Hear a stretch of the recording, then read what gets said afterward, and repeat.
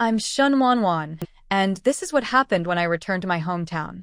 As I stepped off the crowded train station, pulling my suitcase behind me, the song played in my headphones, reminding me of past days. I refused the offers from shady drivers and found a proper taxi to take me to the southern bus station in Qingsun. Qingsun is a small, rainy city in southwest China. I bought a ticket to Waxiga Town, my grandma's hometown. It's a quaint place with flowers, streams, and a rich community centered around a famous biotech research institute. Most locals work for the company, except for the original villagers who now live in Fuxing Village, where my grandma's house is. Arriving at the bus stop, I hired a tricycle to take me to the village. Dragging two large suitcases, I slowly made my way through the familiar paths. A young man with bright red hair drove up on a tricycle, introducing himself as Nan, my grandma's neighbor. He was kind and helped me with my luggage, taking me to my grandma's house. As we reached the house, Grandma Jiang, our neighbor, warmly welcomed me and insisted on cooking me a meal. Her warmth felt overwhelming but comforting. After chatting for a while, I left to clean my grandma's house. Standing in front of the old gate, I felt the wave of nostalgia. The house was quiet and dusty, untouched since my grandma passed away. Memories of her filled my mind, and tears streamed down my face. I only recently learned of her passing. My mom had kept it from me. Grandma left me this house and a small inheritance in her will, and a letter explaining everything. Inside the letter, Grandma revealed that she had hidden something important in the house for me to find. Following her clues, I uncovered a small box in a secret compartment of her vanity. There was also another letter from her. In the letter, Grandma explained why she never stopped me from leaving for the city. She wanted me to have better opportunities, even though she knew the rainy town wasn't my favorite place. She also admitted she'd planned this carefully, knowing my mom wouldn't tell me about her passing. The box contained something mysterious, and she asked me to keep it a secret. She mentioned that if I dripped a drop of my blood on it, something surprising would happen. Though I didn't know what to expect, Grandma's words gave me courage. I decided to stay and uncover the mystery she left for me. After reading Grandma's letter, I carefully stored it away. The mysterious box she mentioned was still unopened. I put it in my bag and decided to start cleaning the house. My room was the first on the east side, and just as I was about to begin, Nan showed up with cleaning tools, smiling. "Hi, Wanwan. Grandma asked me to help you clean," he said. I couldn't help but smile back. "Thanks. I'll treat you to a meal next time." He waved it off, saying neighbors should help each other. With his help, the work went much faster, and it was nice to have someone to chat with while cleaning. He told me how most of the town had been relocated after the big biotech company moved in, but the elderly villagers, including his grandma, stayed behind. He even got a job as a security guard at the company to stay close to her. I couldn't help but chuckle at the idea of someone with bright red hair working as a guard, but he assured me it was fine. We managed to clean my room, the kitchen, and the bathroom, but the rest of the house would have to wait. The bedding smelled musty, so Nan suggested drying it at his grandma's place. Feeling a little embarrassed, I agreed. Before heading over for dinner, I lit my jasmine scented oil diffuser in the room to make it more pleasant. Dinner at Grandma Zhang's was amazing. She made her special chicken, and I couldn't stop eating. Afterward, I brought my dried bedding back to Grandma's house. It was late, so I focused on preparing my room and reminiscing about how beautiful the house could look if fixed up. Later that night, I finally looked at my phone. My mom, always manipulative, had spammed me with calls and messages, accusing me of being ungrateful. I blocked her without hesitation, tired of her trying to use me for her gain. Then, I pulled out the mysterious box from my bag. It was locked tight, with no visible seams or mechanisms to open it. I remembered Grandma's letter and hesitated before pricking my finger with a knife. A drop of blood fell onto the box, and to my shock, it absorbed the blood and began to open on its own. Inside was a beautifully designed black iron ball with golden patterns. As I held it in my left hand, where my thumb was still bleeding, the ball suddenly glowed blue.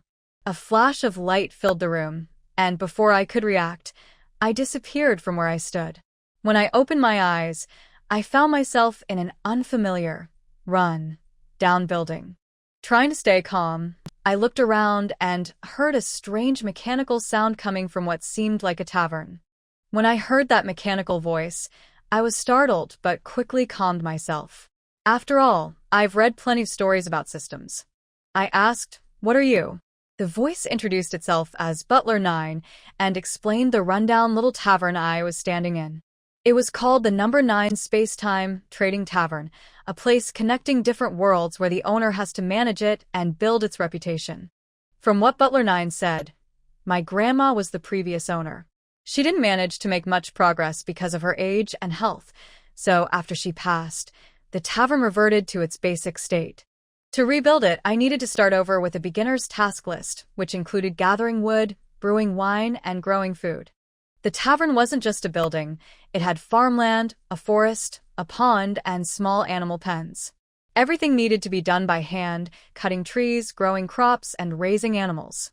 Butler 9 assured me that time in this space moved faster, so crops and livestock would be ready in a day.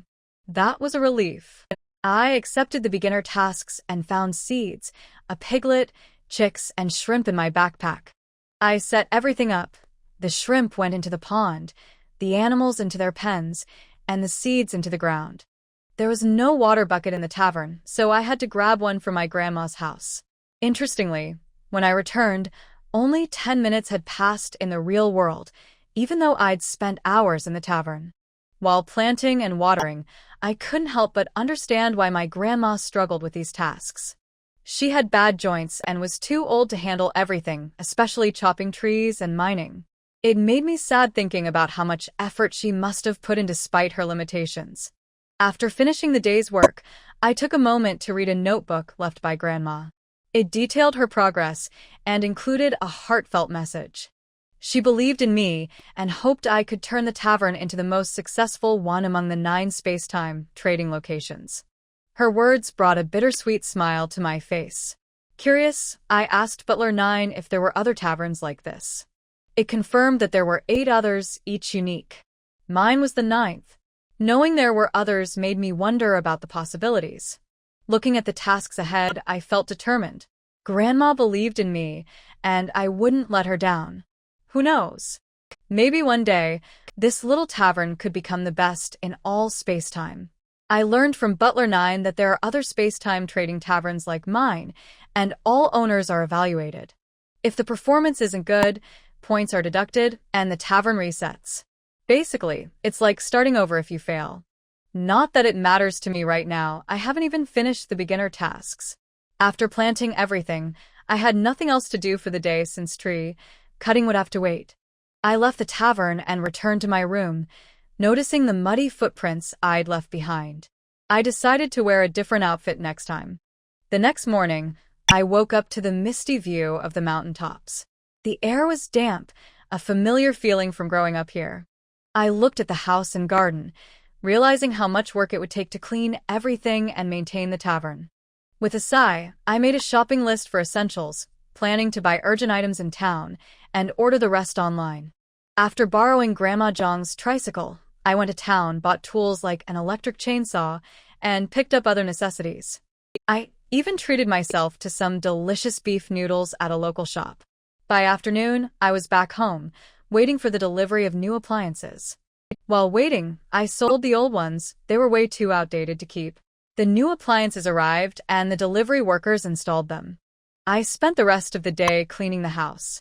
By the time I finished, it was dark, and my body was screaming from exhaustion. Grandma Jiang invited me for dinner again, and though I felt guilty, I accepted. She's too kind. After dinner, Henan told me he'd help find a good tricycle for me. Relieved, I thanked him and returned home. I geared up with my new tools and headed back to the tavern to work. The crops I planted had already grown, which was a huge relief. Harvesting was straightforward, since the tavern took care of processing the grains. Once I finished feeding the animals, it was time to gather wood. Using the chainsaw for the first time was nerve-wracking, but I managed. The sound of falling trees echoed through the forest, and soon I was completely drained. This wasn't like the easy power UPS you read about in novels, everything required hard work. Back at home, I washed up and collapsed into bed. I was so tired I slept straight through until noon the next day. When I finally woke up, sunlight streamed through the window and the chirping of birds filled the air. My body ached everywhere, like I'd been hit by a truck. This journey to run a space-time tavern is going to take more out of me than I thought. After waking up feeling like I'd been hit by a truck, I hobbled out of my room, clutching my aching back. I called out to Butler 9, hoping for some miracle solution to ease my muscle pain. But no luck, apparently, the tavern doesn't have a system store or magical items for recovery. Instead, Butler 9 cheerfully suggested I unlock a higher level world to trade for stamina potions. Great idea, except I hadn't even finished the beginner tasks yet. I spent the morning preparing breakfast and waiting for workers to install a new door. Once they left, I dragged my sore body back to the tavern and got to work chopping the last of the trees. As the final tree fell, the forest transformed into a mining cave. It felt like stepping into a VR game. Armed with mining tools, I ventured into the cave and began chipping away at the embedded ores. But just as I started, Butler 9 informed me someone was looking for me outside. Annoyed but curious, I returned to find He Nan at my door with a second-hand tricycle he'd bought for me. It was almost new, and the price was a steal. I transferred him the money and made a mental note to get a license for it. He also recommended a massage shop to help with my sore muscles. Though I didn't decide if I'd go, his thoughtfulness was appreciated. After he left, I was too tired to return to the tavern and decided to rest instead. The next day, my muscles were still sore but manageable. I returned to the tavern, determined to finish the mining task. By the afternoon, I completed the beginner tasks, and Butler 9 congratulated me. A glowing blue screen appeared, letting me choose a design for the future tavern. After browsing through many styles, I picked an elegant Chinese palace style design that felt perfect for a tavern. Although the tavern's transformation didn't fully match the grand design yet, it was no longer the rundown shack I inherited.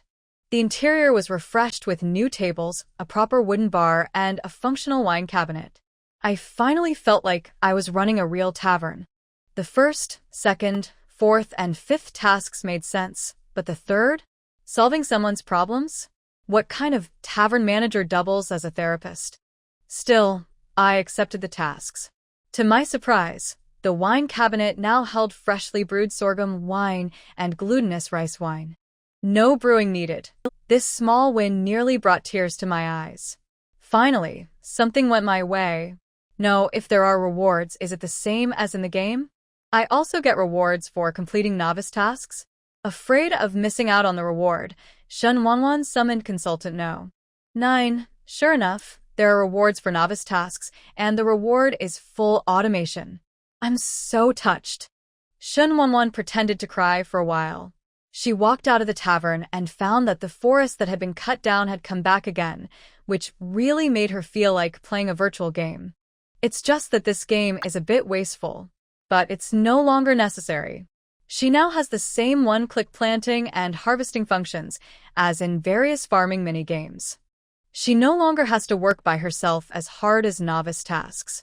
After stretching, Shun Wanwan felt that today was her lucky day.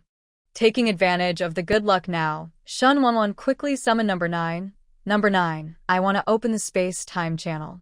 Okay, boss lady, please choose. After Number 9 finished speaking, a screen appeared in front of Shun Wanwan. On the screen was a big lucky wheel. It all depends on luck to open the space-time channel? She asked doubtfully. That's right, Shun Wanwan felt that there was a hint of schadenfreude in Number 9's words, but unfortunately, she had no evidence. If you're lucky, just be lucky. If you're lucky today, you might be able to meet a good space-time plane. So Shun Wanwan rubbed his hands and clicked the yes selection button. The big wheel of luck started spinning rapidly, then slowed down after a while, and finally the pointer pointed at the location of a monster world. Shun Wanwan. Congratulations to the proprietress for drawing the beam monster plane. Now a time and space channel is open for you. Please tidy up your appearance and look your best to welcome the first guest of the tavern. Number 9. Did we forget to give the tavern a name? Madam Proprietress, there is no need to give us a name. The selected time travelers all know us as Tavern No. 9, Shinwanwan. Okay, she didn't know what to say. After waiting for 10 minutes and no one came, Shinwanwan simply went back to the bedroom and changed into better clothes. After all, number 9 said, you have to put your best foot forward to greet the guests. After changing clothes and returning to the tavern, Shinwanwan called up the screen and started planting with one click.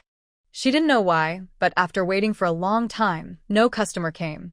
Looking at the open monster plane flashing on the screen, I didn't know what the monster coming looked like. That's not right. In the monster plane, this means that their force value should be very high. So, is my safety guaranteed? Shinwanwan asked the question, and number 9 quickly answered. Madam Boss, you're the owner of number 9 Tavern. No matter how high the level of travelers are here, they can't hurt you. You can do it with just one thought. Drive them back to their original plane. That's good, that's good. After knowing that he was safe and secure, Shinwanwan felt relieved. But maybe her luck had run out today, as she didn't see any guests coming until dinner. So she could only leave the tavern and go home to make dinner. Her cooking skills were average, but not bad. She simply cooked seaweed and egg drop soup, stir-fried a plate of chili fried pork, and then had dinner with the rice she had made a reservation for. I didn't go to Grandma Zhang's house for dinner today. I made it clear yesterday when I returned the tricycle. After eating and washing the dishes, Shinwanwan didn't know whether to go to the pub or not. There were no guests anyway, and she would be bored and dazed there. She might as well stay at home. After packing up the clean pajamas, she went to the bathroom to put them away. When the time was almost up, Shinwanwan went to the bathroom and took a bath. When she came out of the bathroom wiping her hair, it started to rain lightly outside again. Rain dripped down the eaves, like a string of orange crystal beads under the orange light. Unfortunately, Shinwanwan didn't appreciate it, so she ran back to the bedroom with her arms crossed. Hu Xie Valley town is surrounded by mountains, and the temperature difference between day and night is large. Although it is summer, the temperature at night is at least below 20 degrees. Except for people traveling, no one will sit under the eaves at night to enjoy the rain. Moreover, Hu Xie Valley town is not a tourist place, and there are generally no tourists here. Because Hu Xie Valley town is now occupied by the time and space giant biotechnology. Shinwanwan returned to the room and shook the goosebumps on his body due to the cold. She lifted the quilt and got into the warm bed, sighing comfortably that she was still comfortable in bed. Perhaps because she was extremely tired these past few days and was overly excited today, she felt tired soon after relaxing. With the sound of rain outside, she gradually fell asleep. At around 3 o'clock in the morning, Shinwanwan was woken up by No. 9. Madam Boss, the guest is here. Please welcome your first guest as soon as possible. Shinwanwan sat up from the bed in a daze. Listening to number 9's words, she sighed in her heart. I understand again how hard Grandma works. As I get older, I am still woken up by No. 9 in the middle of the night from time to time, and I really can't stand it. She yawned and changed into a brown floral French long-sleeve dress. Her hair was left loose. She quickly washed her face and brushed her teeth. After applying some skincare products, she put on makeup and went to the pub. Not long after she entered the tavern, several wind chimes hanging under the eaves of the tavern rang gently. Her hands were clenched into fists under the counter, showing her nervousness. The wind chimes swayed for a while, and when the sound stopped, Shinwanwan saw a handsome man wearing a white fox fur slowly walking into her ordinary tavern. After watching many handsome guys and beauties in the entertainment industry, I suddenly felt that if this person appeared in China, just based on his face, he would definitely become a top-notch person. Hu Xie is practicing in his palace today, but he always feels that there is a power calling him. He was originally a rebellious person, so he didn't resist and followed the force to a strange place. When he was about to take a closer look, he heard a voice that was not as pleasant as the voices of those from the bird demon tribe. Welcome to Tavern No. 9. He looked towards the direction of the sound and saw that the little beauty on the counter was not as good-looking as the fox tribe members, and her voice was not as good as that of the Niao tribe. He suddenly showed a look of disgust. Shen Wanwan didn't know that he was disliked by this another creature's appearance and voice. Otherwise, he would have kicked him back with a thought. Hu Xie walked in, stroking the fox fur on his body, then looked at Shen Wanwan and asked, "What is this place?" Shen Wanwan cheered up and introduced Hu Xie to number 9 Tavern with a smile. "Oh, it turns out to be a space-time tavern. Phew, interesting. Hu Xie looked at this tavern with great interest, which was not as spacious as the living room of his palace servants. Although he said it was interesting, he actually felt disgusted with it. Shen Wanwan had now woken up from the beauty and felt Hu Xie's dislike for the tavern from his actions. She rolled her eyes inwardly.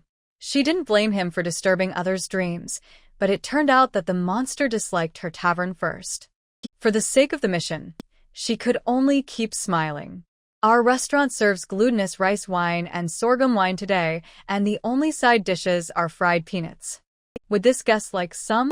Because Hu Xie disliked the tavern, he kept standing like this. When he heard Shen Wanwan's words, he lazily shook his fox fur sleeves and leaned against the door frame, seducing Shen Wanwan with a charming look on his face. Shen Wanwan. She has a saying MMP that she doesn't know whether to say or not. I advise you to put away your charm. It doesn't work on me.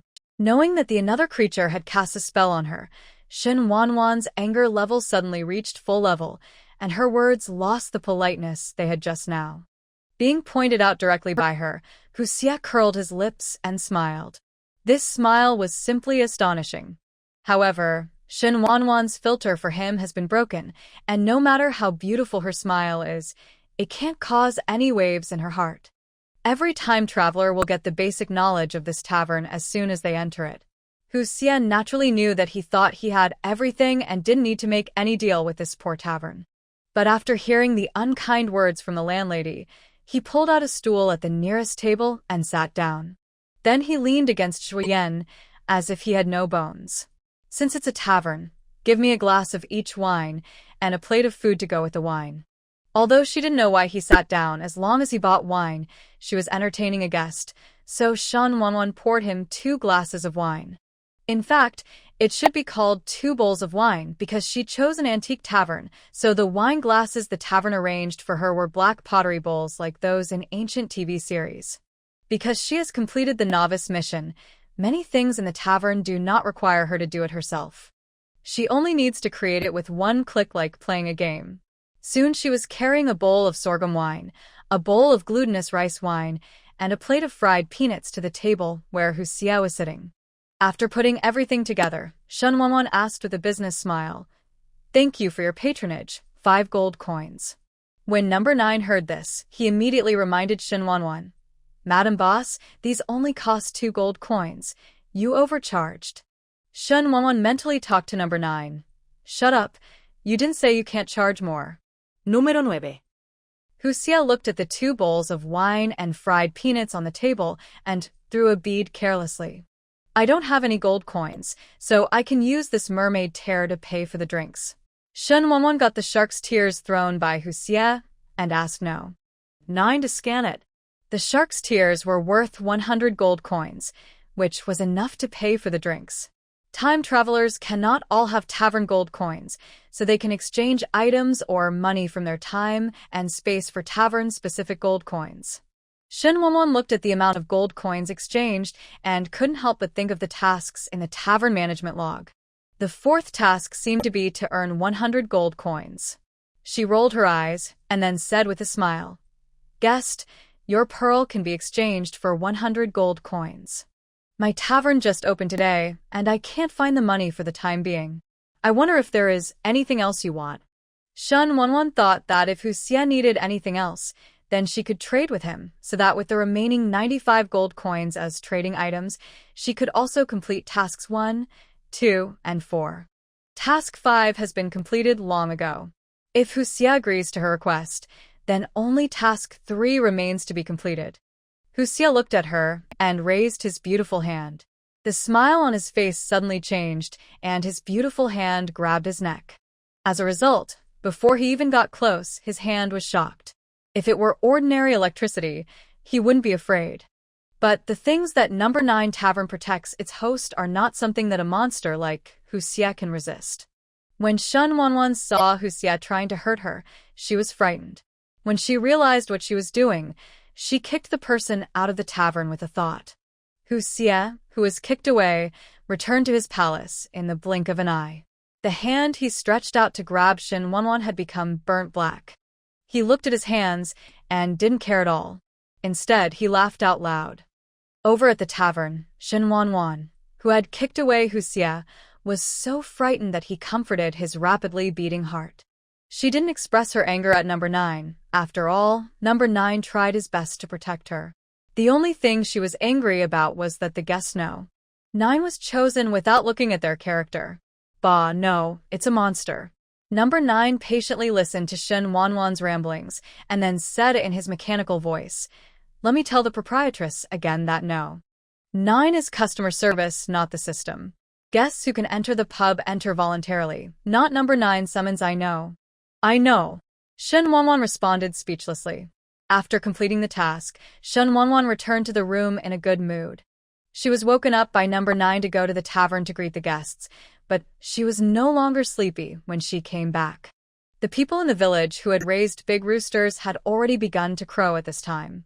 She thought that since she couldn't sleep, she might as well go to the kitchen and make herself some breakfast.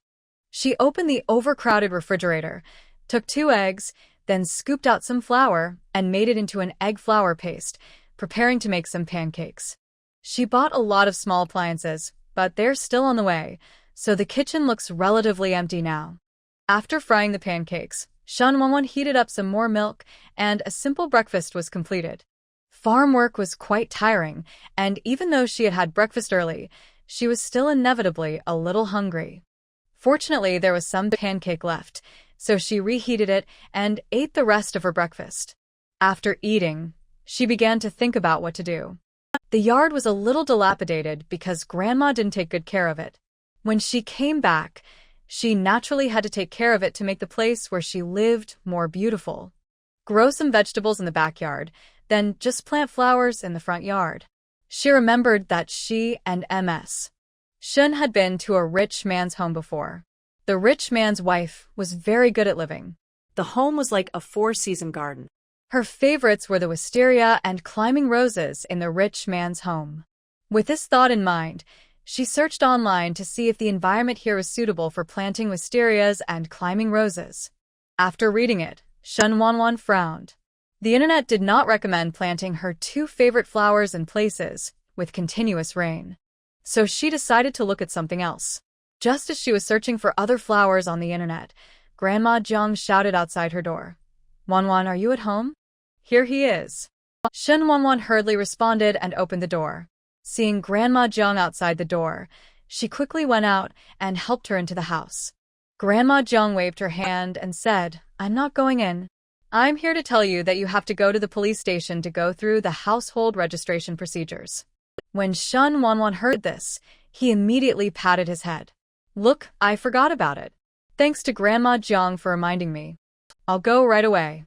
Shen Wanwan's household registration was moved out by Miss Shen that year. After inheriting her grandmother's inheritance, she thought of simply moving her household registration back and submitted the application long ago. At that time, she asked lawyer Huang to help her. The move had already been completed, but she had to apply for a new household register and ID card when she came back. She had been busy cleaning up the house these 2 days, and because of the incident in the tavern, she completely forgot about it. If Grandma Jiang hadn't reminded her, she really wouldn't have been able to remember. So she hurried back to the bedroom to find various relevant documents and then rode a tricycle out. Seeing Shen Wanwan in such a lively mood, Grandma Jiang sighed. Young people are full of energy. Not far from the police station, she parked her tricycle at the entrance of a small supermarket. Of course, she wouldn't be stupid enough to ride a tricycle directly to the police station. Wouldn't that be throwing herself into a trap? After submitting various documentary proofs at the police station, Shen Wanwan took photos and applied for her ID card and household registration book again. Since she came to the police station, she also took the test for her tricycle driver's license. However, The police officer in charge of driving license assessment was not there in the morning, so Shen Wanwan went to find a shop on the street to have some lunch. After successfully passing the tricycle driver's license test in the afternoon, she walked to the small supermarket where she kept her tricycle, bought some snacks, and then went back. When she got home, she put away the things she bought, and then went to Grandma Zhang's house carrying the things she bought for her. Grandma Zhang was growing vegetables in her yard. When she saw her bringing a bag of things, she immediately said unhappily, "Come here. What do you want to bring? This is my filial piety to you, so just accept it." The two pushed and pushed for a long time, but in the end Grandma Zhang couldn't resist Shen Wanwan, so she had to accept the things with a straight face and said, "I'll accept it this time, but I won't give it away next time." "I know." Shen Wanwan looked serious, but she would give it to her next time. Grandma Zhang took her things and gave her several corns she grew as a courtesy. Shen Wanwan didn't refuse and went back with a few corns to steam them directly. Fresh tender corn is best eaten steamed. With the corn now available, Shen Wanwan was too lazy to cook and planned to just eat corn for dinner. She was carrying the freshly cooked corn and was about to eat it in the lobby when the tavern's welcoming bell rang again. This time there was no need for number 9 to prompt her. Shen Wanwan quickly ran to the bedroom and closed the door and locked it in one go. In the blink of an eye, she appeared in the tavern, looking at the corn in her hand. "Hey, I was in a hurry just now," and brought the corn in directly. She had no choice but to put the corn under the counter, then put on a professional smile and prepared to greet the customers. When he saw that the guest was wearing a white fox fur coat, his gentle professional smile turned into a professional fake smile. But Hu Xie didn't seem to notice, and sat down on his own, then raised his eyes to look at Shen Wanwan at the counter. He inhaled and was about to say something when he suddenly smelled an unfamiliar fragrance in the air. It seems to be the taste of food. Curious, Hu Xie stood up, walked to the counter, leaned sideways on the counter, and asked, "Madam Boss, what delicious food are you hiding? What does it have to do with you?" Shen Wanwan knew that number 9 would protect her, so she felt confident. As for the famous saying that customers are God, she said that she would never tolerate such customers who want her life. Anyway, number 9 doesn't require her to serve her guests like God. Hu Xie didn't care about her attitude, but he still raised his eyebrows and said, "Is this how the landlady treats guests? When I treat good guests, I will naturally greet them with a smile. As for why I treat you like this, don't you have any idea in your mind?" "Oh, it turns out it's because of those little jokes yesterday. I'm in a new place, so I'm a little panicked, so I'm just testing it out," Hu Xie said and winked at her. Shen Wanwan rolled her eyes. She would be a ghost if she believed it. Hu Xie didn't care whether she believed it or not, but was very interested in the fragrance in his nose. This smell made him, a monster who had long been abstinent, actually have an appetite. "Madam Boss, if you have something good, you can't hide it. Take it out and share it." His familiar look made Shen Wanwan speechless. Hu Xie has always been moody, and he was in a good mood today, so he was happy to play with the landlady. Of course it was also because he couldn't kill Shen Wanwan. And Shen Wanwan at the counter worked hard, whether she liked it or not. She took out the corn she brought in for the task.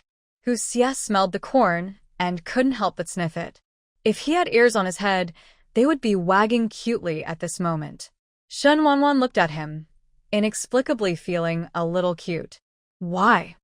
I felt disgusted with myself for actually thinking that the monster trying to kill me was a bit cute. Maybe she has Stockholm Syndrome. I shook my head crazily in my mind, trying to get rid of those strange thoughts. "Boss, how do you sell this thing?" A question mark rose on Shen Wanwan's head. "Can vixens eat corn?" She was thinking in her mind, but her calculations were already crackling. "This is my dinner, not the tavern's merchandise." Oh, Hu Xie glanced at the smiling girl, then jumped slightly and sat on the counter. He looked down at Shen Wanwan with a deep look in his eyes, making it impossible to tell what he was thinking. "Then I'll make a deal with you. What do you want?" When Shen Wanwan heard this, she burst into laughter. This was what she was waiting for. "Well, I won't take advantage of you. There are 5 corns in this bowl. Just give me 5 beads like yesterday." Hu Xie thought she would open her mouth like a lion, but He didn't expect that she only wanted 5 mermaid tears. I really don't know what I'm selling. The fox fur I'm wearing is worth at least a bucket of shark tears, and you actually look down on it. Shenwanwan. I'm afraid this monster has a serious brain problem. I want your fox fur as a trade. Will you give it to me? She asked. Hu Xie. Of course I won't give it to you. That's all right. Since you don't know how to trade with fox fur, why should I say this? Shenwanwan's words choked Hu Xie, and he immediately raised his beautiful eyes and glared at her. But as the smell of corn hit his nostrils, he threw out 5 mermaid tears. Shenwanwan accepted it happily, and then pushed the bowl towards him. Upon seeing this, Hu Xie reached out and picked up a stick of corn. The hand he stretched out happened to be the same hand that pinched Shenwanwan in the early morning. At this time, a large area of his hand was still scorched black. Even his wrist was the same. It looked like the entire arm was scorched black. Generally, Shenwanwan glanced at it, but Hu Xie didn't care, picked up the corn and took a bite. After tasting the taste, a gleam of light flashed in his eyes, and he started chewing it happily. In a short while he had finished eating 5 corns. He pushed the bowl back and asked with some hesitation, "Is there more?" Shenwanwan's mouth twitched, thinking, maybe this another creature really likes corn.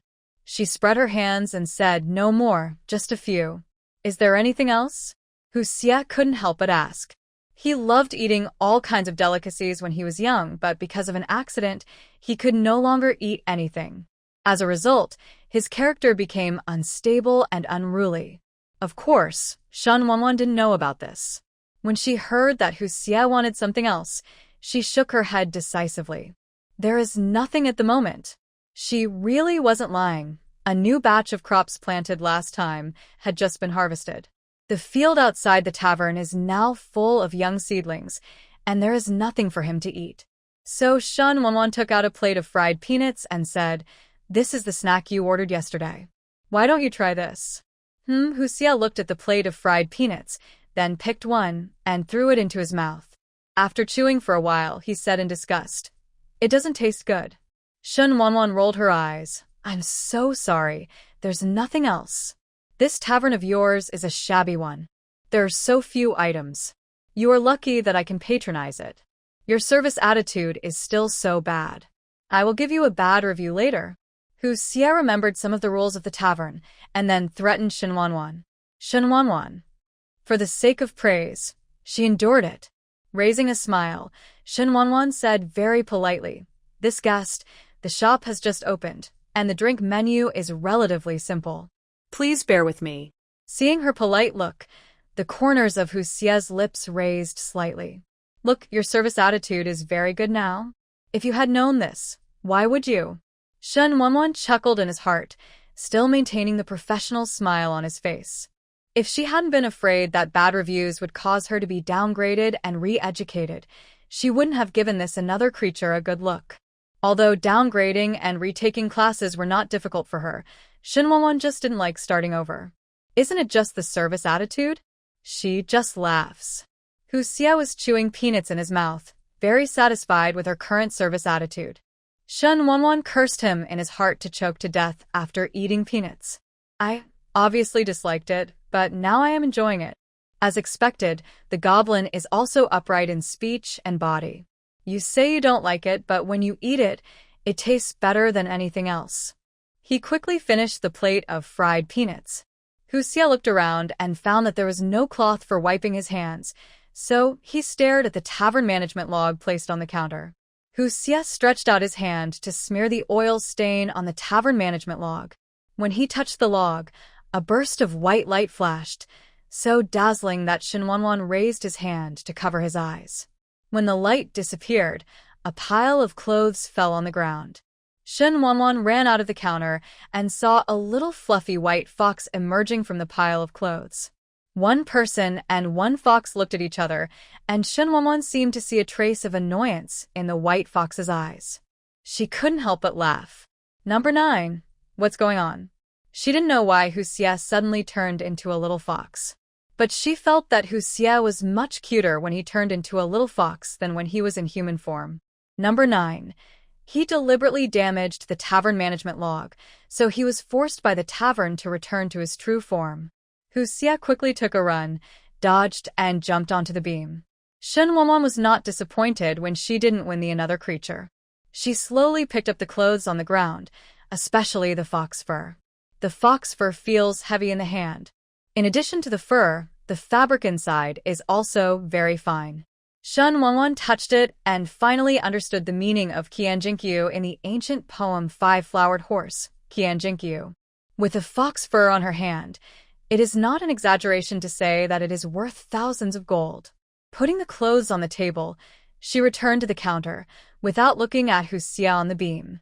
She sat on the high stool at the counter, rested her head on one hand, and closed her eyes slightly. Hu Xie looked at her from the rafters, thinking that she was trying to trick him into going down, and he would never be fooled. In fact, he was overthinking it. Shen Wanwan was busy splitting accounts with No. 9 at the moment. Of the 5 mermaid tears that were traded, the tavern had to recycle 2 of them. Shen Wanwan agreed, and soon the 2 mermaid tears disappeared into her hands. Number 9. What did you do after you collected the mermaid tears? Put it in the tavern shop.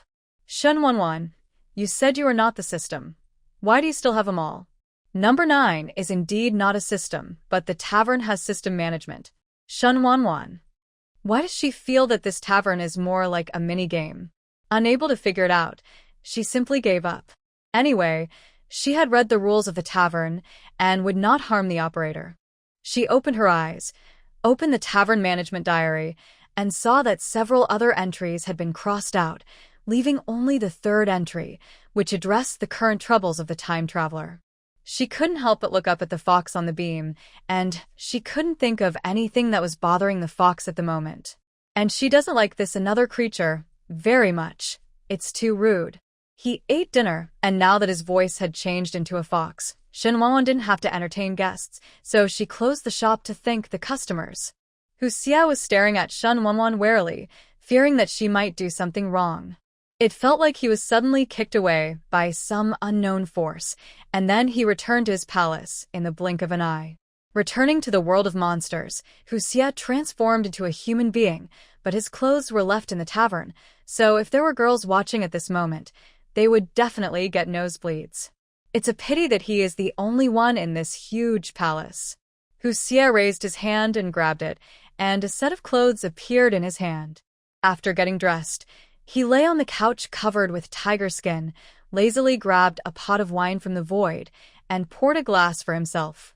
The wine had a strong aroma and a light floral aroma. If Shen Wanwan saw it, he would probably understand why Hu Xie didn't order any wine from the tavern. After all, the wine in the tavern is ordinary grain wine. After taking away the fox spirit, Shen Wanwan held her head and sighed and said to number 9, "Can't we open another dimension? This fox spirit is too difficult to take care of." Number 9's answer is still to let her complete the task as soon as possible. Shen Wanwan rolled his eyes and left the tavern. She didn't forget that she hadn't had dinner yet. There was no more corn, so she cooked herself a pot of delicious instant noodles. While eating instant noodles, Shen Wanwan thought carefully about the 2 encounters with Hu Xie. Could it be that this another creature is a hidden foodie? In order to confirm her idea, when she met Hu Xie for the 3rd time, she took the small cake she bought specially to the tavern. Hu Xie is still wearing a white fox fur today, which is no different from the one he took off yesterday. If you look carefully, the patterns on the fabrics should be different. Shen Wanwan didn't quite understand either. Mindful of eating cake, Hu Xie sniffed it. He liked the smell. So in the blink of an eye, Shen Wanwan's eyes were occupied by the handsome face of the another creature. Hu Xie stretched out his finger and put some cream into his mouth. Shen Wanwan looked at his behavior and suddenly blushed. Oh my god, this another creature is really seductive. No wonder King Zhou of Shang was seduced by Su Daji and destroyed his country. What is this? Give me some, Hu Xie said confidently. Shen Wanwan immediately put away her blushing heart and started her performance. You came to the tavern 3 times, and both times you were interested in my dinner.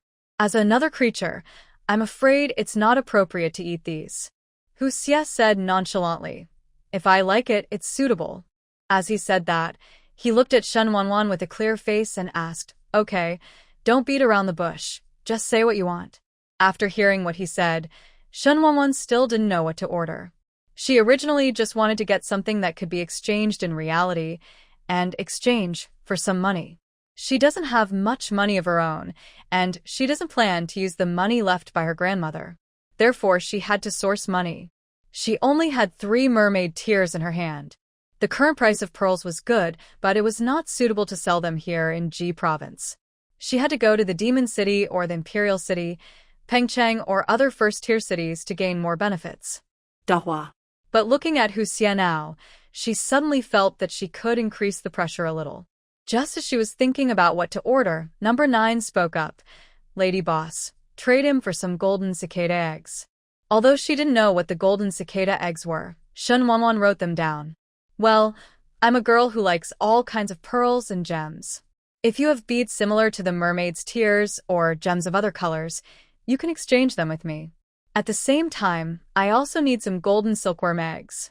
TSK, Hu Xie smiled, "Little girl, don't be too greedy.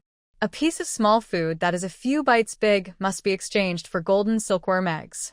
Be careful not to be too greedy." When Shen Wanwan heard what he meant, she knew it was funny, and then she said with a smile, "I'm not a shady shopkeeper. How can I exchange so much for such a small cake?"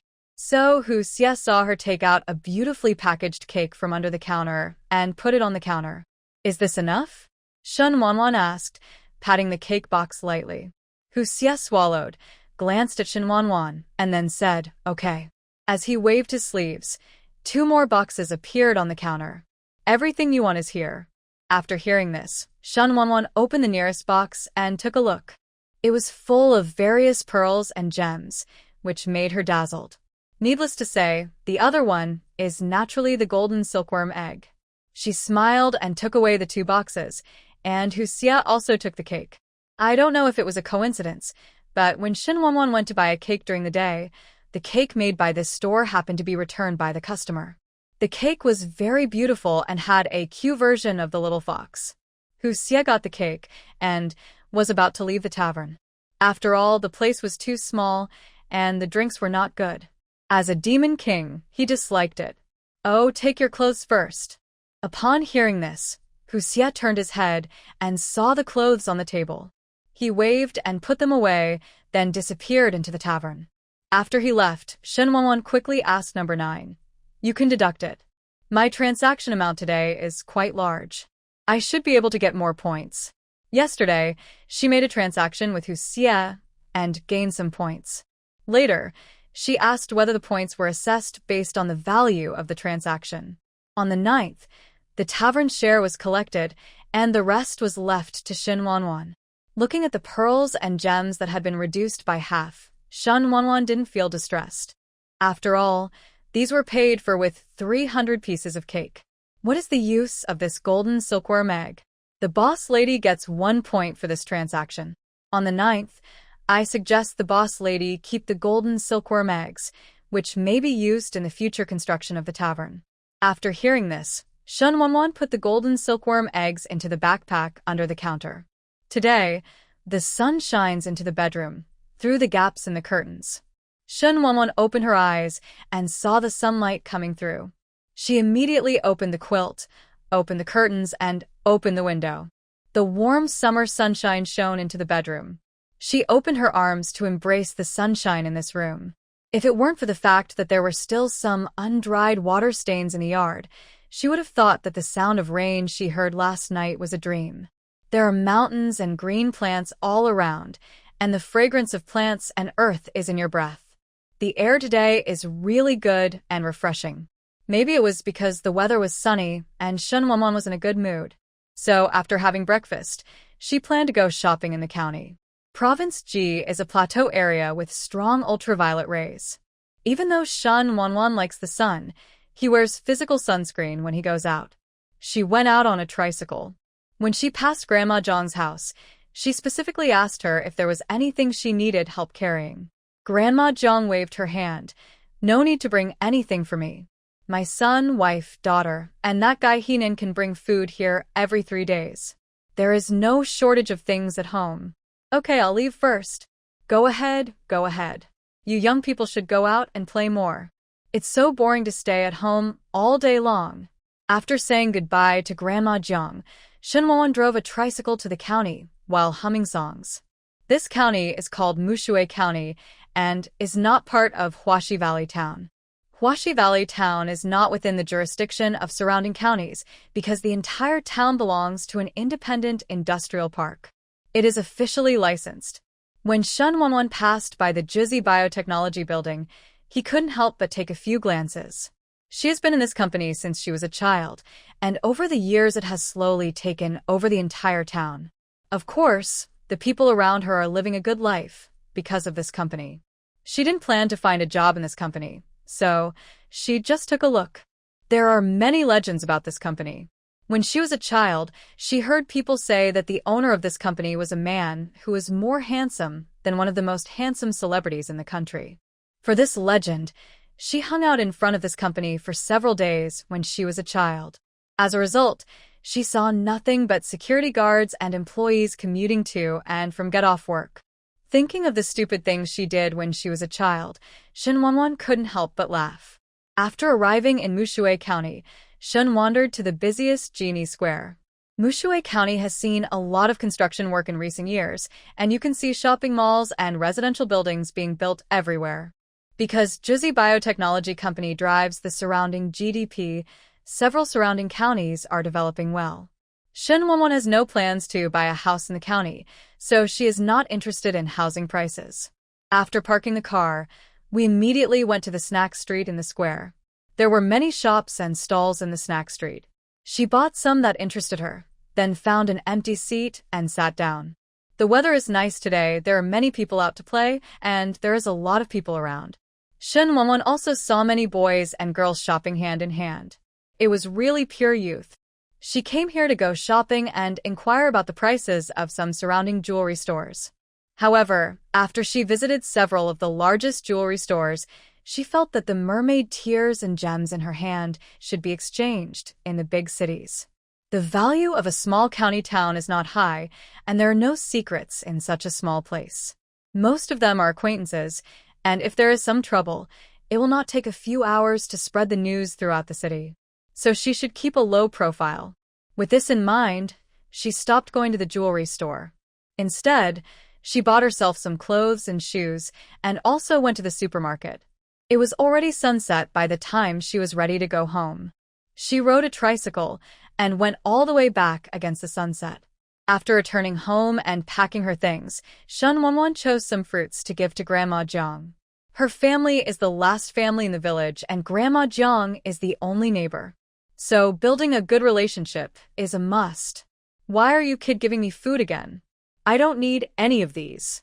That brat Heenan doesn't like to eat, and even an old woman like me can't finish it. Grandma Jiang looked at the fruit brought by Shen Wanwan and babbled. Grandma Jiang, I didn't give it to you for free. Can I exchange some corn with you? To be honest, Shen Wanwan felt a little resentful for not eating corn last time. As soon as she heard about exchanging corn with her, Grandma Jiang immediately patted her. If you want to eat, come and pick. I've planted a lot, enough for you to eat. As she spoke, Grandma Jiang went to the kitchen and picked up a bag of fresh corn. Shen Wanwan looked at the bag of corn and said immediately, "It's too much." "Not too much, not too much. I still have corn at home. I have planted several fields of corn." Grandma Jiang forced Shen Wanwan to receive a large bag of corn, but she had no choice but to accept it. When she left, Grandma Jiang gave her a few cucumbers and tomatoes. I came home with a bunch of vegetables in my arms, heavy and happy. However, her good mood suddenly disappeared when she heard the tavern's welcoming bell. No need to guess that the another creature is here again. Speaking of which, she still doesn't know the another creature's name. After putting her things away and locking the door, she went directly to her room. When Shen Wanwan came to the tavern, Hu Xie had already arrived. However, he seemed a little embarrassed today, and his white fox fur was stained with blood. "Yo, did you lose the fight?" Hu Xie immediately glared at her. "I am the Qingshan Fox King. How can I be defeated?" When he spoke, He was menacing and had the power of a superior.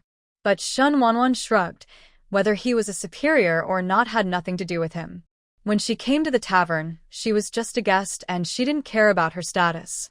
I had always heard him call himself the king a few times before, but I didn't expect that he was actually a mountain king.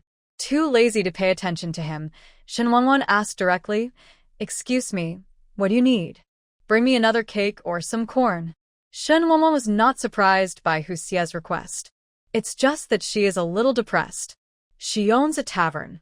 Why haven't I sold a single glass of wine yet? No. She sold 2 glasses, but another creature didn't drink. None of those things you mentioned. This is a tavern, not a restaurant. How come there isn't? Do you think this king is blind? Isn't corn grown outside? Hu Xie is a big monster with good eyesight. Shen Wanwan rolled her eyes. In that case, go pick it yourself. Haha, Hu Xie looked at Shen Wanwan and couldn't help but laugh. I finally understand why your tavern business is so bad. When Shen Wanwan heard this, she also gave him a haha, he knew nothing. If she hadn't completed the 3rd task, would she only have this stinky another creature as her only customer? Shen Wanwan couldn't help but feel dizzy at the thought of helping him solve his troubles. What trouble can another creature have? Hu Xie snorted and finally had to put aside his dignity as the demon king to go out to pick corn because of his stutter. After he picked it back, he put a basket of corn on the counter and said, "You made it for me. Calculate how much it costs." This request was too subtle to be refused. She held the handle of the basket, then smiled and said, "Thank you for your patronage. The processing fee is 10 gold coins." Number 9 was already numb when he heard that she was charging a high price again. Shen Wanwan felt that there was only one customer anyway, so she might as well pick him off. No, she is another creature, so she should be called a fox-haired person. Hu Xie is very wealthy and doesn't mind this little money.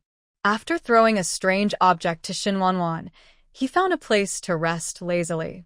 Shen Wanwan looked at the objects thrown by the another creature that looked like bones but not bones, and asked number 9 to scan them. It took a few seconds to get the answer. Golden black bones, worth 500 gold coins. It has high medicinal effect and can be ground into powder and used to strengthen bones. After Shen Wanwan read it, he couldn't help but nodded. This thing is actually worth more than the mermaid tears. She looked at the bone curiously, but couldn't see anything special about it. At most, the bones are as beautiful as pink jade. Putting away the golden black bone, Shen Wanwan didn't let number 9 recycle it. She always felt that it was a good thing and might be used in the future. So she received it in her backpack. Since she hasn't opened a warehouse yet, she can only use a backpack to store items. I cooked a lot of corn for Hu Xie and made the rest into corn soup for him. Anyway, she doesn't need to come to cook. The kitchen is automatic with one button. If you want to make whatever dish you want, add the ingredients, just enter the name of the dish. One-click automation is really great. Shen Wanwan thanks again for this model. Hu Xie looked at the boiled corn and the uneaten corn soup that she brought, and his appetite suddenly increased. When a person enjoys delicious food, his mood will be good and his worries will naturally disappear. Congratulations to the boss lady for completing all the tasks. The pub will be upgraded at midnight tonight. Shen Wanwan, has the 3rd mission been completed? Number 9. It's done. How is it done? Shen Wanwan was very puzzled. Hu Xie on the 9th was in a bad mood today but felt very good after eating corn, so he completed the 3rd task. After all, eating corn solved his inner unhappiness. Is this still possible? Shen Wanwan felt that number 9 opened a new door for herself. The another creature who had eaten and drank enough looked at Shen Wanwan, who was idle and playing games at the counter with his mobile phone. He immediately went up and knocked on the counter table. Shen Wanwan raised her head from her phone. After seeing it was him, she quickly lowered her head to play the game. But he still said, "Is there anything else you need?" "No, I just came to see you, the landlady. I've been here so many times, and I still don't know the name of the landlady." Maybe it's because Hu Xie is another creature, and there is always a hint of inexplicable seduction in his words and actions. Although Shen Wanwan was immune, he would still be distracted by that face occasionally. Thinking of those little fans on the internet who shouted that their brother was new auspish every day, she really wanted them to see that this another creature was new auspish. No, Empress Nua doesn't seem to make goblins. Shun Wanwan sighed inwardly. Hu Xie watched the boss's wife's unpredictable expression with great interest. Before asking me your name, do you have to tell me your name first? Shun Wanwan wouldn't have said it first. She has to make sure she doesn't lose the battle. Hu Xie sneered in his heart, then shook the sleeves of Hu Xie and said, My name is Hu Xie. Fox Shoes? Shun Wanwan mistook Xie for shoes. You are the one who calls me Fox Shoes. I am the evil. Shun Wanwan. It doesn't sound bad, she said provocatively, without fear of death. I don't know if it's because the auras of the man and the demon are inherently at odds with each other, but Shun Wanwan can't help but want to quarrel with him. Hu Xie snorted coldly. It's your turn now. Shun Wanwan. It's so unpleasant. Hu Xie looked disgusted. Haha, how much better do you sound than me? Fox Shoes. The two of them bickered with each other like elementary school chickens for a while. Slowly we became good friends, but of course this happened later. Now Hu Xie is just another creature who has to restrain his temper in order to eat. Boss, I have a long-term business I want to do with you. Hearing this, Shun Wanwan plucked his ears and said, Come and listen. I trade all kinds of food with you for a long time. You can ask for anything you want. Hearing this, Shun Wanwan felt that it was not a loss and the food was not expensive, but she still asked how a long-term deal like number 9 was calculated. Number 9. The boss lady suggests that we wait until the pub is upgraded to deal with this business. There will be a surprise then. Hearing this, Shun Wanwan raised her eyebrows. Then Hu Xie said, I'll think about it and talk about it tomorrow. Hearing this, Hu Xie didn't care and still leaned against the counter as if he was boneless. I said, You have eaten, should you go back? Shun Wanwan was a little hungry and wanted to go back for something to eat, so she started to issue eviction orders. You deserve the bad business in your tavern. As your only guest, you actually issued an eviction order. A well appeared on Shun Wanwan's forehead. Then he looked at the blood stains on Hu Xie's fur and said, I said, You were lazy in my tavern for so long today. Could it be that you were chased by other monsters and were hiding in the tavern? Let me take refuge here. Haha, you are thinking too much. I am the Fox King of Qingshan. How can I be a tortoise? Shun Wanwan didn't care whether what he said was true or not. This guy was in the way of her dinner anyway. So she kicked the person out of the tavern with one thought without hesitation. Hu Xie, who was kicked out of the tavern again, returned to the palace and smiled in a good mood. The little demons guarding outside the palace looked at each other in confusion. The tavern begins to upgrade after midnight. Shun Wanwan also entered the dream with expectation. When I woke up early the next morning, Huaxi Valley town turned into a gloomy and rainy appearance again, as if yesterday's sunny day was like a flash in the pan. Shun Wanwan was not in the mood to pay attention to the weather. The first thing he did after waking up was to ask about the upgrade of Tavern number 9. Congratulations to the proprietress. You have successfully upgraded the trial tavern to a formal tavern. You can now open a new time and space channel again, and your daily tasks will be displayed in the tavern operation log. After listening to what number 9 said so much, Shun Wanwan was speechless, as she had been doing trial business these past few days. She no longer wanted to complain about the tavern rule setter. This kind of unexpected rule setter is definitely not a good person at first glance. Although she still doesn't know if there is anyone else behind the time and space trading tavern, or if there is some kind of highly intelligent person controlling it. But so what? She is now empty-handed and has nothing for the big boss behind the scenes to worry about. So she might as well run the tavern and make a little money to make her retirement life more comfortable in the future. After figuring it out, she appeared in the tavern without even changing her clothes. The newly upgraded tavern has changed a lot. The original tavern in its original image is now more beautiful. The space is much more spacious and brighter, and the number of tables and chairs has been increased from 3 to 4. She brought up the panel and prepared to open a new time and space channel. The opening this time was still based on luck, and the lucky will finally landed on a sea-level ancient plane. When he saw that it was an ancient plane, Shin Wanwan breathed a sigh of relief, as long as it wasn't some weird plane. At least for a short period of time, she really didn't want to meet a customer like Hu Xie again. Once the space-time channel was opened, she didn't care anymore. The guests will come anyway. She looked at the tavern, which looked better than before, then went to the counter and read today's tasks in the tavern management diary.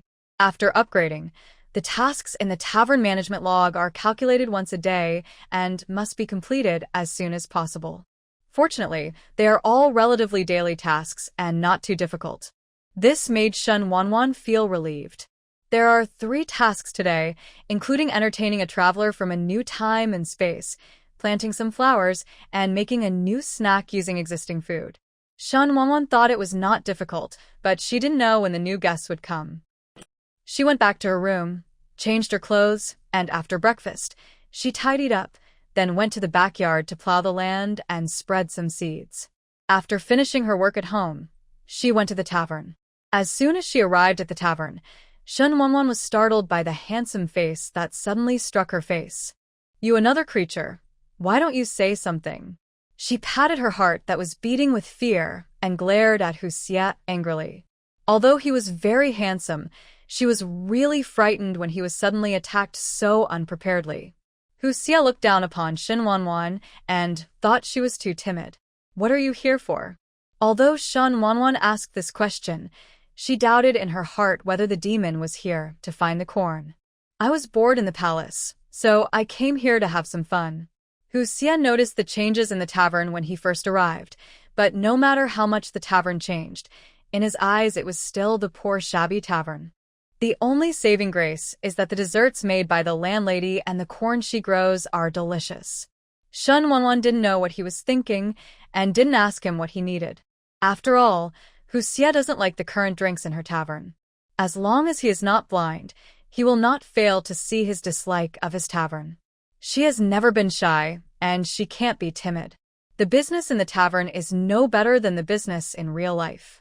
She has to face all kinds of people from different time and space. Wouldn't people think she is easy to bully if she has no temper? Hu Xie is indeed not here to drink. He is here to see if there is anything delicious today.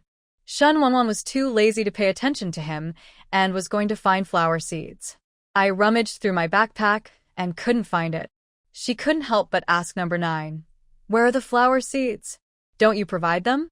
Number 9 directly brought up the panel and showed her the Extra Mall Jeaner warehouse logo on the panel. She suddenly had an ominous premonition. After she opened the mall and took a look, it was exactly as she expected. In the future, she will need to buy seeds for all crops in person. Seeds brought in from outside cannot be planted here. Shin Wanwan no longer wants to take seeds outside. She looked at the flower seeds that were currently unlocked and saw that the only flower seeds unlocked were roses. Seeing that a pack of seeds cost 1 gold coin, the price was not bad, so she bought a pack. Fortunately, she had gathered a lot of fox fur on Hu Xie's body in the past few days, so she really didn't think 1 gold coin was expensive. After the flowers were planted, she collected crops from other fields and spent money to buy new crops to plant. There were crops she had harvested in the past few days in the warehouse. She looked at the board and saw that her chickens and pigs were ready to be harvested long ago, but she had not paid much attention to them. Now that daily tasks require new snacks, Shin Wanwan wants to make a meat snack. So she started flipping through the condiments page of the mall again and bought a lot of firewood, rice, oil, salt, sauce, vinegar, and tea. Looking at the shrunken gold coins, she suddenly felt a pain in her body. Glancing at Hu Xie, who was doing nothing, Shin Wanwan didn't waste any time and directly harvested the pigs and chickens. She heard that foxes love chicken, so she picked a recipe and made a braised chicken as a new snack. Not long after, the braised chicken was ready, and Shin Wanwan brought it out from the kitchen. Hu Xie immediately came to her side. He stared at the braised chicken in her hand and couldn't help but grab it. Then Shin Wanwan watched him finish the braised chicken that was just out of the oven. "It's delicious. Let's have another one." Hu Xie continued to order. "Shin Wanwan, haha, you haven't paid for this one yet." "Oh." Hu Xie responded calmly, and then a box appeared in front of Shin Wanwan, which was filled with various pearls and gems. How much do these cost? Shen Wanwan asked number 9 to redeem it, and then said with a smile, I'm so sorry, there is only one braised chicken. She only raised 2 chickens at the beginning, and although she still had one, she didn't plan to let the another creature eat her fill at once. No, you have to give me another one. I'm so sorry, there are no more chickens. Just bear with me. I'll raise them right now so you can eat them tomorrow. Hu Xie was not a good-tempered person to begin with, so he couldn't get what he wanted, and his mood suddenly became bad. The another creature in a bad mood naturally began to show his destructive power. It was also the first time that Shen Wanwan saw Hu Xie lose his temper. Although the tavern protected her and prevented her from getting hurt, the tables and chairs were directly scrapped in Hu Xie's rage. She looked at the mess on the ground, and the veins on her forehead suddenly popped out, and she was thinking about kicking the demon out. Before she could take action, the welcome bell rang. Then a beautiful woman in red costume appeared at the door of the tavern. Seeing that the tavern looked like it was going through a fight, the woman outside the door was a little shocked. Hu Xie glanced at the woman at the door, and after feeling no intimidation, he snorted coldly. Shen Wanwan smiled and cleaned up the mess on the ground with one click, and then bought 4 new sets of seats in the mall. The money came from Hu Xie's exchange of gold coins, so she didn't feel bad. She is now more interested in beauties from ancient plains. Su Manling, the captive family, has seen gods and fairies. Su Manling bowed down to Hu Xie and Shen Wanwan. Although she had various introductions and rules about this tavern in her mind, as an ancient person, she still couldn't accept it for a while. She was eye-opening to see Shen Wanwan clean up the messy lobby in the blink of an eye and take out 4 new tables and chairs from nowhere. And after seeing Hu Xie, she felt that this young master was probably an immortal. With such an appearance, she was even more beautiful than the male courtesan in the Nanfeng pavilion where she was. Seeing this, Shen Wanwan quickly helped her up and said with a smile, We are neither gods nor fairies. This is the time and space trading tavern.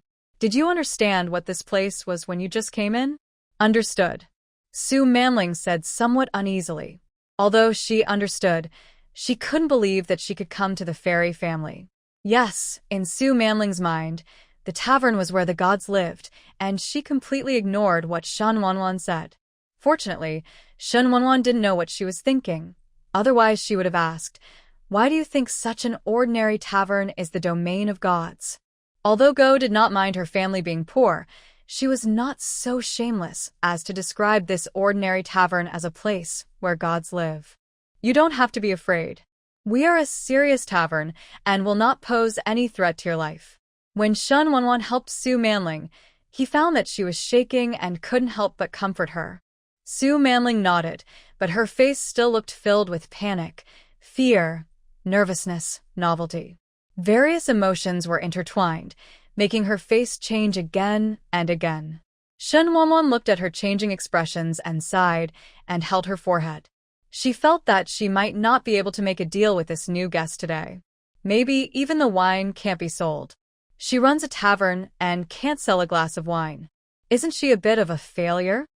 She could actually ask Su Manling if she wanted some wine, but seeing that she was barely 16 or 17 years old, she thought about it and let it go because she was underage.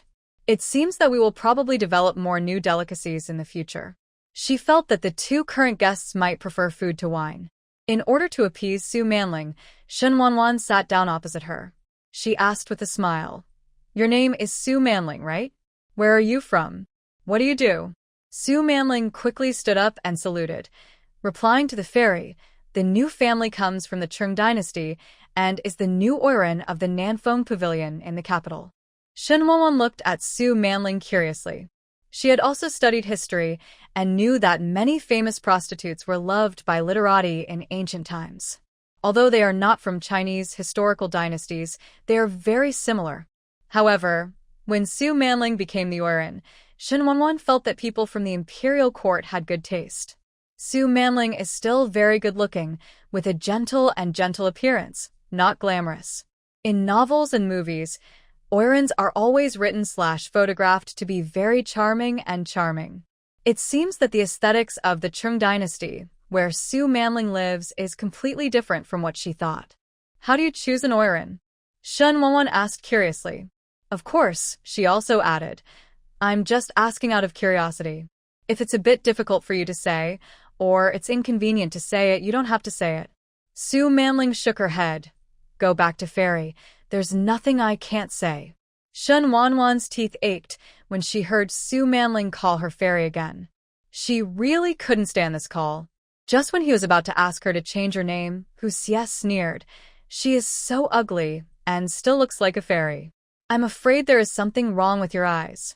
Although Shen Wanwan doesn't think she looks good enough to be called a fairy, she won't be laughed at by Hu Xie. Although Hu Xie was more beautiful than her, they were of different species and there was no comparison, so Hu Xie was kicked out amidst Shen Wanwan's smile. The annoying another creature disappeared, and Shen Wanwan looked at Su Manling with a smile. Ignore him. But he is right. You should stop calling me fairy. My name is Shen Wanwan. You can call me Wanwan, or you can call me boss lady. Of course, Su Manling wouldn't call Shen Wanwan by her first name, so she called out, Lady Boss. Shen Wanwan responded with a smile, and then said, Hey, please tell me how you choose the oiran over there. Su Manling heard this, and began to tell her in detail. In fact, choosing an oiran is not that troublesome. Each of the 4 major brothels in the Qing dynasty has 5 people competing against each other. The winner will advance to the next round until a winner is found. The people who voted were naturally the guests who came to the brothel. Shen Wanwan understood briefly, then looked at Su Manling and asked, How old are you? To tell you the boss lady, I'm going to be 15 this year. Shen Wanwan. The evil feudal society. She has read many TV dramas and novels, and heard that after becoming an oiran, her first night will be auctioned off. It would be hard for her to ask about this kind of thing. If it were true, it would be a bit heartbreaking. It was not good to have such a dry chat, so Shen Wanwan opened the kitchen and roasted a few corns. I poured a pot of warm water over to drink. Su Manling was only 15 years old. Even though she was from ancient times, Shen Wanwan didn't want to sell her wine. Su Manling, who had never seen corn before, looked at the corn with curiosity. Eat something. This is corn, and it's sweet. Although Shen Wanwan is not the kind of beauty who can be seen for thousands of years, she is not bad in appearance either. And she has a kind of affinity that always makes people relax their guard against her. So after chatting casually for a while, Su Manling was no longer so nervous. Gradually, I became able to ask her some questions freely. After Shen Wanwan helped her thoroughly understand the function of the tavern, she said nothing.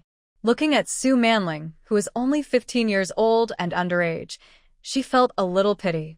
After all, even if you become an oiran at a young age, you still can't help yourself. This was different from a girl, so Shen Wanwan inevitably took more care of Su Manling. Su Manling, who was sold to a brothel by her family since she was a child, has long been accustomed to the warmth and coldness of human relationships. Although she is weak, she is not lacking in perseverance and scheming. Otherwise, it would not be her turn to be the oiran. But now I suddenly got the attention of a strange girl. Although Shen Wanwan repeatedly said that she was not a fairy, in Su Manling's case, the person who could run such a tavern, even if he was not a fairy, was still a fairy that she could not reach. Now that the immortal cared so much about her, she felt warmth that she had never felt before. This made her nose sore, and her eyes filled with tears. What's wrong? Shen Wanwan asked when he saw her sudden depression. Nothing. Su Manling shook her head. Seeing that she didn't want to say anything, Shen Wanwan didn't ask any further questions. It was lunchtime now. Shen Wanwan had just eaten 2 roasted corns, so he wasn't particularly hungry. But Su Manling has already considered going back. No matter how good this place is, she can't stay. Mrs. Boss, I've been away from home for a long time. I have to go back. Otherwise, it will be bad if my mother can't find me. Su Manling stood up and said to Shen Wanwan's luggage, and then left the tavern.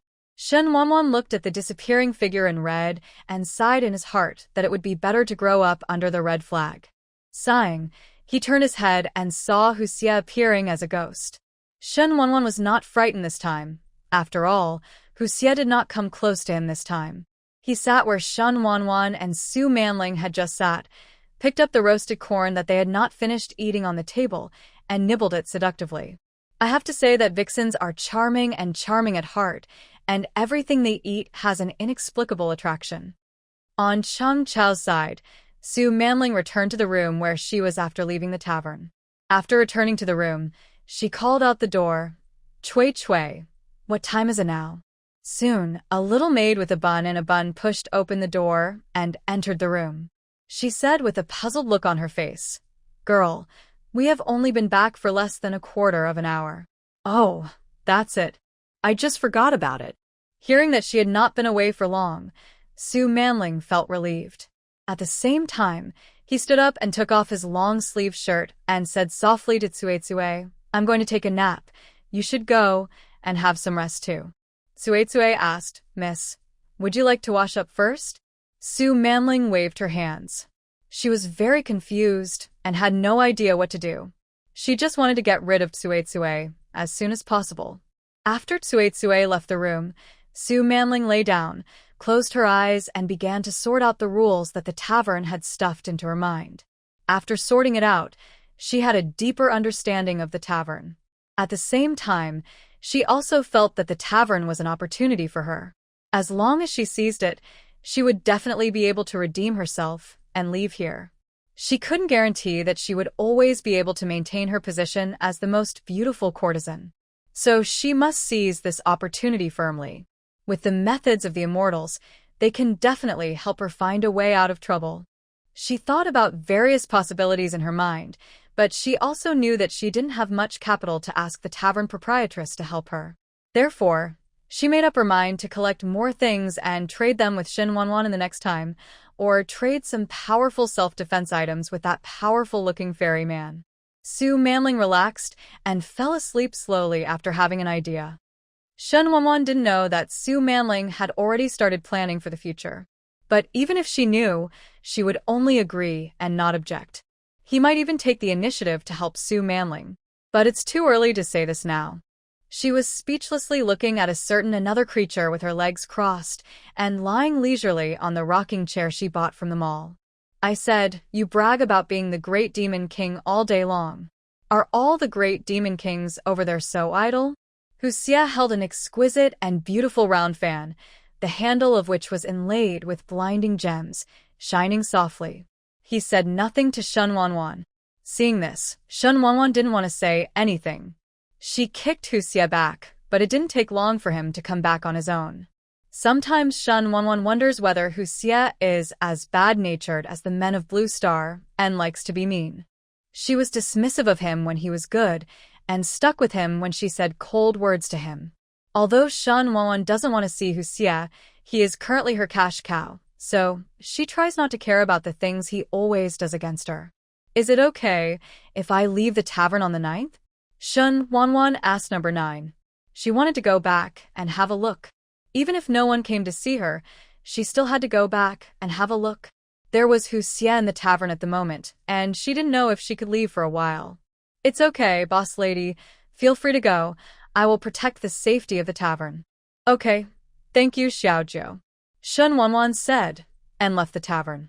Hu Xie, who was leisurely and squinting, opened his eyes the moment Shen Wanwan left.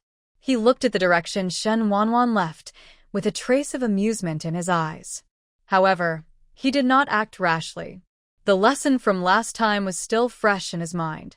And without Shen Wanwan, he found that the pressure in the tavern was getting stronger and stronger, and there was even an invisible force that restricted his demonic power. After a while, he closed his eyes and continued to roll, and lay on the rocking chair leisurely and comfortably, rocking and rocking, rocking and rocking. Returning to the bedroom, Shen Wanwan quickly changed her clothes. When I opened the door, it was drizzling outside. The rain is like water mist. Looking from a distance, it looks like it is covered with a layer of mist. Shen Wanwan came to the kitchen a little hungry. She was not in the mood to cook at the moment. She found some instant Yangzhou fried rice and steamed dumplings from the refrigerator and made a simple meal.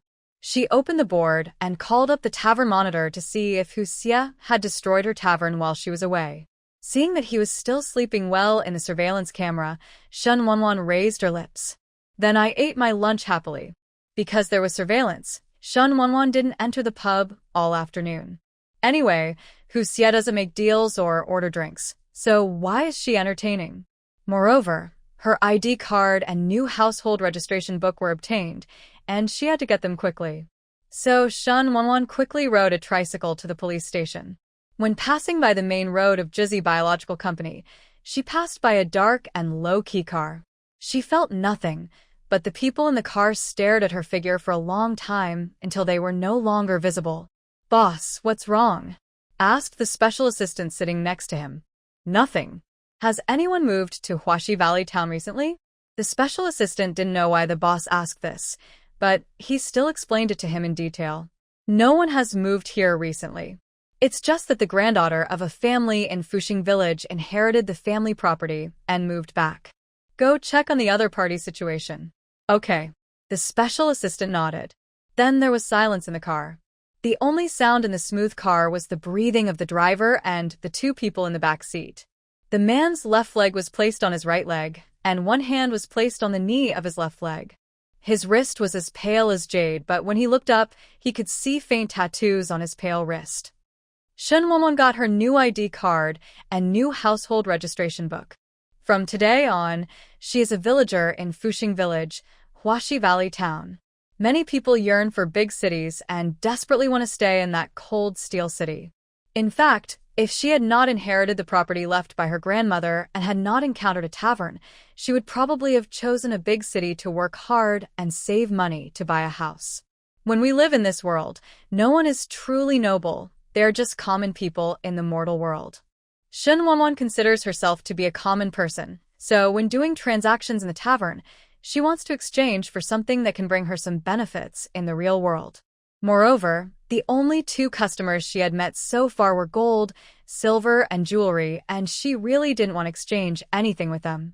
The refrigerator at home was still full, so Shen Wanwan did not go to the supermarket, but went to the fruit shop to buy some fruits.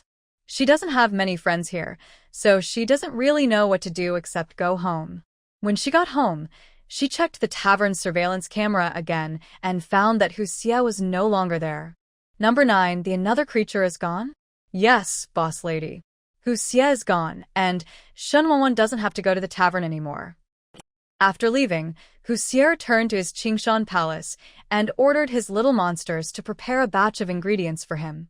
The little monster was somewhat confused by the request of his king. When he went out to prepare things, he said to the people beside him, "The king has been getting more and more strange recently." "Okay, why are you talking so much? Just do your job well, and don't say too much." This monster is obviously familiar with Fox Evil and is no longer surprised by it. After all, Hu Xie had done even stranger things before. Now, he was just asking them to prepare some ingredients, which was child's play compared to what he had done before. The monsters were very efficient, and soon they delivered a bunch of fresh ingredients to Fox Evil. Foxy looked at the ingredients, put them away, and said to the little monster, "I'm going to go out for a while. If there's anything, let the housekeeper handle it." As he spoke, he disappeared in the huge palace in the blink of an eye. The king's magic power seems to have become even stronger. The two little monsters sighed. In fact, Hu Xie just went to the tavern. Returning to the tavern again, Hu Xie was as casual as if he were at home. After looking around, he didn't see Shen Wanwan, so he leaned against the counter and called, "Shen Wanwan, Shen Wanwan, Shen Wanwan." When number 9 saw this, he told her. Hearing that Hu Xie was looking for her, Shen Wanwan went to the tavern. Looking at Shen Wanwan appearing at the counter, Hu Xie was not surprised at all. He smiled and yawned, and said shamelessly, "It took you so long to show up. You're so slow." Shen Wanwan rolled her eyes and asked, "Why are you calling me?" "Of course, I want to make a deal with you." "What deal?" Shen Wanwan is very wary of the deals that come to her door. "Why are you nervous?" "I can't do anything to you." As he spoke, Hu Xie waved his hand and took out the ingredients he had prepared, then looked at Shen Wanwan and said, "The deal I want to make with you is that you help me make these ingredients edible." Shen Wanwan. Does this fox regard the tavern as a side dish processing restaurant? She looked at the ingredients in the basket and was stunned when she saw that in addition to meat, There was also a certain mushroom that looked very much like Ganoderma lucidum and a ginseng the size of a radish. Wouldn't this be too much of a supplement? She asked number 9 to scan the ingredients and looked at the report given by number 9. The Ganoderma lucidum and ginseng she thought were actually just radishes and mushrooms from the monster plane. But its value is not inferior to that of Ganoderma lucidum and mushrooms. After all, the plants in the monster plane are contaminated with spiritual energy. When Shen Wanwan saw this, he wanted to agree. But number 9 reminded her that this transaction must be completed by herself. Shen Wanwan. She didn't understand. Didn't this mean that she should cook by herself? Yes. Number 9 confirmed her idea. Boss, because the ingredients are not provided by the store ourselves, you need to do all the takeaways yourself. Shen Wanwan looked at the pile of ingredients, speechless and choked. At this time, number 9 gave her an idea. I suggest the boss lady take this deal, so that he can pay something relatively expensive. What's more expensive over there? Shen Wanwan asked. Number 9. The boss lady needs to detect this herself. Shen Wanwan. Seeing her thinking about it for a long time, Hu Xie couldn't help but tap his finger on the countertop, making a crisp sound.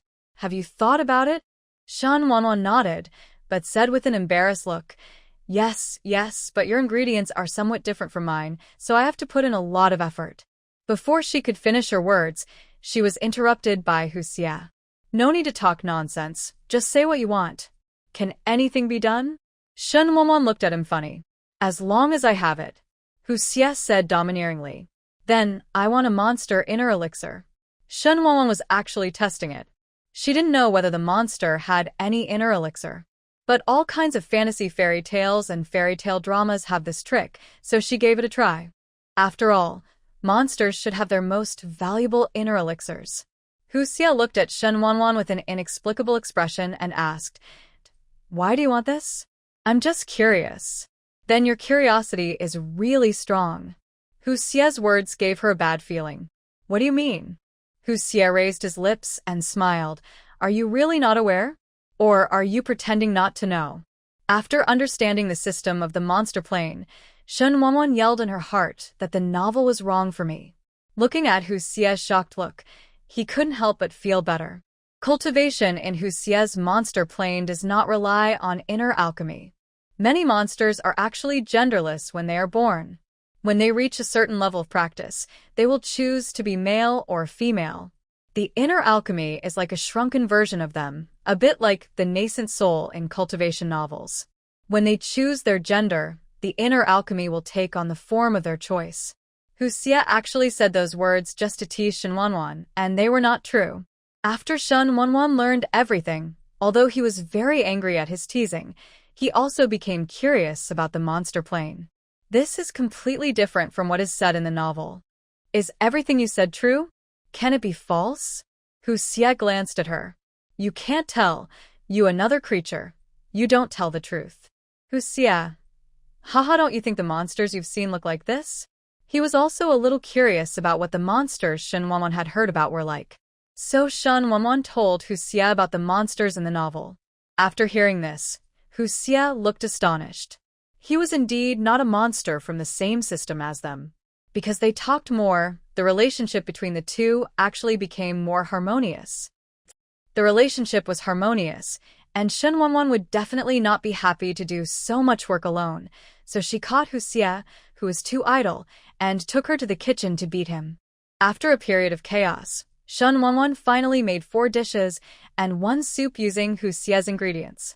Hu Xie asked about the taste of the food and almost shed tears. Shen Wanwan didn't believe that he could make such a delicious meal. So I also served myself a bowl of soup. The soup made with ingredients from the monster plane is more delicious than in the real world. The soup has a sweet and fresh taste. Shen Wanwan didn't add any other seasonings, just a little salt. It's so fresh. She was about to ask Hu Xie what kind of animal the meat in the soup was, but when she looked back, she saw that the 4 vegetables and 1 soup had already reached the bottom. Shen Wanwan. Are you reincarnated as a starving ghost? You eat so fast. This is the best meal I have had in thousands of years. Hu Xie slumped back on the chair, rubbed his stomach, and sighed comfortably. Then his body was gradually shrouded in a silvery mist. Shen Wanwan looked at it in surprise, and then asked number 9 what was going on. Boss, it's okay. He just had a breakthrough. Shen Wanwan, can you break through just by eating? It's been a long time since we've seen each other. Hu Xie's breakthrough didn't take long, and the silver mist that enveloped him quickly returned to his body. When he opened his eyes, there was a flash of gold in them. But his eyes returned to their original color in an instant. Although Shen Wanwan was curious for a moment, she didn't ask. The roses she planted earlier were already mature, so she quickly brought up the panel, clicked harvest, and then there were 10 more roses in the warehouse. She didn't have any use for the roses at the moment, so she didn't take them out. After Hu Xie succeeded in breaking through, he occupied the rocking chair Shen Wanwan bought from the Tavern Mall with gold coins, lying on it and enjoying himself comfortably. One of them and one monster. They can live in harmony now, and Shen Wanwan did not force Hu Xie to kick back to the monster plane. There were no customers in the tavern, so it was pretty boring, so seeing that there was nothing going on here, Shen Wanwan returned home. As soon as she got home, her phone rang. After being back for so many days, except for Miss Shen, who tirelessly made countless calls on the first day and was blocked by her, no one has called her again. She does not rely on her mobile phone and rarely looks at her mobile phone. It's strange that, as a young person in modern society, she can actually get rid of her mobile phone addiction.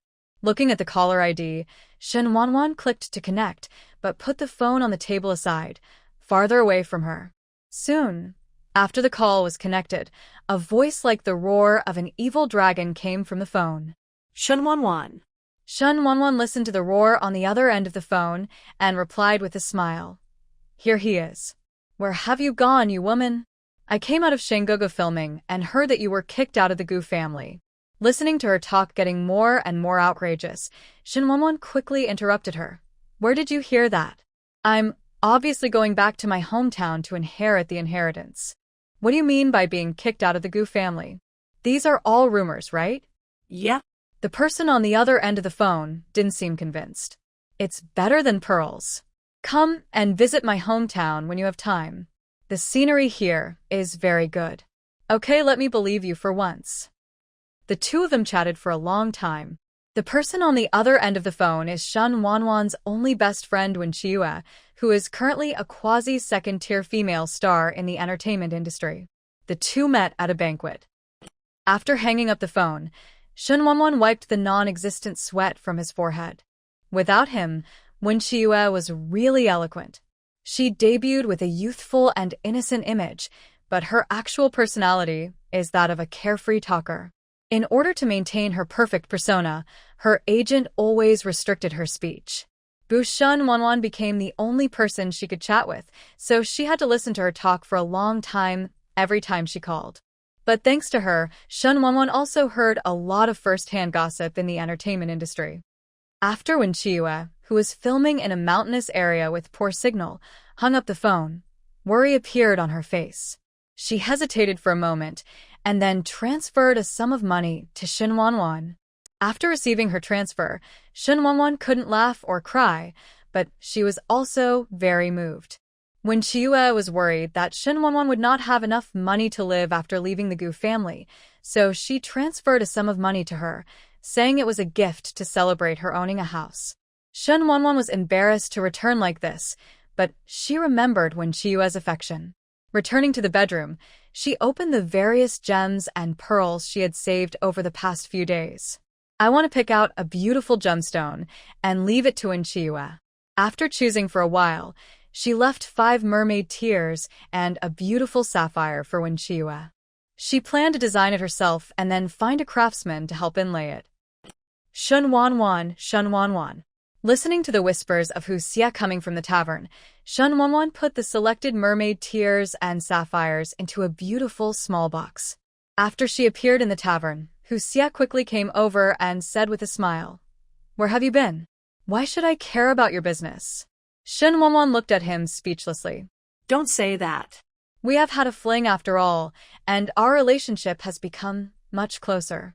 Listening to his nonsense, Shen Wanwan couldn't help but spit on him and said, "Bah, Who is having an affair with you? We finally had a meal together. Wouldn't that mean we had an affair?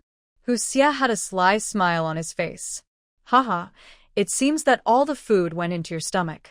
I only drank a bowl of soup. During the quarrel between one person and one demon, Su Manling from the ancient plains stood at the door of the tavern, neither entering nor retreating. There must be a big question mark on her head at this time. The boss lady is having an affair with this ridiculously handsome immortal? Did she hear some unspeakable secret? Will he be killed and silenced? Hu Xie and Shen Wanwan had long sensed Su Manling's arrival, but due to a quarrel between the two, Shen Wanwan suddenly forgot to entertain the guests. When she came to her senses, she saw Su Manling outside the tavern with a confused look on her face. She quickly smiled and said, "Why are you standing outside the door and not coming in?" When Su Manling heard this, she saluted her and said, "Can the captive family come in?" "Of course, the tavern is for business." Shen Wanwan smiled and walked over and pulled Su Manling in. Passing by Hu Xie, Su Manling felt creepy all over her body and her heart beat faster. Her intuition told her that this immortal was very dangerous. "Didn't you come here this morning? Why are you still so nervous?" Shen Wanwan felt her tense body and immediately comforted her. Captive. The captive family has always been like this. Su Manling did not dare to say that she was afraid of Hu Xie. But Hu Xie noticed it. He walked lazily to the rocking chair and lay down comfortably. Seeing Hu Xie's "I'm the boss" look on his face, Shen Wanwan was furious. "I said, if you don't drink when you come to the pub, why are you staying here all day? Don't you have anything else to do? You take care of me." Hu Xie pushed back. "I can't control it, but I can get you out." As Shen Wanwan spoke, Hu Xie disappeared from the spot with a thought. Seeing all this, Su Manling suddenly respected Shen Wanwan even more. Because she felt that being able to get rid of someone as powerful as Hu Xie meant that the boss's wife was more powerful than him. Shen Wanwan didn't know that in Su Manling's heart, she was already a powerful person comparable to Hu Xie, otherwise she would definitely feel embarrassed in her heart. Su Manling remembered that she came here in the morning without any money, and because her head was in a mess at the time, she didn't buy anything. This time she brought money, and Hu Xie was not here, so she thought about buying something to support the landlady. "Madam Boss, I brought money. Can you give me a taste of the wine in the pub?" Shen Wanwan shook his head. "You are still young. What are you drinking?" Although she understood that maybe in Su Manling's time and space, she was already an adult at this age. But after years of socialist education, she was unable to sell wine to Su Manling, who was only 15 years old. Anyway, Hu Xie's fur is quite thick, so Su Manling has nothing to do with it, so she might as well continue to pluck the fox fur. "I'm already a hairdresser, so I can drink." Hearing this, Shen Wanwan raised his hand and put it on her head and said, "Good boy, you are still young. Drinking is not good for your health. Let me get you something else." Su Manling felt the landlady's hand on her head and listened to her gentle words, and couldn't help but feel her face heat up. Shen Wanwan got a glass of boiled water for Su Manling. There was nothing she could do. Apart from glutinous rice wine and sorghum wine, there was only boiled water left in the store. She can bring things in from outside, but there will be a handling fee for the things she brings in.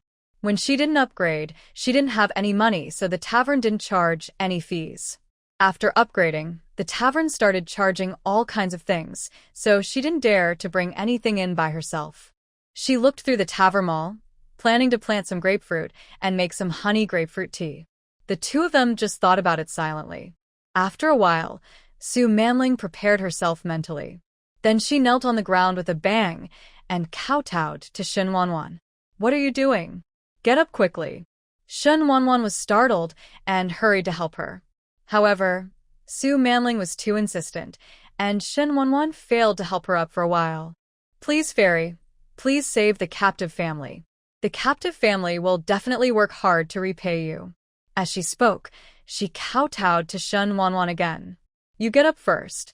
Even if you want me to save you, you have to tell me what's going on." Hearing this, Su Manling raised her crying face and asked, "Is the fairy willing?" Shen Wanwan waved her hand. "I didn't say that. I just wanted to hear your appeal first." She's not that stupid. Su Manling is so generous, and what she asks for must be troublesome. How could she just agree to it? After hearing Shen Wanwan's words, the light in Su Manling's eyes suddenly dimmed. She originally wanted to plan slowly, but after her lunch break today, her mother came to her and said that there were many high rollers in Beijing asking about the time of her first night auction. So Nan Fengwen's mother picked a good day and prepared to auction her first night in 3 days. All her plans were disrupted, so she had no choice but to beg for help. But now she saw that Shen Wanwan seemed to have no intention of helping her, and she felt a little desperate. Don't worry. If you have anything to say in advance, I can help you think of a solution. Shen Wanwan couldn't bear to see her dejected face. What can be done? Su Manling couldn't help but murmur. If you don't tell me, how do you know there's nothing I can do? Hearing this, Su Manling thought it was right, so she cheered up and told her about her first night, which was about to be auctioned off. Shen Wanwan was very angry when he heard this and sympathized with Su Manling. The little girl is only 15 years old. Why don't you try some medicine that can make you look ugly or look like you've contracted a disease? Wouldn't you be able to avoid it smoothly? This is how it was played on TV, so Shen Wanwan just said it. Su Manling shook her head. Since I was sold to the Nanfeng Pavilion at the age of 8, I have never been alone again. I have food, clothing, housing, and transportation. I am inspected from time to time. I can't buy the medicine that the fairy said. Shen Wanwan didn't expect that ancient brothels were so strict, which was completely different from what was said in novels and TV. Sure enough, movies, TV series, and novels mistook her. But this method is not impossible. After all, she can't contact people outside, but Shen Wanwan can. But are there any modern medicines that can make people look ugly or contract diseases? She didn't know much about the pharmaceutical industry, so she didn't have a clue. What about putting some ugly makeup on your face? This is even more impossible. The rouge and gouache used by the captive family were all purchased by my mother herself. And even if the face is ugly, the doctor will understand everything as soon as he feels the pulse. Listening to her talk, Shen Wanwan felt that he had underestimated the ancient people. Sure enough, we still can't look at them from the perspective of movies, TV dramas, and novels. This didn't work, and that didn't work either. Shen Wanwan didn't retreat for a while. Hu Xie came in just as the two of them were looking sad. Hey boss Shen, what's going on? His face is about to turn into a chrysanthemum. Shen Wanwan. What a metaphor. Why did her face turn into a chrysanthemum? Are you mocking her for having so many wrinkles? Shen Wanwan looked at him inexplicably and couldn't help but ask, You keep staring at me. Are you falling in love with my beauty? Listening to his shameless and narcissistic words, Shen Wanwan rolled her eyes. Haha, she looked at Su Manling and said, I probably can't help you, but he comes from the monster plane and is another creature, so he should be able to help you. Su Manling looked at Hu Xie, still digesting the fox spirit, she just said. The word another creature has been more derogatory since ancient times. As far as Su Manling knew, the vixens in the novel were not that good either. Moreover, Hu Xie's face looks like a prosperous and beautiful face, but he looks like someone who is not easy to mess with. He is also cold and condescending towards Su Manling. In addition, he had the aura of a big monster, which made Su Manling really not dare to get close. Shen Wanwan also asked her to make a deal with Hu Xie, which was simply sending her to the execution ground. Seeing Hu Xie with a don't hurt me face, Su Manling grabbed Shen Wanwan in fear. Looking at Su Manling, who was holding her, Shen Wanwan patted the back of her hand comfortingly. Guests of the time and space trading tavern can trade with each other, but as the owner of the tavern, Shen Wanwan can only facilitate their transactions and cannot force their heads. Of course, Shen Wanwan would not force anyone to trade by pressing his head.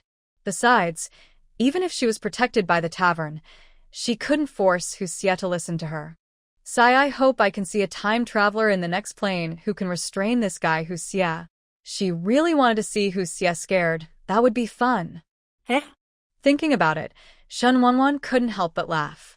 Hu Xie looked at Shen Wanwan with a silly smile in disgust, always feeling that she was not very smart. Su Manling also turned to look at her in confusion. wondering why she suddenly laughed. Shen Wanwan felt the gazes of the two people, put her hand into a fist and coughed lightly. I'm sorry, I thought of something funny. She calmed down the expression on her face, and then introduced them to the trading rules of time travelers in the tavern. When you two trade, the tavern will charge a handling fee based on what you trade. As for the content of your transaction, the tavern will not interfere. You can trade anything. Hu Xie listened to Shen Wanwan's words and looked at Su Manling with a look of disgust. Haha, you don't have anything that I want to trade in this shabby tavern, so does she already have it? Shen Wanwan was speechless. How long had she taken over the tavern? The trading floor hadn't even been opened yet, there was only a tavern mall. Shen Wanwan would occasionally chat with Number 9 about various problems in the tavern, and would also read the tavern manual that was as thick as 100 Years of Solitude. She had read in the manual that the tavern had a trading floor for time travelers, and asked Number 9 how to open it. Its answer at the time was, the boss lady should be down to earth and do the job in front of her. Good guy. She just said hee. In fact, she still hasn't figured out the functions of the tavern because many of them are too vague, and Number 9 can't explain them clearly. Hu Xie doesn't want to trade with Su Manling at the moment because she doesn't have what he wants. And Su Manling was scared to death of him, so naturally this deal couldn't be done. Shen Wanwan did not continue Amway, but sighed inwardly. She always felt that if she completed a transaction between travelers, she should be able to get something. Isn't that what games are all about? There will be some reward for completing the task for the first time. She now plants and collects with one click every day. It feels like playing the ancient QQ farm. Over the past few days, there have been a lot of crops piled up in the warehouse. She searched for a long time but couldn't find the sales key, which showed that the tavern merchants did not purchase the crops produced by the tavern. While she was thinking, Hu Xie hit her head with a fan. Why are you dazed? I am hungry and want to eat. Shen Wanwan. No. Does this person really think of his place as a small restaurant? Really? Then I'll write a negative review. Hu Xie knew Shen Wanwan's weakness, and now he had nothing to fear. When Shen Wanwan heard this, she thought empty in her heart. The tavern is so inhumane. It even has a time traveler evaluation book. However, she has never seen it until now. The reviews are all in the hands of passengers, which can be regarded as a kind of key. Manling, do you have a passenger review book? Su Manling was confused when she heard this. What is an evaluation book? Shen Wanwan explained it to her. Then Su Manling suddenly realized it and took out a moon-white handkerchief from her sleeve pocket. Shen Wanwan. When the captive enters the tavern, all he gets is this handkerchief. Oh. Then remember to give me a good review when you have time. Okay, I'll write it when I get back soon. Su Manling said respectfully. When Shen Wanwan heard this, she glanced at Hu Xie with disgust. He was the earliest customer. She had cooked a lot of dishes for him and even traded with him several times, but she didn't receive a single comment from him. Sure enough, she and this dead fox are not compatible. Now he dares to threaten her with negative reviews. Shen Wanwan cursed Hu Xie in her heart and then put on a hypocritical smile on her face. Uncle Fox, what do you want to eat now? After hearing her words, a satisfied smile appeared on Hu Xie's handsome face. With a wave of his hand, a basket of ingredients appeared in front of Shen Wanwan. Su Manling saw her from the side, and her eyes widened immediately. Is this the magic of immortals? So awesome! Has this girl forgotten that Hu Xie is another creature? Shen Wanwan smiled and took the basket from Hu Xie, and then carried the basket of ingredients to the kitchen. Seeing this, Su Manling hurriedly followed. She didn't dare to be alone in the room with Hu Xie. Why did you follow me here? Shen Wanwan asked, looking at the person who followed him. My family, I don't dare to stay with the immortals.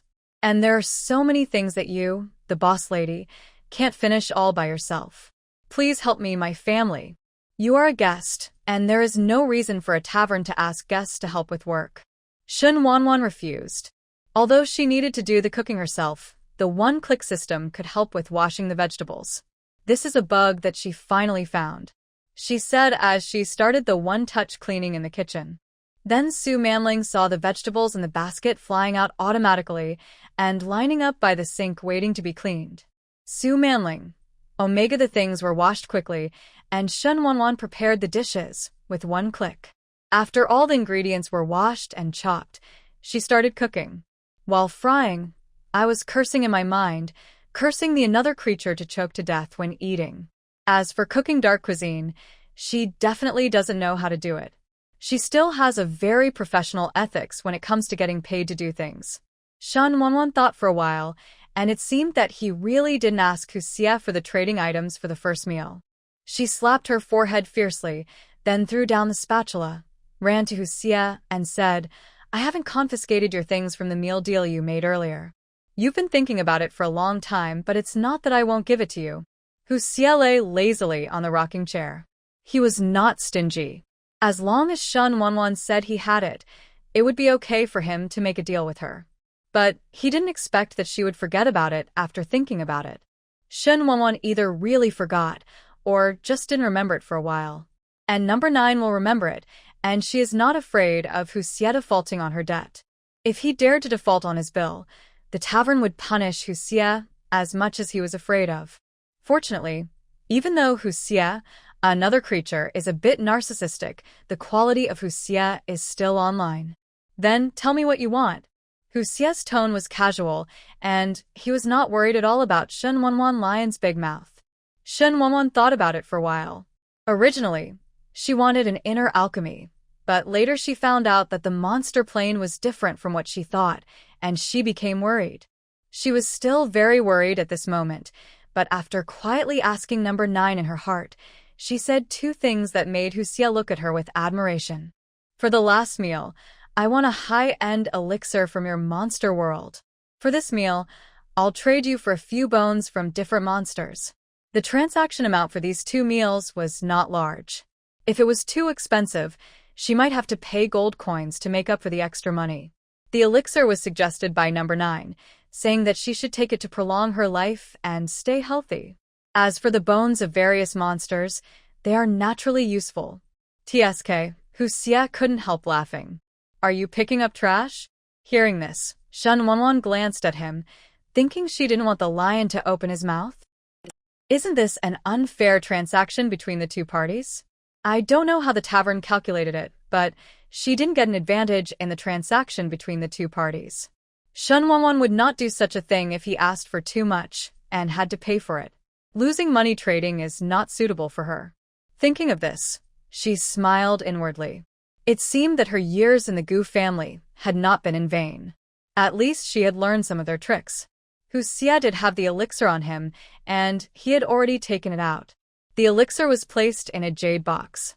After opening it, a very pleasant fragrance wafted out. Shen Wanwan took a breath and felt refreshed. Hu Xie said lazily, "This is the Bingyan flower. It is a kind of elixir that is loved by the banshees over there. After taking it, your skin and bones will be ice cold, you will feel cool and sweat-free, and your whole body will be fragrant." Shen Wanwan's eyes lit up after hearing this. She was also a girl, and she must care about her appearance.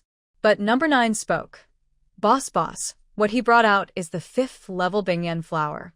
The current transaction between you 2 is not equal. If you accept this transaction item, you need to pay an additional 5,000 gold coins, Shen Wanwan. Looking at the shining Bingyan flowers in the jade box, Shen Wanwan was really moved. But she doesn't seem to have 5,000 gold coins. Is there any Bingyan below level 5? Hu Xie rolled his eyes at her when he heard this. "You are a piece of trash below level 5. What do you want me to do here? But the value of your elixir is too high. Our transactions are not equal, and I have to pay for it. You must have done it on purpose." Although Shen Wanwan was reluctant to part with it, when it came to her beauty and small money, she chose small money. After all, there will be other planes in the future. But without the little money, how could she decorate the pub? Upgrading again requires 5 points, which is 5 transactions. She has already made 3 transactions with Hu Xie, and it only takes 2 for her tavern to be upgraded again. So keep the gold coins. She pushed Bing Yanhua back. Level 5 is too high. I can only collect 1st level spiritual grasses at the moment. Uncle Hu, please go back and pick a first-level spiritual grass for me. Hu Xie. Seeing that he was choked and speechless, Shen Wanwan felt relieved. She doesn't have the bones of other monsters, and she doesn't want the 5th-level spiritual grass. Hu Xie thinks that this woman Shen Wanwan is really troublesome, but he endured it for the sake of his meal. Then Shen Wanwan and Su Manling, who had always been invisible, watched him disappear into the tavern. Shen Wanwan didn't expect that Hu Xie would endure it. She thought the old man would at least make some mockery. Number 9. Hu Xie loves to eat so much. Is it really just greedy? She was a little confused. Since Hu Xie was a big monster, how could he be the kind of monster with no self-control? Number 9. Part of Hu Xie is because of his greed, but most of it is because he's been practicing for many years and has a deep bottleneck. He has never been able to break through the Demon King realm and become the Demon King. Shen Wanwan. What do you mean? Can he break through and become the Demon King after eating the food I cooked? Number 9. It's not that, it's just your food that gave him some opportunities to break through. Shen Wanwan. This is outrageous. Are all the monsters in the monster plane so unique in their breakthrough realms? Shen Wanwan didn't understand and was shocked. Although Hu Xie left, the dishes that should be fried still had to be fried.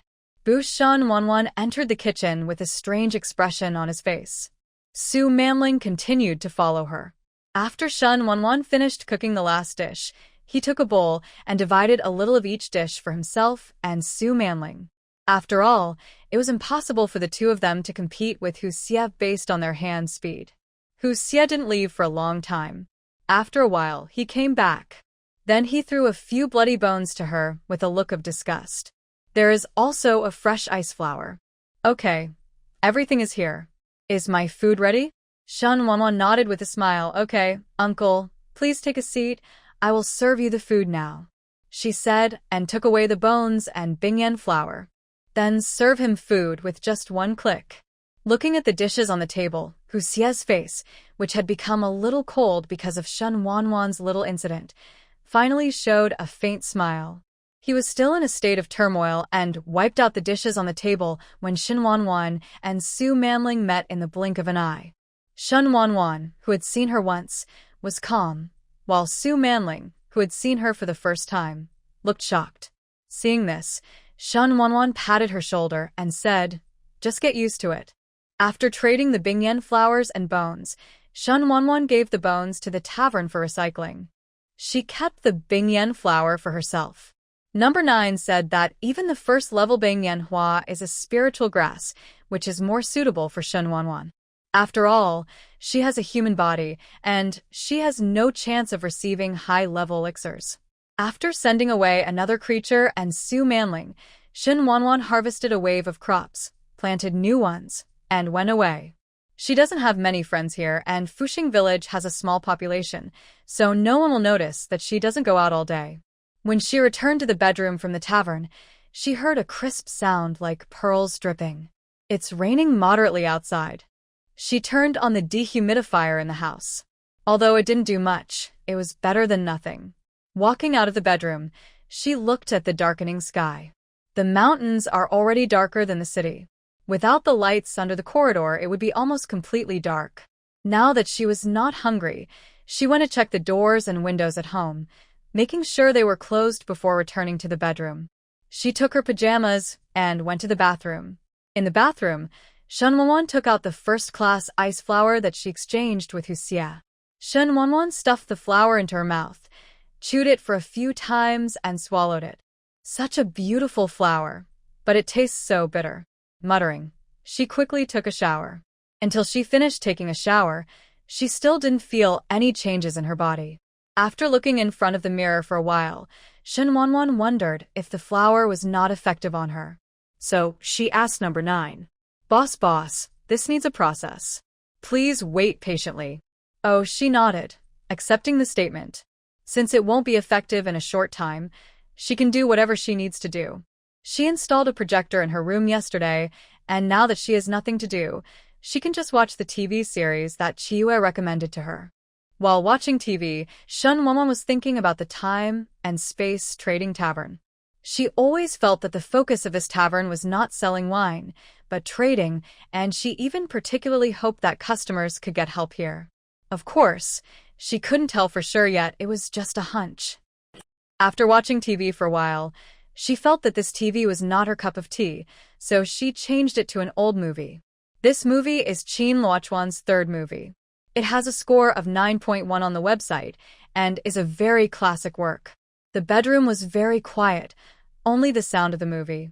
Shen Wanwan, who was concentrating on watching a movie, was startled by the sound of music on his cell phone. She took her phone and looked at it. When she saw that Wen Qiyu had sent her a message, she quickly unlocked it and read her message. Actually, it was nothing. I just chatted with her and complained about the shabby filming location. The two chatted on WeChat for a while, and finally Wen Qiyu made a video call. Seeing Shen Wanwan so leisurely, I immediately felt envious and jealous. After Qian Qi finished speaking, Wen Qiyu asked her, "You can't be so leisurely all the time. Is the inheritance left by your grandmother enough to support you for a lifetime?" "No, I just have a leisurely time at night and am very busy at other times." Wen Qiyu said, "Oh, would you like to try making short videos? Rural bloggers are quite popular now. Maybe if it is done, you will be the next rural internet celebrity." "No, I don't like being on camera." Shen Wanwan shook his head. She graduated from Communication University and studied film and television directing. Making short videos is actually a professional counterpart, but she actually doesn't like to appear in front of the camera. Wen Qiyu feels very sorry every time because Shen Wanwan is really the kind of person who is born with a strong camera sense. She always has a sense of atmosphere and story in the camera. This kind of person is born with a movie face. It's a pity that her ambition is not in the entertainment industry, otherwise she might have become famous long ago. Although Wen Qiyu regrets that her good sisters do not join her in the entertainment industry, they are still good sisters. At worst, she will be raising Shen Wanwan. The money she earns now is enough to keep a good best friend. Shen Wanwan, who didn't know that her best friend was already supporting her in her heart, hung up the phone after chatting with her for a few words. She has never been an enthusiastic person, and her only friend is Wen Qiyu. But having a good friend like Wen Qiyu is enough for her. Hu Xie opened his eyes from practice, and he could already feel the bottleneck loosening again. It has been 1,000 years, and he has been stuck at the peak of the Demon King for 1,000 years. It seems that he'll be promoted to become the Demon King in a short time. The first time he ate the corn given by Shen Wanwan, he felt it, but the feeling was too subtle at that time. When he ate the peanuts for the second time, he felt the slight loosening of the bottleneck. To verify, he used his own ingredients and asked Shen Wanwan to process them. Sure enough, he guessed right. Using the aura-rich ingredients from this plane would have a greater impact on his bottleneck. Shen Wanwan's ingredients had no aura, so naturally they couldn't give him any more help. 2 meals verified his suspicion. In order to advance to the Demon King this morning, it seemed that he had to prepare some higher-level ingredients. A strong wind blew through the hall, and Hu Xie, who was originally sitting in his seat, had disappeared. On Su Manling's side, because she didn't get Shen Wanwan's promised help, there was nothing she could do. It was late at night, and she was still lying on the huge carved bed, tossing and turning. Sue, who was sleeping in the outer room, heard the noise in the inner room and couldn't help but come over and ask, "Girl, can't you sleep?"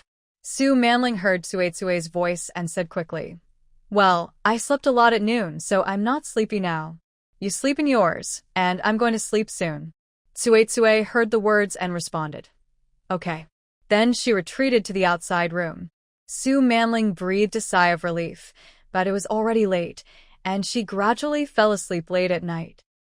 In the early morning, Shen Wanwan was woken up by the loudspeaker in the village. She listened sleepily, and it turned out that Josie Hospital was here to conduct regular physical examinations for the elderly in the village. The announcement was to inform people to gather at the small square in the village. She is not an old person, so she has no part in this examination. So I pulled a quilt over my head and continued to sleep. When Shen Wanwan got up, she was washing her face and brushing her teeth when the door was banged. "Here we come." She rinsed her mouth in a hurry, then ran to the yard and opened the door. Standing outside were the village chief and 2 doctors in white coats.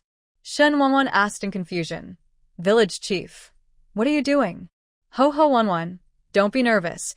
I'm just doing a health survey." Hearing this, Shen Wanwan nodded and invited the person into his home. Both doctors were very friendly. They asked Shen Wanwan whether he had any family genetic diseases or hepatitis B, and whether he had tried 9 price treatments. Anyway, I asked a lot of questions. She was also asked to complete a health questionnaire. After sending the person away, Shen Wanwan felt confused. So she sent a message to ask Henan. Henan works as a security guard in Juzi and is well informed. Besides living in the local area, he must know a lot of things. Before he could reply, Shen Wanwan didn't care and continued to wash her face. Henan later sent Shen Wanwan a copy of the contents of the official account. This can explain why Juzi Hospital, a subsidiary of Juzi Biotech, does these things. They are collecting health data of the surrounding population. As for what to do, it should be to find experiencers for some of its scientific research results. People around him have known about this for a long time, so Shen Wanwan just came back not long ago and didn't know much about it. After reading it, she just frowned slightly and then forgot about it. Neither Hu Xie nor Su Manling came to the tavern in the morning. There were no guests, so Shen Wanwan didn't go to the tavern. She made herself a nice breakfast, and when she was done, she started cleaning up. Although the weather is cloudy now, looking at the thick clouds, Shen Wanwan feels that it will almost rain at noon. When a new round of rain appeared, Shen Wanwan was preparing lunch in the kitchen. She was not a hard-working person to begin with and made a lot of breakfast, so she planned to make something casually now. But halfway through her meal, she heard the tavern's welcoming bell. She thought that the guest was either Su Manling or Hu Xie, so she didn't remember to enter the tavern. Instead, he first took a look at the situation in the tavern. Seeing Hu Xie coming to the tavern carrying another basket of ingredients, Shen Wanwan rolled her eyes. She doesn't want to be a cook. Although the food made with the ingredients sent by Hu Xie is very delicious, it has been in the kitchen for a long time. No matter how delicious the food is, it will be compromised immediately when you smell of cooking fumes. So Shen Wanwan finished his lunch slowly, washed the dishes, and tidied the kitchen, completely ignoring Hu Xie's call. Last night, Hu Xie killed a monster below the Monster King. This monster is a fish monster. In order to make the food more delicious, he found some matching spiritual herbs and spiritual springs. After finally gathering the ingredients, he came to the tavern with great interest. As a result, he shouted for a long time. Shenwan no Bens appeared. This made Hu Xie, who was in a good mood recently, couldn't help but feel irritated. Fortunately, just when he was about to explode, Shen Wanwan appeared behind the encounter. Looking at Hu Xie, whose irritable eyes had not yet faded away, Shen Wanwan frowned. But he still asked lazily, "What are you doing calling the soul? Do it quickly." Hu Xie's tone was not very good either. Shen Wanwan doesn't like him. The big monster is amazing. She is also the proprietress of the Time and Space Trading Tavern. Your attitude is very bad. Go back and reflect before you do it again. Upon hearing this, Hu Xie was about to say something, but Shen Wanwan had already used his mind to forcibly kick him out of the tavern. The moment she was kicked out, Hu Xie heard her say, "Bye-bye." Hu Xie, who was kicked back, returned to the palace and was so angry that he blew up the entire palace. Many little monsters were injured and frightened by his move. Shen Wanwan felt that he had been too kind to that another creature these days. Did he really regard her as his cook? What a beautiful thought. But looking at the ingredients in the basket, Shen Wanwan asked no. 9 to scan them. After discovering that it was a fish demon who was about to enter the realm of the Demon King, I was no longer afraid of fox demons. He asked her to cook every day, so he must be asking for something. After storing the ingredients in the warehouse, Shen Wanwan continued to harvest plants, chickens, and pigs. She also harvested a batch of shrimps in the pond. Looking at the fresh prawns in the warehouse, she got some out and made a shrimp dish to put on the shelf so that Su Manling, who couldn't drink, could consume it. Shrimp is delicious no matter what. Shen Wanwan chose it and finally made fried shrimp. Because she restricted Hu Xie's entry, she thought Su Manling would come over today, but by the afternoon, Shen Wanwan didn't see anyone. So she had to go back first. The tavern wasn't busy right now, so she put things in order at home. The house is nice, but the decoration is too old. She plans to renovate it. As for the money, the mermaid tears and gems from last time should be able to get a lot of money. In addition to urging her when number 9 was a novice, number 9 no longer urged her to do tasks since she was upgraded to the boss lady. Shen Wanwan guessed that the landlady's right was to control the entire operation of the tavern, and no. 9 was not qualified to interfere. It's not that she doesn't want to work hard, it's just 2 planes and 2 customers. The another creature is too self-righteous, and Su Manling is underage. This business is really difficult to do. And Shen Wanwan feels more and more that the point of a tavern is not selling alcohol at all. So she is currently thinking about getting her home in order first, and then thinking about the pub. If she does 2 things at the same time, she really doesn't have the ability to do both. Clean up what needs to be cleaned. Grandma's dressing table and carved canopy bed are not going to be thrown away, but are ready to be stored. She is a young person and she definitely wants her family to be fashionable and beautiful. The decoration of the house was too old-fashioned, so she didn't like it at all. She originally planned to make do with it because she had no money, but now that she has money, she must plan carefully. Ancient Plain. Su Manling was taken by her mother to attend a poetry gathering at the home of a wealthy man in Beijing today. Although there were a lot of talented people and gentlemen gathered here, she didn't have any trouble in her heart. She actually understands that these men only treat her because of their talent and skin. She will be auctioning off her first night tomorrow night, and her mother brought her here today to attract more customers tomorrow night. She only felt disgusted and sad. On the return carriage, Nanfeng Pavilion's mother sneered in her heart as she looked at Su Manling, who didn't say a word. This person always fails to recognize his position.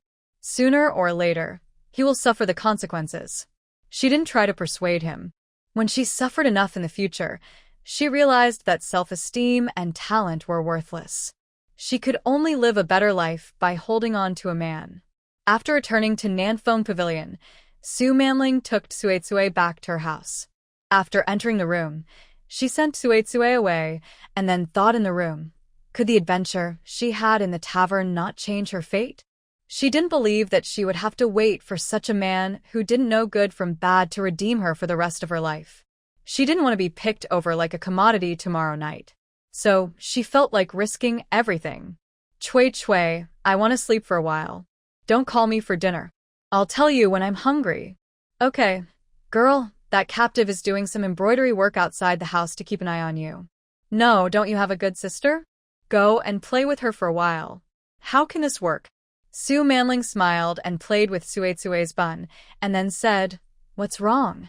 You're still young, it's okay to play more. Okay then. Suetsue felt that Su Manling seemed to have something to do and didn't want her to know, so she obediently withdrew.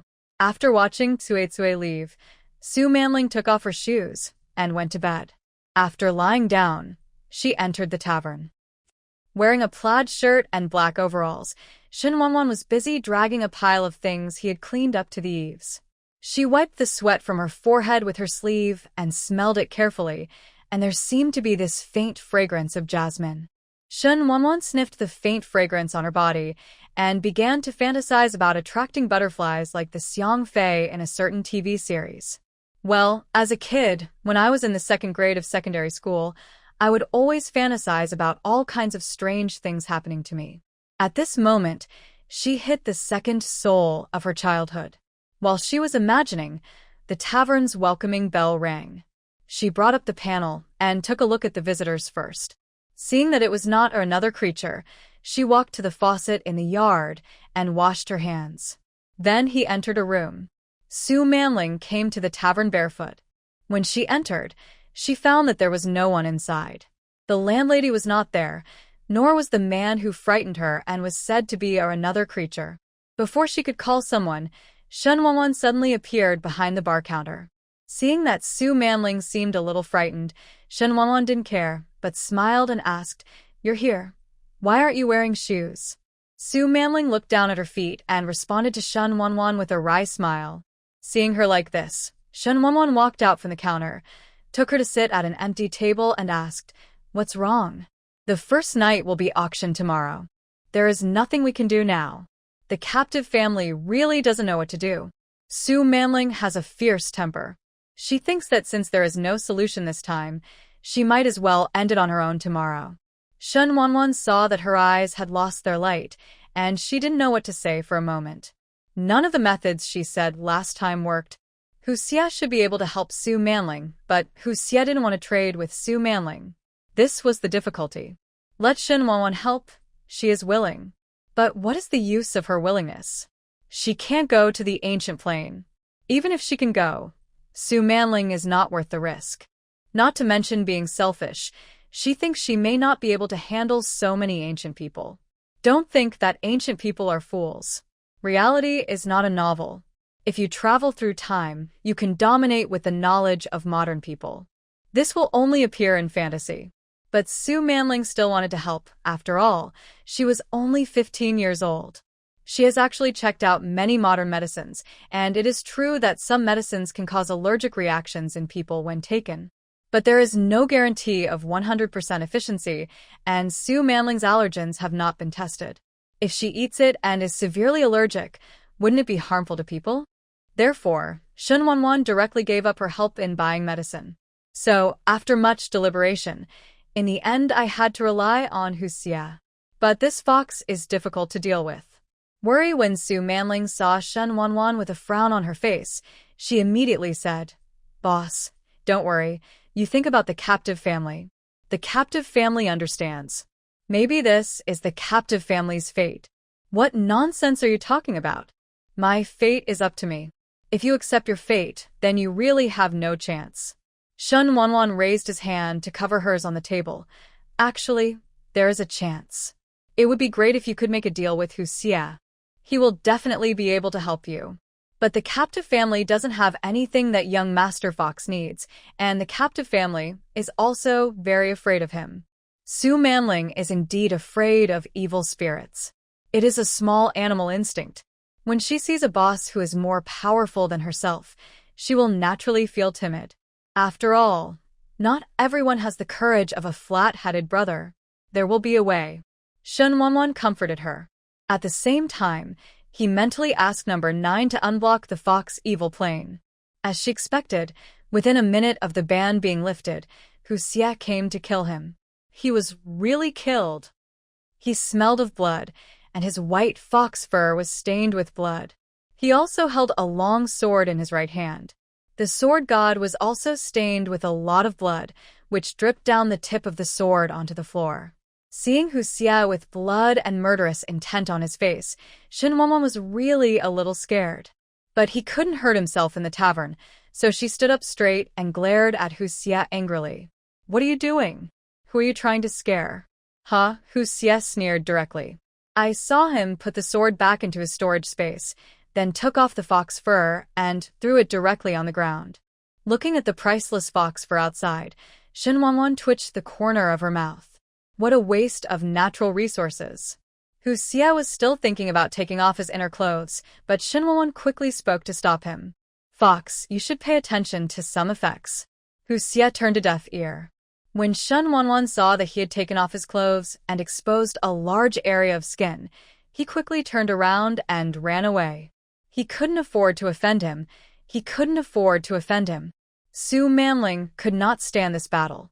When she saw Hu Xie's murderous aura, she had already shrunk to a corner and stayed away from them.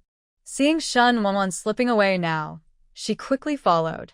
Shen Wanwan hid in the kitchen and saw Su Manling trembling all over, looking like she was about to cry, but she followed after her. "Don't be afraid. That dead fox has no distinction between men and women, so we don't need to pay attention to him." Although she said so, Shen Wanwan couldn't help but click her tongue when she thought of the beauty just now. "I had already secretly given a thumbs up in my heart. You are indeed another creature. Even if she has good looks, her figure is also top-notch." Hu Xie looked at Shen Wanwan hiding in the kitchen, and his initially violent mood suddenly improved a lot. He just liked to see her deflated expression. He took out a new set of clothes and put them on dyed fox fur. Hu Xie kicked the blood-stained fox fur at his feet. Then he walked to the kitchen door lazily. Shen Wanwan, who was comforting Su Manling, was startled when she heard Hu Xie's lazy voice coming from behind her. And Su Manling also hugged her arm tightly. What are you doing? There is no sound when you walk. Do you want to scare me to death? If only you could be scared to death. Hu Xie glanced at her and said, You another creature. You actually want me to die. I knew you were not a good-hearted fox. As soon as Shen Wanwan heard this, she planned to roll up her sleeves and scratch his face. Okay, I'm hungry. Let me cook the real ingredients and bring them over. Be your uncle. Shen Wanwan shouted back. Then Hu Xie glanced at her coolly, and there was a trace of blood in his beautiful fox eyes. Shen Wanwan instinctively felt dangerous. So she knows that those who understand current affairs are heroes, and it is better not to offend such a lunatic. You haven't given me any trading items yet. What would you like? When he said it, Shen Wanwan choked up immediately. She really didn't know what she wanted. After all, she didn't know anything about the monster plane, and it was useless number 9, who actually didn't give her any information on the plane of time and space. She has to explore everything on her own. Regarding Shen Wanwan's silence, Hu Xie was very calm. He would not be lazy anyway.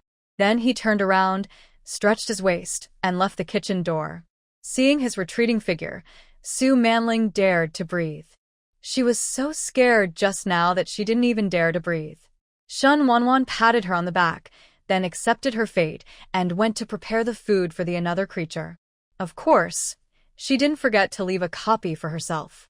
Shen Wanwan couldn't find anything she needed in the monster plane. In addition, Su Manling couldn't wait any longer, so she said, I don't want the items. I need your help. You say. Hearing this, Shen Wanwan quickly pulled the frightened Su Manling aside and said, My transaction condition is that you complete a deal with her. After listening to her words, Hu Xie raised his eyes and looked at Su Manling. Then he said lazily, Okay. He knew why Shen Wanwan wanted him to make the deal. Su Manling also knew that she was very grateful for Shen Wanwan's help. But she had nothing to offer, so she bowed down to Shen Wanwan. Get up, your matter hasn't been resolved yet. There's no need for this, and I can't bear it. Shen Wanwan, who grew up under a red flag, was really not used to others kneeling down and bowing down to her. But in Su Manling's heart, Shen Wanwan could afford this gift. She had just kowtowed once, but she still felt that it was too little. Of course, Hu Xie is also indispensable. Hu Xie is much more receptive than Shen Wanwan. In the monster plane, the weak eat the strong, and food is the original sin. Therefore, he did not feel that he could not bear Su Manling's gift. So, under the witness of the tavern, Hu Xie and Su Manling made a deal. Hu Xie provided a method to make Su Manling's body become like tuberculosis and ugly appearance for 1 year. And Su Manling has to pay a bowl of blood. There is no way that there is nothing Hu Xie needs in the ancient plane, but human blood can barely allow him to do other things. After hearing Hu Xie's request for Su Manling's blood, Shen Wanwan fought for her. Why do you want her blood? Are you planning to control her and become your puppet? Hu Xie rolled his eyes at her when he heard this. She and I are not in the same time and space. No matter how powerful my ability is, can I still control her across time and space? Then, why do you want her blood? Shen Wanwan looked at him puzzled. Both of them are guests of the tavern, and their status and ability are not equal, so she has to protect the rights of the weak. Try to see if mortal blood can draw talismans. Oh, that's okay. When Shen Wanwan heard that it was not meant to do anything bad to Su Manling, Shen Wanwan ignored it. When she asked number 9 to deduct the handling fee, she paid it directly from Hu Xie. Hu Xie would know about this, so he couldn't help but glance at Shen Wanwan. You're trying to pluck a sheep out of me. Shen Wanwan spread her hands. No way. Do you think she can afford the handling fee? Shen Wanwan had done enough for her, and Su Manling didn't want to embarrass her, so she asked, How can I exchange it for gold coins in the tavern? I also have some savings. Hearing this, without Shen Wanwan opening his mouth, Hu Xie said, Coins from your plane, gold, silver, jewelry, or anything valuable in the eyes of the world can be exchanged. I have some of these. Su Manling said and looked at Shen Wanwan. Ah, Because of the plane, the handling fee charged for your transaction is quite high. It is at least 5,000 gold coins. Half of it per person is 2,500 gold coins. The exchange rate in lower planes was too low, and she was really afraid that Su Manling wouldn't be able to spend so much money in exchange. Hearing this, although Su Manling didn't know how much it would cost to exchange 2,500 gold coins, she still asked Shen Wanwan and Hu Xie to wait first. She returned to the bedroom and looked outside. At this time, it was quiet and no one was outside, and Sue didn't come back. So she ran to the dressing table, found a box, and went to the tavern with the box in her arms. While waiting for Su Manling, Hu Xie and Shen Wanwan just looked at each other. Then they both snorted at the same time, turning their heads and ignoring each other. Fortunately, Su Manling came back soon. Boss, see if these can be exchanged for a few gold coins. She handed the box over, and Shen Wanwan took it and opened it. Inside was a white jade guanine. I don't know if the jade is the mutton fat white jade that Shen Wanwan heard about, but this jade guanine is really as white as milk. She touched it and found that it was still warm, not as cold as other jade stones. Hu Xie glanced at it and turned away. But when he saw Shen Wanwan, a country bumpkin, staring at jade guanine, he couldn't help but mock. Look at your ignorant appearance. Isn't what I exchanged for you better than these? As he said this, he looked at Shen Wanwan with a puzzled expression and asked, I am just wondering why your tavern collects all useless yellow and white things. It's so tacky. Haha, sir, you think this tavern is tacky, so you don't have to come. Shen Wanwan was speechless. If you open a tavern, what do you charge if you don't charge money? She asked number 9 to test the value of the white jade guanine. After a few seconds, number 9 gave the price. The warm white jade guanine unique to the Qing dynasty is worth 300 gold coins. When Shen Wanwan heard the price, she couldn't help but look up at Su Manling. Seeing her looking over, Su Manling hurriedly asked, Is the value of jade guanine not enough?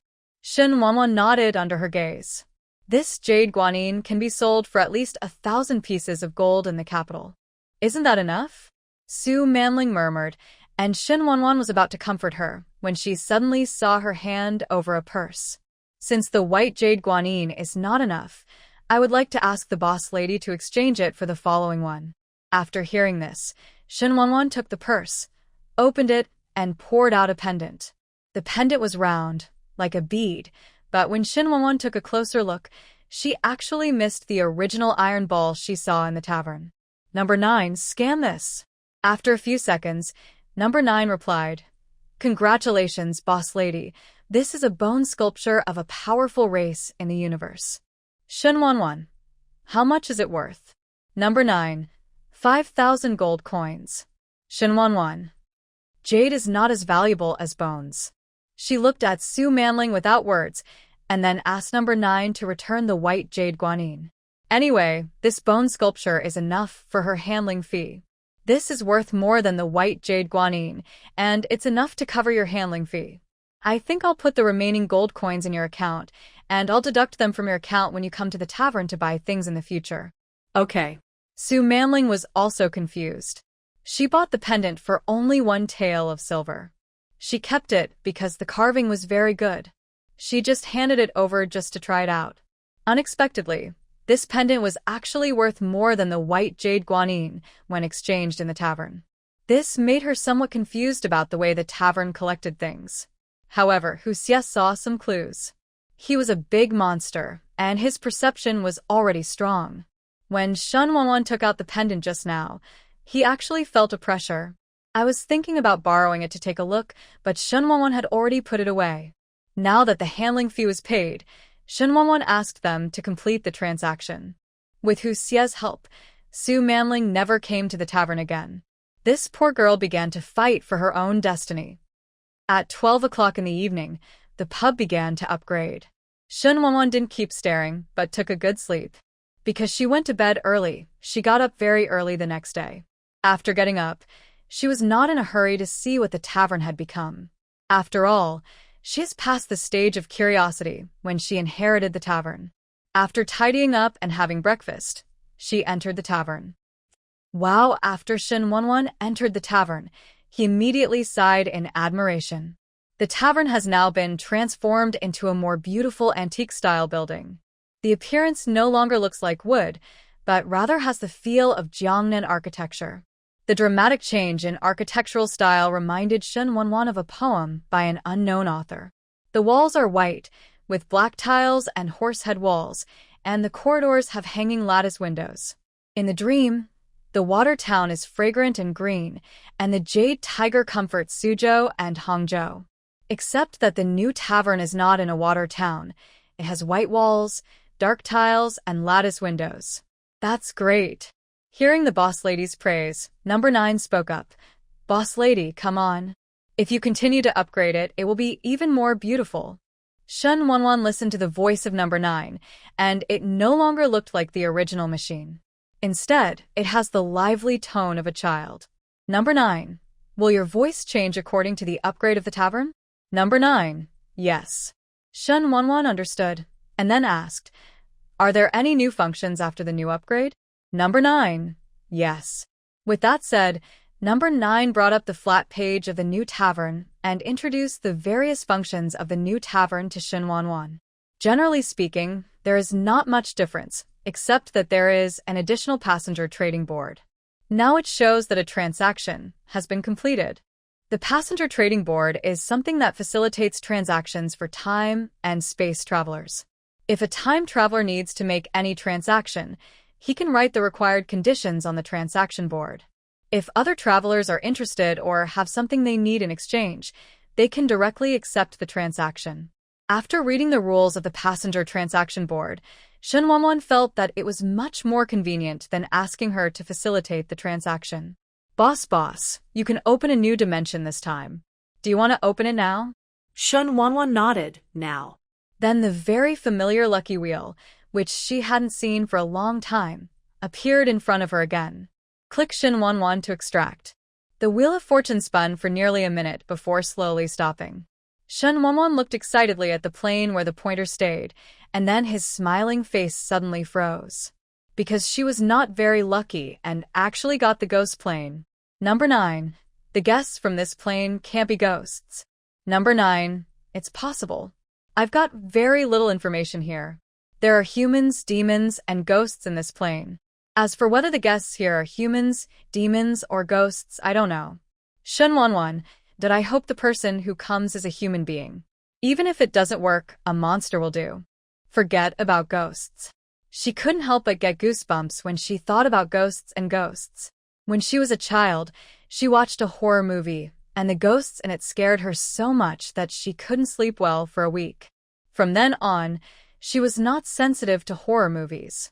Now that she had to entertain guests from the ghost plane, she couldn't help but feel a little flustered. Bless my tavern not to have a ghost. Shin Wonwon begged all the gods in Eastern and Western mythology she knew. Suddenly, she felt an extra hand on her shoulder, and Shin Wonwon screamed, nervously. Hu Xie was startled by her scream and couldn't help but frown. What the Hades is your name? Seeing that the person coming was Hu Xie, Shin Wonwon patted her heart, which was so frightened that it was beating fast. Why don't you make any noise when you walk? Don't you know that scaring people can scare them to death? Hu Xie looked at her speechlessly and said, I am another creature, not a fragile creature like a human. TCH Shin Wonwon curled her lips and couldn't help but stab him. Come to the tavern early in the morning. You big monster is really free. Compared to you, I'm not too busy. Hu Xie took out a folding fan from nowhere and fanned it elegantly. In fact, she is quite charming, but Shin Wonwon won't admit it. Looking at the greatly changed tavern, Hu Xie couldn't help but turn around a few more times. After he finished turning around, he said something that made Shin Wonwon want to hit someone. After coming here for so long, you finally have some taste this time. It turns out that I wanted to help you burn that shabby wooden house. It's ugly, shabby, and extremely poor. Listening to his unspoken words, not only was Shin Wonwon unhappy, but number 9, who had been silent all this time, was also a little unhappy. So it said to Shin Wonwon, Boss, this stinky fox is really mean-mouthed. Let's punish him. Is that okay? What if he gives a bad review? It's okay. Anyway, he was the one who attacked the tavern verbally first. After chatting with number 9 for a while in his mind and confirming that punishing Hu Xie would not bring losses to the tavern, Shen Wanwan decisively agreed to number 9's suggestion. Haha, how dare you dislike her tavern? She has to let Hu Xie, a stinky fox, know why the flowers are so red. Hu Xie suddenly felt a little uncomfortable when he saw Shen Wanwan, who had said so much without retorting. At this time, Shen Wanwan raised a strange smile towards him, which gave him a bad premonition. Sure enough, after she put away her smile, Hu Xie felt as if her body had been struck directly by the 9 heavens' divine thunder. Then he fell straight to the ground. Seeing Hu Xie, who was struck black by lightning, Shen Wanwan felt relieved. Although she also felt that the previous tavern was a little dilapidated, it was not his turn to bury Tai. Looking at Hu Xie, who was knocked unconscious, Shen Wanwan didn't pay any attention to it. Number 9 has sense, and will not chop this another creature to death. But seeing that Hu Xie hadn't woken up for 5 minutes, she couldn't help but ask number 9. Is he really okay? Don't worry, boss lady, he's fine. But this lightning strike made him a blessing in disguise. We've suffered a big loss. What's going on? Please tell me carefully. Upon hearing this, Shen Wanwan asked number 9 to speak carefully. After number 9's somewhat depressing explanation, Shen Wanwan understood the situation. It turns out that Hu Xie is not far from the Demon King realm, but he has never found a way to advance, so he has been stuck in the Demon King realm in the monster plane. He had eaten a lot of food cooked by Shen Wanwan before, and the bottleneck was loose. This time, the lightning strike directly smashed the bottleneck. You mean he is advancing now? Number 9 responded with If it had a physical form, it would definitely be nodding its head like a child at this moment. It's not appropriate for him to advance here. Should we kick him back? Number 9. That's for sure. There is no way of heaven in the monster plane here. Hearing this, Shen Wanwan kicked Hu Xie out of the tavern with a thought. Hu Xie, who had been kicked out, woke up just in time to see himself being kicked out of the tavern by Shen Wanwan. When he returned to the monster plane, he was about to experience the thunder tribulation of the Demon King. A welcome bell rang softly, and Shen Wanwan raised his head and looked towards the door. But she saw nothing. The welcoming bell never stopped. She thought there was something wrong with the welcome bell and was thinking of going to have a look.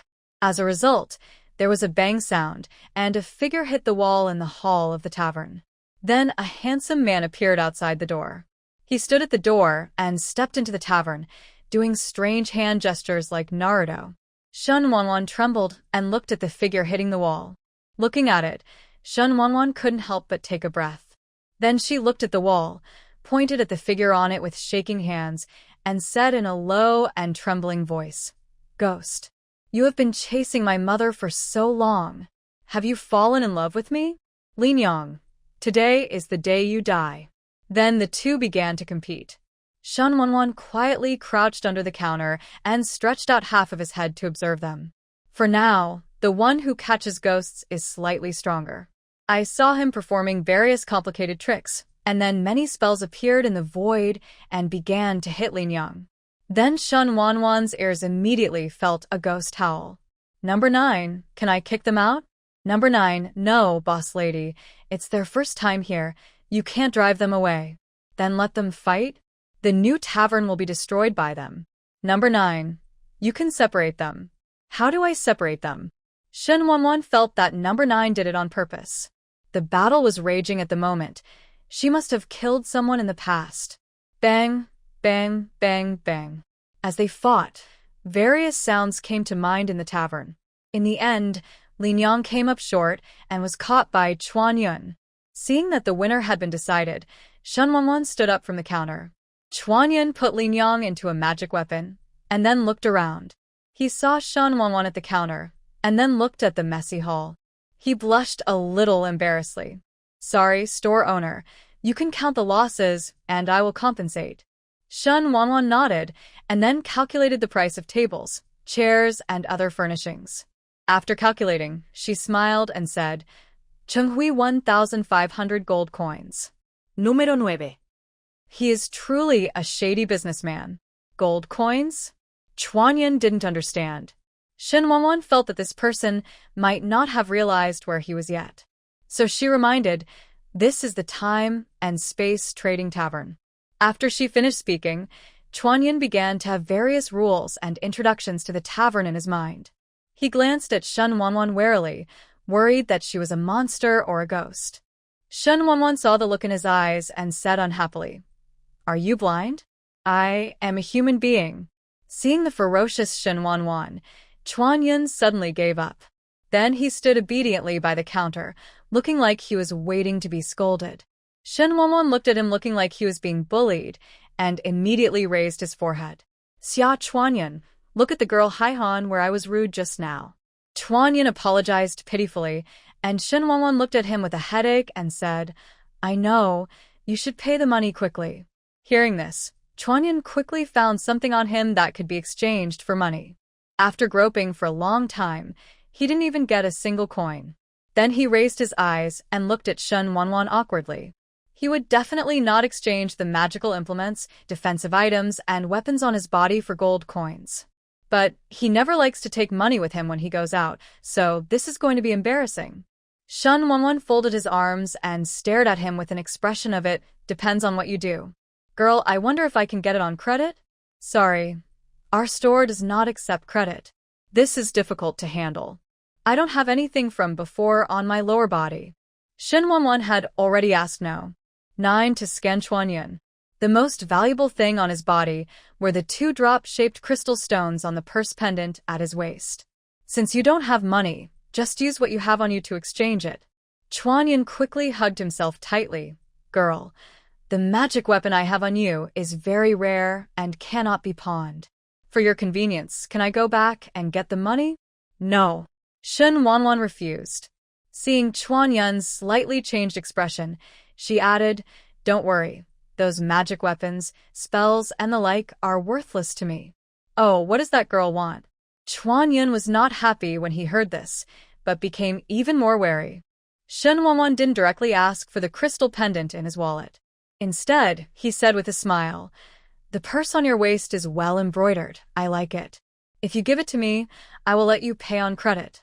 Chuanyan was confused, but when he thought that his daughter's family liked some beautiful embroidery, he suddenly thought he had realized it. He took off his purse and put it on the counter and handed it over to Shen Wanwan. "Thanks to the girl for not disapproving, I will give this purse to the girl." "Okay, then go back and prepare the debt first," Shen Wanwan said as lazily as a cat. "Okay, I'll go back and make preparations now," Chuanyan said, and immediately walked out of the tavern. After stepping out of the tavern, his figure disappeared. When Shen Wanwan saw him leaving, she shook her purse. Hearing this, Shen Wanwan raised her chin proudly. "Isn't this of course?" After handing the purse to number 9, Shen Wanwan smiled brightly when she saw a lot of extra gold coins in the tavern's accounts.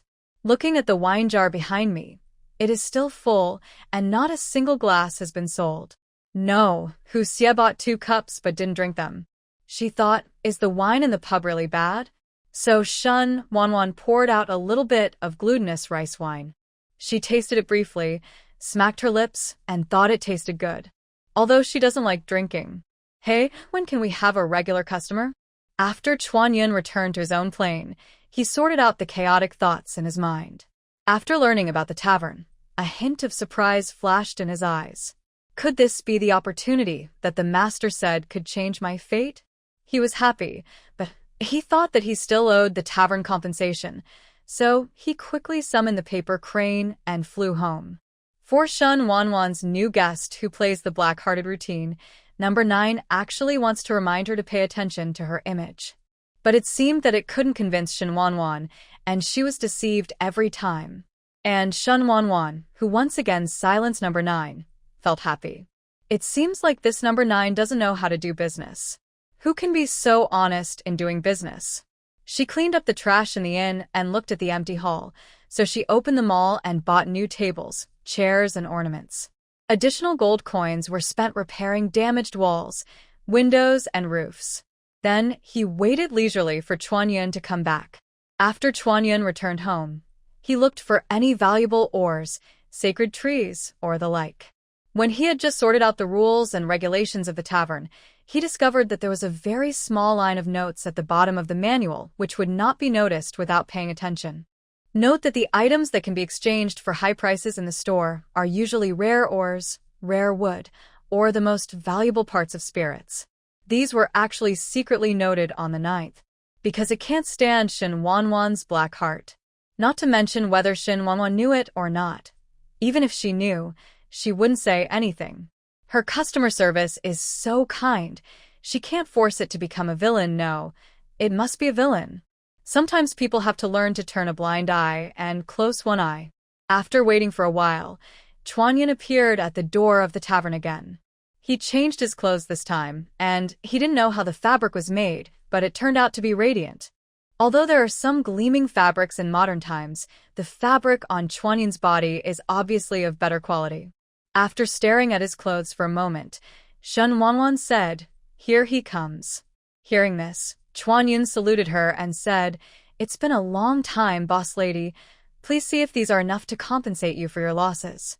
Shen Wanwan clicked her tongue inwardly, then raised her eyebrows and asked number 9 to scan the things he brought up and calculate the amount. Number 9.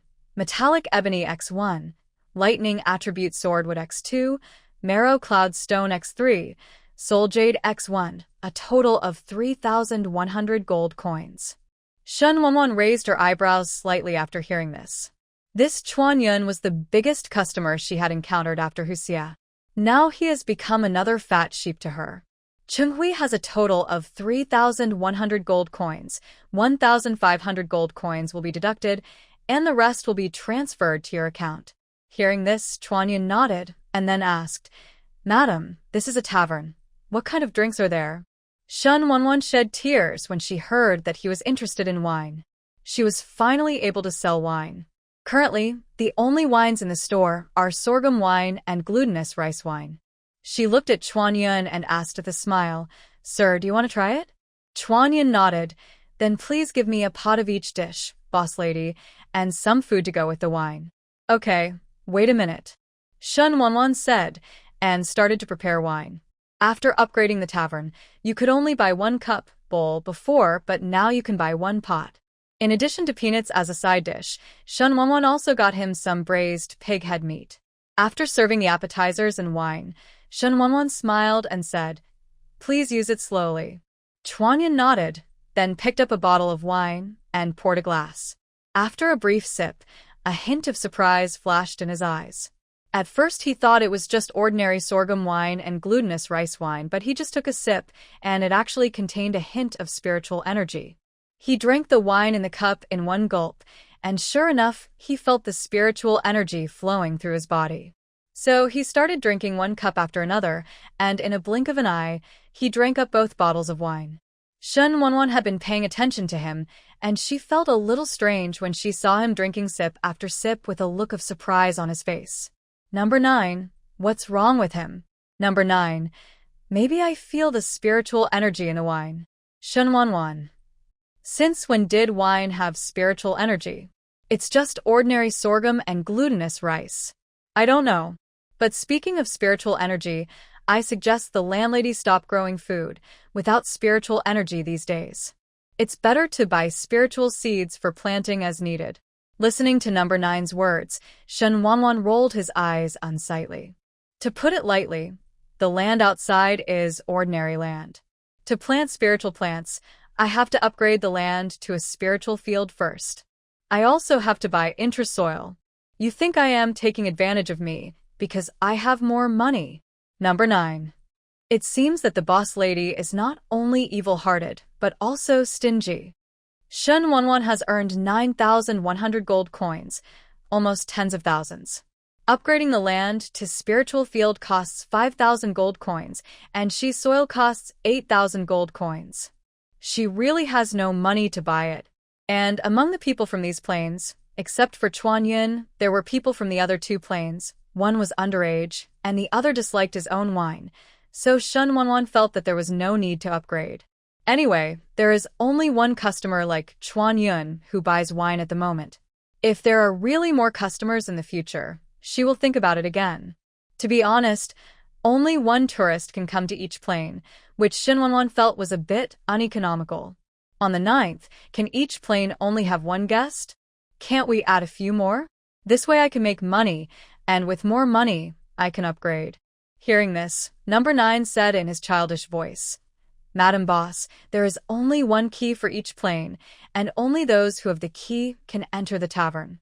Of course, if the passenger who gets the key has someone who trusts him 100%, and the passenger himself trusts 100%, if he is willing to share, then he can bring in new guests. I understand, you need to go both ways, right? Yes. Alas, Shinwanwan sighed. How can there be any relatives, friends, or couples in the world who trust each other 100%? Brothers fight against each other, friends attack each other, and husbands and wives turn against each other. There is no eternal trust in this world, only eternal interests. So she no longer expected guests to bring other guests. Chuanyun's drinking capacity was average. After 2 bottles of wine, his face turned red, and he was already drunk. But he was a pretty good drinker, at least he didn't go crazy after getting drunk. Instead, he sat in his seat and recited poems and composed poems. Shinwanwan, isn't he a monster hunter? Why does he look like a poet? Number 9 said he didn't know yet. Listening to Chuanyun reciting poems, Shinwanwan felt a little funny, but she didn't understand it at all. Just as she was thinking about going over to see him, she heard someone knocking on the door outside her yard. Number 9 also reminded her that someone was coming. So Shinwanwan quickly sent Chuanyun back and then left the tavern. After returning home, she looked at herself and made sure there were no flaws or strange places before leaving the bedroom. Why, we haven't seen each other for half a month and you don't recognize me anymore. That's not the case. Young Master Gu, who wouldn't remember? Shinwanwan said with a slight smile. You don't want me to come in and sit down? Gu Xie looked inside. Shinwanwan turned sideways and let him in. When she saw him coming in with a suitcase, she felt a little dizzy. This person probably wanted to stay at her place for one night. He led people to the living room. Because Shinwanwan was about to renovate the house had been cleaned up. The living room was empty, except for a table. Looking at such a shabby house, Gu Xie couldn't help but look at Shinwanwan. Seeing the look in his eyes, Shinwanwan said quickly, The house will be renovated recently. I have cleaned up a lot of things, and it looks a little empty. Hearing this, Gu Xie nodded. Then Shinwanwan went to the kitchen to make tea for him. Sorry, I just moved here not long ago. Everything at home is not complete, and the tea is not good either. It's okay. Gu Xie took a sip of tea and looked at her. You look pretty good, and you seem quite happy to be away from the Gu family. Shinwanwan smiled and nodded. I am indeed very happy. Gu Xie raised his eyebrows, then pointed to the suitcase he brought over and said, These are all gifts for you. Oh. Did you give it to me or did Miss Shin give it to me? I gave it to you. After hearing this, Shinwanwan sneered. I knew it. After a moment of silence, she said, Thank you for helping me stop Miss Shin. Gu Xie chuckled. It's not a big deal. I just didn't expect you to be really willing to give up everything in the Gu family and return to this small town. It's much better here than Gu's home. The environment is good, and you have personal freedom. You mean you don't have enough freedom in the Gu family? Shinwanwan did not answer, but asked him, What do you think? Gu Xie sighed softly, then fiddled with his watch. It was indeed the right choice for you to leave. After saying this, both of them fell silent. In the end, Shinwanwan said, I will no longer be a Gu family member, but you are welcome to come and play at any time. After all, being good friends with Mr. Gu is something that many people can only hope for. Haha, Gu Xie chuckled after hearing her words. It seems that this stepsister has become more lively after leaving the Gu family. You want to renovate your house. Do you need me to introduce you to an interior designer? When she heard that Gu Xie wanted to introduce an interior designer to herself, Shinwanwan decisively refused. Spare me. Is the designer you introduced to me by Mr. Gu an ordinary designer? My family's fortune is quite small now, and I really can't afford to squander it. Okay, Gu Xie didn't insist on introduction. After sitting for a while, he stood up and said, I feel relieved to see you doing well. If you have any difficulties in the future, you can ask me for help. Miss Shun, I will take care of it for you. Thank you. If you need my help in any way, you can also tell me. Shun Wanwan didn't like those people in the Gu family, but she respected them very much. Because the Gu family only looks like Gu Xie. The rest is simply hard to describe. So, she became good friends with Gu Xie. On the one hand, she needed his help to keep an eye on Miss Shun to prevent Miss Shun from always paying attention to her. Second, Gu Xie's character is considered reliable in the Gu family. Although he is not a good person. I'm leaving first. Gu Xie stood up and said goodbye. Shun Wanwan followed him to see him out. A black Bentley was parked outside the yard. Gu Xie's special assistant opened the door for him. After closing the door, he nodded to Shun Wanwan and walked around to the passenger seat. Shun Wanwan walked to the car and Gu Xie lowered the window. Well, be careful, Gu-san. Shun Wanwan said quickly in a low voice. Hearing this, Gu Xie nodded towards her. Then the black Bentley started slowly and finally disappeared into this quiet little village. After sending Gu Xie away, Shun Wanwan felt much relieved. She probably won't have any interaction with the Gu family in the future. Stretching, he returned home happily and closed the courtyard door. She went to the living room and carried the suitcase that Gu Xie had brought to the bedroom. I opened the box and looked at it. There were some jewelry and bags that girls like, as well as clothes and cosmetics. Needless to say, this thing was definitely not prepared by Gu Xie. It should have been prepared by his assistant. Shun Wanwan looked at the dozen large boxes of luxury goods and didn't dislike them. It was given away for free. Why should she dislike it? She put it away happily and looked at the tavern. After finding that there were no customers, she found something to eat. Then he continued to work. No time traveler came to the tavern for 2 consecutive days, and Shun Wanwan felt a little puzzled. I don't know what these two are busy with. Speaking of not seeing Hu Xie for several days, Shun Wanwan actually missed him a little. After all, he was the first guest in the tavern and her first fat sheep. Although his mouth was not nice, he had a good-looking face. Shun Wanwan does not hide the fact that she is a beauty control person at all. Everyone has a love for beauty, and it is not something unspeakable to like to see handsome men and beautiful women. Of course, Chuanyun is also pretty good-looking, but she currently doesn't have a close relationship with a demon hunter brother. Moreover, they came once on the first day, but not once in the next 2 days. I don't know if I realized that Shun Wanwan was a shady shopkeeper. Because there were no guests for 2 days, Number 9 even criticized Shun Wanwan. She said that she should not increase prices arbitrarily, that her attitude towards customers is not friendly enough, and that she always likes to pick up customers' wool and does not make customers feel at home at all. Listening to its blabbering, Shun Wanwan ignored Number 9 Fin's nonsense. There is obviously a time and space trading tavern. Why do you make it so humble? If he did as no. 9 said, I'm afraid that guy Hu Xie wouldn't know how arrogant he would be.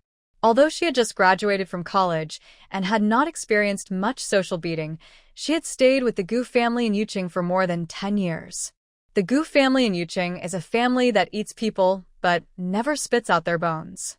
She has seen many scenes of the Gu family fighting openly and secretly.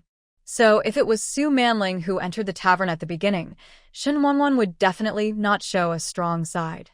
Unfortunately, the first guest was Hu Xie, who looked like an unruly monster at first glance.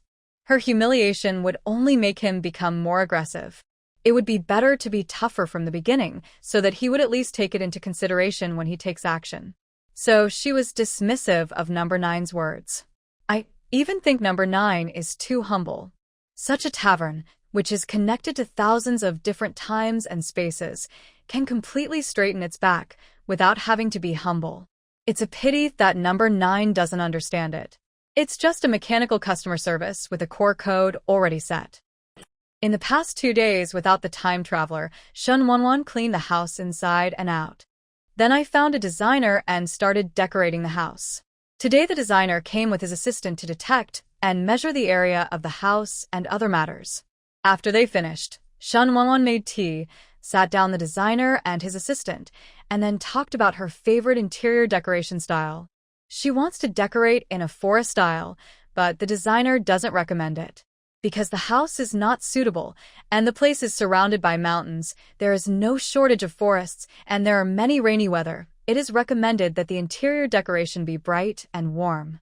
Shen Wanwan thought it was right, so she changed it to a warm and bright style. Then they discussed the color again, and the conversation was almost complete. The designer was going to go back and give her a floor plan to see the effect, and then start decorating after making a selection. Shen Wanwan nodded.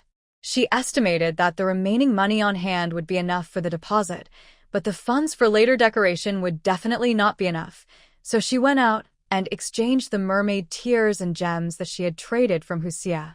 Money. As for where to change, she had already thought about it. Go to Pingcheng.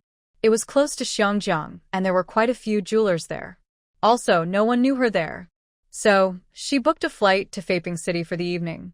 After seeing off the designer, Shen Wanwan took out a small suitcase from the room and set off for Pingcheng. Why do you think she left at night? It's not that we don't have enough money. Flights at night are a little cheaper than during the day, and since it's summer vacation, air tickets are already expensive.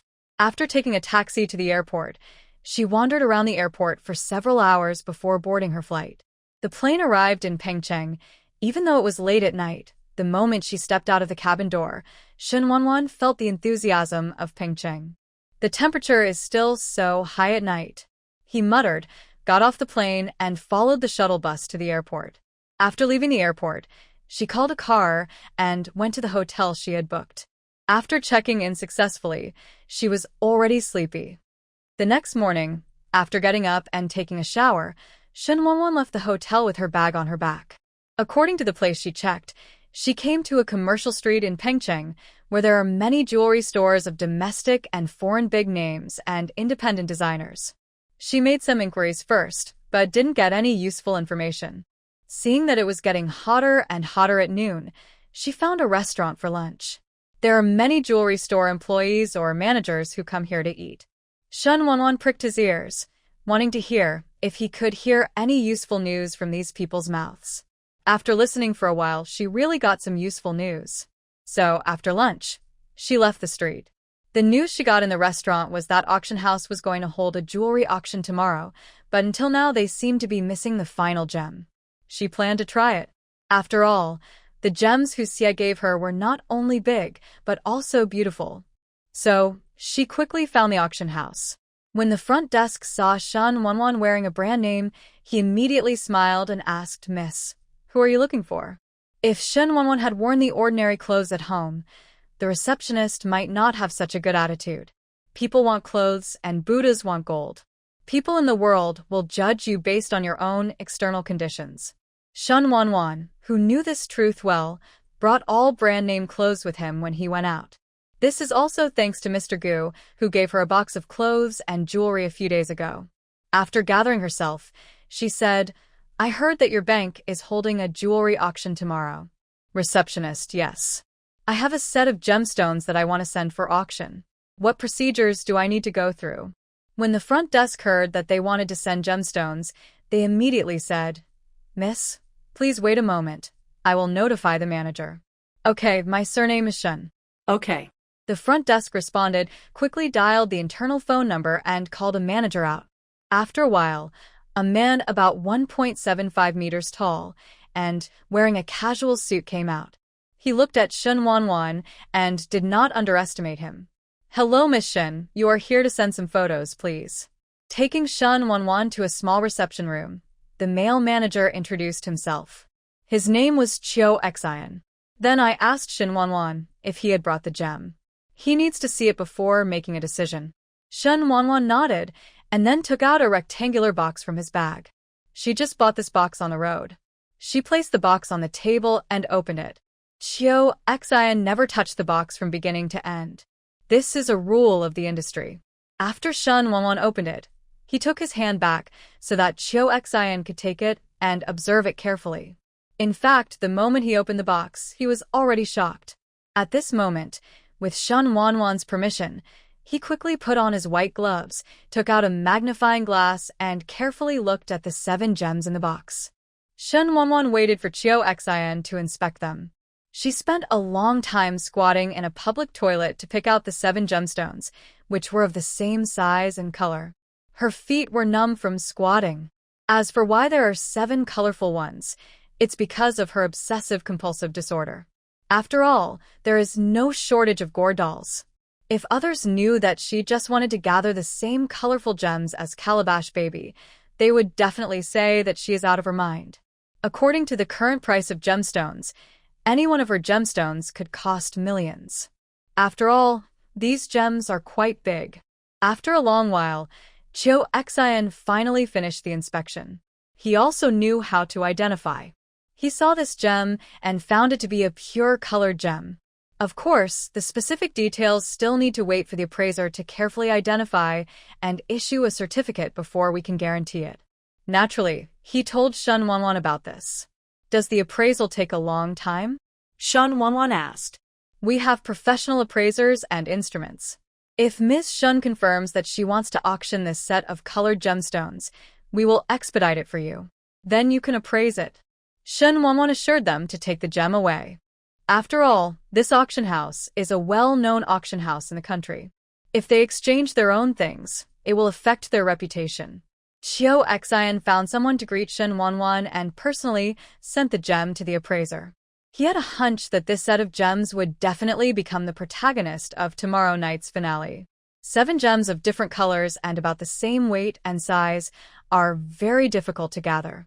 Soon Hu Xie came back. Shen Wanwan thought for a while and asked, in addition to antiques, paintings, and calligraphy, does your auction house accept pearls and gems? Hu Xie now regarded Shen Wanwan as a big customer and explained to her in detail the various items purchased by the auction house. After listening, Shen Wanwan nodded, then took out a purse from his bag, handed it over, and said, I have another bag of pearls here. See if you can take them.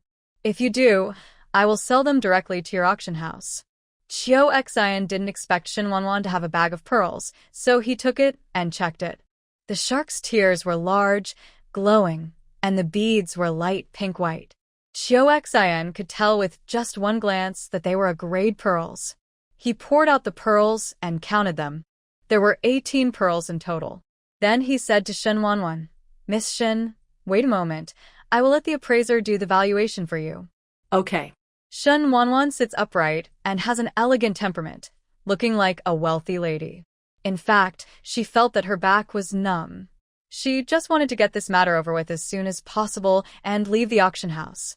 Fortunately, this auction house is very efficient, and Hu Xie will be back soon. The appraiser also came over, and the two of them explained her pearls to her carefully and also talked about the current price of pearls in the market. Finally, the appraiser said, Miss Shen's pearls are very rare. They are natural pink pearls. They are at least 15 millimeters in size, have a uniform roundness and beautiful color. My opinion is that the auction house will buy them for 88,000 yuan each. Shen Wanwan listened with a smile on her face. After analyzing the current pearl market based on what they just said, she nodded in agreement. 18 pearls, each worth 88,000. The total income is 1.584 million. The price is okay. Seeing that Shen Wanwan agreed, Hu Xie quickly completed the transaction for her. Not long after, Shen Wanwan heard the sound of a text message on her mobile phone. She picked it up and looked at it. The money for the pearl had arrived. As for the price of the gems, we will have to wait until the auction ends tomorrow night. Because she brought out so many good things at once, Hu Xie sent her out with good service. After getting in the car and leaving the auction house, Shen Wanwan's smile of pretending to be a socialite stopped. The summer in Pengcheng was really too hot. But when she was halfway through the bath, she heard the tavern's welcoming bell that hadn't rung for 2 days. Shen Wanwan, who was half-bathed. Forget it, she had better take a shower first. Although she ignored it, she also speeded up the bathing speed. Soon she came out of the bathroom, changed her clothes, wiped her hair with a towel, went back to the bathroom, locked the door, and came to the tavern.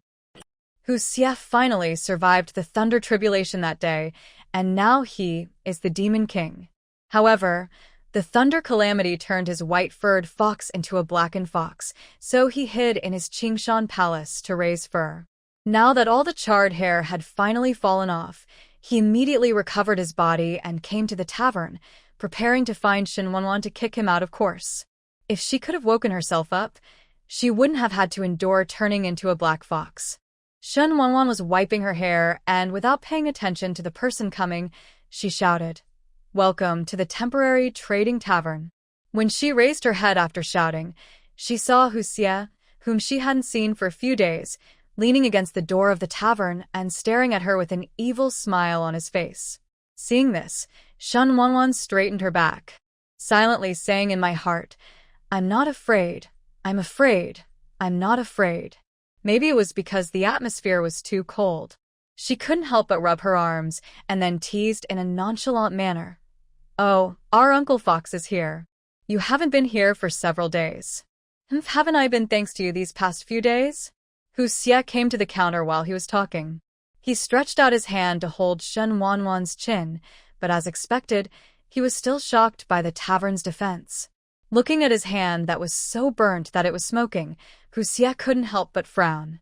He thought that he had become the Demon King, so sinister that he could not hurt him. Unexpectedly, he still couldn't get even close to her. Seeing Hu Xie's hands being burnt black by the electricity, Shin Wanwan breathed a sigh of relief. I applauded in my heart and shouted, "Long live the tavern defense." In fact, if Hu Xie didn't have any bad thoughts about her, he could get close to Shin Wanwan. Seeing that there was nothing he could do about Shin Wanwan, Hu Xie stopped trying. Seeing that he was not taking action, Shin Wanwan started to bluster again. "I said, King Fox, you haven't been in the tavern for a short period of time. You have gotten the benefits of the tavern no matter what. Now, after you get the benefits, are you ready to turn your back on others?" Hu Xie was recently promoted to Demon King and was in a good mood.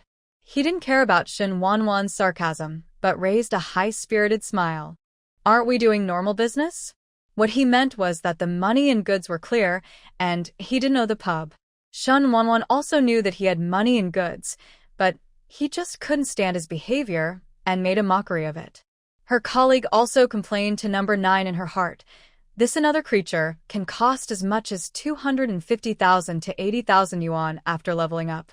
When she was satisfied, she was too lazy to care about Hu Xie. At this moment, Hu Xie also noticed the changes in the tavern. After looking around, he came to the trading board. Currently, because there were not many customers, no customers initiated trading requests. Hu Xie looked at the new things that appeared with interest, then walked to his favorite rocking chair and lay down on it.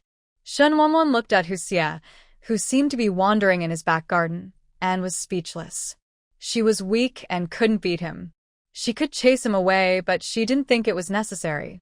With Hu Xie here, she could at least use his power to scare the other guests. Although she doesn't have many guests now.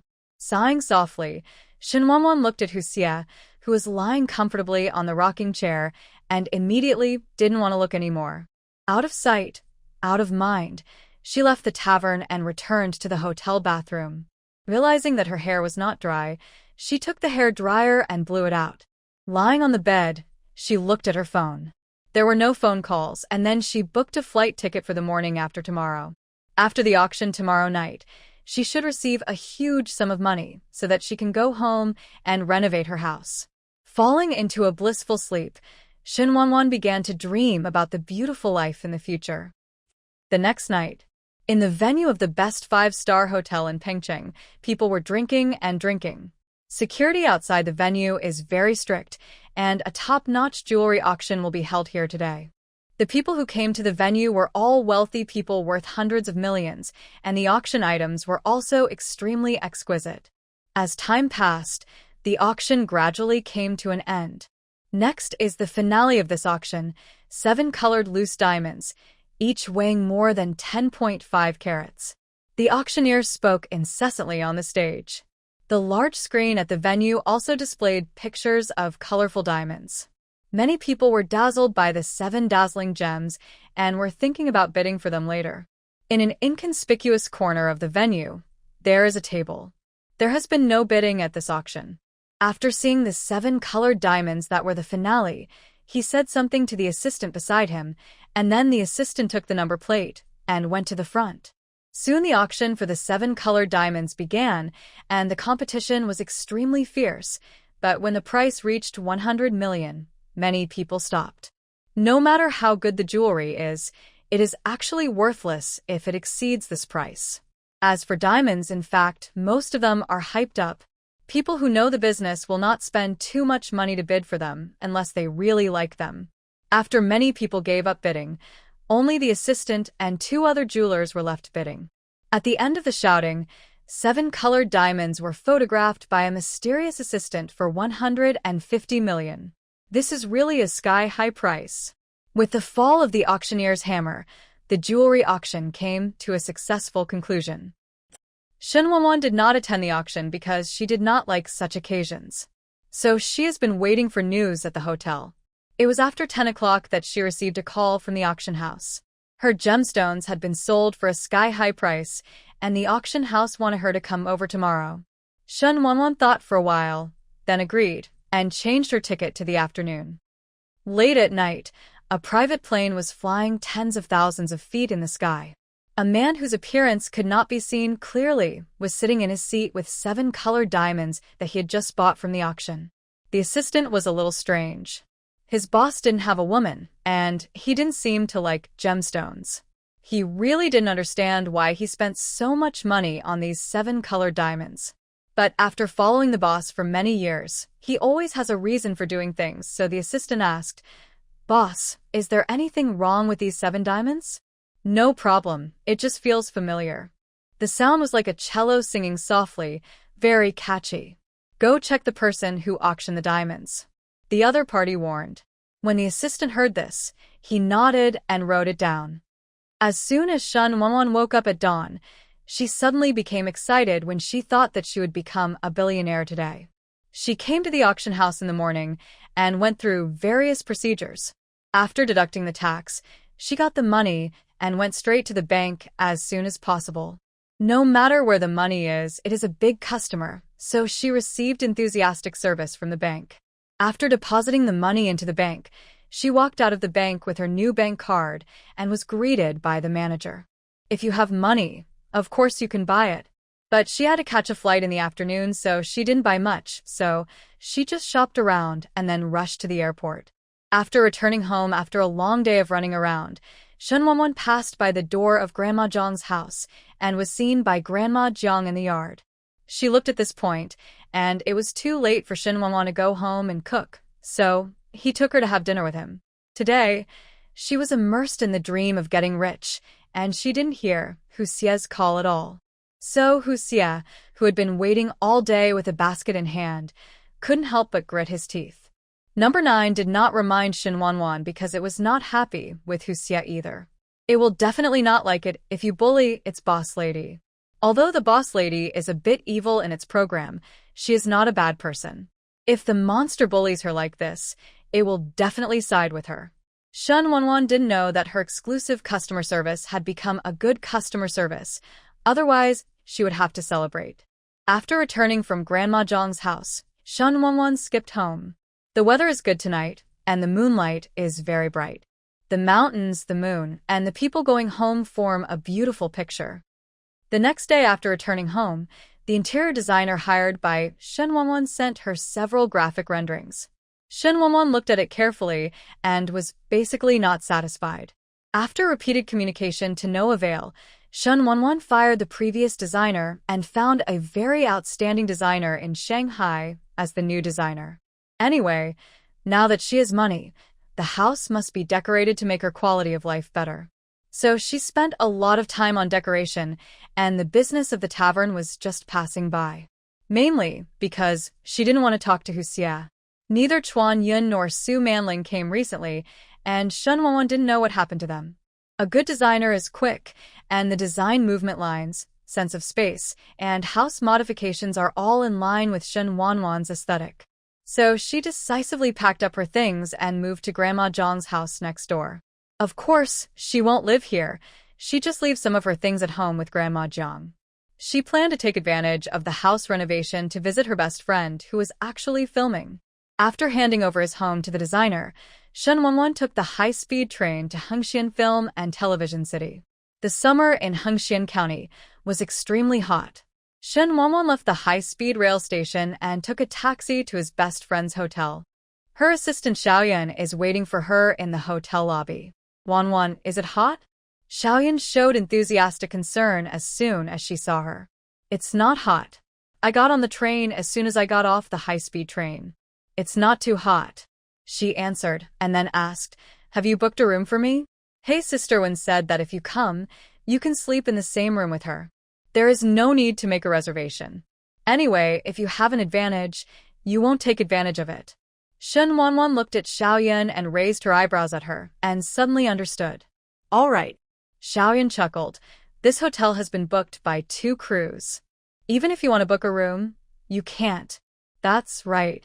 Shen Wanwan nodded. Then the 2 of them got on the elevator together and arrived at the hotel room, where Wen Qiyu currently lives.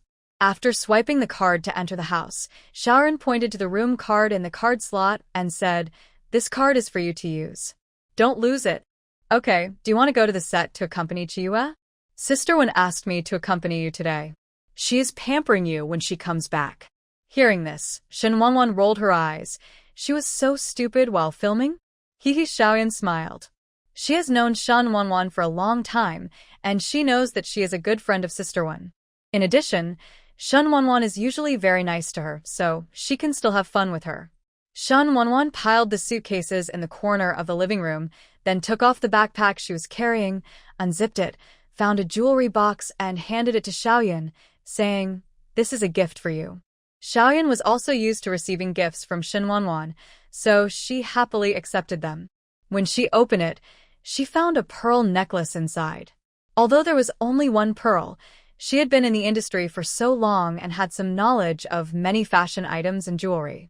Such a good pearl would cost at least several thousand yuan. This is too expensive. I don't want it. Xiaoyan immediately closed the box and handed it back. If Shen Wanwan gave her a bargain, she would have accepted it. This pearl necklace was very expensive at first glance. Hey, this is free. You can take it. Shen Wanwan pushed her hand back and then said unhappily, it's not like you haven't given me anything valuable before. How much is that? Xiaoyan said disapprovingly. Okay, don't refuse. This chain is actually leftover from the jewelry I made for Qiyu. If you don't want it, then you are disgusting. Xiaoyan, who couldn't resist her, finally accepted the necklace.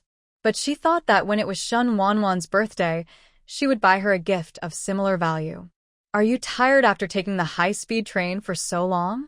Do you want to eat and sleep first? I'm not tired, but I'm a little hungry. After hearing what she said, Xiaoyan quickly took her out to have dinner. The high-speed train from Province G to Hung County takes 8 hours. It's past dinner time now. The 2 of them came to the snack street and ordered barbecue and crayfish. What to eat on a summer night? Naturally, Ma Xiao paired it with beer. But Shen Wanwan didn't like drinking, so she didn't order beer. The 2 of them helped each other out of the snack street with their mouths full of oil and their stomachs full. Back at the hotel, Shen Wanwan saw that Wen Qiyu hadn't come back yet, so she asked Xiaoyan, when will she finish work in July? We should have finished work, and may still be on our way back. Xiaoyan is very familiar with Wen Qiyu's itinerary, and the crew should have called it a day at this point. Hearing this, Shen Wanwan nodded, just when she was about to say something more. The room door is open. Wen Qiyu ran in with her face already stained and hugged Shen Wanwan. Then he patted her back vigorously and said, Woman, you finally came to see me. If you keep filming, I will really meet the King of Hades. When Wen Qiyu heard this, she immediately let her go. Shen Wanwan raised his head and glanced at her, then widened his eyes and said, Sister, weren't you beaten on the way back with this makeup? The makeup on Wen Qiyu's face was originally the makeup of the underworld, and it took a long time, so she didn't touch up the makeup. Her eye makeup and lip makeup were a little smudged, and she looked very hideous. It was the makeup that could be used in a horror movie. After Wen Qiyu took off the scary makeup on her face and came out, Shen Wanwan nodded with satisfaction. Wen Qiyu rolled her eyes at her, and then asked, You have such a temperament that you don't go to the 3 Treasures Palace for anything. Why are you so kind to come over to see me? Although her tone was rather disgusting, Shen Wanwan could still feel the concern in her words. She smiled and replied, "It hurts my heart so much. I miss you so much that I came here to see you." Tisich, stop coming. When Chiyue didn't believe it, the two of them laughed for a while, and then Shun Wanwan said that her family was renovating the house, and she came out to find some help from her good sisters. "I knew you wouldn't come to me if nothing happened," when Chiyue said with a truthful face. However, after Shun Wanwan gave her a set of pearl jewelry, when Chiyue looked at the beautiful, round and big pearl jewelry, she knew that the price was definitely not cheap, so she couldn't help but worry. Where did you get the money to buy such fine jewelry? It wasn't that she didn't trust Shin Wanwan, but that she was worried that Shin Wanwan had done something bad. "Don't think too much, I'm fine. These beads were actually snatched from another creature." Shin Wanwan told the truth. "Tell me, next time I meet her, I will definitely look good to her." Shin Wanwan. "No need, I have already taught you a lesson." The another creature that when Chiyue understood was obviously not the same as the another creature that Shin Wanwan mentioned. But Shin Wanwan didn't tell anyone. After all, she didn't plan to tell anyone about the tavern. She didn't want to test people's hearts, and she was telling the truth. When Chiyue just misunderstood. But this matter fooled her, and Shin Wanwan breathed a sigh of relief. "These pearls are not bad, but the another creature has used them, so it's not appropriate for you to give them to me." When Chiyue suddenly didn't like the set of jewelry in her hand so much, Shin Wanwan was speechless and then explained. He didn't wear them. The beads were originally loose beads and were not made into jewelry. After I snatched them, I asked a jewelry store to help string them together. Oh, since it was snatched, I accept it without ceremony. When Chiyue accepted it happily, when she heard that no one had worn it. As a girl, no one would dislike having too much jewelry. "Since you have to stay here in Hung County for a while, why don't you work as my assistant to pay the rent?" "Haha, you are really good at calculating this. You didn't pay for this room," Shin Wanwan said, struggling. "Although I didn't pay, I am an actor on the crew. The crew should arrange my accommodation." When Chiyue raised her eyebrows at Shin Wanwan as she spoke, "Do you want to do it or not?" "Okay, but I can't get up in the morning. Don't expect me to be as diligent as Xiaoyan." When Chiyue was speechless after hearing this, but it would be nice to be able to trick people out. "By the way, if you are alone in a hotel room in the future and a man knocks on the door, don't open it." When Chiyue warned her, Shin Wanwan knew a little about the twists and turns of the entertainment industry and nodded when he heard her words. When Chiyue has been on the rise recently, her popularity and reputation are good, and her agent has begun to prepare for her to enter the front line. Therefore, there are many people who want to catch her. Who knows if the person who knocks on the door is followed by paparazzi. After chatting for a while, the night got late, and the two of them climbed into bed and fell asleep. When Chiyue had to get up early to put on makeup tomorrow, Shin Wanwan lay on the bed and fell asleep smelling the faint fragrance of roses in the room. At dawn, she felt like a huge boulder was pressing on her body, making her breathing difficult. So she opened her eyes and saw a leg on her belly, and when Chiyue sleeping on her body, she pushed him away and turned over to continue sleeping. When Chiyue hugged her from behind and snored softly. After daybreak, Shin Wanwan felt sleepy, yawned, and got up to take a look. At this time, she was the only one on the bed, and then she lay back down again. After sleeping for a while, she got up and washed her face and brushed her teeth. After changing her clothes, she picked up her cell phone that she hadn't looked at all night. When Chiyue left her a message when she left in the morning. The general idea is to ask her what she ate when she smells so good and ask her to give her a link. It's the kind of smell that comes out naturally, not the smell of perfume. So when Chiyue felt the fragrance last night and slept with her in his arms all night. Each person/monster has a different scent after eating the bingyan flower, so the bingyan flower is also the perfume of the monster plane. Thinking of this, Shin Wanwan thought that she hadn't been to the pub for a long time. Taking advantage of when Chiyue's absence, she quickly opened the monitoring panel and took a look. After seeing the another creature lying leisurely on the rocking chair, she was immediately speechless. Number 9. How long has this another creature been in the tavern? Number 9. He's always here. Boss, he brought a lot of ingredients. He probably won't leave until you can cook. After listening to number nine's analysis, Shen Wanwan just wanted to sigh. You still have to go to the tavern, but cooking is out of the question. Hu Xie didn't wait for Shen Wanwan for the past 2 days, and he began to miss him a little. In addition to eating, it was also because she was the only person he had ever come into contact with who could give him a sense of taste. After ascending to the Demon King realm, Hu Xie fully thought that at least his sense of taste would be restored, but obviously the result was not as he expected. Moreover, the food cooked by Shen Wanwan can increase a lot of spiritual energy. He now regrets why he was so obsessed with her at that time.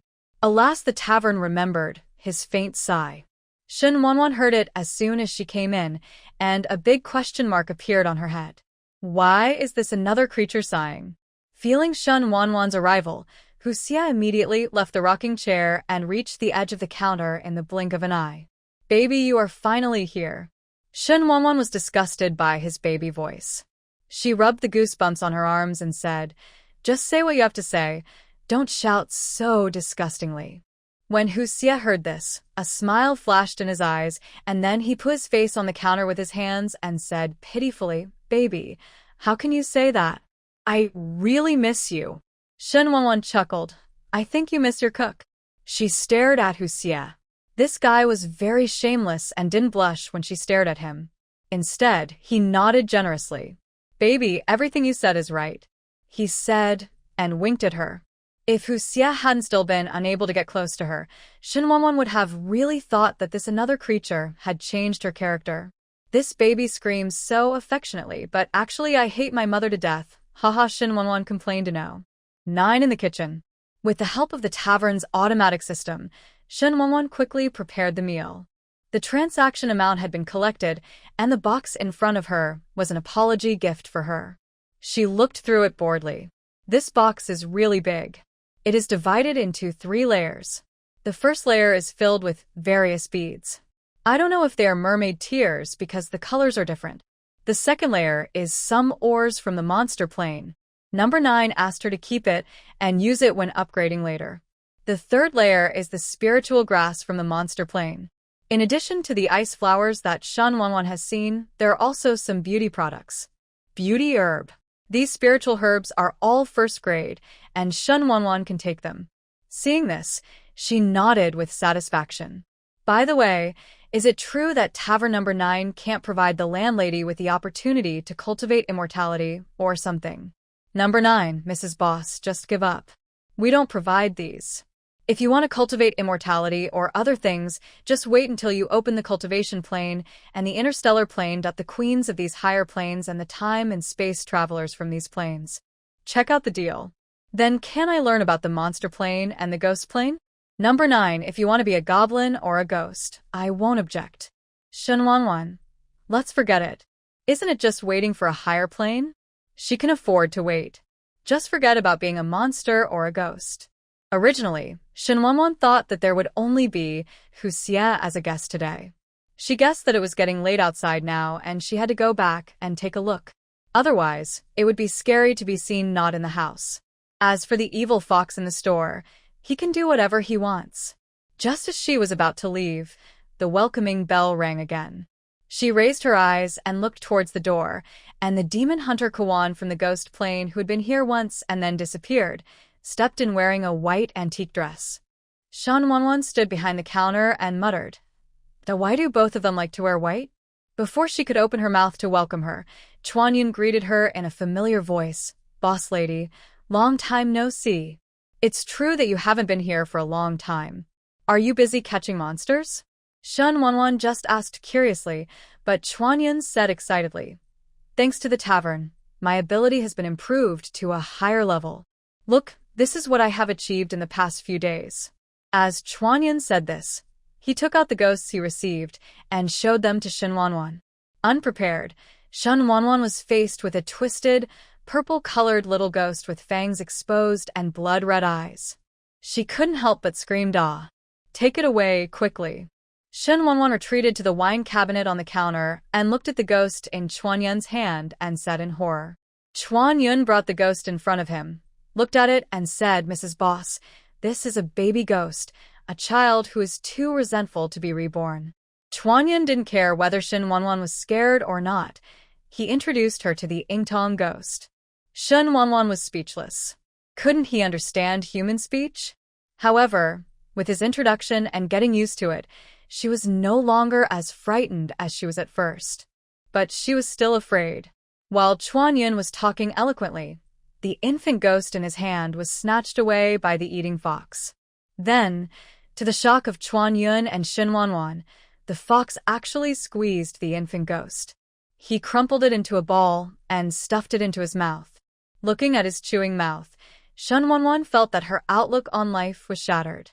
Chuanyun was surprised that someone could actually eat ghosts. What plane does Xiong Tai come from? He was a little curious about Hu Xie's identity, so he stepped forward to chat. After Hu Xie swallowed the infant ghost, he felt the changes in his body. He looked into Chuanyun's eyes, and his eyes lit up. "I am the Demon Emperor from the Monster Plane," Hu Xie said proudly. "Oh, Demon King? It sounds very powerful. I wonder if we can compete. I don't mind competing with you, but I'm afraid the boss lady won't be happy with it." Then Chuanyun and Hu Xie both looked at Shen Wanwan. Shen Wanwan felt sorry in her heart, and when she saw them looking over, she immediately said, "I really don't agree.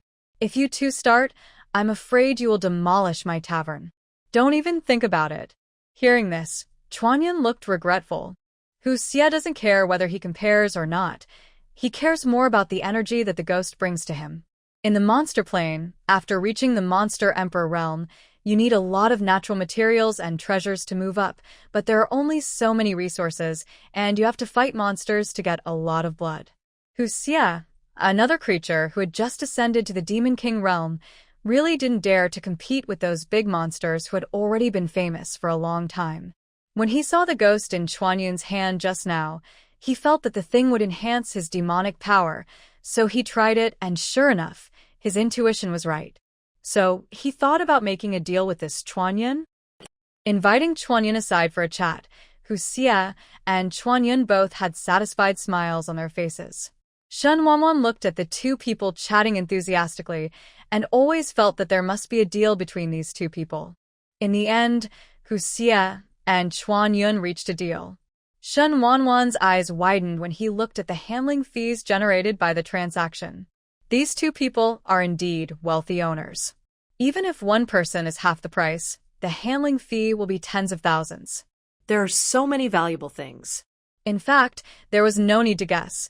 Shen Wanwan knew that Hu Xie must have exchanged ghosts with Chuanyun for ghosts in the ghost plane. After all, that guy Hu Xie just ate the baby ghost without being picky.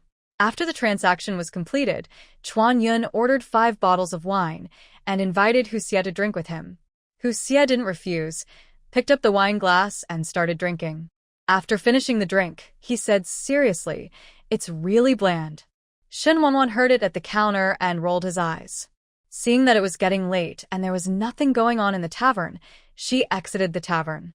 Anyway, there is no conflict between the monster hunter and the another creature.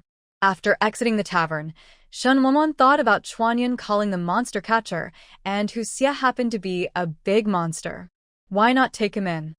In fact, the ghosts in the ghost world are collectively called monsters, so there is nothing wrong with Kawan calling him a monster hunter.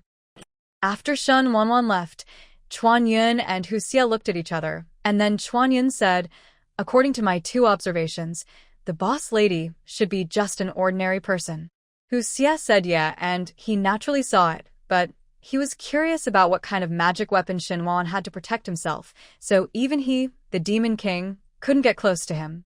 At first glance, this person has not read enough. If they had read various modern systems and golden finger texts, they would probably understand.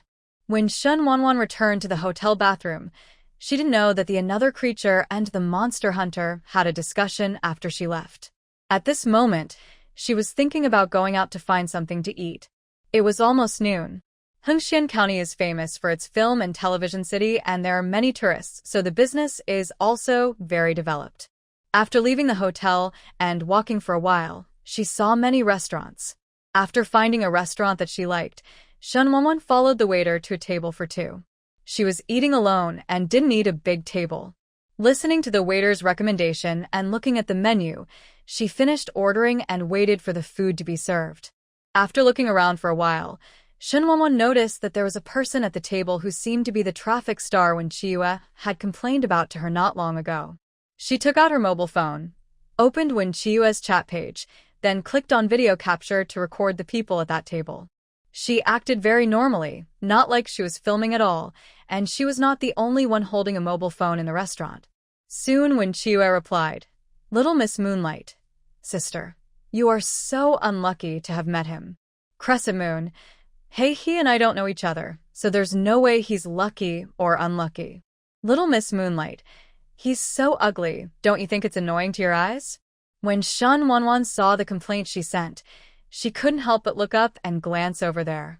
How much resentment does this have towards others in July? Crescent Moon, that's not the case.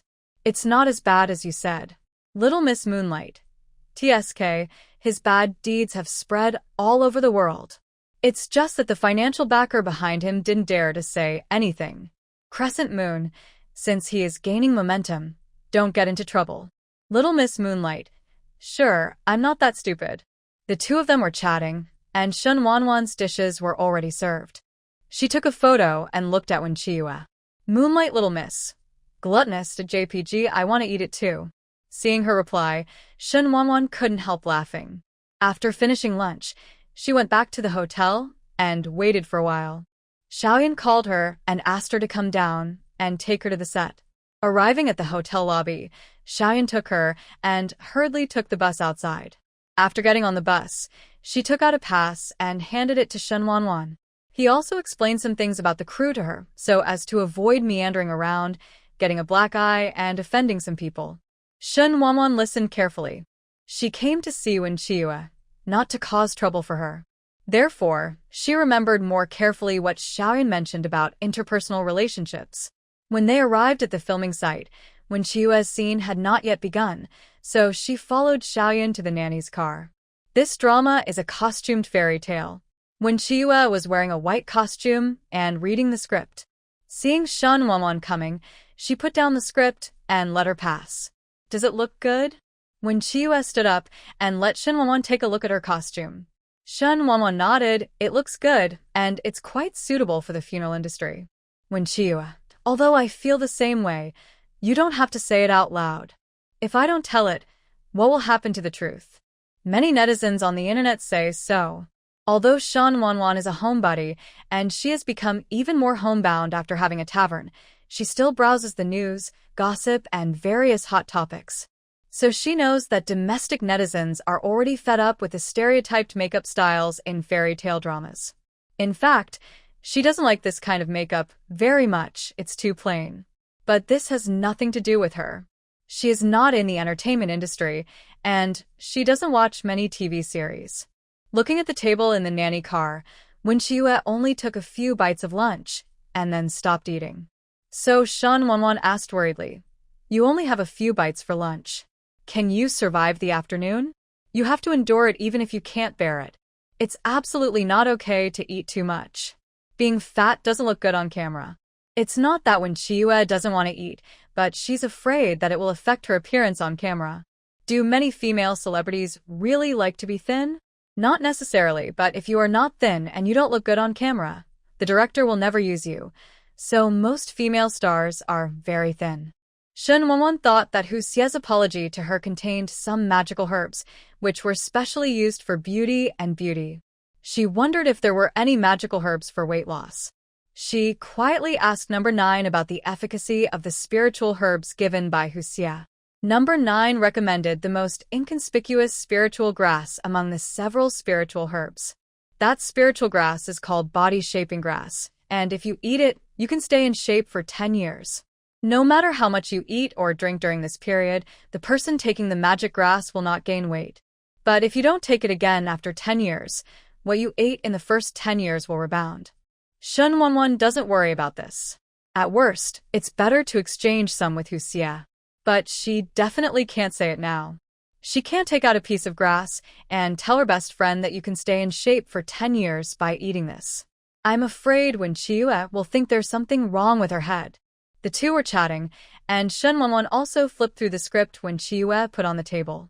After reading a little, she couldn't help but frown and asked, "Why does the script smell like an ancient bloody drama?" Not long after the lunch break, when Chiyue was called to film, Shen Wanwan followed Xiaoyan and watched when Chiyue filming. It's really different on the set than in the TV series.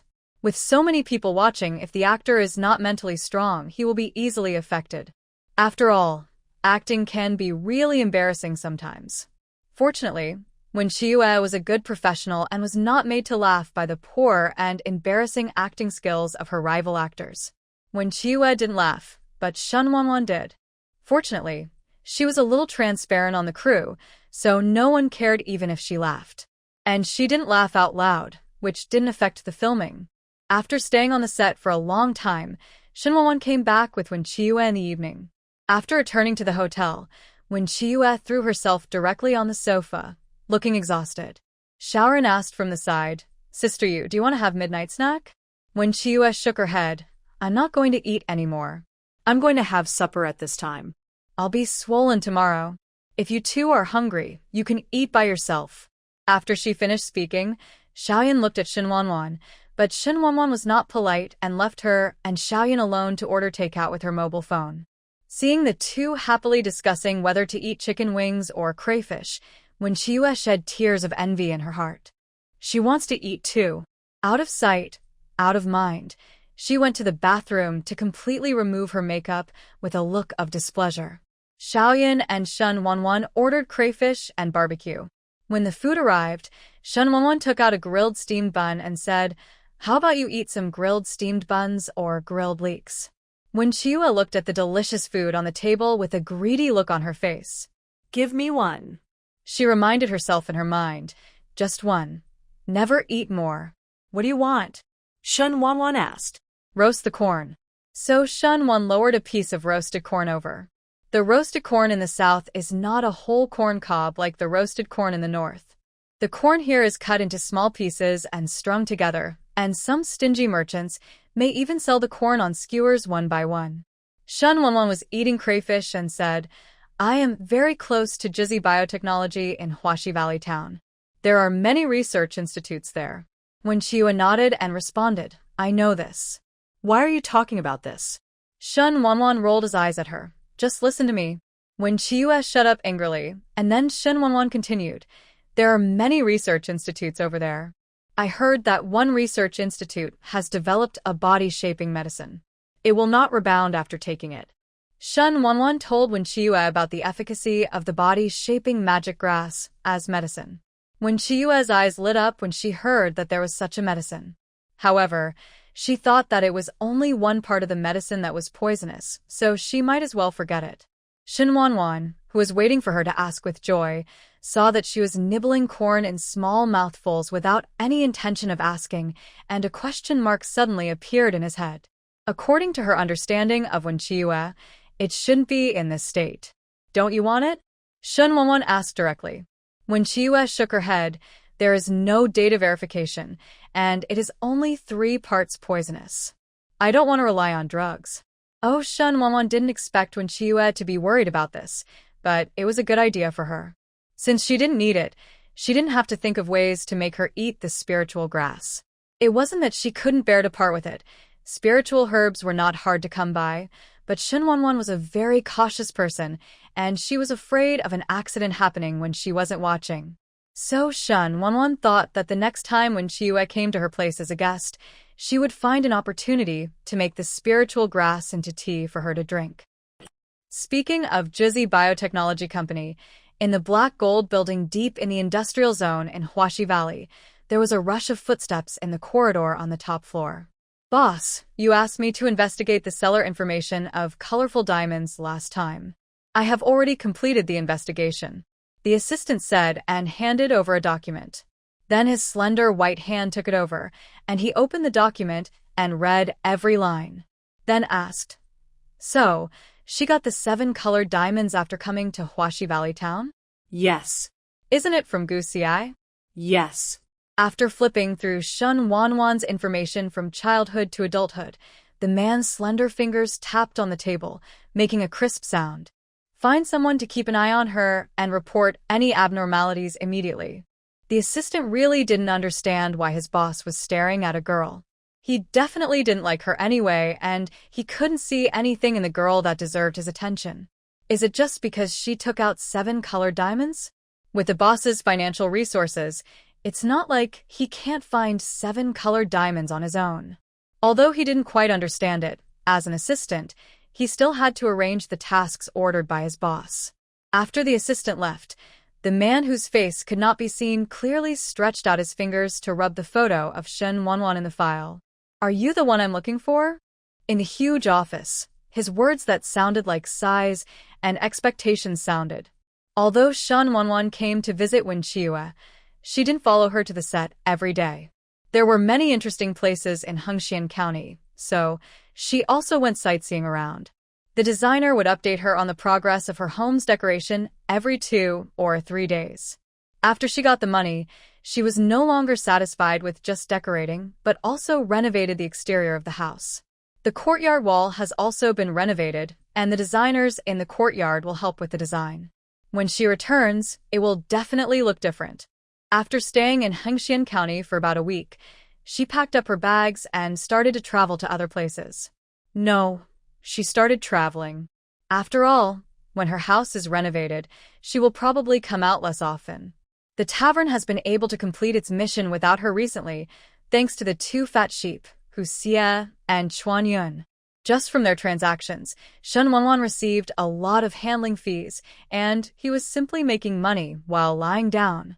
So when she went to the tavern recently, she saw that both of them were much gentler. This made Hu Xie a little wary, wondering if she was planning some bad idea. However, because she had not seen Su Manling, Shen Wanwan was also worried that something had happened to her, but Number 9 told her that Su Manling had not lost the key to the tavern. As for being more specific, Number 9 doesn't know. It doesn't have the authority to detect the privacy of guests in different time and space. Sitting on the high-speed train heading to Star City, Shen Wanwan stared at the scenery that was constantly retreating and became stunned. Summer vacation is the peak time for travel. There were many adults with children on this high-speed train, as well as many young men and women who looked like college students. At a station on the way, a passenger came next to Shen Wanwan. The passenger was wearing very fashionable clothes. He should be a college student. She looked at it and turned her head away. After seeing so many stunning handsome guys like Hu Xie and Chuan Yun, ordinary handsome guys can no longer cause any trouble for her. Zhang Chenxi was a little surprised by Shen Wanwan's attitude. Ever since he got on the high-speed train, many girls in the carriage would stare at him. But Shen Wanwan just glanced at him and then stopped, looking like she was completely indifferent to him. Her attitude intrigued Zhang Chenxi, who had been favored by women since childhood. So he raised a smile that he thought was handsome and said to Shen Wanwan, "Hello, my name is Zhang Chenxi, and I am traveling to Star City." When Shen Wanwan heard this, she looked at him strangely, then nodded, only saying her surname was Shen, and saying nothing else, and she had no intention of having a deep conversation with him. Seeing Shen Wanwan being so aloof, Zhang Chenxi felt a desire to conquer. This is the first girl who doesn't take him seriously. If Shen Wanwan knew what he was thinking, she would definitely curse. Where does this scumbag come from? This kind of man looks like he has been spoiled by women at first glance, and is full of problems. Shen Wanwan came out just because her home was being renovated and she had no place to live, so she had to travel. In fact, she is not a person who likes to go out very much, nor does she like to make friends. Although she is not socially anxious, she really doesn't need many friends, because a person's lifelong friends are just people who accompany you for a while. Moreover, she has a secret and is really not suitable for close friendship with others. Considering all the above reasons, her coldness is not a problem at all. It's a pity that a spoiled man like Zhang Chenxi thinks that if a girl doesn't like him, then there's something wrong with this girl. Therefore, Shen Wanwan listened to his bragging along the way. Why do you call it bragging? Because Zhang Chenxi was talking about the delicacies of high-end restaurants, various kinds of wine, and some fun things for the rich second generation. Could it be that she doesn't understand these things after being in the Gu family for so many years? What's more, What Zhang Chenxi said was full of loopholes. Hearing this made Shen Wanwan want to laugh. Finally, Shen Wanwan couldn't listen anymore and said, "I'm sorry, I don't want to understand what you're talking about. If you like to talk, I suggest you change your seat and find someone who is willing to listen to what you say to sit with you." If he wasn't really unfamiliar, Shen Wanwan would have told him to shut up long ago. After Zhang Chenxi said so much, Shen Wanwan actually understood what kind of person he was. He is vain, loves showing off, and likes to attract women. Isn't this a bad Neptune scumbag? It's just that I'm young now and haven't mastered cultivation yet, so it's just full of flaws. When Zhang Chenxi heard Shen Wanwan's words, the smiling face that he thought was so handsome suddenly stiffened. He also had self-respect. Shen Wanwan was already cold-faced, and it was impossible for him to continue to warm his face and touch his cold ace, so he obediently shut his mouth. After getting quiet, Shen Wanwan put on his headphones and began to close his eyes and meditate. Although her eyes were closed, she could see what was going on inside the tavern. Chuan Yun was the only one in the tavern at this time. He had probably just returned from catching the monsters and was waiting for Hu Xie to come and exchange things with him. Thanks to the two of them, the tavern made a lot of money recently, and Shen Wanwan placed an order for the automatic ordering machine in the mall. Chuan Yun ordered wine and food by himself at this moment and drank slowly. As soon as the train arrived at Star City North Station, Shen Wanwan opened her eyes. She stood up, took her small suitcase from the luggage rack, and then lined up to get off. As soon as he stepped out of the car door, Shen Wanwan felt the heat of Star City. In summer, except for Province G, other places may not have high temperatures above 35 degrees Celsius. The temperature here in Xingqing was no lower than that in Hengxian County. After getting off the high-speed train, she used a taxi app to call a taxi. After exiting the station, she called the driver to confirm his location. After getting the seat, she hurried over, completely forgetting about Zhang Chenxi, who had been bragging to her on the high-speed train.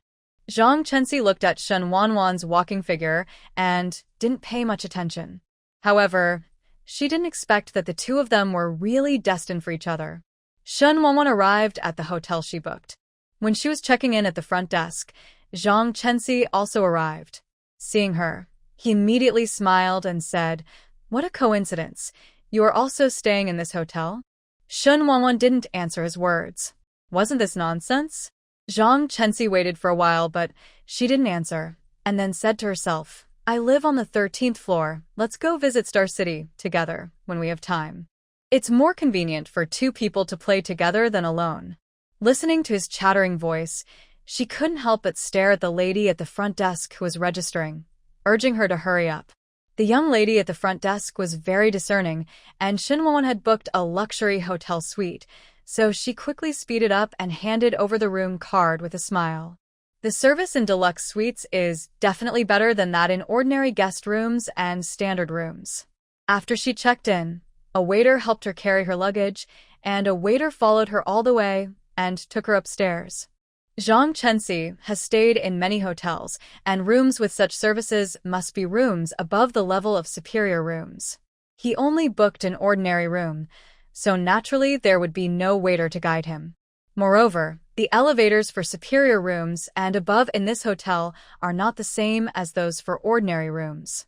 The hotel service is very good. Shen Wanwan entered the room. Afternoon tea was placed on the dining table and bathwater was placed in the bathtub. The toiletries provided by the hotel were all C brand products. Aromatherapy was still lit in the bathroom and room. Shen Wanwan sniffed it, and it was a light, cold fragrance. In the hot environment of summer, it actually reduced the feeling of heat in some people. She quite liked the smell. She was very satisfied with everything, and the housekeeper also left her phone number, saying that if anything happened, he could call her on the internal line. "Okay, thanks."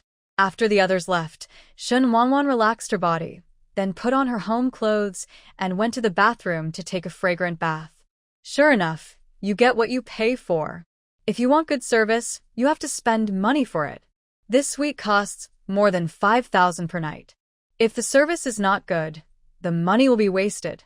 Of course, the hotel also has more expensive suites, But Shen Wanwan felt that she could not use such a big room if she lived alone, so she only booked a deluxe suite. After taking a shower, Shen Wanwan leisurely ate the afternoon tea provided by the hotel, and then looked at the scenery on the balcony. She remembered that she had nothing to do yet, so she called Gu Xie, who asked her to come over.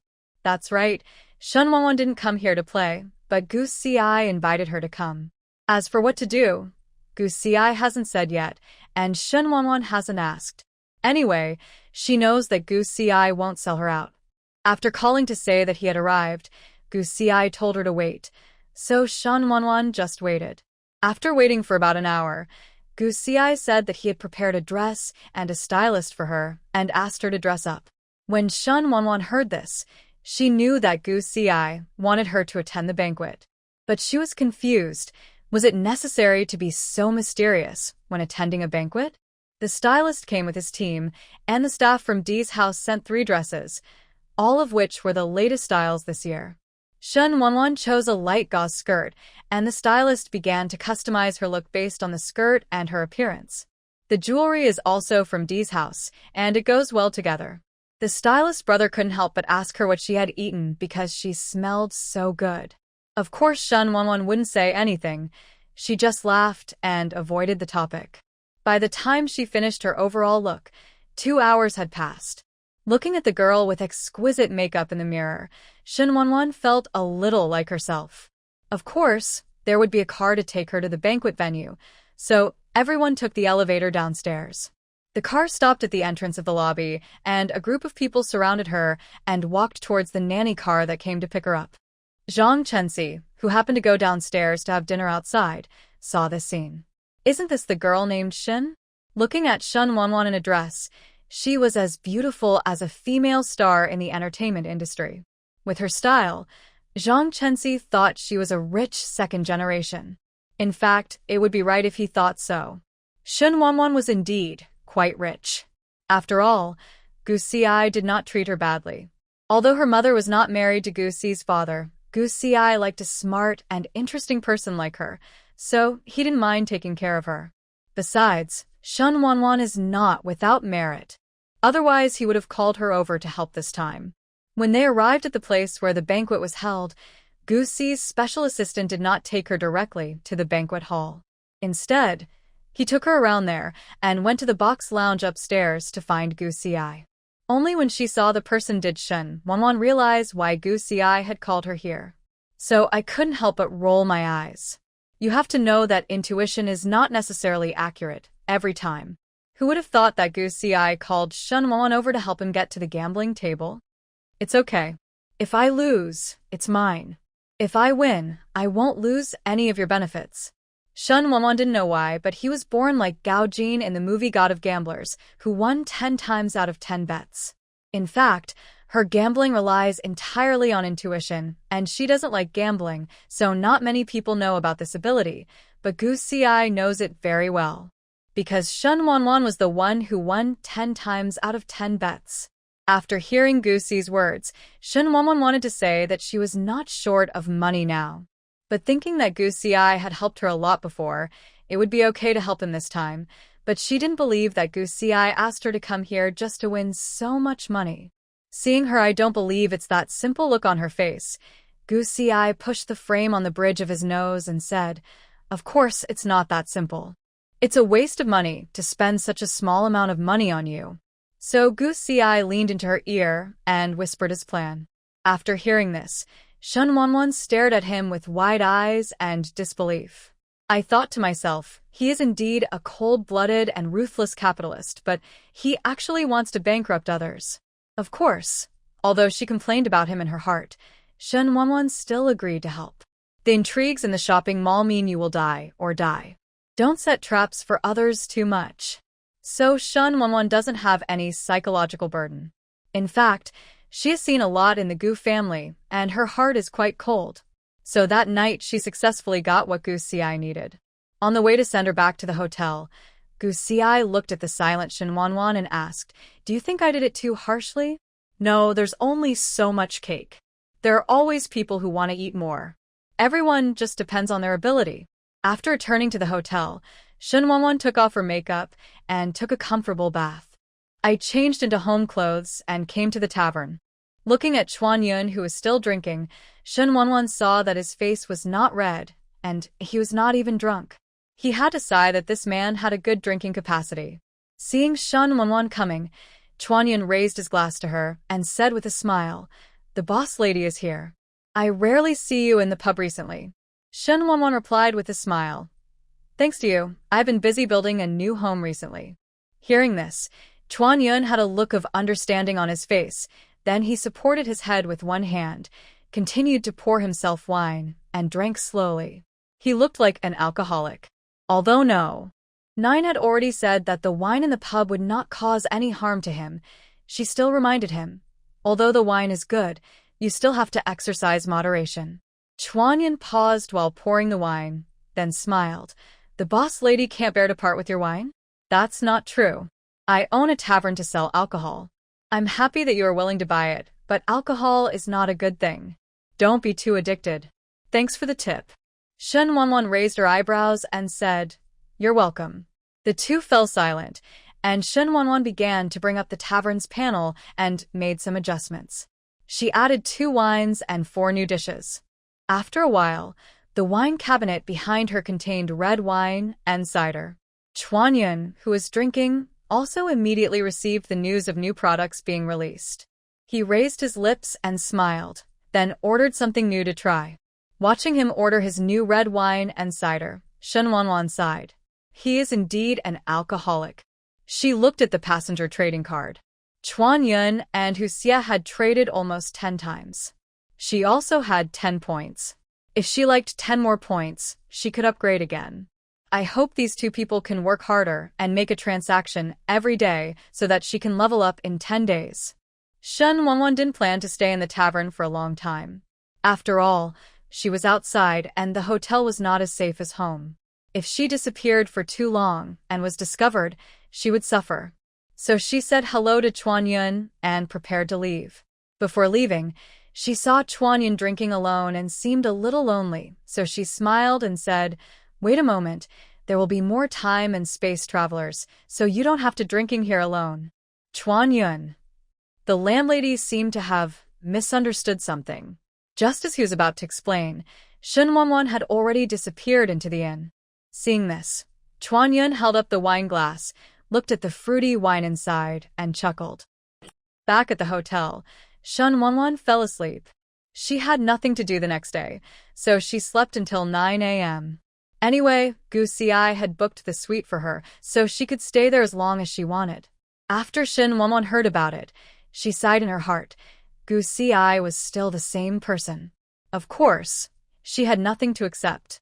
After all, she helped him do something with a profit of hundreds of millions last night. She could afford a luxurious suite. After rolling around on the big bed, Shen Wanwan got up and made an intercom call, asking the hotel to send her some breakfast. Soon the waiter pushed the dining cart and rang her doorbell. Shen Wanwan jumped happily and opened the door. Just when she opened the door of the next room also opened. The other party came out and took a look, then backed away embarrassedly. It seems that he misheard the doorbell and thought he was ringing his door. But that boy was so good-looking that he even blushed. After Shen Wanwan entered the house, he thought of his next-door neighbor and was amazed. The boys she met recently seemed to be pretty good-looking. Could it be that her love fortune has been very good recently? While she was thinking about it, the waiter had already put breakfast on the table. After waiting for others to leave, Shen Wanwan enjoyed a hearty breakfast, then lay on the sofa beside the balcony and lazily scrolled through his phone. It's such a bad day. After a while, Shen Wanwan sat up, then ran to the bathroom, locked the door, and entered the tavern. Just now she heard the tavern's welcoming bell ringing. Shen Wanwan came in and saw that Chuan Yun and Hu Xie were not there. Standing at the door was Su Manling, whom she hadn't seen for a long time. After seeing Su Manling's face, she couldn't help feeling numbness on her scalp and goosebumps. Because at this time, Su Manling's face was densely covered with that were darker than freckles. The whole face was so densely packed that even those with trypophobia were afraid. Although Shen Wanwan does not have trypophobia, she still feels uncomfortable looking at this face. Your face. Shen Wanwan asked worriedly. Su Manling smiled and said, "This is caused by the elixir the captive family traded with Great Fox. The captive family hasn't taken the antidote yet, so these pockmarks will stay on the captive family's face for a while." Although she was no longer beautiful now, Shen Wanwan could tell that Su Manling's tone was more relaxed and cheerful than when she first arrived.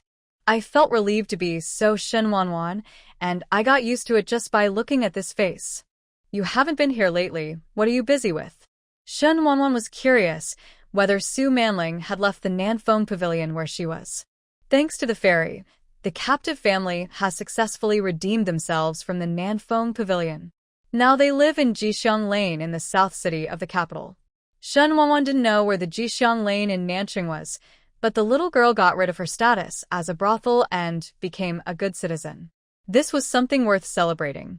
So Shen Wanwan treated her to a meal. Of course it was a meal in a tavern, not in the real world. If you bring things from the real world and give them to Su Manling, she will have to trade them with things or gold coins. Based on the exchange ratio of gold coins between her plane and the tavern, Su Manling paid more.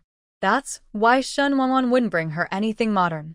But this is not limited to Hu Xie and Chuan Yun. These two people are wealthy. If they want modern things, Shen Wanwan does not recommend trading with them. It's just that modern things don't seem to suit them. Just because modern things couldn't be found that suited them, Shen Wanwan didn't bring in modern things. Of course, she brought her cell phone, but it was of little use in the realm of monsters and ghosts. They have their own means of communication, and they can transmit messages thousands of miles away. Technology products are actually not that attractive to them. Su Manling was interested, but she had no money, and there was no Wi-Fi in ancient times. If she took it back home and it ran out of power, it would be a waste. Of course, Shen Wanwan can provide solar power banks, but what are mobile phones used for without internet?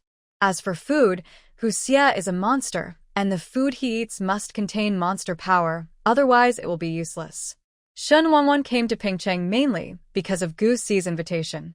Now that the matter was resolved, she enjoyed VIP service in the hotel for several days and then prepared to leave. When she went to check out, she happily bumped into Zhang Chenxi, who was also about to check out. After seeing her, Zhang Chenxi smiled and said hello in a rather skillful tone. "So you haven't left yet. Are you going to go home, mission? Or are you traveling to the next city?" Shen Wanwan ignored him, completed the formalities, and pushed the suitcase out of the hotel. She called a car, and the driver was already waiting at the door. Seeing that she had called a taxi, Zhang Chenxi added, "It just so happened that I didn't call for a taxi. Miss Shen, why don't we carpool together?"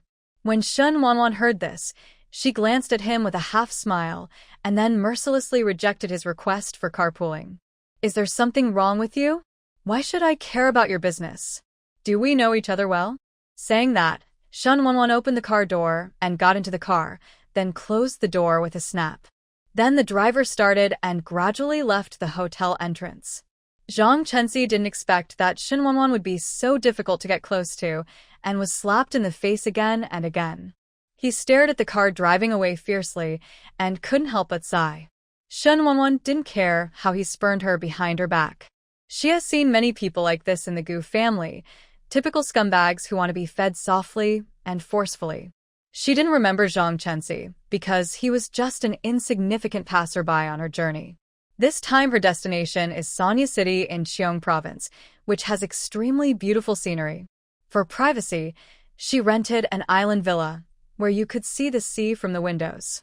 After arriving in Sanya City by plane, Shen Wanwan found the driver sent by the resort. The villa she rented was a house in the resort. Because the price was expensive, the service was naturally good. These days, good service is linked to money. She had already seen this in the hotel in Pengcheng. When she arrived at the resort, there was already a housekeeper waiting at the door to take her to check in, and then to the villa she had booked. "Miss Shen, the beach outside belongs to our hotel. You can go there and watch the sea at any time." Shen Wanwan looked at the villa facing the sea, nodded with satisfaction, and after asking some precautions, the housekeeper left. As usual, she asked number 9 to check whether there was a hidden camera in the room. Soon number 9 replied, There were no hidden cameras in this room, and Shen Wanwan immediately felt relieved. When she came to the master bedroom of the villa, the room had been cleaned before her arrival, and new sheets and quilts had been put on. Shen Wanwan took out her own four-piece suit from the suitcase and started making the bed. She didn't do this in Peng Cheng's hotel suite because when she booked the hotel, she was specifically asked if she needed services such as changing the sheets and quilts. After arriving at the hotel, they changed her four-piece suit every 2 days, so the four-piece suit she brought with her was never put to use. Now that she has come to the villa, the set of bedding she brought will be of use. Although the hotel had been disinfected, Shen Wanwan still felt awkward, so she put on her own to make her feel safer. After putting on the quilt and pillow, she moved the quilt and pillow to the balcony to dry. The summer sunshine in Sanya City is perfect, but of course, it's also very hot. After tidying up the room, she went to the bathroom to take a shower and then went downstairs to the kitchen to take a look. The kitchen is naturally empty, with only a few bottles of mineral water provided by the resort in the refrigerator. Shen Wanwan still has to go out and buy the supplies by herself. Of course, she can also go to the resort hotel to eat. This resort is very large, and tour buses will pass by on the road, and each villa also has its own tour bus for guests to use. Shen Wanwan wanted to buy some things back, so she drove the electric car in the garage to the resort's business center, rented a car from the business center, and drove out to do the shopping. When she came back from shopping, the sunset was beautiful, the long coastline, the sound of waves and the sound of wind intertwined. The setting sun dyed the blue sea red, and driving past it seemed like a long shot of a movie. Back at the villa, Shen Wanwan went upstairs to collect the quilts and pillows, then packed the things he bought and put them in the refrigerator. For dinner, she had a self-heating hot pot. She had no choice but to enjoy the high-quality service of having enough food for more than a week, and she really didn't want to cook by herself at the moment. Shen Wanwan lives a happy life in Sanya City, Cheong Province. Well, it's not too happy because the tavern has been upgraded again, and this time she can open a new time and space. However, she waited for several days, but no travelers came from the new time and space, and this new time and space was very strange, called Parallel History Time and Space. Shen Wanwan asked number 9 specifically. According to its introduction, this time and space should be the parallel historical time and space of her world. Number 9 did not know which dynasty it was. After hearing number 9's explanation, Shen Wanwan's eyes shone, so she had the opportunity to meet ancient people from historical periods. Although it is only a parallel historical time and space, it is still very good. So she gradually began to look forward to it, not even paying attention to Hu Xie's strange words. Unfortunately, after waiting for 3 or 4 days, she didn't see even a single person. Then her expectation turned into peace. In the evening, Shen Wanwan came to the tavern.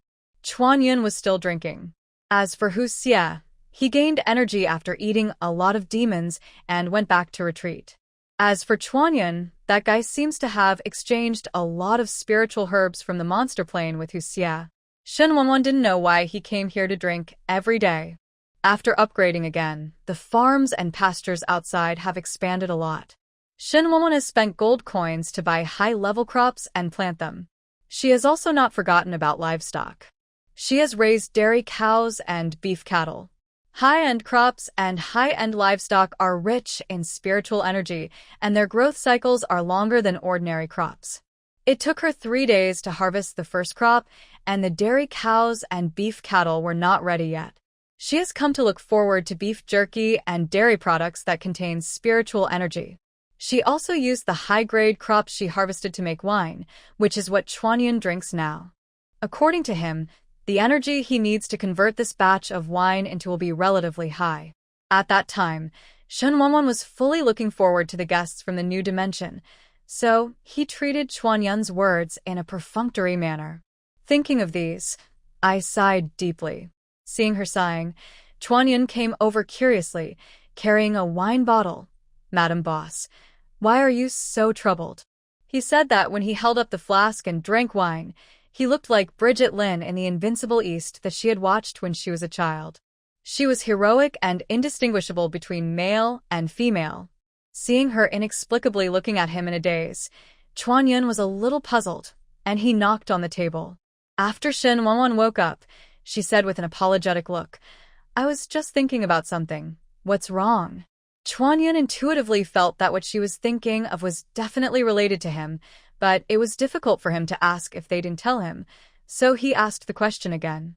"Oh, it's nothing. It's just that the new guests never come, and my expectations have been dashed."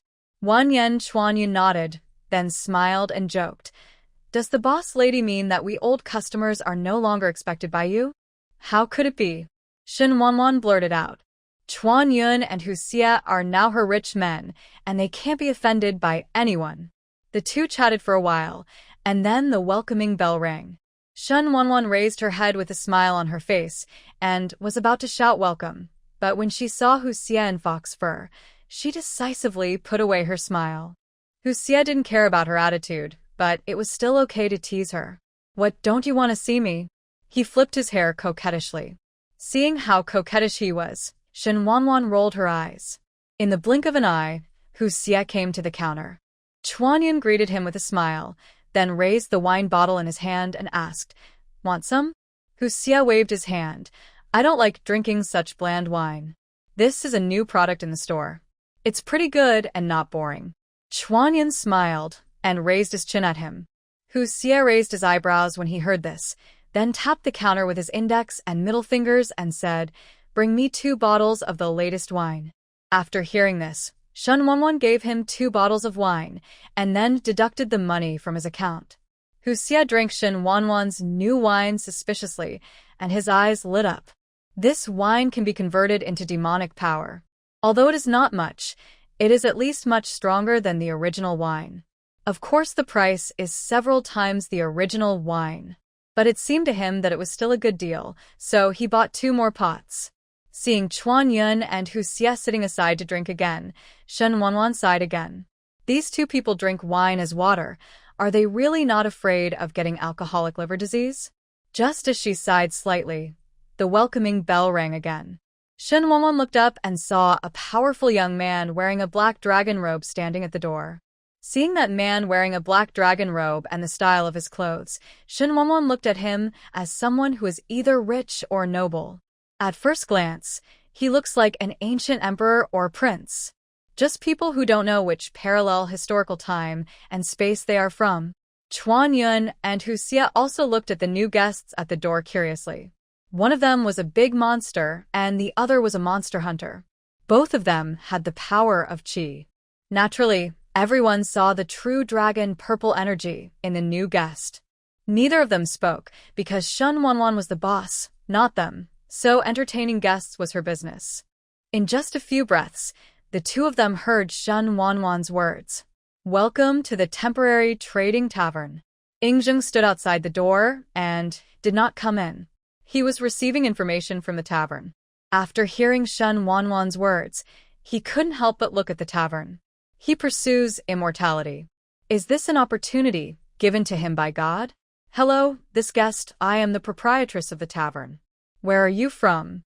What is your name?" Shen Wanwan asked curiously, mainly because his clothes were very similar to those he wore before the 2 Han dynasties. Wasn't it the spring and autumn and warring states periods before the Han dynasty? "I have seen a fairy, Ingzheng." "Shen Wanwan, what did you call me?" She thought she was hallucinating, so she asked again. "I am from the Qin state, and my name is Ingzheng." This time Shen Wanwan heard it clearly. Then everyone was dumbfounded. She couldn't help but stare at the man who called himself Ingzheng. It's not that she hasn't seen the world, it's because he is Ingzheng. Ingzheng, who is called Zulong or Brother Zheng by many netizens. He was also the first emperor who is known in history as one emperor through the ages. No one knew Shen Wanwan's inner excitement, but the way she stared at Ingzheng was like a cat seeing a fish. This made Hu Xie and Chuan Yun a little curious. The boss lady knows him, Chuan Yun said with certainty. Maybe. Hu Xie poured himself a glass of wine and smiled. Although he said this, anyone who is not blind can see that Shen Wanwan's eyes are shining now. And Ingzheng felt a little uncomfortable being stared at by her like this. If this were in the Qin palace, he would definitely have Shen Wanwan dragged down and chopped. But this was not the Qin Palace, so of course he couldn't kill Shen Wanwan. Moreover, Shen Wanwan is the proprietress of this time and space trading tavern. If he wants to live forever, he may need her help. Therefore, Ing Zheng could only suppress the discomfort in his heart. Number 9 was a little embarrassed when he saw the boss lady being so rude, so he gave her an electric shock. The current was not large, but it still made her twitch and shake. Ing Zheng. Why does he feel that the boss's wife is a little strange? Ahem, sorry. I'm so excited. Shen Wanwan saw the strange look in his eyes and quickly explained. She can't leave the impression that Zulong is brainless or sick. As the ancestral dragon of China, Shen Wanwan naturally had to entertain well, so she walked out of the counter and led Ing Zheng to a certain table with perfect service. When passing by Hu Xie, she even kicked Hu Xie's fox fur. Please. Shen Wanwan's attitude was too dogged, which made Hu Xie a little dissatisfied. Hey, Shen Wanwan, your double standard service is not good, Hu Xie said while arranging his fox fur. Shen Wanwan rolled her eyes when she heard this. How could the another creature compare with Zulong? I'm happy, do you care? If you don't like it, you don't have to come, Shen Wanwan said to Hu Xie. Then, he quickly served Ing Zheng good wine and delicious food. Anyway, such a sharp contrast made Hu Xie grit his teeth. Chuanyan didn't have any special ideas. After all, Shen Wanwan's attitude towards him was quite good at the beginning. Seeing Hu Xie's unhappy face, Chuanyan smiled and said, Brother Fox, when did you need the boss lady to be nice to you? Who cares that she's nicer to me? Oh, since you don't need it, then don't fool around. Shen Wanwan happened to hear it and immediately said something.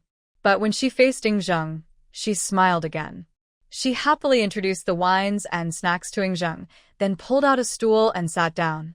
Today's Ing Zheng makes her feel fresh and positive, so Shen Wanwan turns into a curious baby and asks what year it is in parallel history, including how old Ing Zheng is now, etc. These are not difficult questions to answer, and Ing Zheng answered them patiently.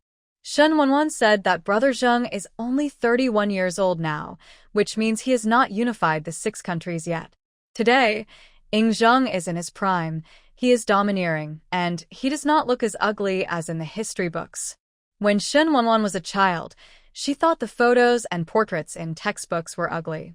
Later, when she saw the photos of those scientists when they were young, she realized that everyone was worried about letting the children study hard and make progress every day.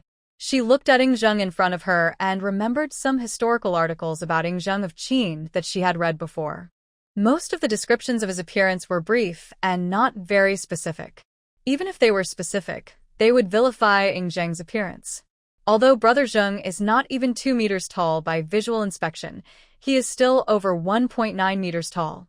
How could such a handsome, mature man with thick eyebrows and big eyes be the ugly man mentioned in history books? Moreover, Ing Zheng's mother Zhao Ji is a great beauty. He is not ugly by any means. At most, he just looks a bit old with a beard.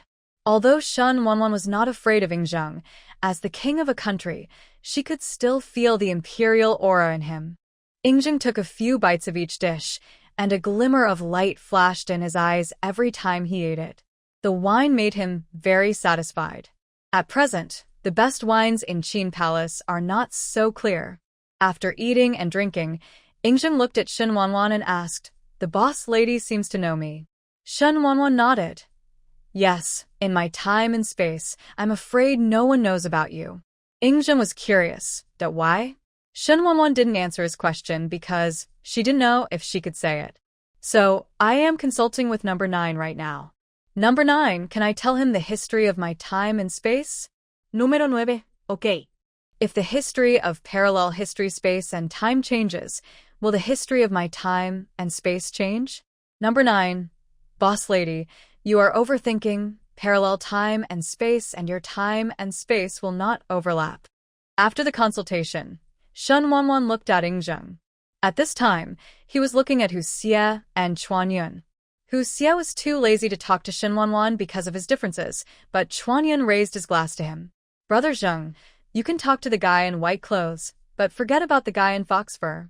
That guy has a dark heart. Shen Wanwan whispered to Yingzheng.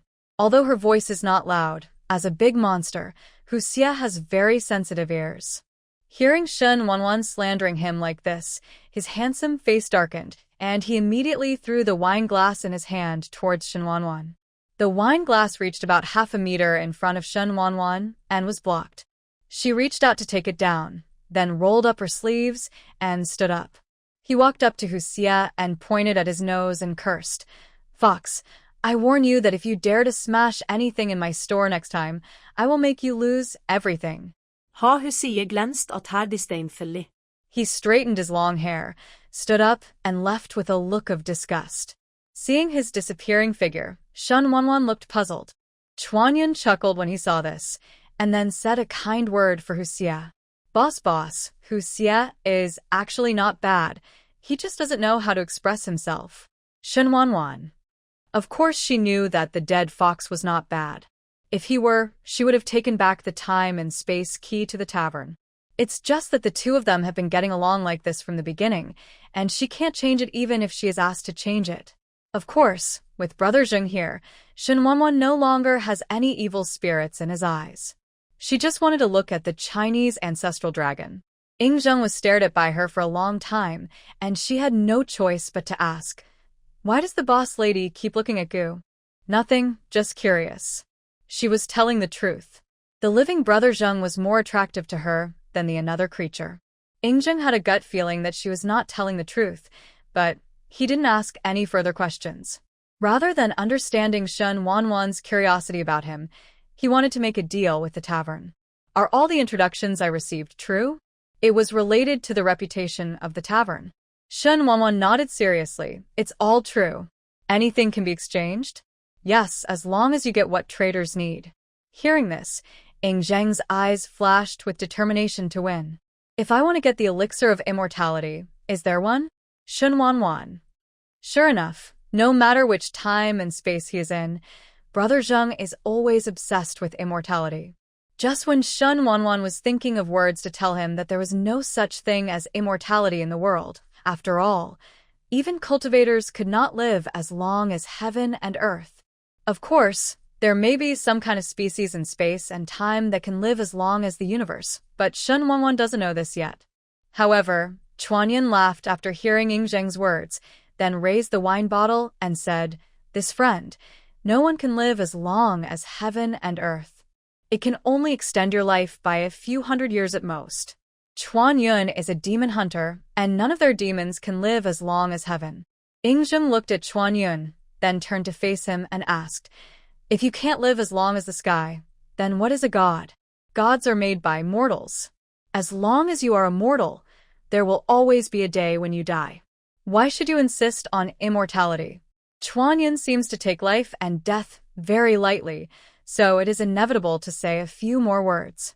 After listening to Chuanyun's words, Shen Wanwan felt that she didn't need to persuade him anymore.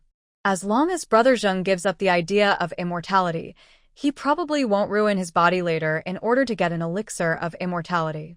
Yingzheng looked at Chuanyun and was curious about what time and space the other party came from, so he started talking to Chuanyun. Shen Wanwan watched from the side, but he didn't expect Brother Zheng to have a down-to-earth side. She always thought that the emperor was aloof and looked down upon everyone. This girl may have forgotten the ability of the tavern again. Yingzheng didn't know that the tavern's abilities were good, so if he knew it, he wouldn't be so pretentious about it. After all, not everyone can have such an adventure as him. As for the art of immortality, you can learn about it slowly.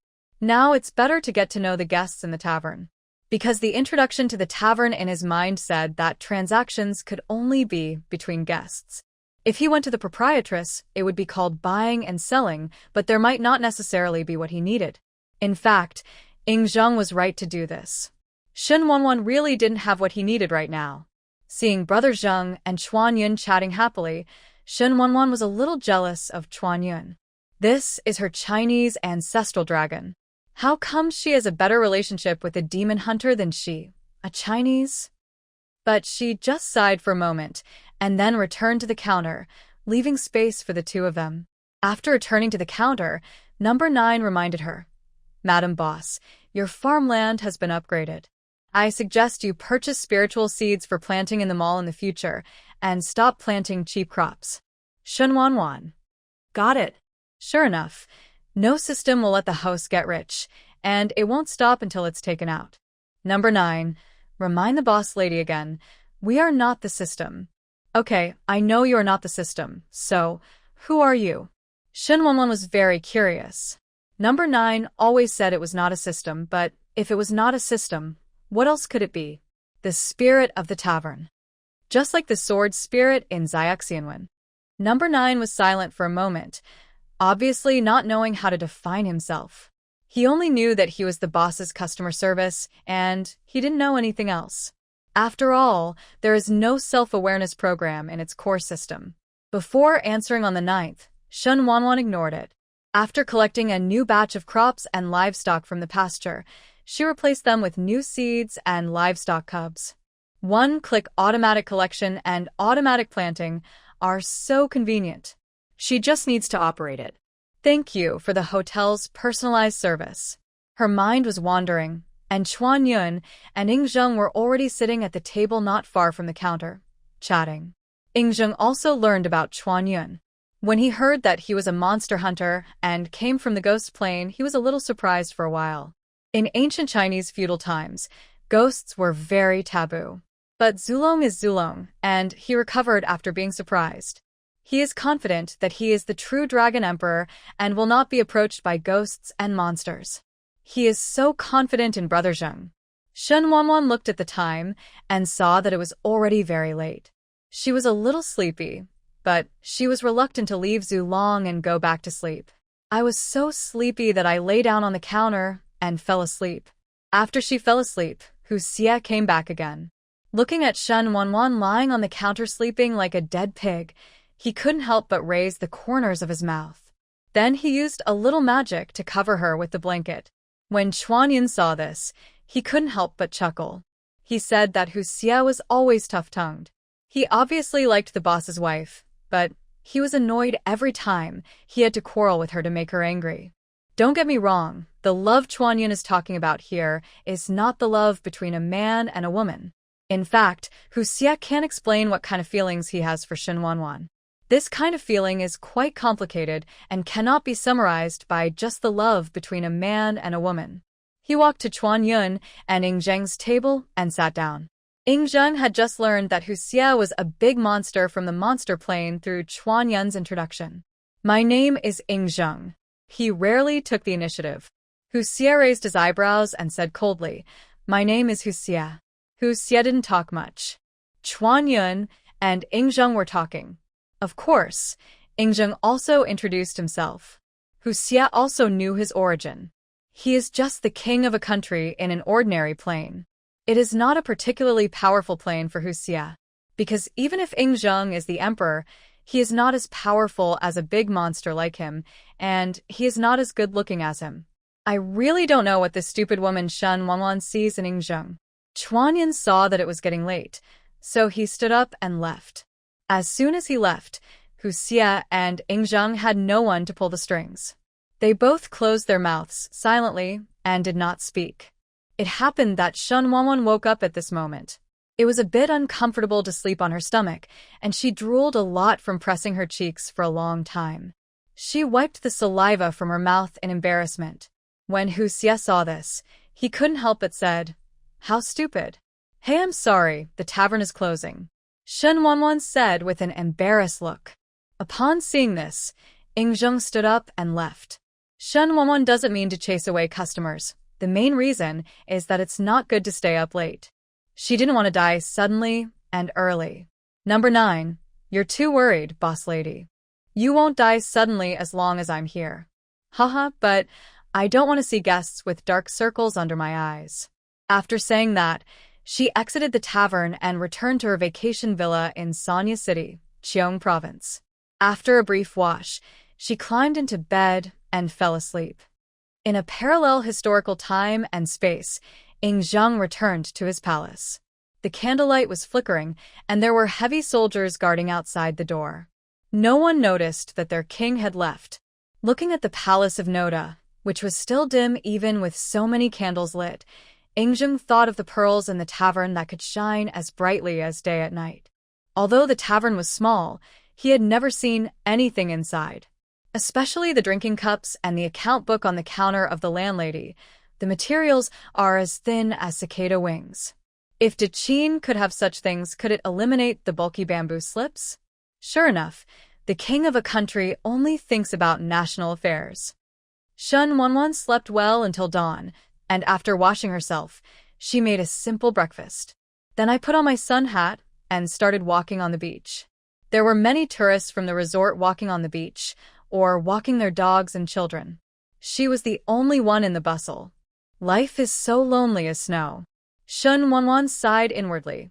Nine immediately flashed out and said, "Boss, do you feel empty, lonely, and cold?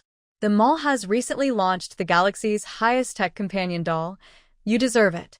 Speaking of number 9, she brought up the page for the companion doll. After reading the introduction and price, Shun Wanwan's mouth kept twitching. Haha, did number 9 take her for granted?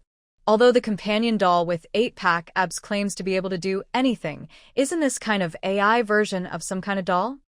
After closing the page, Shun Wanwan was too lazy to pay attention to know. 9 is promotion. Actually, the main reason is that she has no money. Do you really not accept Krypton money on the 9th? Sorry, if the boss lady wants to make Krypton gold, she can only use rare ores or other rare animals and plants, or some meteorites and energy sources in the universe to make Krypton gold. Okay, bye. After confirming, they were all things she couldn't take out. It took her only those few customers to upgrade the tavern into a fairy palace. Perhaps knowing what Shun Wanwan was thinking, number 9 added, "If the landlady thinks it's too slow to wait for customers to come, you can go and attract customers yourself." Shun Wanwan heard this and asked, "How do I recruit them?" "Just banish the tavern to a random plane, and you can open a shop at a fixed time." Is it that simple? Número 9. Well, because if you just hang up and land in another world, I'm afraid you, boss lady, will be responsible for your own safety. Shun Wanwan is just a good guy. She wants to make money for her love, but her safety is not guaranteed. Okay, I'd better save money slowly. Anyway, you are not in a hurry to upgrade, and I am not in a hurry either. Número 9. Boss lady, you can buy defensive weapons in the mall.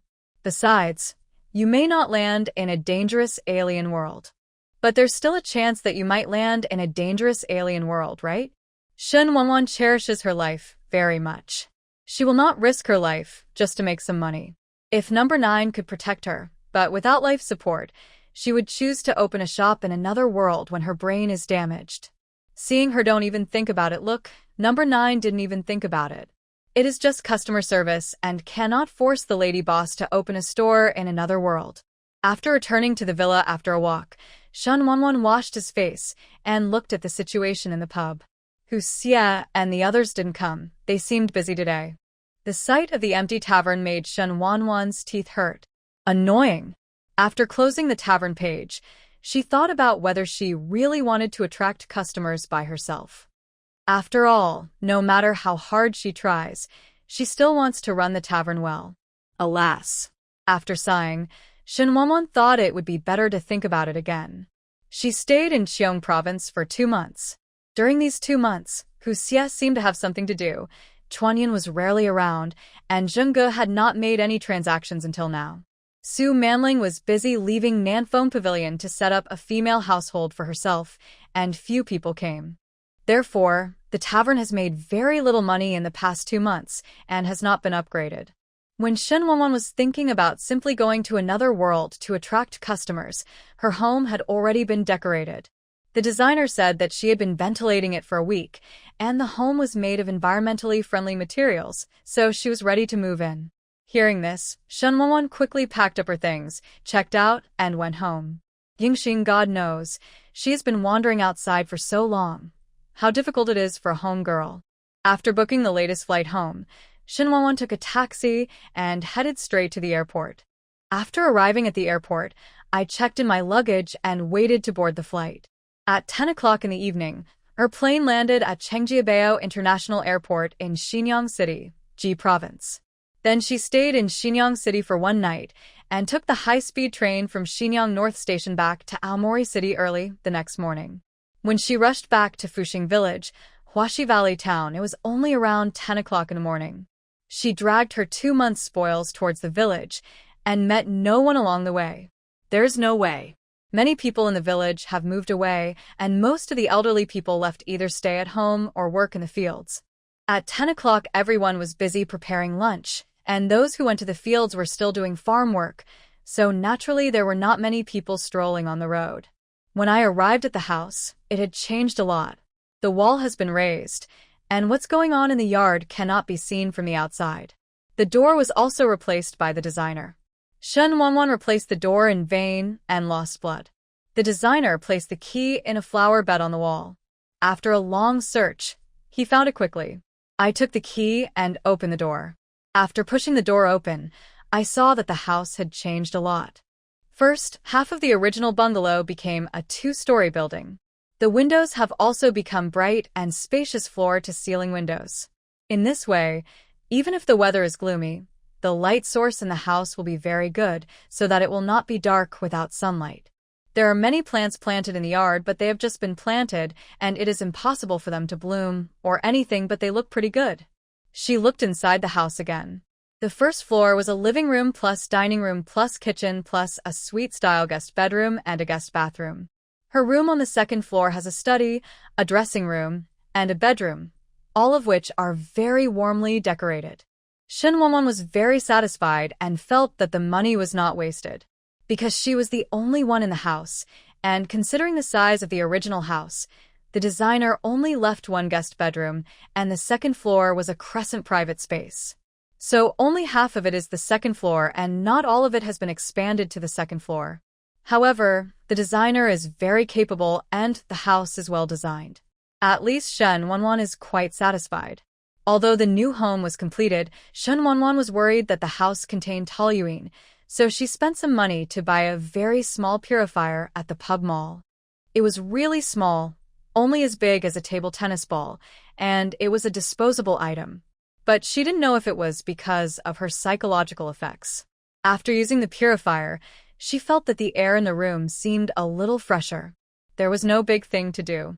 Shen Wanwan looked at her wallet that had returned to 3 digits, gritted her teeth, and felt that instead of relying on Hu Xie and his few guests to slowly upgrade, she might as well strike out on her own. She has recently launched a lot of new wines, including low quality, medium quality, and high quality, and there are enough side dishes to go with the wine. She should be able to open a store in another world. What should I do if she is a little panicked? Xiao 9, let me ask you, if I go to another world to open a store, will Hu Xie and the others follow me to the other world? Yes, because they have the key to the tavern. Hearing what number 9 said, Shen Wanwan rubbed her chin and wondered if she could consider finding a bodyguard. Currently among the 4 customers in the store, Hu Xie has the strongest combat power, but that dead fox's mouth needs a beating, and Shen Wanwan really doesn't want to ask for it. Kawan. Meow, meow. Meow, do I look weak? Shen Wanwan understood that the other world is random, and it is impossible to predict where it will go. If possible, it can even fall into the world of a certain novel. After hearing what number 9 said, Shen Wanwan wanted to back down for no reason. But for a small amount of money, number 9 desperately persuaded Shen Wanwan to work harder, and even gave her a defensive item. Then Shen Wanwan reluctantly agreed, smiling proudly where number 9 couldn't see her. Save another amount of money. Happy carrot carrot. Not to mention how the customer service assistant and the proprietress deceived each other. In Xianying Palace, in parallel historical time and space, Yingzheng returned to his palace after leaving court today, handled political affairs, and rubbed a small bronze black bird. This is his key to the tavern. It was still daytime, so he did not disappear suddenly. When it got dark, he returned to the palace and drove away all the servants. Not even Zhao Gao was left behind. Zhao Gao, who exited the palace, always felt that the king was a little strange today, but he couldn't explain why. Yingzheng, who dismissed everyone, held the black bird in his hand and disappeared into the palace with a thought. When he appeared at the door of the tavern, he saw the proprietress chatting and laughing with a young girl. Shin Wanwan had just finished dinner when she heard the welcome bell ringing. Then she quickly put the dishes in the kitchen sink and went to the tavern. When I arrived at the tavern, I saw Su Manling coming and carrying a small baggage. Manling has met the boss lady. Su Manling is now a good citizen and no longer needs to call herself a captive. She is living a very happy life these days. Of course, she didn't forget that all this happened because she met the tavern. She also remembered all the care she received from the proprietress. Inside the baggage was a new set of clothes. Su Manling specially used the best silks and fabrics to make them for Shin Wanwan. She showed it to Shin Wanwan, and Shin Wanwan liked it very much. This fabric looks very good at first glance, but it costs you money, right? As a girl, you must save a lot of money for yourself. Su Manling smiled and listened to the boss lady's chatter. She didn't find it annoying but actually enjoyed listening to it. The girls in Nanfeng Pavilion are always fighting with each other, and there are basically no women who care about her like the proprietress. Although the little maids who follow her will also care about her, it is just their duty. The boss lady's concern is real. She will help you analyze and solve some problems for you, and is even willing to provide some money to help her. So no matter how expensive this dress is, the boss lady is worthy of it. Of course, Shin Wanwan was happy to be repaid for her kindness. When the two were chatting enthusiastically, the welcoming bell rang. Shin Wanwan raised his head and looked over the door.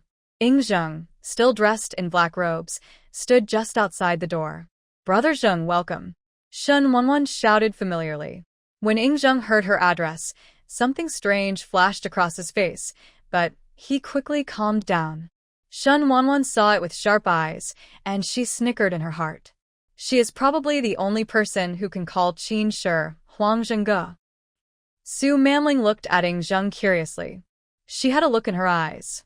She knew that this man was not an ordinary person, so she saluted him. Ing Zheng stepped into the tavern. He was surprised when he visited the tavern yesterday. He didn't appreciate the tavern properly.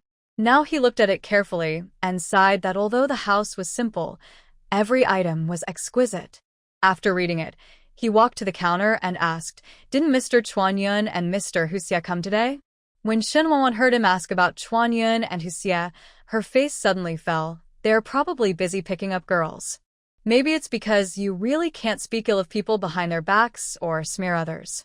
As soon as Bu Shin Wanwan finished speaking, Chuan Yun's voice rang out. Boss, Chuan Yun didn't offend you, did he? Why are you slandering me like this?" "Nonsense, who slandered you? You must have heard something wrong." Shin Wanwan refused to admit it. It was very difficult for Chuan Yun to deal with her when he saw her acting rogue. Shin Wanwan saw that he had gotten away with it, and then asked him with a smile, "Is it still the same?" Chuan Yun nodded, and then Shin Wanwan brought 2 bottles of wine. He took the wine and found a table to sit down. There are 4 guests and 3 men in the tavern, and they are all the kind that are not easy to mess with. Su Manling really doesn't have much interaction with them. Every time she comes here, she goes straight to Shin Wanwan. When Ing Zheng saw Chuan Yun, he showed a rare smile, and he and Shin Wanwan bought some wine and food to sit at the same table with Chuan Yun. Shin Wanwan. It seems that Brother Zheng still wants to live forever. Otherwise, he wouldn't have looked for Chuan Yun and Hu Xie as soon as he arrived. Shin Wanwan held his cheek with one hand, looking helpless. Su Manling glanced at Chuan Yun's table curiously and then asked in a low voice, "What time and space does the new customer in Shuani from the landlady come from? His clothes look quite ancient." Listening to Su Manling saying that Ing Zheng's clothes were old, Shin Wanwan really didn't know how to complain. The style of Su Manling's clothes looks very similar to the Hanfu made in the Ming Dynasty. Could it be that her time and space are similar to the Ming Dynasty in her history? If this is the case, then Ing Zheng's clothing style is considered ancient to Su Manling. But isn't this little girl's focus a bit strange? Why do you pay attention to other people's clothes? Maybe today is the day to open the store. After a while, Hu Xie came as usual dressed in white fox fur. Shin Wanwan remembered that she had decided to go to another world to attract customers, and since there were so many people there today, she asked number 9 to make an announcement in the tavern. Soon all 4 people saw the announcement from the tavern.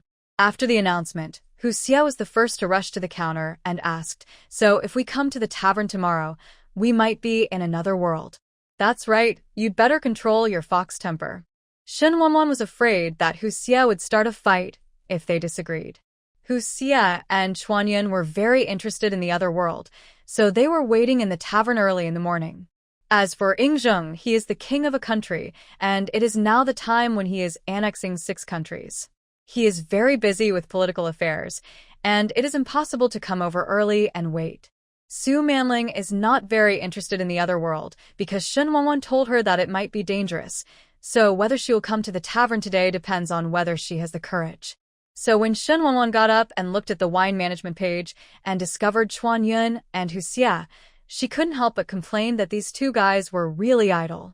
Of course, she was not in a hurry to start her journey to another world. After all, when you work, you have to eat enough to have strength. So after dilly-dallying, she didn't step into the tavern until 12 o'clock noon. "Oh, you 2 came here early this morning, and you feel more excited than me, the boss." Chuanyun smiled and nodded. "I'm really excited," Hu Xie said unforgivingly. "With your attitude, no wonder the tavern can't make any money. Don't make even a single gold coin after arriving in another world." Shen Wanwan raised her eyebrows when she heard this and groaned in her heart. If she couldn't make money in another world, she would just let this guy Hu Xie bleed some blood. This is not the first time for her to pick up her fox hair. Shen Wanwan inspected the tavern first, and then asked number 9 to start placing it. She originally thought that there would at least be some gorgeous and fantastic special effects, or that it would make her feel dizzy, but within a few seconds number 9 told her that she had arrived in another world. Shen Wanwan opened the door of the tavern, and what he saw was a clear lake, surrounded by an endless forest. How do you ask her to attract customers to a ghost place like this? Shen Wanwan couldn't help but want to drag number 9 out and beat him up. Perhaps sensing the boss's wife's resentment, number 9 hurriedly presented the information about this other world. After reading the information, Shen Wanwan understood that this was a Western fantasy world, and the place where the tavern landed was the Forest of Adventurers in this world. The forest here is called the Forest of Silent Night. At night, many wild beasts will be active at night, so the forest will become very dangerous at night. Hu Xie and Chuanyun walked out of the tavern and looked around curiously. When they saw them running out, Shen Wanwan was worried that they would encounter wild animals, so she gave a few warnings. "Hey, please be careful. It's very dangerous here." "Don't worry, boss lady. We won't go far, just take a look at the lake." "Okay, please pay attention." Shen Wanwan is not as bold as them, so she should stay in the tavern. In order to live a safer life in another world, Shen Wanwan's tavern wallet has been cleared. She got a defensive item from number 9 last time, but the item could only protect her, not the tavern. She didn't want to open a tavern in another world and then go back with a shabby tavern, so she gritted her teeth and bought a high-end defense item for the tavern. This defensive item is permanent, which is actually not a loss, but it just makes her a pauper. Well. Looking at the forest outside, Shen Wanwan called out to number 9 in her heart. "Come out on the 9th. Let's talk." If there was an entity on the 9th, he would probably be trembling right now. "Madam Boss, how can I help you?" "I want to ask now, how can I attract customers in this Forest of Silent Night?" The outside is full of forest, and it is not difficult to see that the tavern has obviously landed in a place relatively inside the forest. Everyone knows that the larger the forest, the more dangerous it is. Number 9 was stunned by her question. He really didn't know how to attract customers. After all, this is the boss's wife's business, but it feels that if she says this, Shen Wanwan will probably get angry and spray her with blood. Although it has no physical body, it doesn't want to be sprayed. So number 9 said in a flattering tone, "Madam Boss, please be patient. The Forest of Silent Night is a paradise for adventurers in this world. There must be a lot of adventurers coming in. Maybe we will have guests when we wait?" Shen Wanwan didn't care who the guests were anyway. She was not satisfied with where number 9 landed, so number 9 always got some blood to soothe her hurt heart. So with Shen Wanwan half bluffing and half threatening, number 9 bled again. It promised to replace half of the gold coins of the tavern's defense items if it didn't make any money this time. Although only half of it was pulled out, Shen Wanwan was still satisfied. Outside the tavern, Chuan Yun and Hu Xie walked to the lake. Both of them could feel something in the air. Maybe it was the aura of this world. But the medium is different, and they can't absorb it. Cannot be absorbed. Chuan Yun shook his head towards Hu Xie, who looked over. Hearing this, Hu Xie sneered. What a pity. He could feel the substance in the air, and the concentration was much stronger than in his monster plane. But it's a pity that he can't absorb it, and he can't even transform it into demon power. The two walked around without encountering any danger, and then walked back to the tavern. Seeing them coming back, Shen Wanwan felt relieved, and then asked them if they had gained anything. The two shook their heads, but Chuan Yun said something about their inability to transform the spiritual energy of this world. Shen Wanwan nodded with a clear face. In fact, she was not surprised. After all, every world is different. Even if it is a diamond, the one in the monster plane looks the same as the one in the ghost plane, but the internal minerals, the structure, is somewhat different. So they couldn't convert this aura that loved the world. She didn't think it was surprising. Isn't that what the novel said? I plan to go somewhere farther away for a visit, and I'll be back soon, Hu Xie said to Shen Wanwan, and went out. The movement was so fast that she didn't have time to stop him. Fox, it's better to die outside, Shen Wanwan said with a groan. Hearing this, Chuan Yun just shook his head in amusement. Do you want to go out and take a look too? Shen Wanwan asked when she saw Chuan Yun, who was still in the tavern. No, boss lady, it's not safe for you to be alone in the tavern. Chuan Yun had long seen that Shen Wanwan was just an ordinary person, so he stayed to protect her. Hearing Chuan Yun's words, Shen Wanwan shouted in her heart, Nuan man. He is much better than that dead fox. Hu Xie, who had walked away, sneezed twice violently. He guessed that Shen Wanwan was scolding him again. I smiled regardless, and he started walking around. Along the way, Hu Xie discovered that the beasts in this forest seemed a little different from the world he lived in. Take rabbits, for example. The rabbits here are actually blue, with short ears and long tails. They look like mice and rabbits. He himself is not sure whether they are rabbits. When he was done shopping, he returned to the tavern carrying a blue rabbit. Chuan Yun felt that the sunshine here was very good, so he moved a rocking chair and basked in the sun outside the door. He was the first to see Hu Xie when he came back. When he saw that he was carrying a small beast in his hand, he couldn't help but ask, What is this? Shen Wanwan asked number 9 to scan the blue rabbit in Hu Xie's hand, and after getting the basic information, she told him. This blue rabbit is the lowest hare in the forest of Silent Night, but it is fast and likes to eat a plant called blue silver grass. Where there are blue rabbits, there will usually be blue silver grass nearby. Blue silver grass is a low-level elixir in this other world, used to treat children. After hearing this, Hu Xie flicked the rabbit and threw it outside the tavern. As soon as the blue rabbit landed, he disappeared from the tavern in the blink of an eye. Hu Xie really wanted to eat rabbit meat, but the tavern had restrictions on him and Chuan Yun, who were not from this world. They cannot kill or pluck living things in this world, or any plants or trees. If you want, there is only one way, and that is to trade with the locals. Shen Wanwan thinks this is good. At least it limits some stronger time and space travelers, lest they become greedy and plunder resources from other worlds. Proprietress, I haven't asked how long the tavern will stay here? Chuan Yin asked, looking at the forest outside. 7 days. You can stay in each alien tavern for a week, and you have to choose again after a week.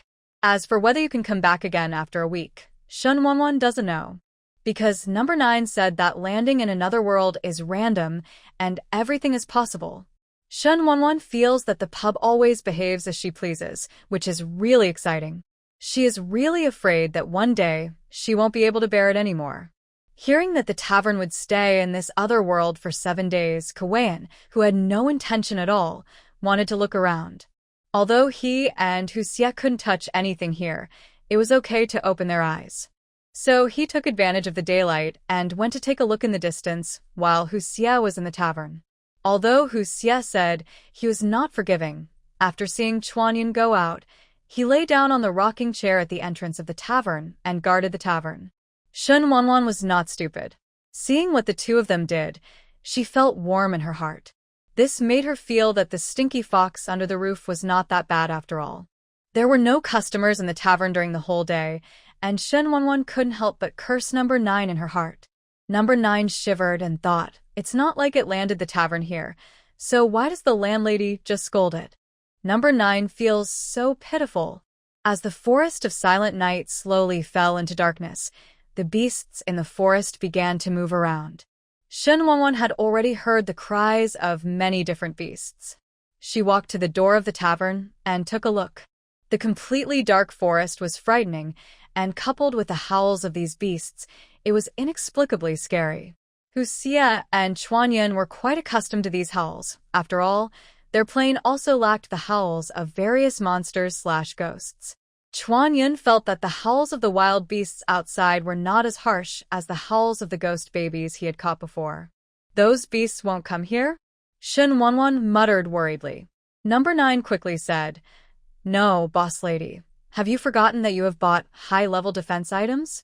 With it, the beasts in the forest of silent night will not be able to approach the tavern. Haha, it's okay not to say it, but Shen Wanwan will get angry when he mentions it. She didn't expect that the advanced defense item recommended by number 9 was actually a pan, whose pub has a strangely huge pan floating above it. She's not Ms. Red Wolf.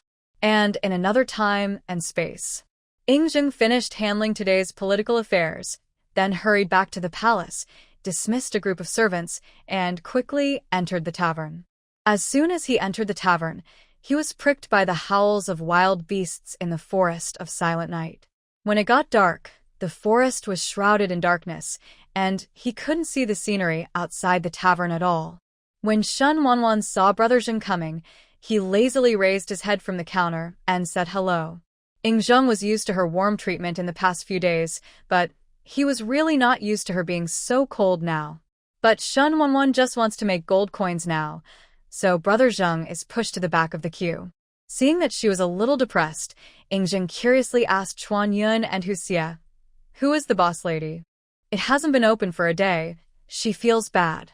Chuanyan said in a funny way, looking at Shen Wanwan who was lying on the counter and sighing. Hu Xie, on the other hand, sneered venomously. I said she is not a business person. She is suitable to be a waiter. Shen Wanwan pretended not to hear what he said. She was in no mood to quarrel with Hu Xie now. Number 9 Shen Wanwan called number 9 in her heart. Number 9, who was called, asked anxiously, Madam Boss, do you have any questions that you need to consult? There are many. Shen Wanwan asked through gritted teeth. We are grasshoppers on the same rope, right? Number 9 said and then asked, What does the boss lady mean? Since we are all grasshoppers on the same rope, do you have to help me? Number 9. How do you want me to help you? It knows that the boss lady will definitely take advantage of it.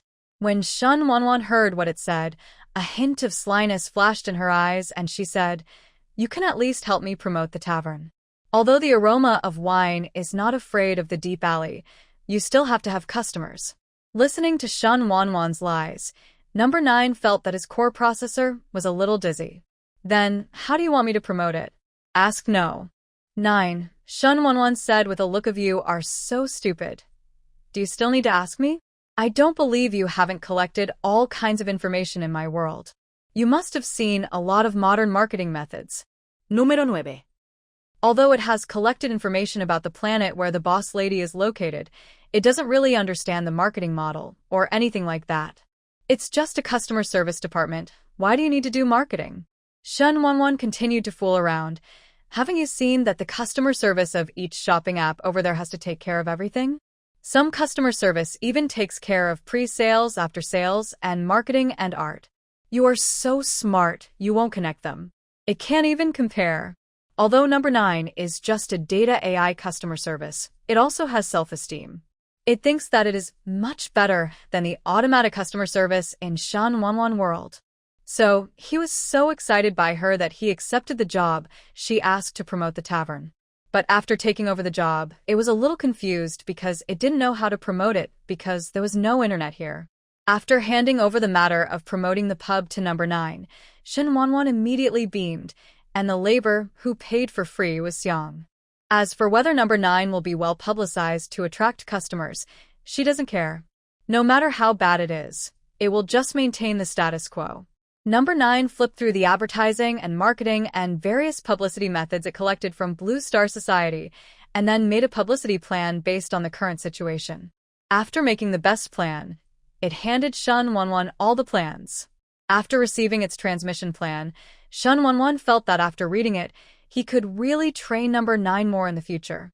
Look, after just a short while, it made a perfect publicity plan.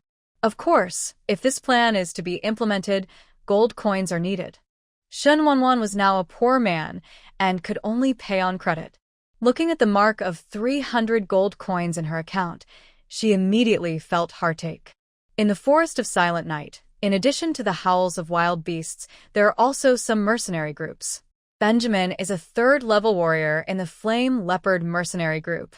In this alien world, 3rd-level warriors are only the lowest-level warriors. The mercenary group he was in took on a mission to pick purifying grass. They searched for a long time in the Silent Night forest but couldn't find it. This evening, they finally found the purifying grass beside a pond.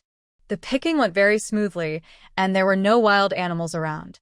But when they finished picking and were about to leave, a 5th-level red-eyed beast jumped out. The Akamamon can grow up to 3 meters in size, has a pair of huge red eyes, sharp and tough claws and fur, and is also good at tracking. The Flame Leopard mercenary group is only AD-level mercenary group, and the highest warrior leading the team this time is only level 5. You have to know that the body of a wild beast is stronger than that of a human. So many people in their team are only level 3 or 4 and are completely unable to defeat this adult red-eyed beast. As a result, the members of the Flame Leopard mercenary group were chased all over the forest by the red-eyed beast. Everyone, don't stop, speed up. The team leader shouted as he ran in front. The members following him ran as fast as they could, and behind them was the angry and furious red-eyed beast. Benjamin also gritted his teeth and ran desperately. His sister was still waiting for him at home, and he couldn't die in the Silent Night forest. As Benjamin ran, he seemed to hear a voice. Welcome to the Time and Space Trading Tavern. This tavern is beside the Mirror Lake in the Silent Night forest.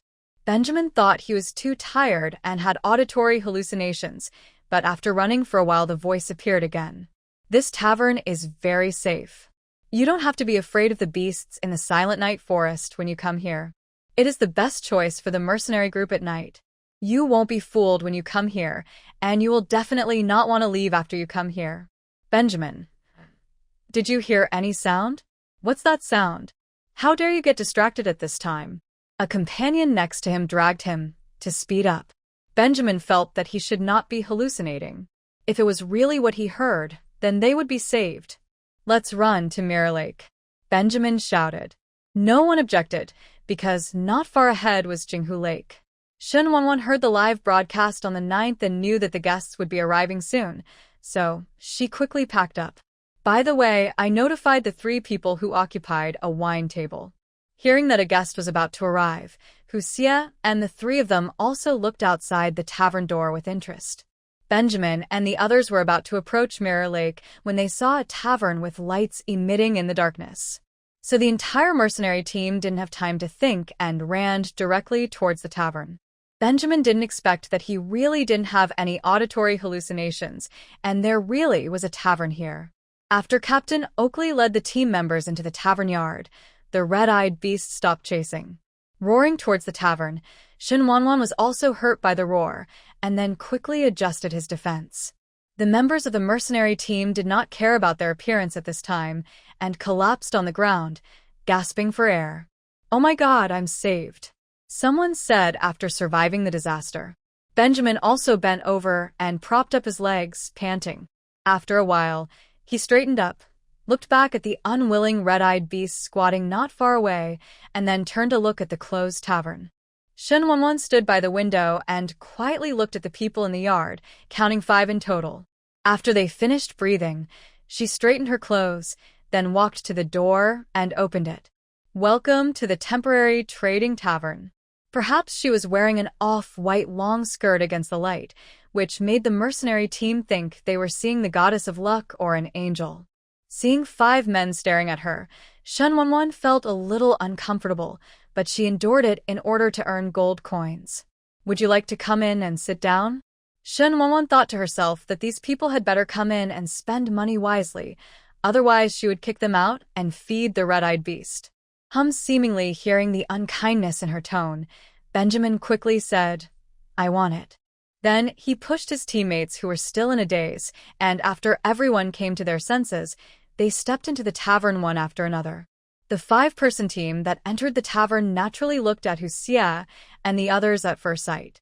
After all, these 3 big living people have a strong sense of presence. Not only were the 5 people sizing them up, they were also sizing up each other. Ingzhem was very interested in their looks. After all, the appearance of Westerners was still very novel in the eyes of the first emperor. Welcome to the temporary trading tavern. Do you want some food or drinks? Or you can go to the trading board to learn about the tavern's trading rules. Because they are not time travelers, entering the tavern will not give them a manual of tavern rules like they do. But the trading board also knows what's going on in the tavern. Benjamin glanced at Shen Wanwan curiously. After hearing her words, he walked to the trading board and looked at the various trading rules in the tavern. After reading it, he looked at Hu Xie and the 3 of them again. If he guessed correctly, these 3 were guests from another time and space. Does that mean his sister's illness can be cured? Thinking of this, he couldn't help but feel excited. Others also came to the trading board one after another to understand the trading rules of the tavern, and everyone was making small calculations in their minds. After understanding the trading rules of the tavern, the team leader who led the team smiled and ordered a beer with Shen Wanwan. The other 4 also ordered some wine and food. The prices of Shen Wanwan's wine and food were higher than those in towns outside the Forest of Silent Night. If they thought about it carefully, the tavern provided them with a safe shelter, so the price was acceptable. Please use your food and drinks with caution. This is food and drink money. Oakley handed over 30 gold coins. Shen Wanwan happily accepted the money. Then he converted it into gold coins and paid off the debt. The members of the Flame Leopard mercenary group were all gathered at the table. They were talking in low voices, mostly about the business in the tavern. Also, if the tavern is always in the Forest of Silent Night, can they inform the group leader to bring someone over? With a shelter, they can stay in the Forest of Silent Night for a long time so that they can hunt more beasts and collect more medicinal materials. Maybe if they give it a try, they can upgrade to a C-level mercenary group, and they can even think about it. Grade B. Oakley's heart fluttered when he thought of this. But you still have to ask about everything. He walked to the counter with the beer glass, sat on the high stool, and then started chatting with Shen Wanwan. Shen Wanwan was not surprised that he came to chat. He answered his questions one by one very patiently. So the tavern may not be here in 7 days. Oakley became a little anxious when he heard that the tavern could only stay in the Forest of Silent Night for 7 days. He thought the tavern would always exist, and if that was the case, then he would have to prepare quickly. Shen Wanwan looked at the customers in the store, his eyes slowly filled with smiles. She is serious about making money. Just when she was thinking about how to maximize the interests of these guests, Benjamin came over. This guest was so good-looking, with 3-dimensional handsome features and rare gray-blue eyes. With his appearance, he looked like someone from Nordic mythology. The sense of déjà vu of a beautiful boy. Moreover, this person is probably 1.9 meters tall, which is taller than Hu Xie and the others. Thinking of this, Shen Wanwan couldn't help but glance at Brother Zheng. It seemed that Brother Zheng was the shortest among all the guests. Ahem, how could she dislike Brother Zheng for being short? Shen Wanwan silently despised herself and then asked with a smile, "Guest, do you need anything?" Benjamin looked at Shen Wanwan and couldn't help but blush on the ground. Seeing his blush, Shen Wanwan thought happily, an innocent young man is so rare. After a while, Benjamin asked in a low voice, "Madam Boss, I wonder if your tavern can exchange medicines?" Shen Wanwan was stunned for a moment and then asked him, "Are you using it for yourself or for others?" "My sister has a strange disease. She is very photophobic and sheds tears when she sees light. I have looked for many therapists for her, but they can't cure her. Benjamin talked about his sister's condition worriedly. Shen Wanwan listened to the symptoms and thought to himself, could this guest sister have conjunctivitis or uveitis? We have to see the patient before we can confirm this. Just from what you said, I'm not sure. Hearing what the landlady said, Benjamin understood, and then said, I will bring my sister here when I go back tomorrow. Okay. Shen Wanwan never thought about whether she could be cured, so let's see first. In this way, the 5-member team of the Yanbao mercenary group stayed in the tavern until dawn. The red-eyed beast that had been guarding the tavern saw that the 2-legged beasts who had stolen things had not come out at dawn, so they reluctantly left the Mirror Lake and returned to the Forest of Silent Night. After the red-eyed beasts left, the Yanbao team packed their bags and prepared to leave. Oakley is now anxious to rush back to Silent Night City to inform the boss and them. So as soon as the red-eyed beast retreated, they said goodbye to Shen Wanwan and left the tavern. At this time, only Shen Wanwan and Hu Xie were left in the tavern. After all, Brother Zheng was the king of a country and could not stay up all night in the tavern. He left in the middle of the night last night. Chuanyan will go take a look and catch some ghosts for Hu Xie. Nowadays, Hu Xie doesn't let Shen Wanwan cook for him very much because he no longer needs the monster meat to provide monster power when he advances. On the contrary, it is the ghosts from the Chuanyan Plain. If he eats it, he can transform the vitality of those ghosts into demonic power, which will make him improve faster than eating meat. Shen Wanwan also knew this and did not stop their transaction. After all, she had a trading point and could earn some handling fees after they traded. Shen Wanwan yawned. There were so many people in the tavern last night that she had to cheer up to entertain them. She was sleepy now. Thinking that no one would come over now, she said hello to Hu Xie, then left the tavern and returned home. She washed up a little and fell asleep directly. When Hu Xie saw that she was gone, he did not leave the tavern. Instead, he lay on the rocking chair under the eaves and tried to absorb the spiritual energy of this world again. He had a hunch that if he could transform this spiritual energy into demonic power, his cultivation might be able to rise to a higher level. Oakley, the leader of the 5-member Flame Leopard team, hurried back to Silent Night City.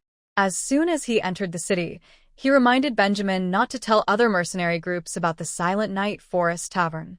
He had a feeling that this tavern was definitely an opportunity for their Flame Leopard mercenary group.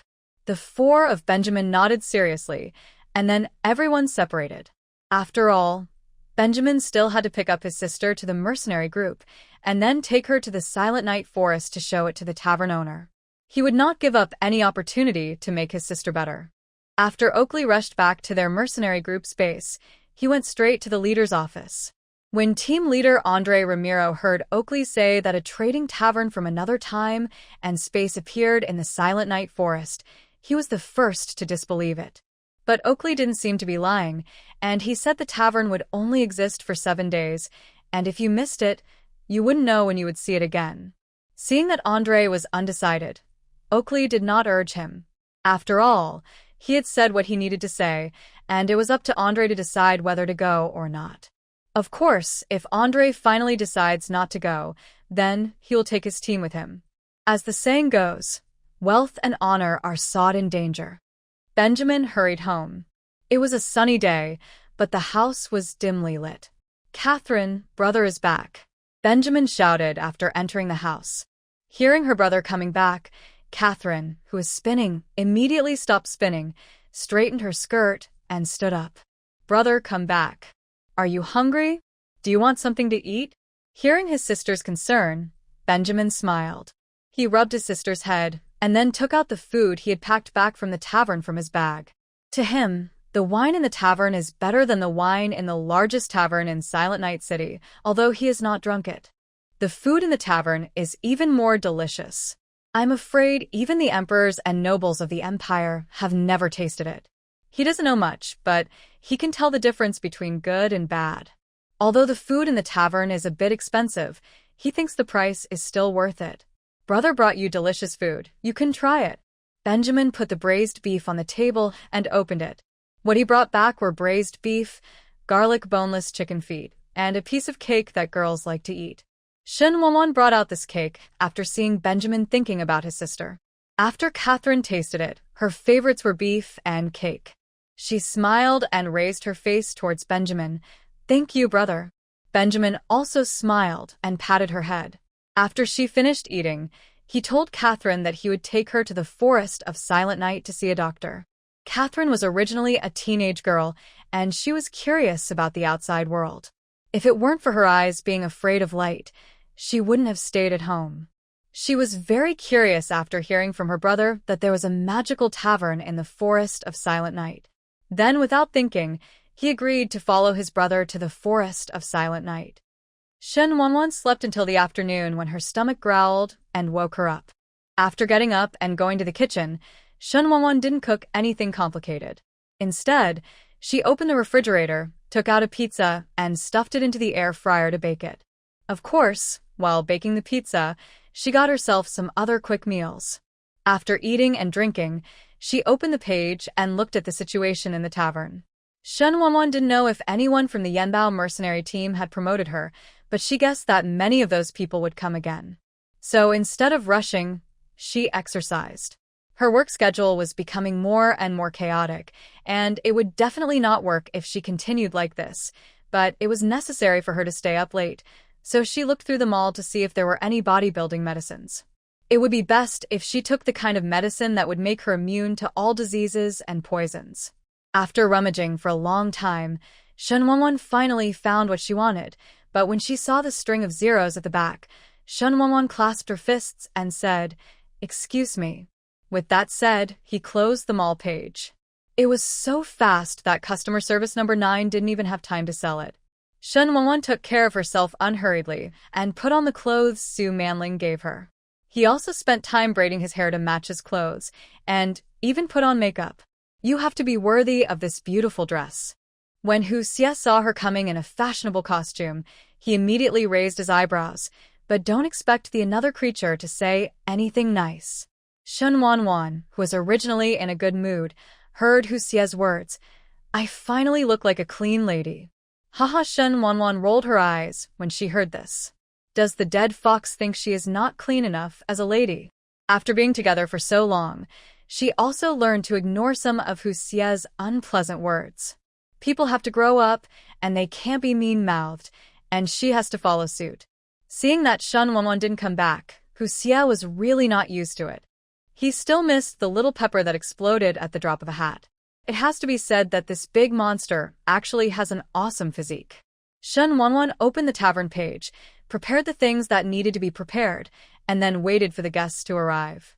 As the sky gradually approached dusk, number 9 woke up Shen Wanwan, who was dozing by the counter with his head propped up on one hand. "Madam Boss, we have guests. They will arrive in 2 minutes." Shen Wanwan suddenly woke up after hearing this.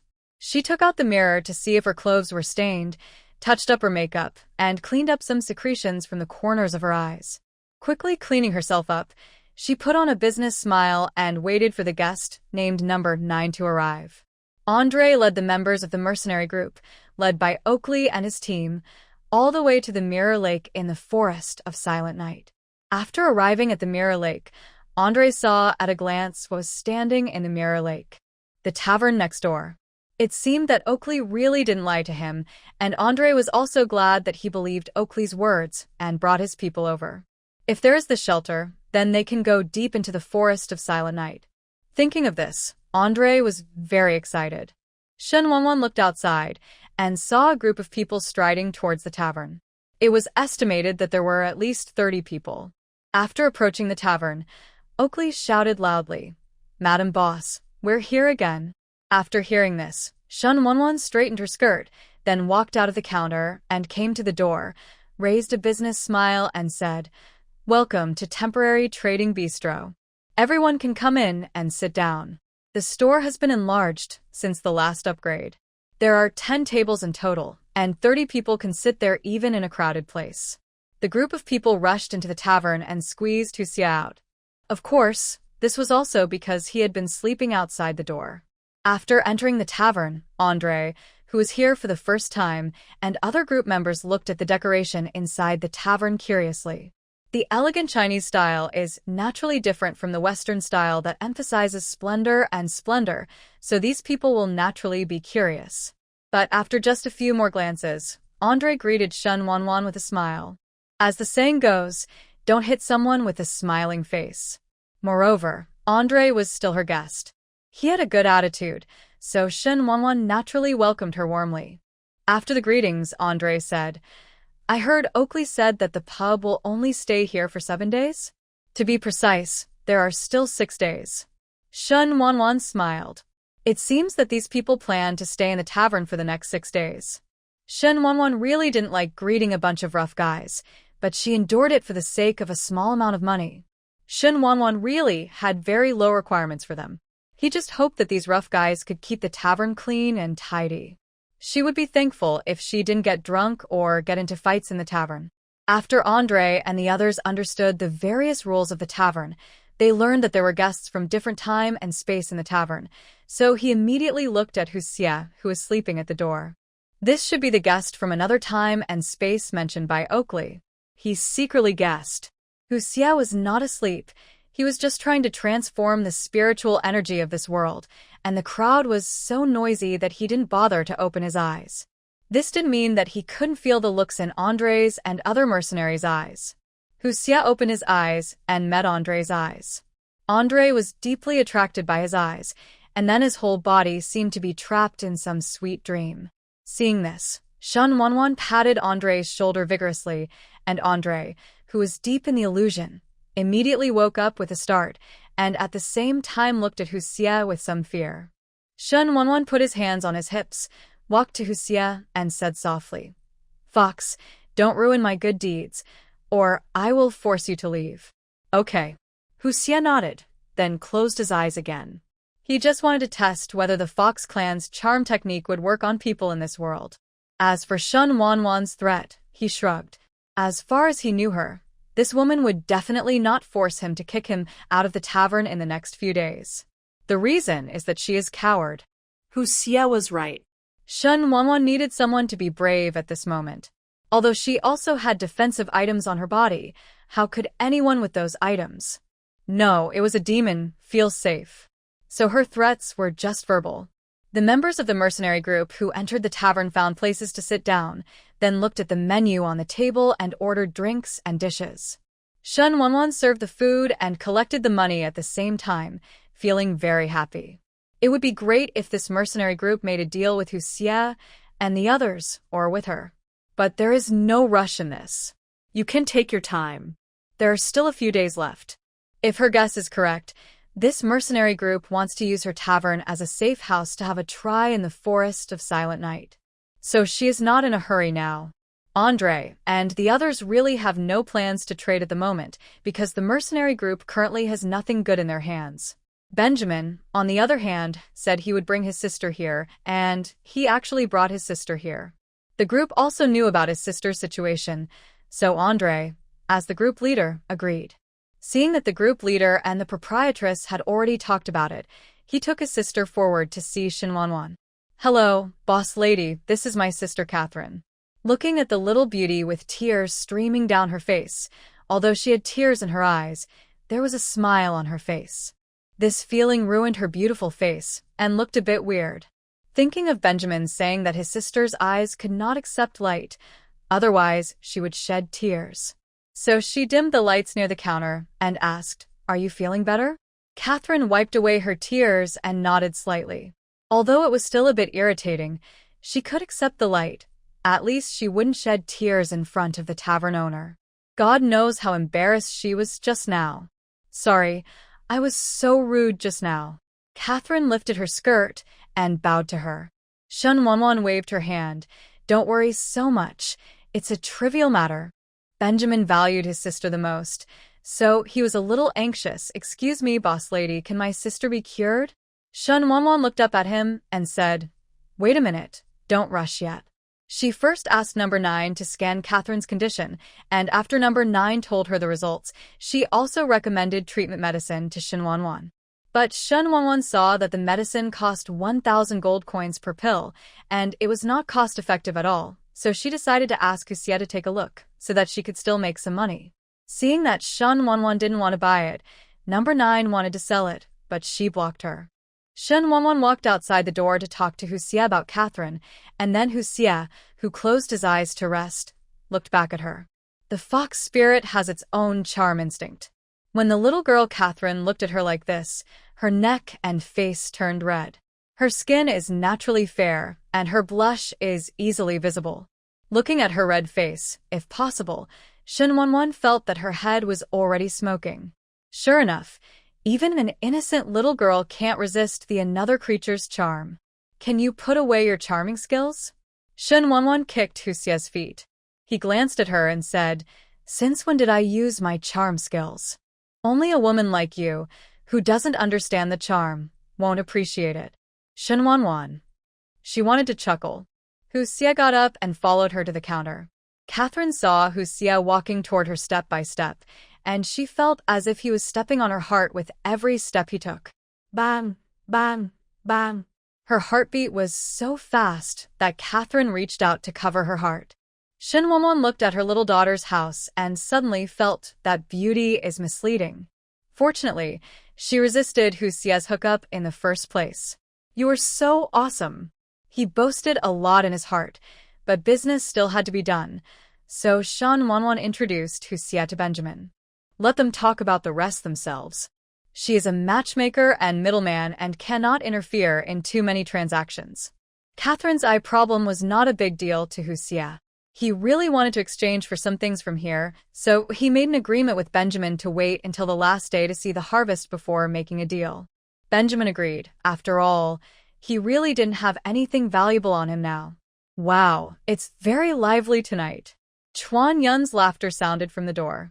Shen Wanwan saw him and waved to him. There were too many people in the tavern, so Chuan Yun didn't come in. Instead, he took out a table from his treasure bag and placed it under the eaves. Seeing that the guests had brought their own tables and chairs, Shen Wanwan lowered her head in embarrassment. She wanted to arrange tables and chairs under the eaves, but number 9 disagreed, no matter how hard Shen Wanwan tried. Because the program number 9 considers that placing tables under the eaves will destroy the aesthetics of the pub. But if Kawan brought the table, it would be fine because he would take it back, but the table seats in the tavern are fixed and cannot be changed. It didn't make sense on the 9th, so Shen Wanwan gave Chuan Yun a bottle of wine as an apology for the poor reception. Andre looked at Chuan Yun, who suddenly appeared, and became more and more curious about the tavern. And the wine and food here are even more delicious than those in Silent Night City. The people from the mercenary group came over in a hurry. They didn't even eat dinner. They were all eating meat and drinking wine. After eating and drinking, it was getting dark. The howls of various wild beasts sounded again in the forest of Silent Night. However, the people in the Yanbao mercenary group are used to it. They came here just to fight for the future of the mercenary group, so the group of people got ready to go soon after finishing their meal. Benjamin leaves Catherine at the tavern. Seeing that she was a girl, Shen Wanwan went to the kitchen to make a small cake for her. Looking at the beautiful little cake, Catherine happily thanked her. "Thank you, boss lady. How much does this cost?" she said, taking out her wallet and preparing to pay the bill. "No money, please." How could Shen Wanwan accept money from a beautiful sister? Catherine shook her head. How can the proprietress not charge money when she opens a shop to do business? As she spoke, Catherine handed over the only gold coin in her wallet. She had just seen that the food and drinks in the tavern were more expensive than in the city, but she didn't have much money on her. She only had 1 gold coin and the rest were silver coins and copper coins, which probably wasn't enough to pay the bill. So she handed over the gold coin. Of course, 1 gold coin might not be enough to pay the bill. Thinking of this, she lowered her head in shame. Shen Wanwan pushed the gold coin back, then rubbed the curly hair of Catherine and said, "Okay, I'm giving it to you. It's okay for you to order food at the tavern. Your brother just told me that you can eat it. It's all recorded in his account and will be settled when he comes back." "Oh," Catherine responded. After touching enough, Shen Wanwan walked back with a smile on his face. At this time, the Yanbao mercenary group had left, and the tavern became much emptier, and then Chuan Yun and Hu Xie also came in. But their table was the farthest away from Catherine. Since Catherine met Hu Xie, her girlish heart has been set on him, and she will peek at him from time to time. Both Shen Wanwan and Chuanyan paid attention. The former was worried, while the latter found it interesting. This little girl seems to have taken a liking to you. Chuanyan looked at Hu Xie amusedly while holding the wine glass. My emperor is infinitely charming, and this little girl has good taste. She is much better than Shen Wanwan. Listening to his boast, Chuanyan chuckled and said nothing more.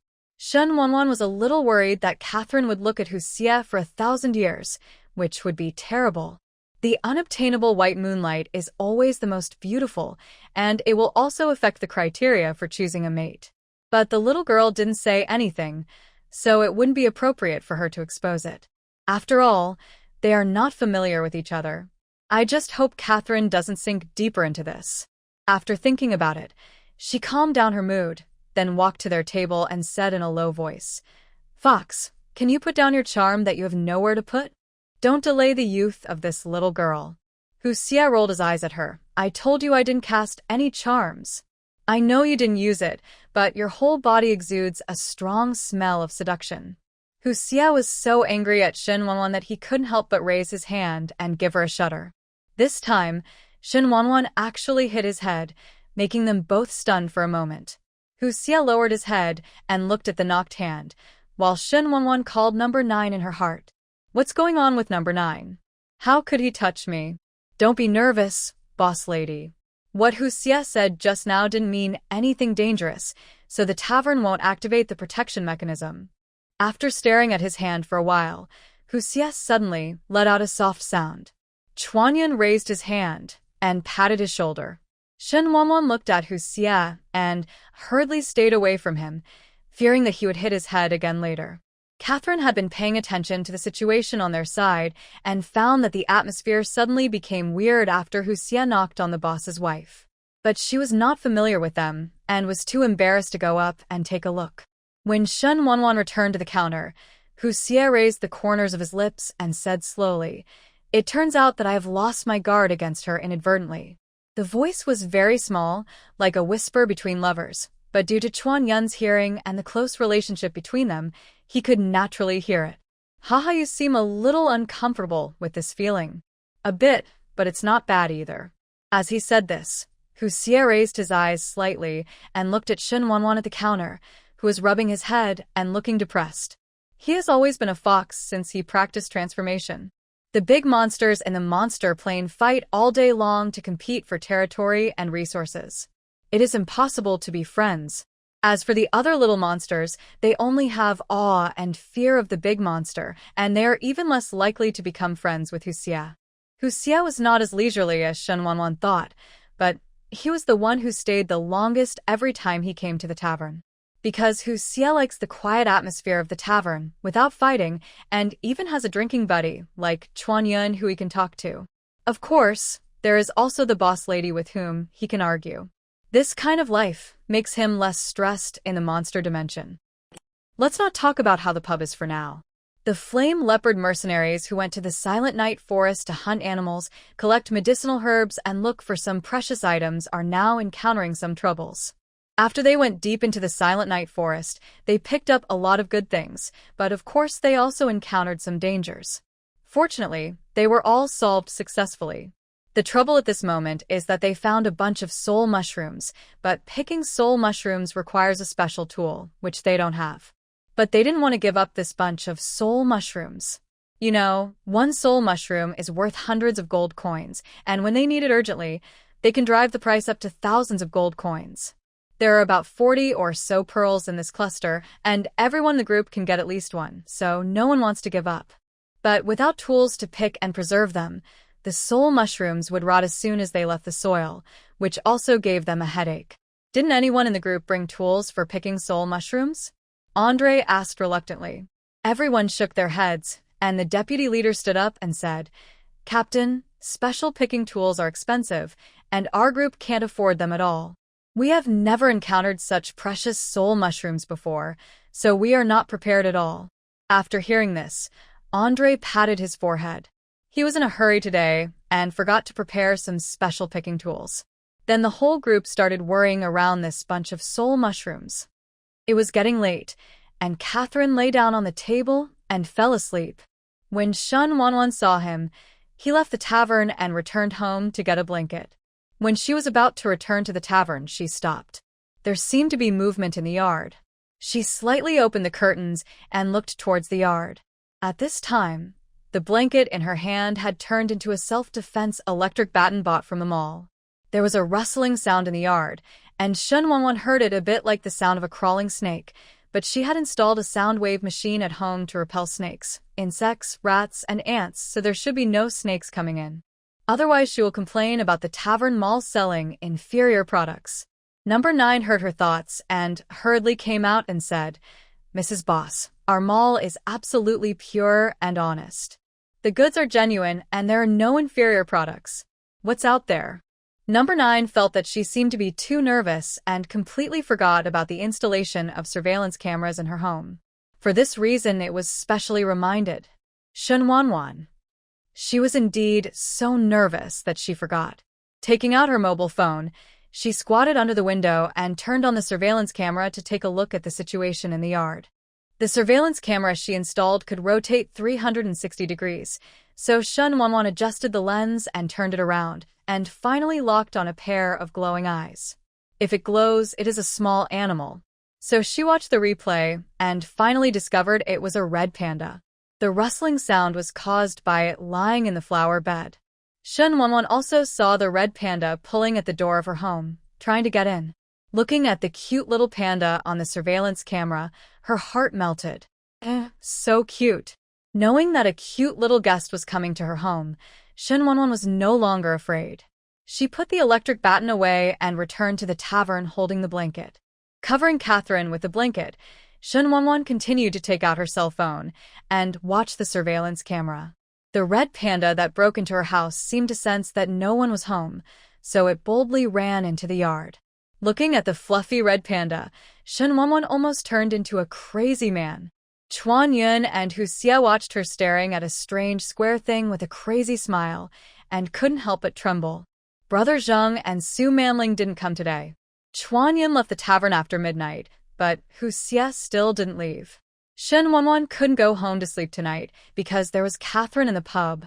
But after a while, she started to doze off. Hu Xie watched her head bend and bend little by little and cast a small spell to support her head. Shen Wanwan felt like he was sleeping on a cloud and rubbed himself comfortably. When Hu Xie saw it, the corners of his lips raised slightly.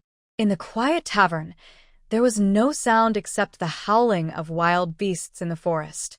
Around 1 o'clock in the morning, various sounds rang out in the forest of silent night. The sleeping birds were awakened and flew up in groups, away from danger. A burst of heavy footsteps sounded behind the running flame leopard mercenary group. A harsh roar echoed through the sky. Shen Wanwan was startled by the sound, and even Catherine, who was sleeping soundly, was awakened. "Brother." She stood up worriedly. Shen Wanwan quickly said, "Catherine, you can't go out, it's too dangerous outside." With that said, she stepped out of the counter to prevent Catherine from running out. "I'm not going out, I'll just look at the door." Catherine's eyelids were twitching wildly, and she was very worried. She also knew that she couldn't be impulsive, so she didn't think about running out. However, Shen Wanwan did not become a prophet this time. After about 10 minutes, people from the Yanbao mercenary group came running towards the side.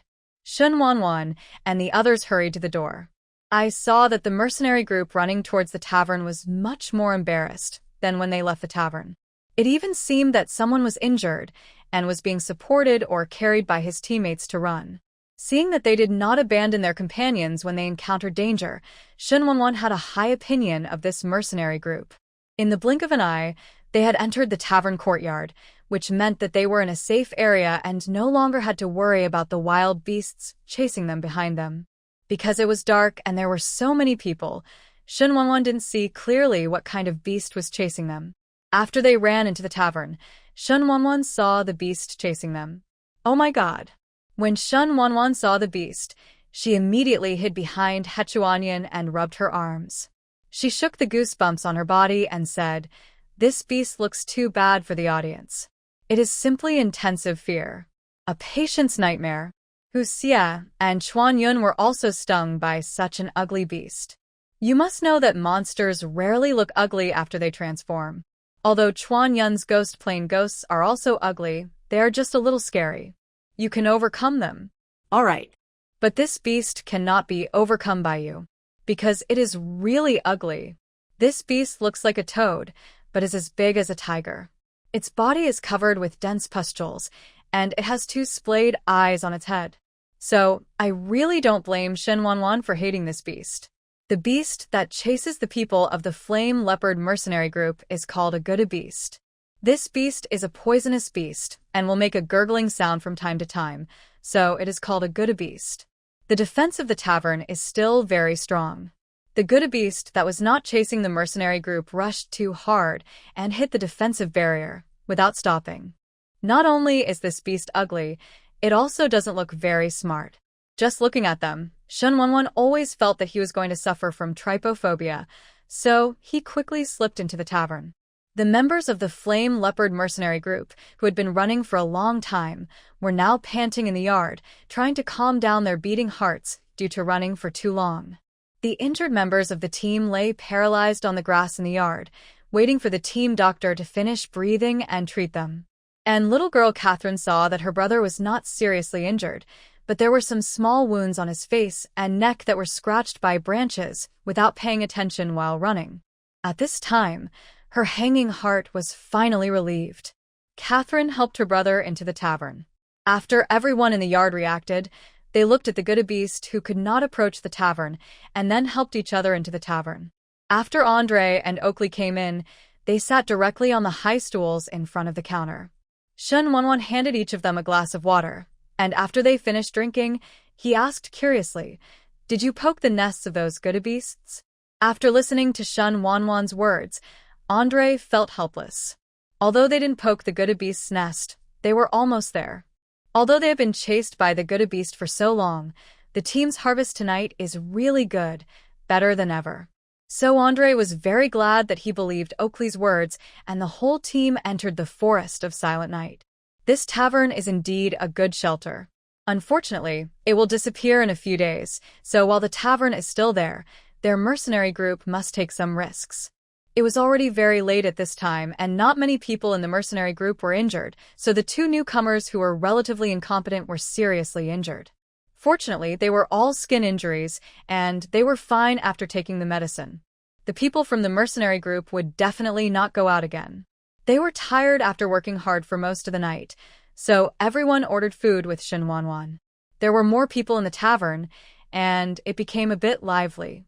Hu Xie and Chuan Yun were not used to such lively occasions, so they went outside. The two of them raised their heads at a 45 degrees angle and looked at the twinkling stars in the sky with artistic expressions. When Shen Wanwan saw them, she felt that the two of them might have something to say in the next second. Fortunately, the two of them did not recite poems to each other. They just looked at the stars in this world. "Why don't you go back and rest first? They probably won't go out now. The pub will be a little noisy." Shen Wanwan knew that the two of them stayed here to protect her, but she couldn't let them stay with her all night. They are not employees of the tavern. No matter how capitalist she is, there is no way she can exploit her customers. Número 9. Are you sure? Shen Wanwan felt that he was a really good person. "It's okay. It's just as boring when I go back anyway, so why not take a look here?" Chuan Yun smiled and said while playing with a wild flower picked from somewhere. Hu Xie was leaning against the wall, looking like an old man, and Shen Wanwan was too lazy to pay attention to the old man. So he said to Chuan Yun, "Thank you. If you want to eat anything, you can tell me. I'll treat you." Courtesy is reciprocated, and if people treat her well, she will naturally repay him. Chuan Yun smiled and nodded. "Okay, if I want to eat, I'll go find you." "Yeah, let me go in first," Shen Wanwan said, and entered the tavern. Looking at the expressionless Hu Xie leaning against the wall, he couldn't help but chuckle. This another creature is really arrogant. At about 5 o'clock in the morning, the sky began to break, and the sunlight slowly began to shine throughout the Silent Night forest. The Gudu beasts guarding outside the tavern fled into the forest at 10 o'clock in the morning. The sun shines into the tavern, and the people inside are sleeping in various strange ways, accompanied by the sound of snoring. Shen Wanwan took a recliner and put it under the counter as a bed, lying on it and fell asleep. Not long after she fell asleep, Hu Xie and Chuanyun entered the room and sat on the high stools in front of the counter. Because many people in the mercenary group were snoring, Chuanyun specially used an isolation technique to surround the counter area. Those snoring sounds were not heard, so he slept well. Hai woke up with a yawn. Shen Wanwan rubbed her eyes and looked at the two of them holding their heads with one hand. She didn't know whether they were asleep or with their eyes closed to relax, but it didn't stop her from sighing in her heart. A handsome guy is a handsome guy, and he looks so good even when he sleeps. Shen Wanwan got up quietly, for fear of waking them up. The two of them were not actually sleeping, they were just taking a rest. They wanted to open their eyes when Shen Wanwan yawned, but the two men were very careful and knew that the girl had just gotten up and they definitely didn't want to be seen by them, so they had to continue to close their eyes and sleep. Shen Wanwan quietly left the counter, went to the kitchen to find a new basin, fetched water, and went to wash up outside the tavern. After leaving the counter area, Shen Wanwan realized how torturous the snoring of these people combined was. Feeling even more grateful to the two of them, I fetched water and went outside. Shen Wanwan was startled by the Benjamin brother and sister, who were wrapped in blankets and sitting in the corner sleeping. There were brother and sister Benjamin here, and Shen Wanwan went to the yard to wash up. The weather's fine today, the morning sun is not too hot, birds are chirping on the treetops, and there are some small animals drinking water by the mirror lake. Some animals even looked at the tavern curiously, but unfortunately they couldn't get in, so they just looked at it with their cute heads tilted. Shen Wanwan also likes these cute little things, but even if the little animals in the forest of Silent Night are cute, it is best not to touch them, because these cute little animals may kill her. The beasts and animals in this world are all ferocious. When Shen Wanwan returned with the basin, Catherine and Benjamin were already awake. Seeing her coming, they were both a little embarrassed. Benjamin was afraid that she would misunderstand that the brothers and sisters had objections to the tavern, so he quickly explained, the room was too noisy and Catherine couldn't sleep well, so we came out. I understand, but aren't you afraid of catching a cold if you sleep outside at night? It's okay, we have fire rocks, Catherine said, and took out a red stone the size of a small pumpkin and showed it to her. Shen Wanwan looked at the fire rock and reached out to touch it. It was indeed very warm. She asked number 9 to scan it. This fire rock is a commonly used heating item in this world. Almost every household will have 3 or 4 fire rocks. Shen Wanwan's first impression of the fire rock was a natural warm baby. After entering the tavern, many people in the room were already awake. They were all rough men. They were a little embarrassed to be looked at by such a delicate beauty like Shen Wanwan, so they all got up and ran to Jinghu Lake to clean up. Give yourself a break. After waiting for others to go out, Shen Wanwan immediately pressed the clean button.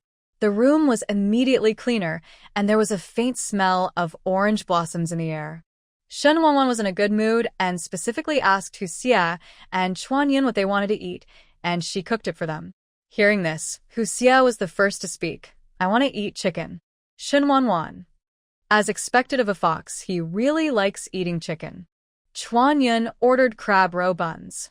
The last time Shen Wanwan made them for himself, he ate them once and liked them very much. Unfortunately, she didn't make them again, so when she asked him what he wanted to eat, he remembered this.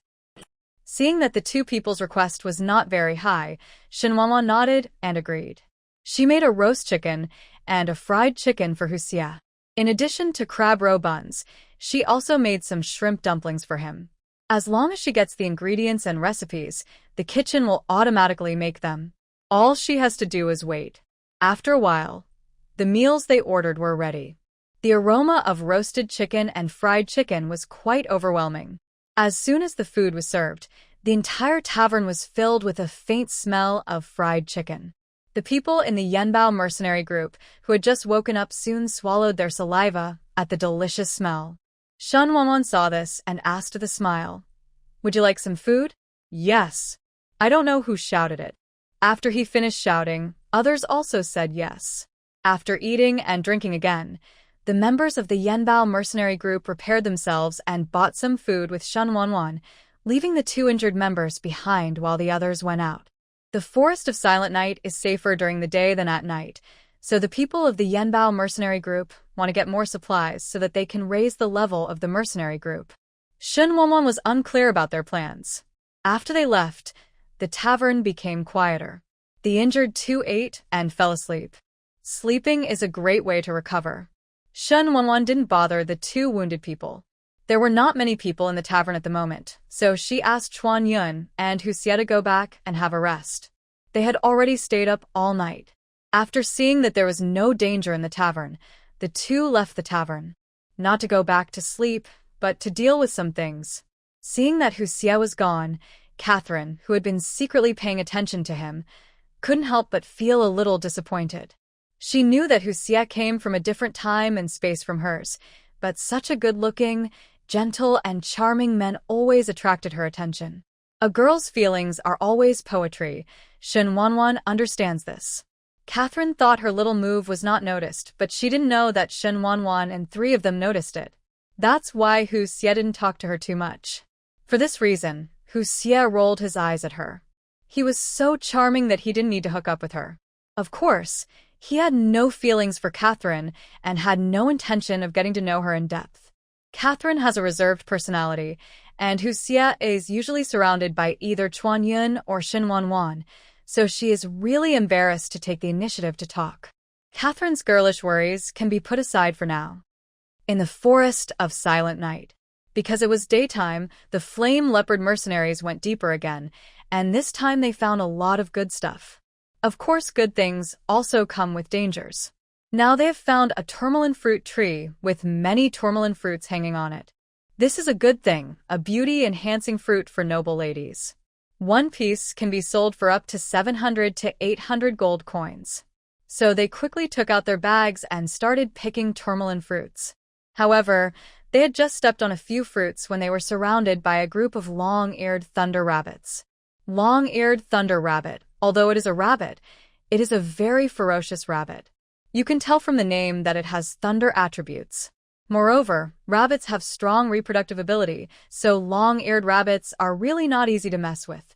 The members of the Flame Leopard mercenary group, who were surrounded again, looked up at the sky in silence. They were surrounded by gullah beasts in the early morning, and now they were surrounded by long-eared thunder rabbits. But it was impossible to get them to give up the tourmaline fruit, so a war was about to break out. Andre assigned 3 people to be responsible for picking, and the others were given time to pick the fruits. Benjamin was among those in charge of picking the fruits. Taking advantage of their brother's delay, the 3 of them picked the fruits frantically. After they said okay, Andre immediately led his men to retreat. Some people even looked like they were struck by lightning, and their entire appearance turned into burnt black people and smoking afros. It's not that they don't want to kill all the thunder rabbits.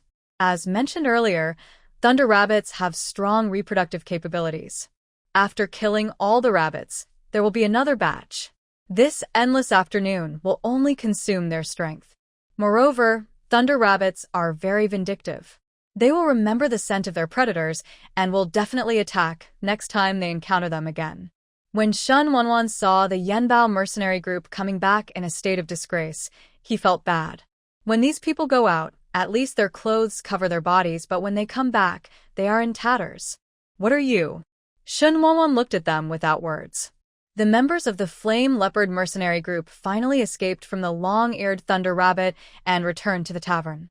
Seeing Shen Wanwan's unfinished words and slightly disgusted expression, they looked at each other. Only then did they realize that they were all a little embarrassed and their clothes were in tatters. You must know that the clothes they wore were not good armors, but they were average. Unexpectedly, they were still beaten by Thunder Rabbit. The thunder struck. It is easier to write for those who wear more advanced armor. At least they have nothing to cover their bodies. The clothes of others are basically the same as beggars, and they even want to hang rags on their bodies. Oh my God, brother, what have you encountered? Catherine was helping Shen Wanwan clean the tavern. When she saw her brother and the others coming back, she came out and saw them in the state. Ahem, Catherine, you and the landlady should go back to the tavern first, and let's clean up, Benjamin said to his sister sheepishly. Although this situation is an accident now, it is inevitably a bit embarrassing in front of ladies.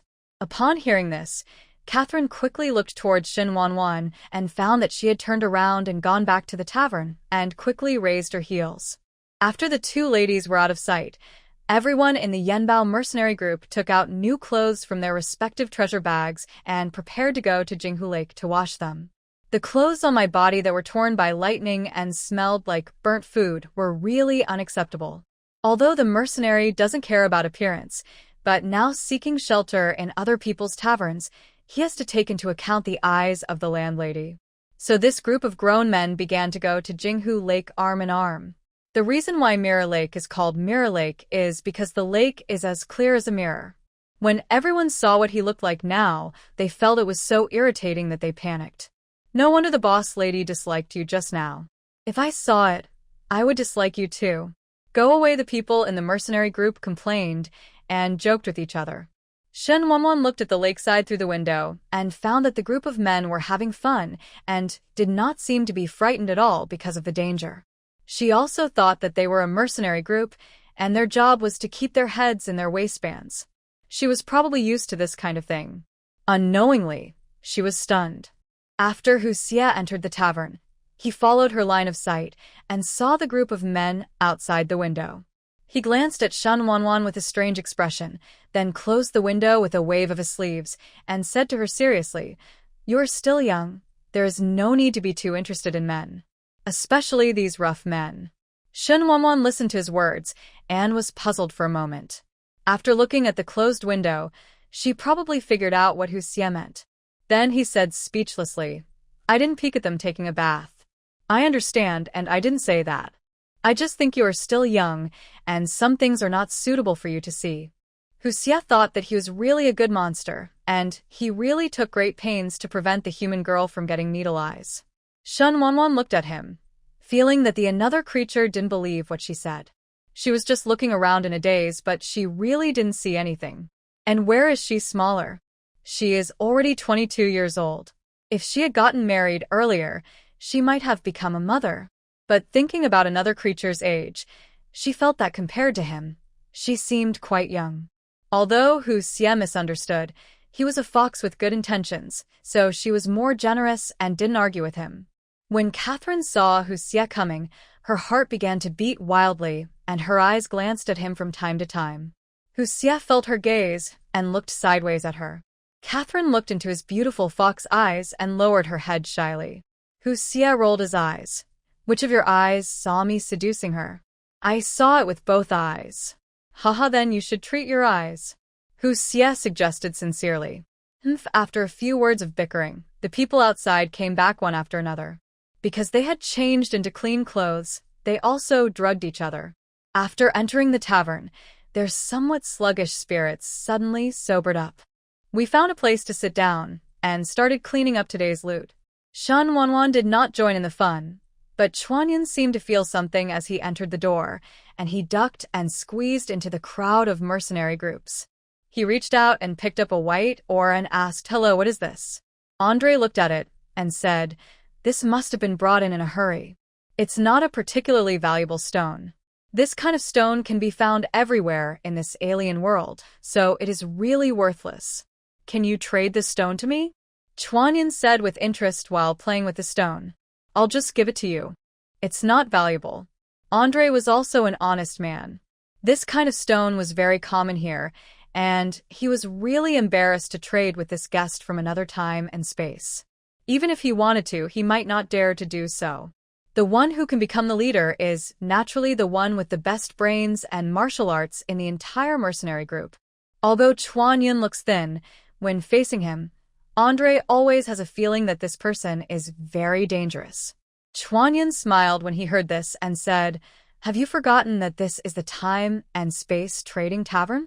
As long as it belongs to your continent, even a worthless stone, I need to make a trade before I can take it away." "Oh, I forgot about it for a moment." Andre scratched his head in embarrassment and then said, "Why don't you trade it for some copper coins?" This stone is really worthless. Seeing this, Chuan Yun turned around to find Shen Wanwan. Madam Boss, let me exchange some currency from this continent with you, Chuan Yun said, and threw a sparkling gem to Shen Wanwan. Shen Wanwan asked number 9 to scan it, give an evaluation, and then exchange it for coins from this otherworldly continent. This ore can be exchanged for 10,000 gold coins in this continent, deducting 40% of the handling fee, giving you 6,000 gold coins. Shen Wanwan said and handed him a bag, which contained 6,000 gold coins in the world. On the 9th, seeing the landlady increase the handling fee by 20% with such evil intentions, he felt sad for Kawan. Obviously, he has been protecting the landlady these 2 days, but in the end, he was cheated by the landlady on the handling fee.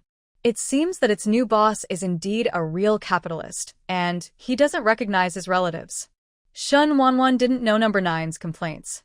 Although it was unreasonable for her to ask for more handling fees from Chuan Yun, she would just treat him to a few more delicious meals later. Chuan Yun didn't know that Shen Wanwan had secretly increased his handling fee. After getting the money, he took out a gold coin and bought the stone just now. He is not a bully, nor is he a domineering president. He certainly can't just throw a bag of gold coins over and say, "It's all yours." A group of rough guys really wouldn't let him do this. After getting the stone, Chuan Yun looked at it carefully but couldn't figure out what it was. And the feeling just now is useless. Could it be that he was mistaken? His intuition was always right, so it must be that his method was wrong. So Chuan Yun began to explore carefully again. Hu Xie walked behind him at some point, raised a hand and placed it on his shoulder and said, "Release your energy, and then control it to go in." Hu Xie had lived for thousands of years and had some experience, so he immediately gave a suitable method. Following Hu Xie's words, Chuan Yun began to gather the energy in his body into a line and slowly drilled into the stone. After a while, his yuan force entered the inside of the stone, and a certain chi inside began to merge into his yuan force. The yuan force lines, which were originally not very thick, became a little thicker. Shen Wanwan was also curious, but she understood that it was best not to be disturbed when doing something focused, and Chuan Yun was obviously practicing, so she couldn't be disturbed. Otherwise, she would be guilty of accidentally going crazy. Didn't you see that Hu Xie was guarding him and cast an isolation spell on him? However, this situation did not last long. Only 2 minutes later, Chuan Yun woke up and felt the traces of magic around him, and he curled his lips and smiled. Seeing that he was awake, Hu Xie broke up the spell that enveloped him. Many people in the mercenary group also saw the situation here, but they couldn't see clearly because Hu Xie had cast an isolation spell when Chuan Yun was moving, blocking their line of sight. So the mercenary group didn't know what they had done. Shen Wanwan walked over and took a look. The originally fine stone had turned into a pile of dust and was scattered on the table. She glanced at Chuan Yun curiously and could probably guess something, but she didn't ask rashly. "Are you okay?" Shen Wanwan asked, looking at Chuan Yun, who had no unusual expression on his face. "It's okay. Thank you for your concern." Chuan Yun shook his head. "It's okay." Shen Wanwan nodded and returned to the counter. Hu Xie sat on the stool next to Chuan Yun, looked up at him and said, "Is it useful?" "It works, you can try it too." Hearing this, Hu Xie nodded, then thought for a moment, gave Chuan Yun a look, and the two of them walked out of the tavern together. Shen Wanwan looked at the two people being mysterious and couldn't help but murmured, "Is it really okay for these guests to have little secrets behind my back?" Number 9 jumped out and said, "If the boss lady wants to know, you can use the receiver on the panel to eavesdrop." Get lost. Am I that kind of person? If number 9 had a physical body at this moment, he would definitely be kicked out of the tavern by her. Although she is a bit black-hearted, she is not a pervert who would eavesdrop on other people's conversations. She could roughly guess what the two wanted to do, so she would wait and see what happened next. Is there anything that can't be said in the house? Chuan Yun was very curious. Since you think the stones are useful to us, then find a way to trade more. Don't forget, the tavern will be leaving here in a few days, and we don't know when we will come back. But some of them seem to be more willing to take risks. Gold coins should not be able to impress them. Chuanyan saw clearly that the Flame Leopard mercenary group seemed to be more interested in improving the level of the mercenary group than money. They and Andre learned that the way for the mercenary group to improve its level is, on the one hand, the finances of the mercenary group, and on the other hand, they can hunt high-level beasts or find high-level plants to increase the popularity of the mercenary group. Hu Xie thought of something, then leaned into Chuanyan's ear and whispered, "We can do this and this. And this and that." After hearing this, Chuanyan glanced at Hu Xie in a funny way and then nodded. The two of them struck up some kind of PY deal. Shen Wanwan stood at the counter and visually inspected everything at the door. He always felt that the two of them had some evil intentions. But she didn't feel that she was in any danger, and it was definitely not for her. So she looked at the rough guys in the mercenary group and couldn't help but shed tears of sympathy for them. Amen. May God bless you. Although she didn't know whether she believed in God or not, Shen Wanwan silently made a cross for them in her heart. Those who are targeted by vixens will probably be in bad luck. I just don't know which one or several of these people are the unlucky ones. With the intention of watching a good show, Shen Wanwan glanced at everyone in the mercenary group. However, they were all too busy sorting out the spoils from last night and today, so they didn't notice Shen Wanwan's inspection. As for Catherine, she was staring blankly at Hu Xie outside the house, who was wearing a pure white fox fur. Originally, Shen Wanwan wanted to see who the unlucky guy was, but no. Nine reminded her that several people were coming towards her house. According to the speed, they should arrive in 1 minute. After a long day, Shen Wanwan hurriedly ran out of the counter to find two men who were whispering and said, "I want to go back. Please help me look around the pub." As he spoke, the person disappeared. Shen Wanwan happened to hear a knock on the door just after returning home, and she quickly answered, "Here he is." As she spoke, she walked to the yard and opened the gate. Two police officers wearing raincoats were standing outside. Shen Wanwan said quickly, "Hello, please come in." The two police officers shook their heads and said, "No, sorry fellow, I'll give you this document. Can you also report your professional status?" Shen Wanwan had a question mark on her face. She was a tavern owner. "But can we talk about this? I'm a freelancer. I usually take orders online and write some articles." "Okay, remember to read the document. This is the latest policy document of Huaxi Valley Town." "Okay, I will definitely take a good look." When the police officer saw that she was the only young girl in the house, he couldn't help but said, "You are a little girl. Remember to close the doors and windows at night. Although the security here is very good, it is not 100%. Have you installed an alarm at home?" Okay. Thank you for your concern. It's okay, just serve the people. If you encounter trouble, remember to go to the police station to find us." Okay. Thank you, two police officers. Why don't you come in and drink some hot water?" Shen Wanwan invited hospitably. She must be more enthusiastic when facing the police uncle. She also hopes that they will protect her and give her a safe life. "No, remember to read the documents. There will be many foreign guests visiting Huaxi Valley Town around October. If you have extra spare rooms in your home, you can rent them to them." The police uncle reminded Shen Wanwan, and she thanked her with an "I understand" look on her face. She would definitely not rent out the room, but she had to thank the two police officers for reminding her. Time flies by like a flash, and in a blink of an eye, the last day of the tavern in another world is coming. After these 5 or 6 days, Shen Wanwan was impressed by the Yanbao mercenary group's frenzied and desperate efforts to complete tasks and sincerely wished them to achieve their goals. On the last day, the members of the Flame Leopard mercenary group came back with scars all over their bodies, but there was no trace of fear on their faces, but instead a trace of smile. It can be seen that these days have been very fruitful. People can always break through their limits in desperate situations. There should be many people who have broken through. After they spent some time sorting out today's loot, they started trading with Hu Xie, Chuanyan, and Zheng Ge. Yes, there is Brother Zheng. He mainly exchanges some medicinal materials for longevity in this world. As for what to exchange for, that is of course the famous bronze wares of the Warring States period. After all, there were really not many good things during the Warring States period.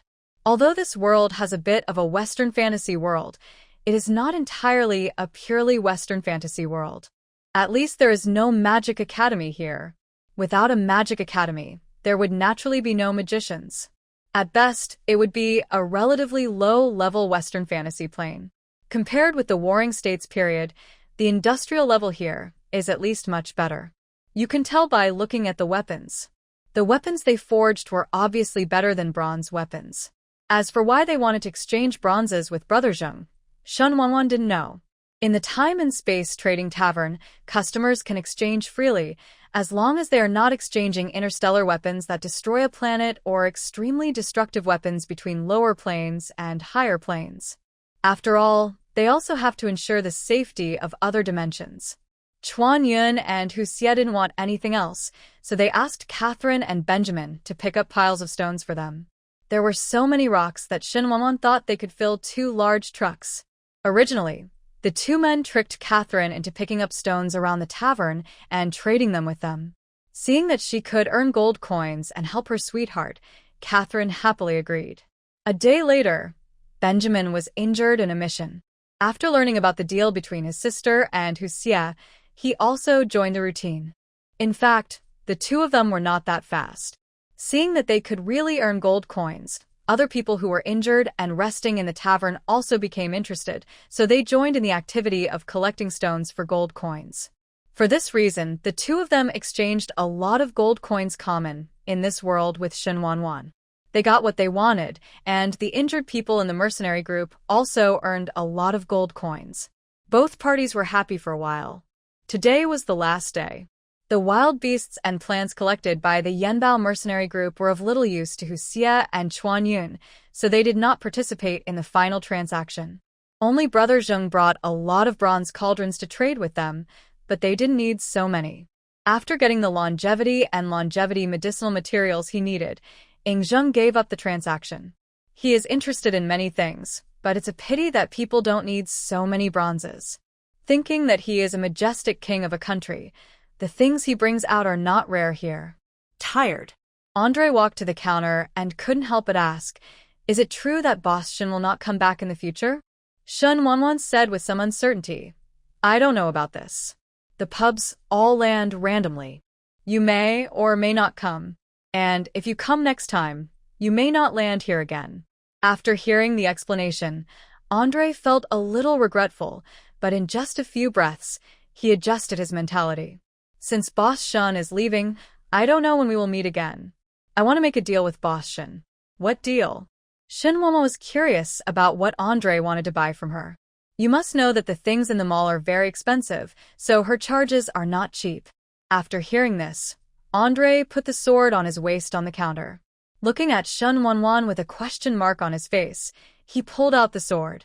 When Shen Wanwan took a closer look, it turned out that after these days of intense work, this sword there were cracks in the sword, and it was about to break if you weren't careful. "I want to buy a sword." Andre had seen Shen Wanwan's kitchen knife. The kitchen knife was as sharp as a mirror and had a sharp edge. It was clear at first glance that it was sharper and tougher than his sword, so he always wanted to fight with her. Shen Wanwan changed to a new sword.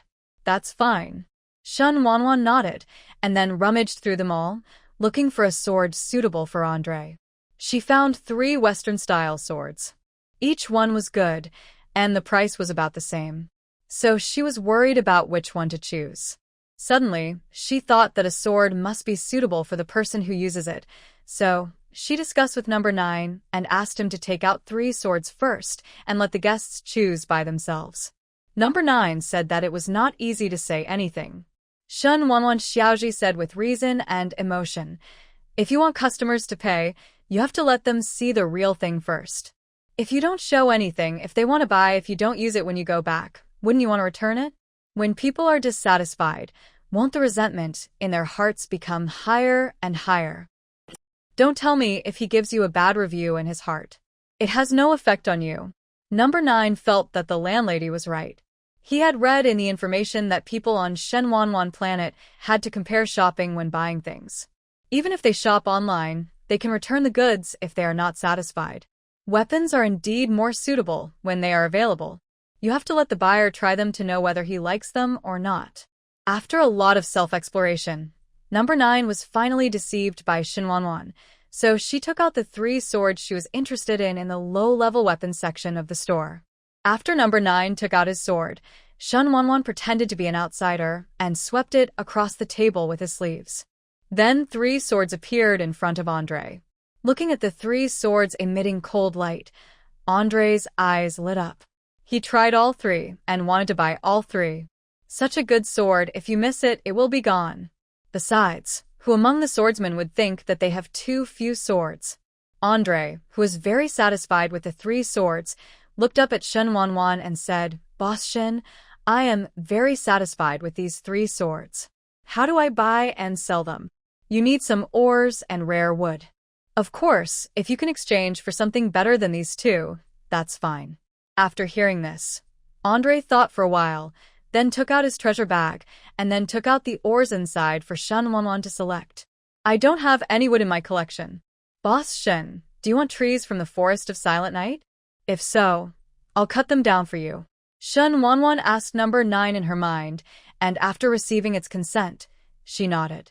Andre asked her how many trees she needed, and then called the brothers out to cut down the trees. When Ingzheng saw the 3 swords displayed by Shinwanwan, a glimmer of light flashed in his eyes. After Andre and the others went out to chop down trees, he walked up to Shinwanwan, handed her all the medicinal materials he had bought, and asked her to help process them into pills. This is also something that has been agreed upon a long time ago. Shinwanwan took the medicinal materials and began to process them in the kitchen. Seeing that Brother Zheng was not leaving, he raised his eyebrows and asked, "Brother Zheng, what do you want to say? Didn't you know that the tavern can sell skills?" When Shinwanwan heard this, she probably understood something. She asked, "Do you want to buy the forging skills of the 3 swords I sold to Andre?" "That's right." Ingzhen looked at her seriously. Thinking of the blacksmithing skills of the spring and autumn period, Shinwanwan shook his head and said, "Your technology can't keep up at the moment."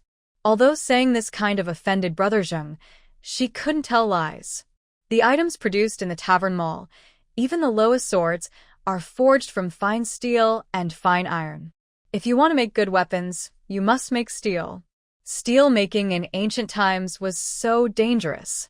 Hearing her say that she was unwilling to sell blacksmithing because Qin's technology couldn't keep up, Ingzhen couldn't accept this reason. The craftsmen of Qin are all top-notch craftsmen. It's impossible for no one to learn how to do it. Shinwanwan explained with some pain in his head, "This is not a problem of the craftsman's skills, but a problem of the materials. If you want to forge such a sword, you must learn to make steel. Steel making is very dangerous. You can never let others take it. Take your life." As a good student of the 21st century who grew up under the red flag, Shinwanwan believes that human life is more important than anything else. So she was really afraid that after selling it to Zhengge for steelmaking, many craftsmen would die because of steelmaking. And even if there is no problem, they still have to teach them the chemical formulas for steelmaking, and there was no such thing in ancient times. Shinwanwan was most afraid of trouble. She could imagine that if she sold these to Brother Zheng, he might become 100,000 people and come to ask her why. Although she could show him a video tutorial on steelmaking, Brother Zheng couldn't actually afford it. Purchase books on steelmaking and weapon forging. Because books are knowledge and are relatively expensive, Shinwanwan didn't tell him this. Who is Ingzheng? He is the first emperor of China. He will not be disdainful. Shinwanwan definitely did not reject him for the reasons she mentioned. "Tell the truth. Why can't I sell it to you, Gu?" Shinwanwan raised her right index finger and touched her nose awkwardly and asked, "Are you sure you want to know?" Ingzheng nodded. "Ahem, well, since you want to know, I'll tell you the truth. The main reason is that books on steelmaking and blacksmithing are too expensive and you can't afford them." After Ingzheng heard this, he felt bad. He thought about many reasons, but he never thought that it was because he couldn't afford it. After Shinwanwan finished speaking, she felt quite embarrassed. Her toes almost dug out the Qin palace for Brother Zheng in her shoes. Close your eyes and take a few deep breaths. Ingzheng never expected that he, a majestic king of a country, sitting on millions of wealth, would be a pauper when he arrived at the tavern.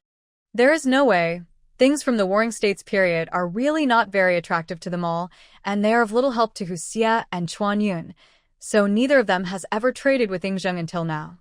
Even Su Manling has never dealt with the Tavern, Hu Xie, Chuan Yun, and the others. Because the plane levels are so different, things from lower planes are completely useless to Hu Xie and Chuan Yun. Shen Wanwan didn't say it out loud because he was afraid of hurting Brother Zheng's self-esteem. Now I watched him take a deep breath, trying to hold back his irritability, and couldn't help but shrink his neck. He is worthy of being an emperor for eternity, and he has such a strong aura of enduring rage. After Ying Zheng suppressed the anger and embarrassment in his heart, he looked at Shen Wanwan, who was looking at him with an embarrassed expression, and for a moment, he didn't know what to say. Do you want him to pay on credit? Don't even think about it. If the king of a country has no money, forget it. If you pay on credit, he will lose all face. Without saying anything, he got the pills that Shen Wanwan had refined for him, paid the processing fee, and left the tavern.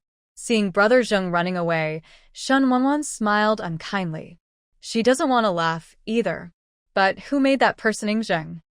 The people who went out to cut trees in the evening came back one after another. After completing the transaction with Shen Wanwan, Andre got 3 swords, and Shen Wanwan also got enough wood and some ore that number 9 needed. After the transaction, everyone was happy, and then the members of the Flame Leopard mercenary group began to prepare to leave the forest of Silent Night before it got dark. Catherine's eyes had been healed by Hu Xie, and she was about to leave now. She looked at Hu Xie with some reluctance. But Catherine is a sensible girl. She knows that it is impossible for her to be with Hu Xie, so she has not been able to talk to him in the past few days. He just occasionally looked at the figure in fox fur. Shen Wanwan poked Hu Xie with her arm and said, "You don't want to say goodbye to that little girl? She has secretly made a promise to you." Hu Xie rolled his eyes at her, then turned and returned to the tavern.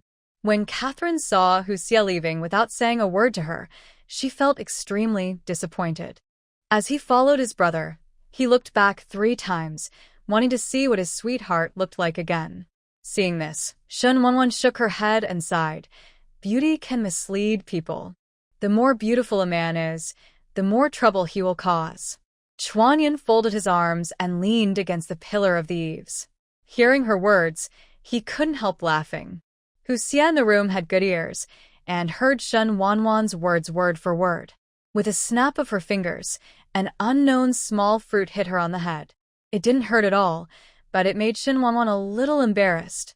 She angrily turned around and walked into the tavern, pointed at Hu Xie, and cursed. "Fox, why are you beating me? I'm not wrong. You vixens are either evil concubines who bring disaster to the country and the people, or you are scumbags with 3,000 beauties in the harem." Chuan Yun, who did not want to get involved in the dispute between the two, did not follow, but after hearing Shen Wanwan's remarks, he actually felt that there was some truth in it.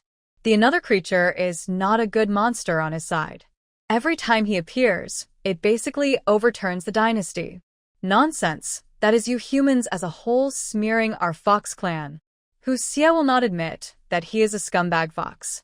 After the sky darkened, the tavern began to gradually disappear by the mirror lake in the forest of Silent Night.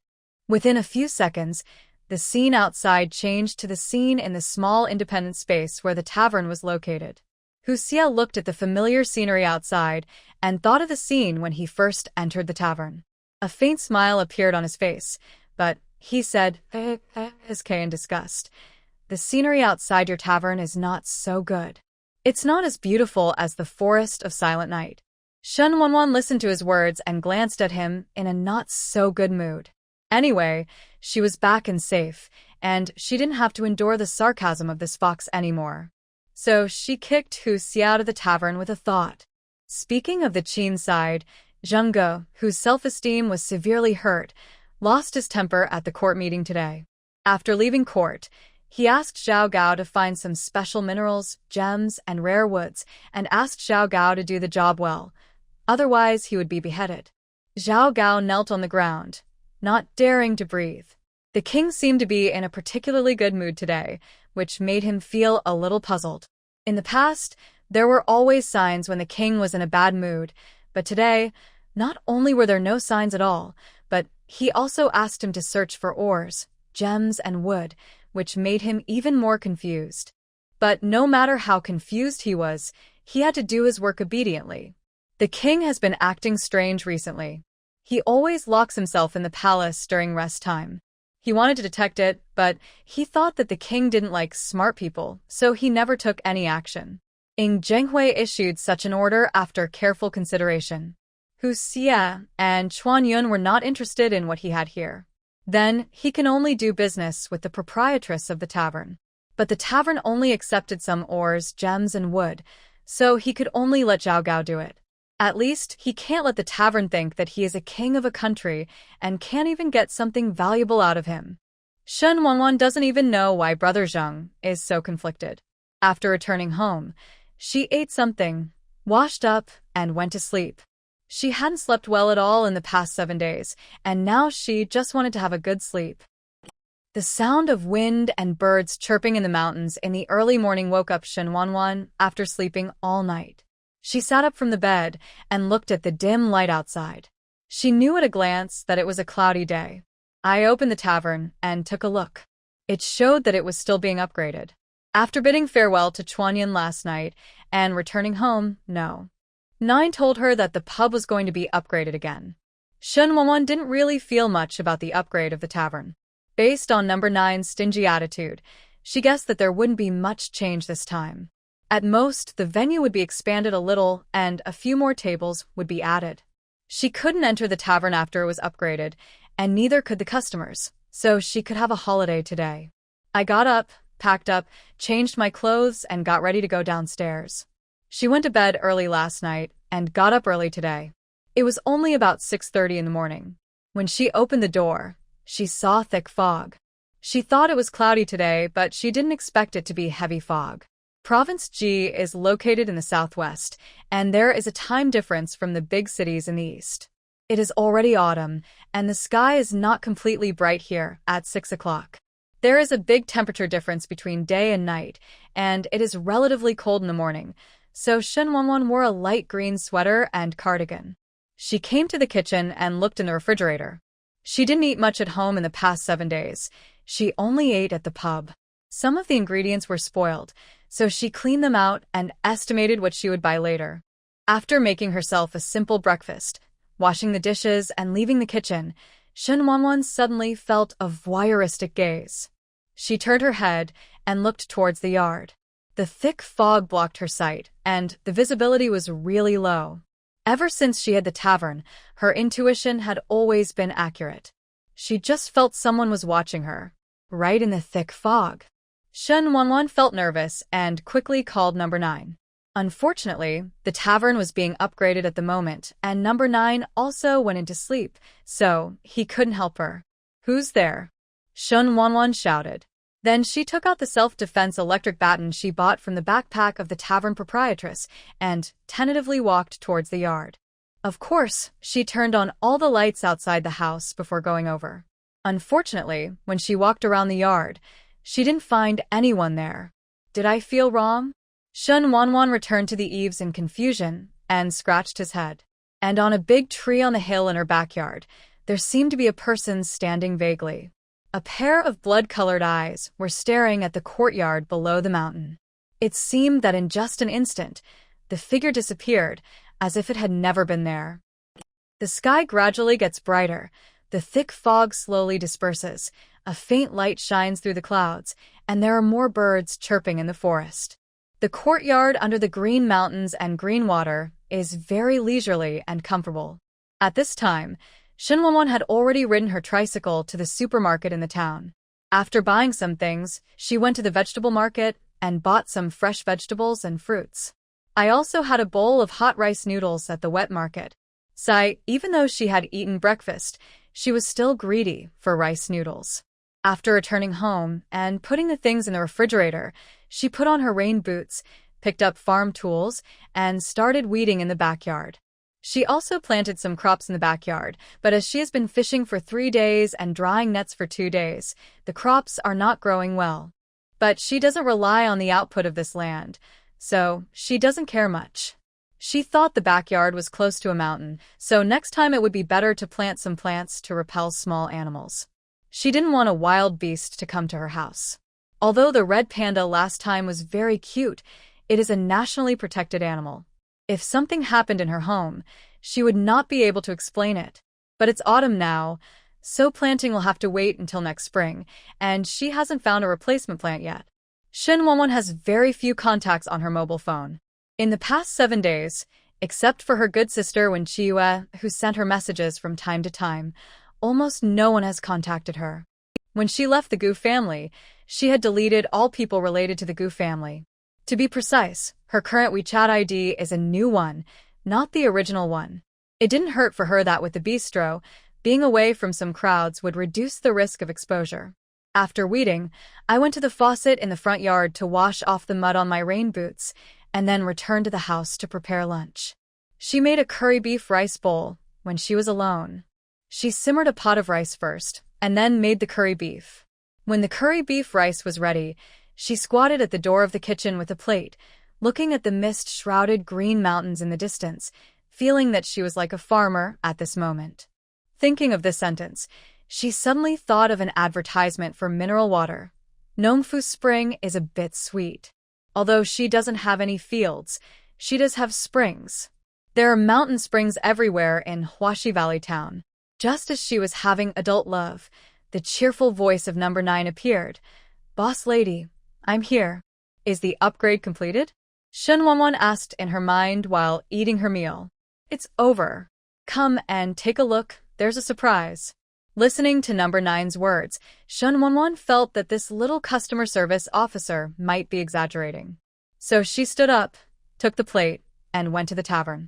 After entering the tavern, Shin Wonwon rolled his eyes unsightly when he looked at the little changed architecture and interior decoration. Sure enough, she couldn't believe number 9's lies. "Oh, boss lady, be happy. There have been great changes. What's so big?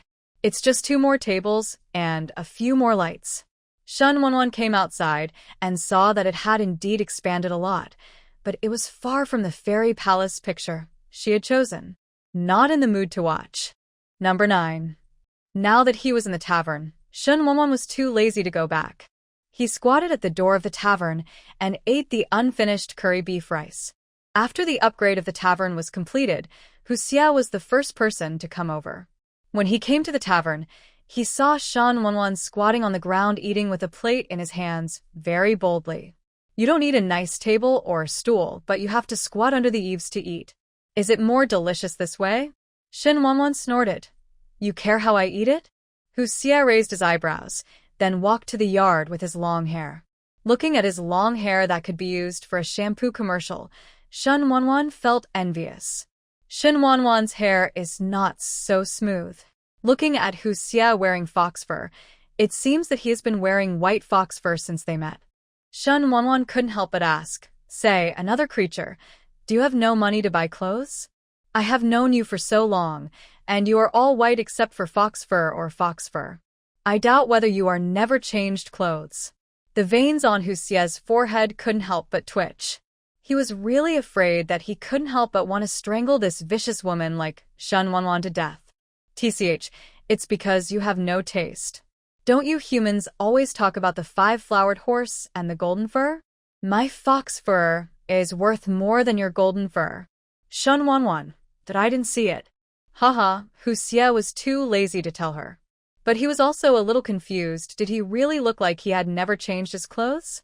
Shin Wonwon is the only one who can make another creature doubt herself so much. She didn't care at all. She just couldn't help but make some comments about the another creature. Hu Xie walked into the tavern and after looking at the changes, he couldn't help but frown and said, "You upgraded for a long time, but you just added 2 tables and how many lights?" As he said this, he couldn't help but tsk twice. "If you ask me, you might as well not upgrade. Nothing has changed. You are indeed not suitable for business." Shin Wonwon glanced at Hu Xie and then cursed number 9 bloody in his heart. Number 9. Sigma, why is it always the one who gets hurt? Hu Xie just came to see the situation after the upgrade. Now that he had finished watching it, he patted Shin Wonwon in anger and ran away. Seeing that the another creature could touch her, Shen Wanwan was actually a little happy, if nothing else. It's really not easy for the two of them to be on guard against each other until now. Seeing that the tavern was empty and the meal was finished, she slipped away too. In the evening, when Shen Wanwan came in, he found that the tavern was a little more lively because Hu Xie, Chuan Yun, Su Manling, and Brother Zheng were all here. Looking at them, Shen Wanwan had a question mark on his face. What day is it today? They're all here. After Su Manling saw Shen Wanwan, she immediately walked to her and said, "Isn't this because you have come back from another world? I just came over to take a look." When Shen Wanwan heard this, she couldn't help but nodded Su Manling's forehead and said, "Why are you so cowardly? You haven't come even once in 7 days." Su Manling smiled stipisally. She was really frightened by what Shen Wanwan said at the time, so she hadn't been to the tavern in the past 7 days. She felt a little regretful about this, so she pestered Shen Wanwan to ask about the other world. Shen Wanwan walked around Mirror Lake in the past 7 days. In fact, he didn't know the situation in the other world. But that doesn't stop her from bragging. So she vividly told Su Manling about the things in the other world, which made Hu Xie and Chuan Yun feel confused. "Isn't this a bit exaggerated?" Chuan Yun touched his nose and said, somewhat dumbfounded, "What do you think will happen if we go to expose it?" As the first-time traveler, Hu Xie understands Shen Wanwan's thoughts not only 100%, but also 80%. Chuan Yun raised his eyebrows at this, but didn't say anything. Ying Zheng, on the other hand, felt strange after listening to her words.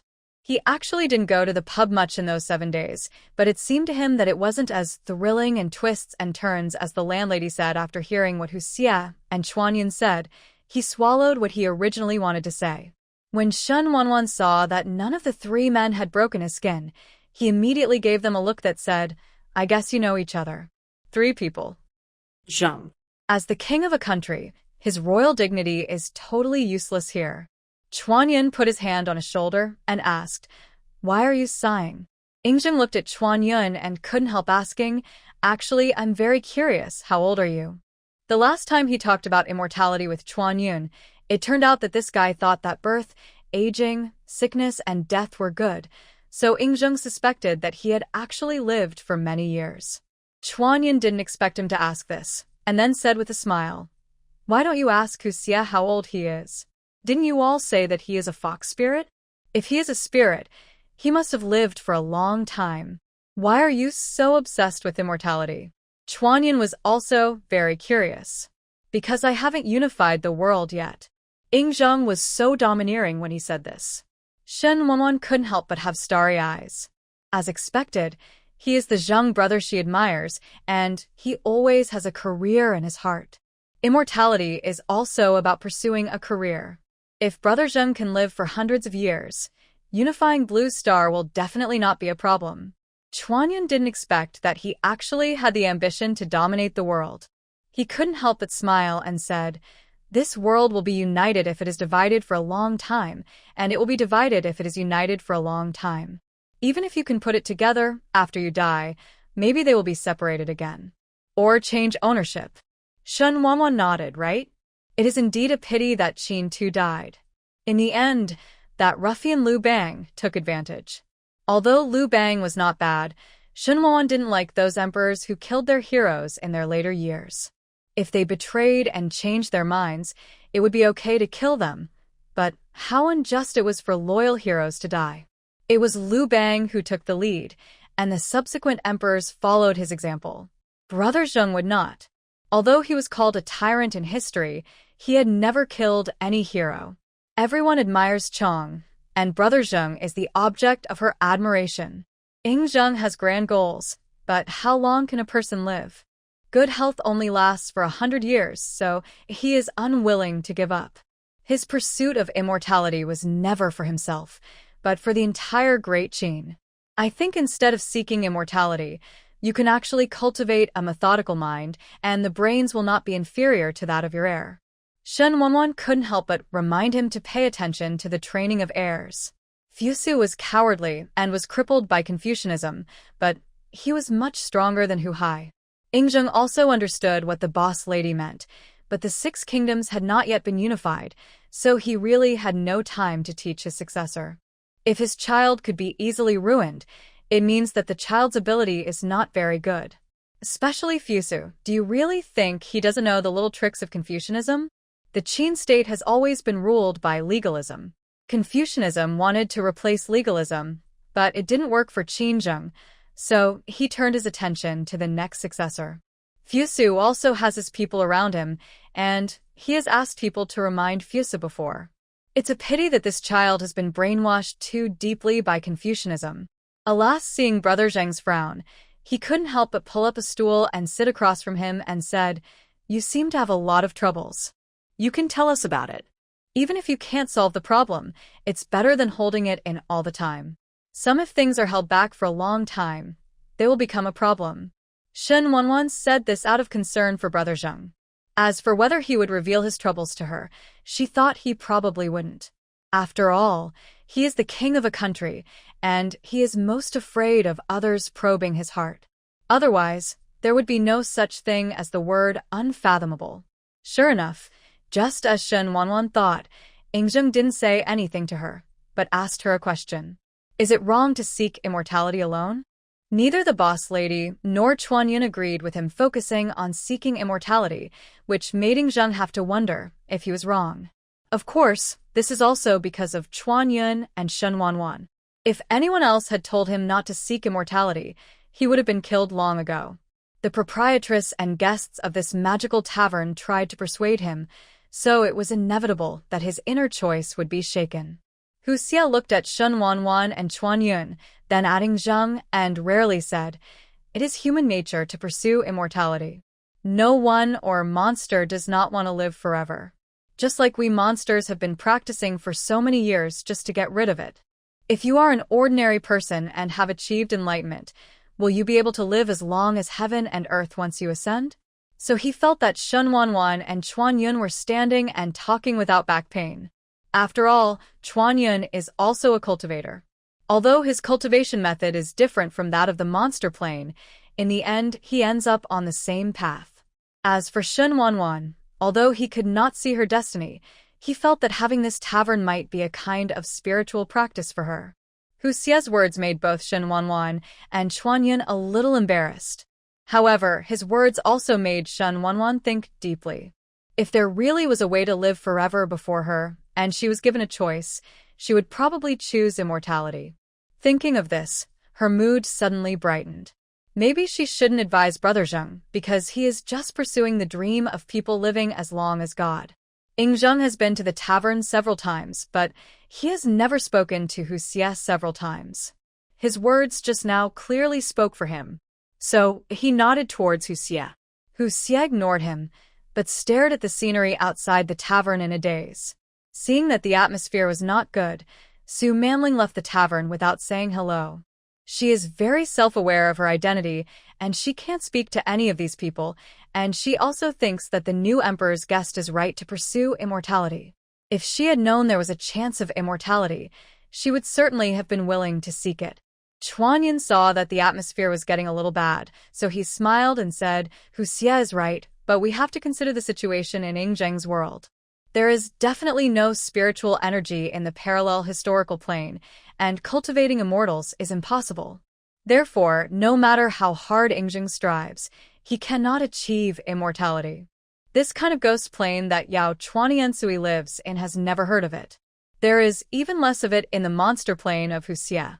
If they want to live longer in their planes, it still depends on their cultivation. The higher the cultivation, the longer the life will naturally be.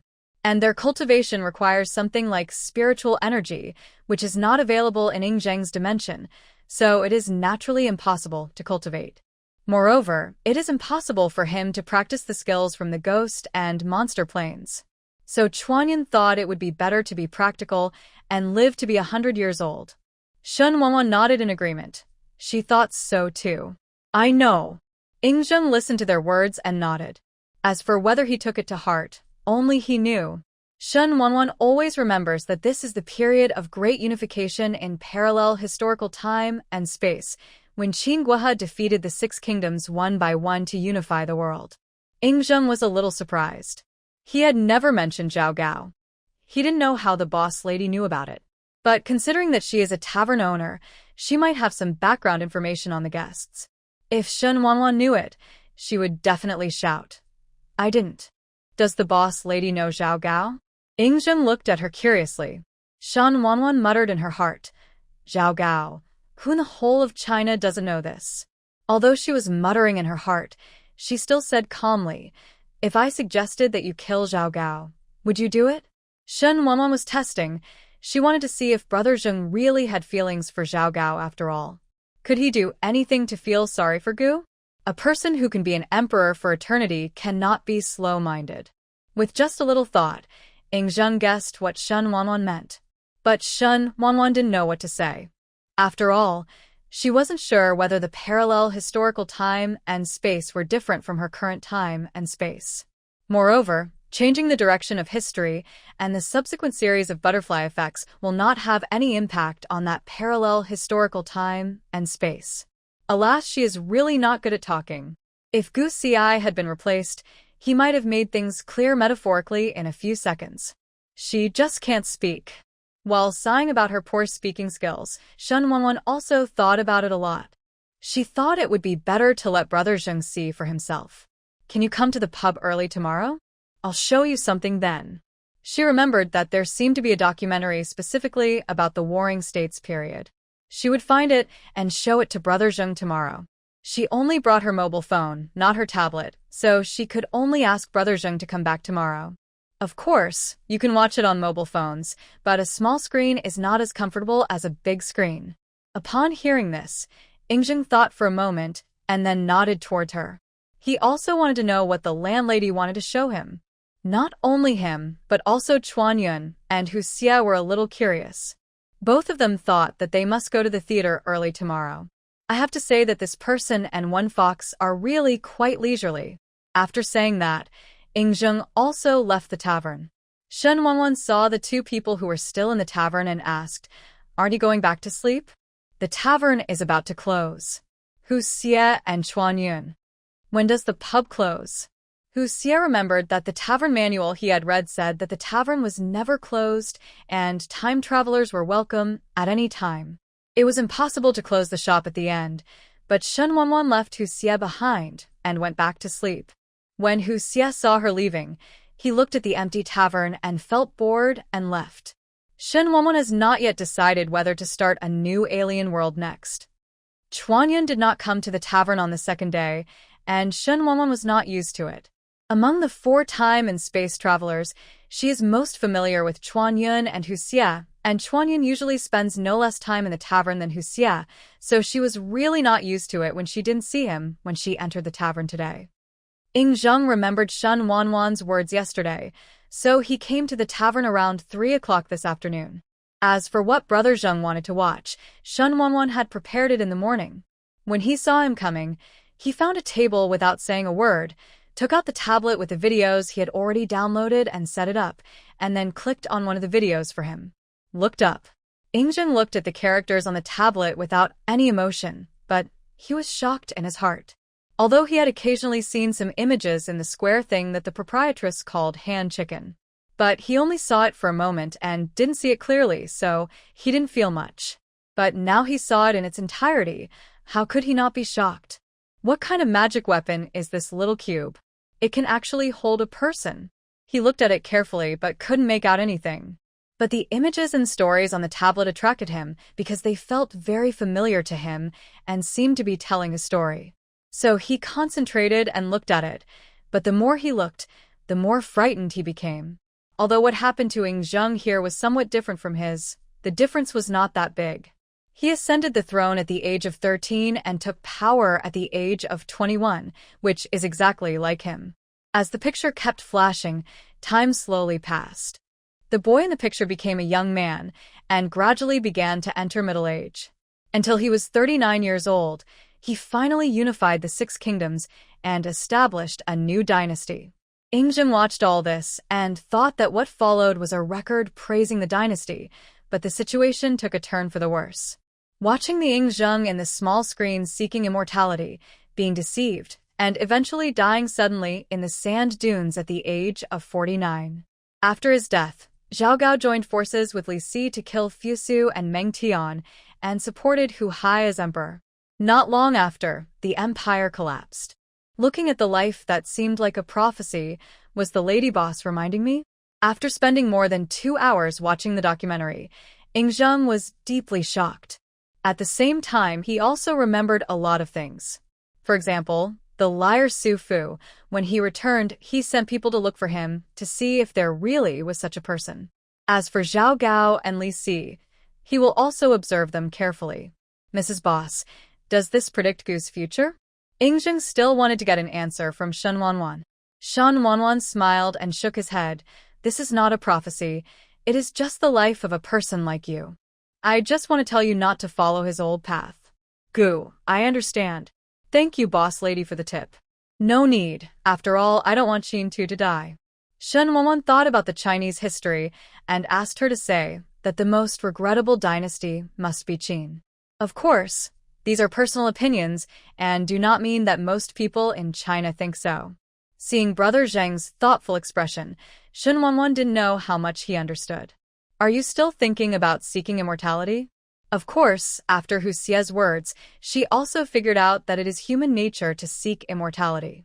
So, she doesn't plan to tell Brother Zheng not to seek immortality in the future. But we must prevent the current Zheng brother from being deceived by Su Fu, the liar like the Zheng brother in her Chinese history. If it weren't for this guy Su Fu, how could there be such a small book later? Thinking of these twists and turns makes me grit my teeth.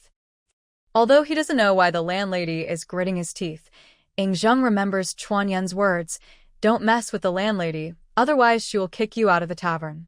He had seen Hu Xie seeking death, so he didn't want to be kicked out of the tavern in such a humiliating way. So it was better for him to remain silent at the moment. After Shen Wanwan gritted his teeth, he suddenly grabbed Ing Zheng's robe and said, "Brother Zheng, you must not let that liar Su Fu go when you go back. Ing Zheng, I will investigate this person carefully when I get back." Shen Wanwan felt a little relieved after receiving Ing Zheng's assurance, but in order to prevent Brother Zheng from being deceived by Su Fu, she still warned him. If you find someone and see him, remember not to believe his lies about immortality. Don't believe that he can refine elixirs, etc. All those things he makes are poisons.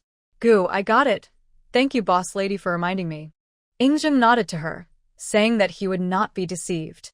With this magical tavern, how could he believe the lies told by alchemists like Su Fu? After watching the video and what should be talked about, Ing Zheng bought some food and wine to take away. After all, he still had a lot of government affairs to deal with, and he couldn't stay there from morning to night as leisurely as Hu Xie and Chuan Yun. After sending Ing Zheng away, there was no one in the tavern, and Shen Wanwan was thinking about going home. As a result, the smell of blood hit my face. Kawayan, whose green shirt was dyed red, fell directly to the door of the tavern. Shen Wanwan ran over quickly, turned the man over, looked at the wounds on his body, and couldn't help but take a breath. What did this guy do? Did he stab the monster's nest? Shen Wanwan muttered, but his hand movements were not slow. After untying Chuan Yun's clothes and looking at the bleeding wounds and the unconscious Chuan Yun, he knew that he couldn't get the medicine on him. He had no choice but to summon number 9 and ask him to recommend medicine suitable for Kawan's current situation. On the 9th, I brought out medicine from the mall and recommended a medicine called Rejuvenation Pill. This medicine comes from the world of cultivation and can heal skin injuries with just one pill. Boss, the effect of Rejuvenation Pill and Guyuan Pill will be better together. Number 9 said cheerfully. Shen Wanwan looked at the price and couldn't help but roll her eyes. Does she look like such a victim? The Rejuvenation Pill and Guyuan Pill together cost 4,000 gold coins, and she had no money. So she flipped through the pages and found a hemostatic powder from the warrior plane. After buying a bottle, Shen Wanwan quickly sprinkled the powder on Chuan Yun's wound. In fact, for such a deep injury, it's best to suture it, but Shen Wanwan doesn't know how to do it. Fortunately, the hemostatic powder from the warrior plane was also very effective. The bleeding stopped not long after applying the powder. After the bleeding stopped, Shen Wanwan ran home and brought a folding bed over. After opening it, she carried Chuan Yun onto the bed like a princess. Smelling the bloody smell of the tavern, she quickly cleaned it with one click. On Chuan Yun's side, the bleeding has stopped, but the person needs to be cleaned up. Shen Wanwan thinks that men and women are not intimate, but he can still take advantage of the advantages brought to his door. Of course, she was just thinking about it, and she would definitely not do anything to Kawa Yun. After finally cleaning the blood off Chuan Yun's body, Shen Wanwan looked at the deep bone scars on his chest. The bleeding stopped, but the wound was not healed. Shen Wanwan spent more money to buy medicine to treat the wound and medicine to replenish blood. He gave Chuan Yun a blood-replenishing pill and applied medicine to treat his wounds. After everything was done, she was sweating profusely. Seeing that he was half-clothed and indecent, Shen Wanwan went home again and got a thin quilt to cover him. Generally, injured people's wounds will become inflamed. Shen Wanwan was not sure that the medicine tube would work and was afraid that Chuan Yun would have a fever in the middle of the night, so she stayed to watch him. But today may be an unlucky day for Chuan Yun and Hu Xie. It was late at night, and Shen Wanwan was dozing off while sitting on the table next to Chuan Yun's bed. He was awakened by the welcoming bell. He looked up and met Hu Xie's scarlet eyes. At the same time, he saw him clutching his chest and vomiting blood. Hu Xie put one hand on the door frame and covered his aching heart with the other. He raised the hand holding the door frame and wiped the blood from the corner of his mouth. Shen Wanwan did not look like he was seeing a joke, but asked curiously and worriedly, "What day is today? Both of you are injured one by one." As she spoke, she had already arrived at Hu Xie's side. "Do you need me to help you?" Hu Xie glanced at her and said, "No. What did you just say?" In fact, he was a little dizzy just now and didn't hear Shen Wanwan's words clearly. Shen Wanwan pointed at Chuan Yun, who was lying on the bed, and said, "Kuan Yun, he is also injured, and he is not awake yet. Aren't you already the Demon King? Why are you still injured?" The Demon King realm is not the most powerful realm. There are also demon immortals and demon saints on it. Hu Xie said weakly. "Then was your injury caused by the demon fairy or the demon saint?" None of them.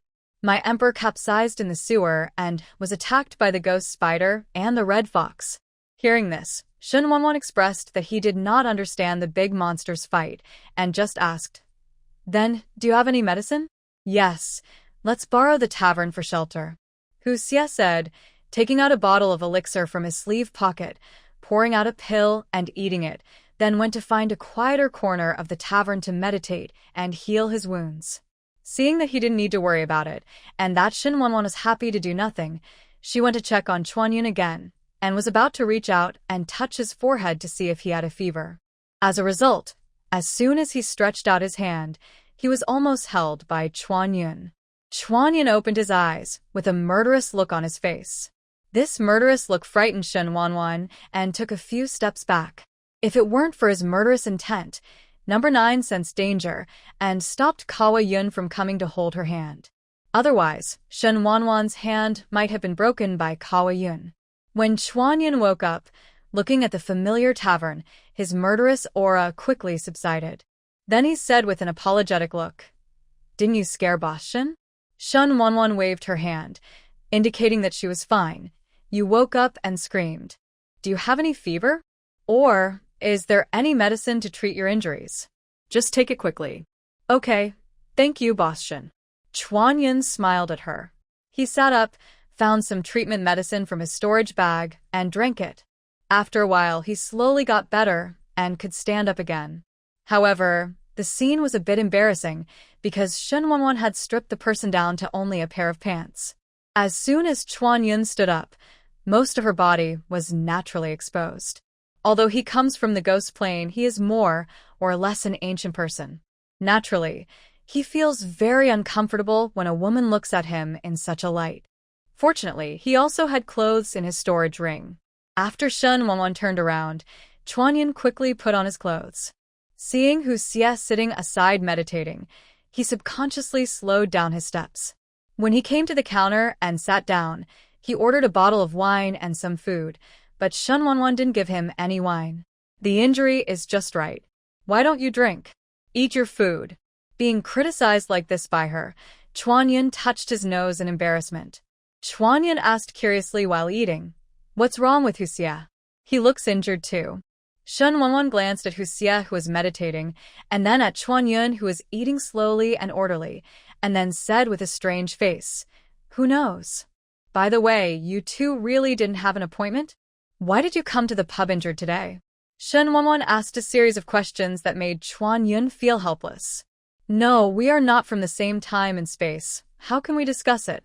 This is a total coincidence." Shen Wanwan let out an "ew" and said with a mischievous smile, "Since we didn't discuss it, we can meet each other like this. You two are really a match made in heaven. On weekdays, they have a good relationship with each other and chat a lot. In addition, the two of them have good looks, which makes Shen Wanwan, who has been corroded by various dandy novels and comics, occasionally have some rotten girl's heart." When Chuan heard Shen Wanwan's words, he couldn't help but said with a headache, "Madam Boss, the word match made in heaven is not suitable to be used for two grown men. It doesn't matter. As long as you are willing, it doesn't matter if the person is a boy or a girl, it's okay." Shen Wanwan looked at Chuan with an encouraging look. He couldn't help but hold his forehead. It was not good for the landlady to be too out of touch sometimes. He could never keep up with her out-of-the-box thinking. Shen Wanwan's head was suddenly hit by a shark's tear. She picked up the shark's tear, glared at Hu Xie, and asked, "Why did you hit me on the head? Let's see if I can make you smarter." Hu Xie had already come over at this time. He raised his hand and tapped his crooked forehead and continued, "What a good girl. You are not smart to begin with. Why don't you learn to be more honest?" Shen Wanwan rolled her eyes at him. "You are a fox born with no sense of humor." "I don't think it's humorous. Instead, I think it's a bit cold." Hu Xie meant that what she said was a cold joke. Shen Wanwan didn't care. She just wanted to tease the handsome guy Chuan. After all, Chuan looked very slender, but he didn't expect that his figure was quite good. Thinking of the 8-pack abs and mermaid lines that he saw when he took off his clothes just now, Shen Wanwan felt shameful. Chuan always felt that the landlady looked at him with furry eyes and couldn't help but tremble. Looking at Shen Wanwan's eyes, Hu Xie didn't need to guess to know that all she was thinking about was the pornographic waist Shen Wan glared at him and snorted. Hu Xie ignored him and sat directly on the stool next to Chuan, lazily ordering a roast chicken. There is no need to speak like this. He was not stupid. Although the look in the landlady's eyes was a bit hairy, he could feel that she had no ill intentions. When Shen Wanwan heard what Hu Xie said, she pouted at him and said, "Fox, please stop smearing my reputation. Do you have such a thing as reputation?" Hu Xie looked at her in surprise. Then the two elementary school chickens started to bicker again. Facing the curiosity of Hu Xie and Shen Wanwan, Chuan smiled and had nothing to say. Chuan's surname is not Chuan but Shiman. He is the legitimate son of the Shiman family, the demon hunter in their world of demons and ghosts. But Chuan's parents were married by family and had little affection. His father loved his concubine cousin and the child she gave birth to. But as he grew up, his abilities became stronger and stronger, while the children born from his concubines were not as good as him, and they're still just entry-level monster hunters. When Shen Wanwan heard this, she thought to herself, "Isn't that just a waste?" It seems that his father and his concubine couldn't stand Kawain's past strength, so they would cause trouble for him from time to time and hold him back. If it were just like this, Chuan Yundao wouldn't take them to heart, but maybe because he is getting stronger, many people in the family are beginning to favor him. Therefore, his father and his true love concubine had the idea of killing him. So they hired someone to inflict your injury this time? Shen Wanwan held her chin in one hand with a curious look on her face. "Yeah, but what they're looking for is not a human being, but a demon," Chuan said. A trace of murderous intent flashed in his eyes. Was it because he was too kind that those people thought he was a soft persimmon? When Shen Wanwan saw this, she didn't advise him. If the father is not kind, don't expect the son to be filial. She raised her hand and patted him on the shoulder and said, "Come on."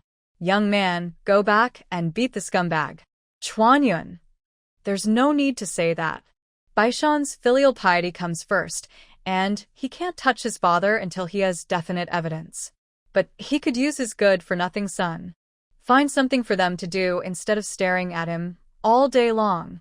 After understanding Chuan Yun's bloody story, Shen Wanwan finally understood why he would rather come to the tavern to waste time than go home. The family is restless.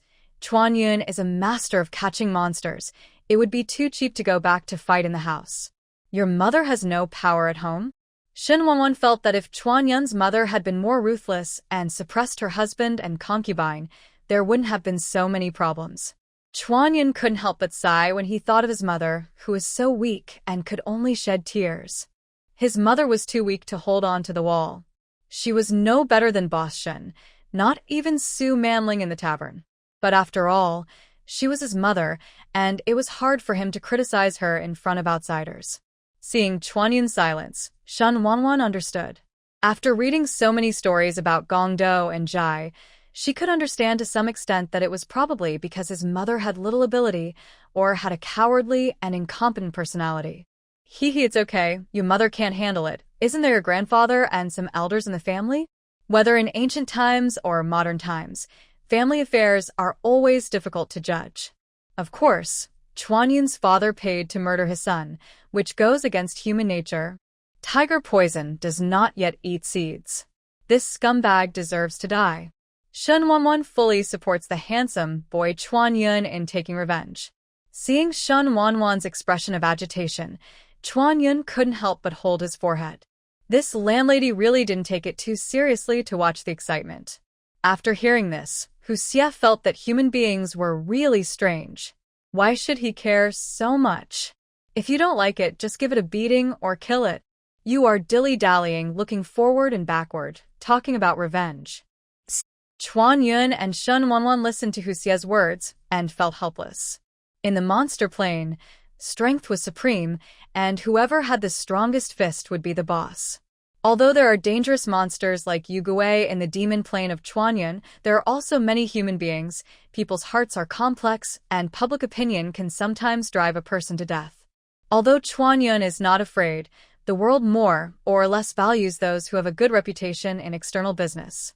They told Hu Xie this, but he wouldn't understand, so probably only Shen Wanwan understood Chuan Yun's thoughts.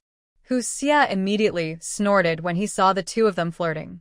Looking at the arrogant fox, Shen Wanwan chuckled. Although she sometimes dislikes this another creature, she sometimes has to say that this another creature is quite cute. The two of them are fine now. Shen Wanwan yawned and said, "Since you two are fine, I'll go back to sleep." Seeing her sleepy face, everyone nodded slightly. After Shen Wanwan left, Chuan Yun looked at Hu Xie and said, "I'm very curious about what Boss Shen's world is like. If you can teach a girl like her, that world might be very interesting." Hu Xie looked at the wind chimes outside the tavern, and after listening to Chuan Yun's words, curiosity arose in his heart. When Shen Wanwan returned home, she felt a familiar sense of peeping as soon as she appeared in the bedroom. She looked towards the window. The curtains were drawn, and she couldn't see the outside scenery at all. She walked to the window, opened the curtains, and looked over. In the new bedroom on the second floor, the windows have been replaced with floor-to-ceiling windows.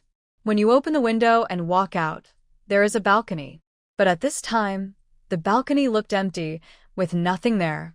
Shen Wanwan was very sure that her feeling was right this time. She did feel a strong sense of voyeurism just now. This feeling is similar to the feeling in the fog when the system was upgraded last time.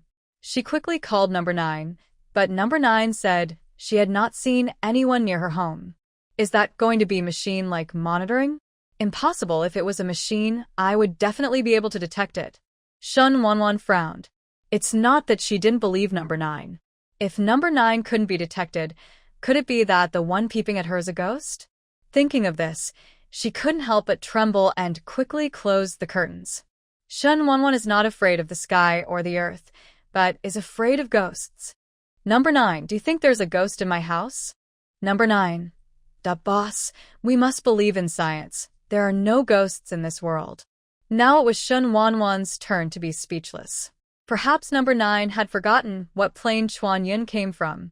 As if he sensed what the landlady was thinking, number 9 said, "The plane of Chuan Yun guests is formed by a certain substance that creates the existence of demons and ghosts. But your world, landlady, does not have that kind of material, so it is impossible for anything to exist on the entire blue star." Ghostly. Okay, Shin Wanwan accepted this explanation, but she still felt that she didn't feel wrong just now. Number 9 was also puzzled, so he searched several miles around Shin Wanwan's house, but still found nothing. "Maybe some small animal is staring at you," number 9 said weakly. "Impossible. How can a small animal have such a strong sense of voyeurism?" Shin Wanwan felt that number 9's statement was unreliable. So she returned to the tavern. Fortunately, Chuan Yun and Hu Xie had not left. She told them what had just happened and asked them if they had anything to catch the person who was spying on her. After hearing this, Chuan Yun and Hu Xie first asked her if she was okay, and then each took out something and handed it to her. Chuan Yun gave him a talisman, a demon-catching talisman he drew himself. "It is also useful for people, so you can try it." As for what Hu Xie gave me, it was much simpler and more crude. It could be regarded as their bomb in the monster plane. Shin Wanwan asked for Chuan Yun's demon-catching talisman, and when he got home, he posted the talisman in his bedroom. After washing, she slowly fell asleep smelling the fragrance of lavender. After she fell asleep, Shin Wanwan had a dream. She was walking in a forest, surrounded by birds and flowers, and many deer jumping around. It looks like a green forest described in fairy tales. She walked and walked, and when she came to a small stream, she happened to see a cute little deer. The deer seemed to have seen her and was about to walk towards her, but as soon as it moved, it was caught by a black shadow. The black shadow slowly stood up and turned to look at Shin Wanwan. Soon Shin Wanwan met a pair of scarlet eyes, and she was startled to wake up. Opening her eyes, she looked at the ceiling, unable to remember the appearance of the dark figure in her dream. Shin Wanwan flipped up her messy long hair and didn't understand why she had such a strange dream. Looking at the time, it was already 10 o'clock in the morning. She quickly got up to wash up and then went downstairs to make something to eat. While she was eating a bowl of instant noodles, there was a knock on the door. "Here we come." Shin Wanwan opened the door and saw He-Nan with dazzling red hair standing at the door. "Did you just have breakfast?" He-Nan suddenly expressed concern when he saw Shin Wanwan holding a bowl of noodles. "Well, I stayed up late to work last night and got up late this morning," Shin Wanwan said without blushing and without a beating heart. She was right. Opening a tavern is her job. He-Nan was convinced and said with a smile, "Juzi Biotechnology Company will hold a worldwide exchange meeting in October. It will be very lively here. Do you want to rent out the spare room at home?" Shin Wanwan listened to the same words spoken by He-Nan and the police uncle who came last time, and then smiled and refused. "I'm not used to strangers coming to my house, and I don't plan to rent it out." He-Nan looked understanding. "Okay, I'm just here to ask." Recently, many people in the village have gone home to clean up their houses and prepare to make a fortune in October. It may be a bit noisy these days, but your house is at the end of the village, and there are only a family like yours shouldn't be able to disturb you. "Yeah, thank you. You're welcome. By the way, are you going to visit the communication center in October?" I can help you get a pass. Shin Wanwan thought that it would be okay to go take a look, so she smiled and said, "Sorry to trouble you." Tell me how much it will cost. "Okay, I'll let you know when I get it." He-Nan didn't refuse Shin Wanwan's request to pay. After all, the two of them don't know each other very well, so it would be nice to settle accounts openly. Shin Wanwan looked at He-Nan and suddenly thought of the legendary boss of giant biotechnology, so she asked with a gossipy face while holding a bowl, "Is your boss really as ugly as the legend?" He-Nan glanced at Shin Wanwan without words. "Who did you hear this legend from? Isn't it? It's said everywhere." Shin Wanwan looked at him in confusion. He-Nan scratched his head. "Actually, I've been working in the security department for several years, and I have never met the boss at all. In fact, it's not that he has never seen it before. He once saw the boss's back from a distance, but it was just a back view, which was enough to show that the boss was not ugly. After all, no matter how ugly a tall man is, He's not as ugly as the rumors say. But there is no need to talk to Shen Wanwan about this. After all, he has never seen the true face of his boss Lushan. Shen Wanwan thought that since the establishment of Jizzy Biotechnology, she seemed to have never seen the boss of Jizzy Biotechnology in any media. This company existed in Hu Xie Valley when she was born. However, the company's achievements were not very great at that time. It only occupied a small area in Hu Xie Valley. Later, it slowly expanded to occupy the entire Hu Xie Valley town. Jizzy Biotechnology started its business in pharmaceuticals and medical devices and later gradually became involved in more technology and medical industries, enjoying a high reputation around the world. There are countless research institutes under its umbrella. The medical center in Hu Xie Valley town is owned by Jizzy Biotechnology, and there are many medical research institutes here. After all, it's an awesome company, but what makes people curious about this company is the company owner. Because no one has seen the boss of Jizzy Biotechnology, Shen Wanwan guessed that except for the big bosses in China, no one has seen him. Unconsciously, her imagination started to run wild again. Henan saw Shen Wanwan suddenly in a daze, and then cough woke her up from thoughts that had run away. After coming back to his senses, Shen Wanwan asked sheepishly, "Sorry, I just remembered something." "What did you just say?" "It's nothing. I'm just asking you if you want to reserve a pig." Shen Wanwan asked, "Why order a pig?" "It's Chinese New Year. Use it for smoking bacon." "It's only September now, isn't it a little early?" When Shen Wanwan lived here before, her grandmother fed the pigs at home. When the New Year comes, the New Year pig is killed. It's so lively at that time. Now that she was alone, there was no excitement at all. Even if she ordered a pig, she couldn't finish it. "I have a brother, and his family is a pig farmer. The pigs are very fat. Every year, they need to book in advance to get good meat." Listening to Henan's babbling, Shen Wanwan also understood that he was here to help with sales. But since she wants to sell pork during the Chinese New Year, she can order some of her favorite parts first. She got the meat and gave Henan face, so both parties were happy. After seeing off the happy Henan, Shen Wanwan realized that she had already started to book pigs even before the New Year. She shook her head and closed the door. She took a few mouthfuls of the nearly cold instant noodles. After rinsing her mouth, she checked her home and went to the pub. There was no one in the tavern at the moment, so Shen Wanwan cleaned up first, then harvested the crops, bought new seeds, and planted them. After finishing, she left the tavern. After all, there was no one there now, and she was bored staying in the tavern. Number 9 actually asked her, "Madam Boss, when will we start our second trip to another world in the tavern?" Shen Wanwan couldn't help rolling her eyes and said, "I haven't been free recently.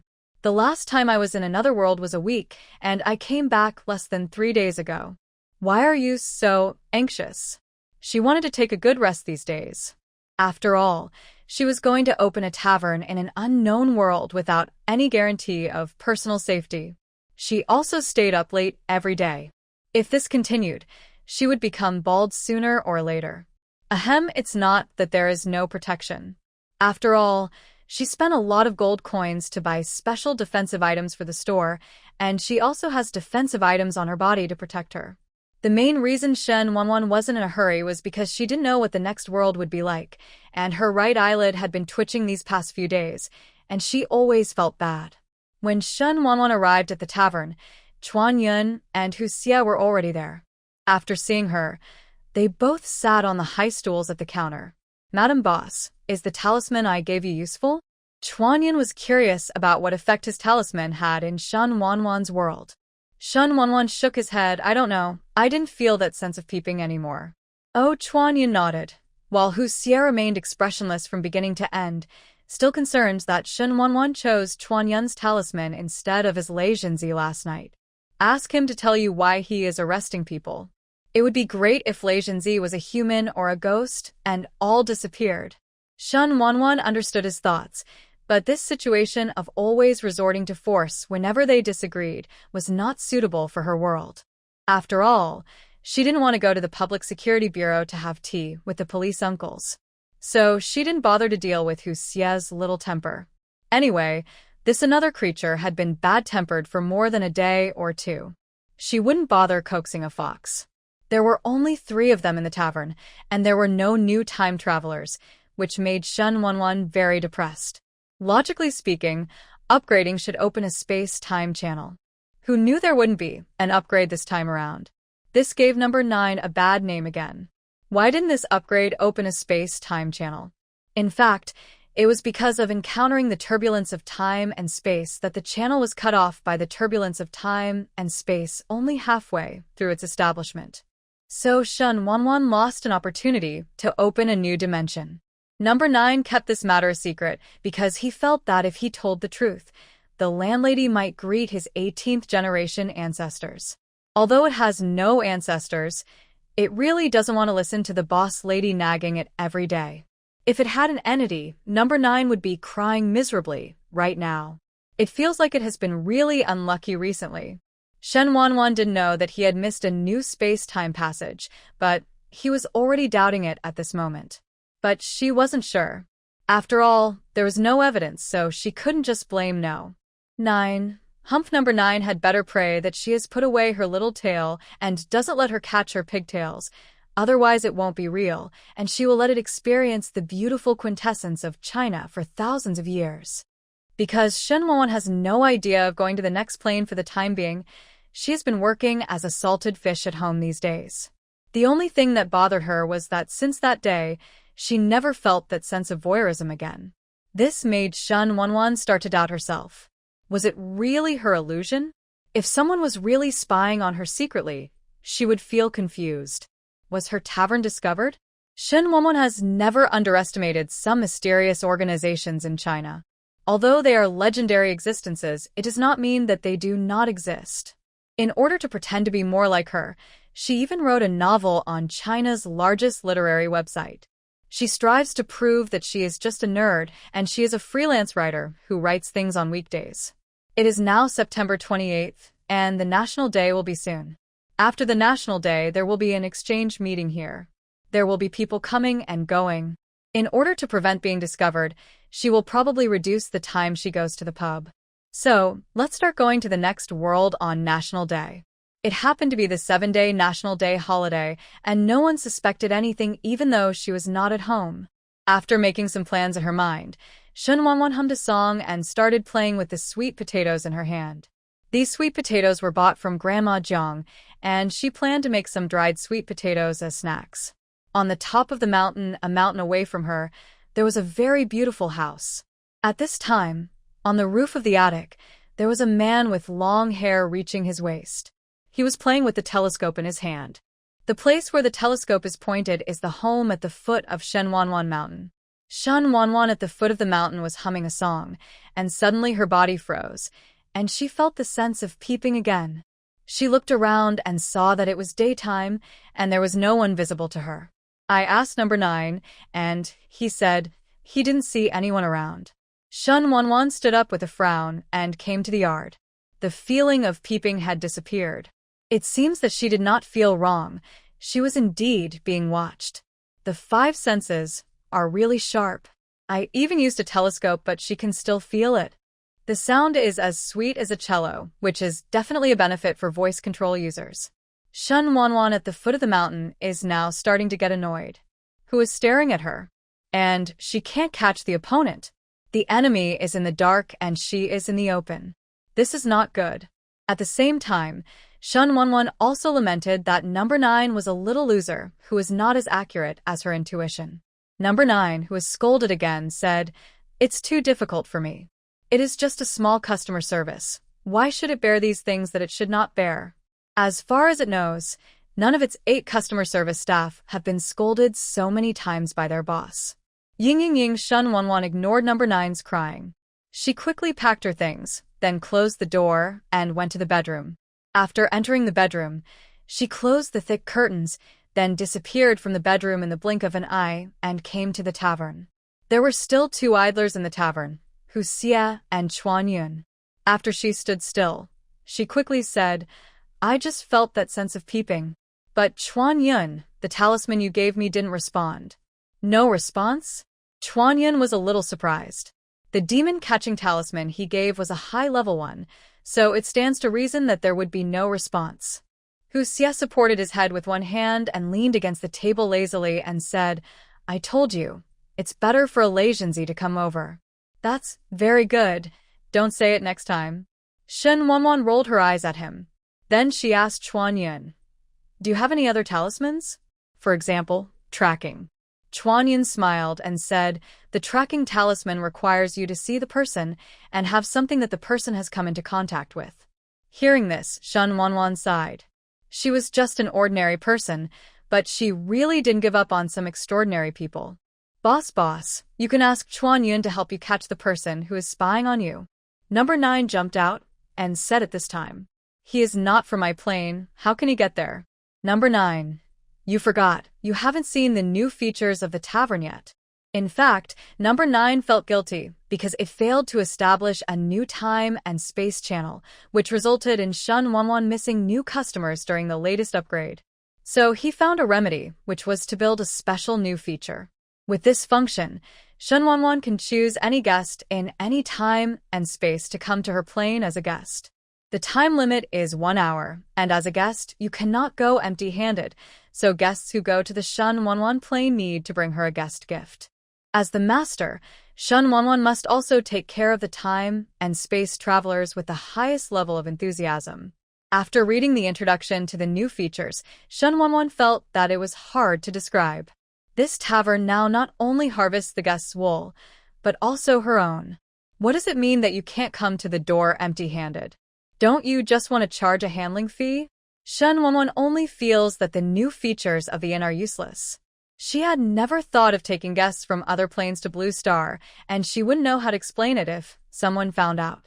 What's more, both Chuan Yun and Hu Xie are too lethal. Although their abilities may be limited in Blue Star, Shen Wanwan doesn't dare to bet on those odds. What if there is no restriction? Shen Wanwan couldn't help but tremble just thinking about it.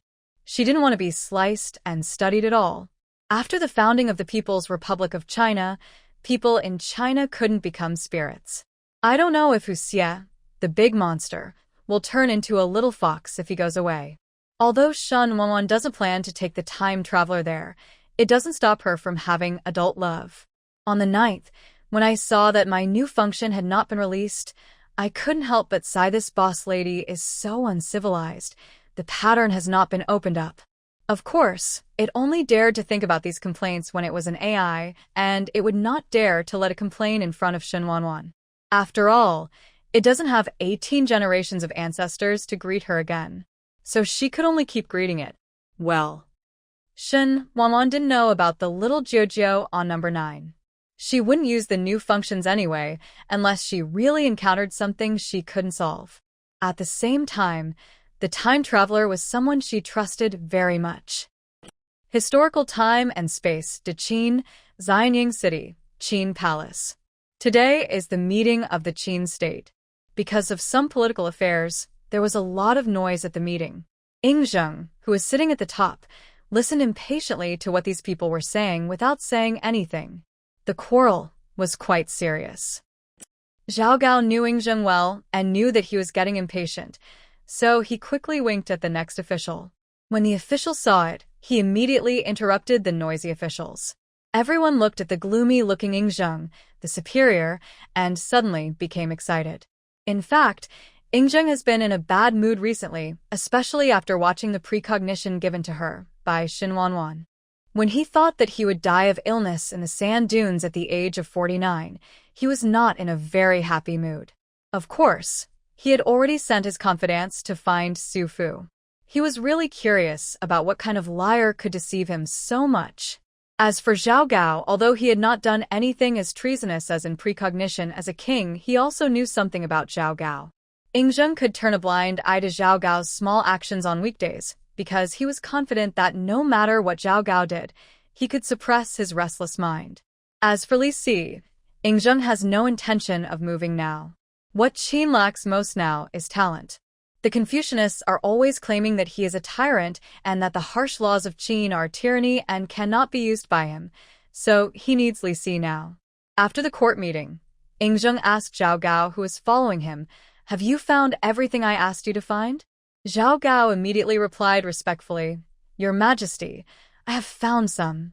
Would you like to see them? Yeah. Zheng responded lightly and continued walking forward. After returning to the council hall, Zheng sat down and looked at the bulky bamboo slips on the table. He thought of the thin white paper that the proprietress in the tavern used to record things. If he had that, he wouldn't have to carry heavy bamboo slips all day to read, and books would be more convenient to carry and spread because of paper.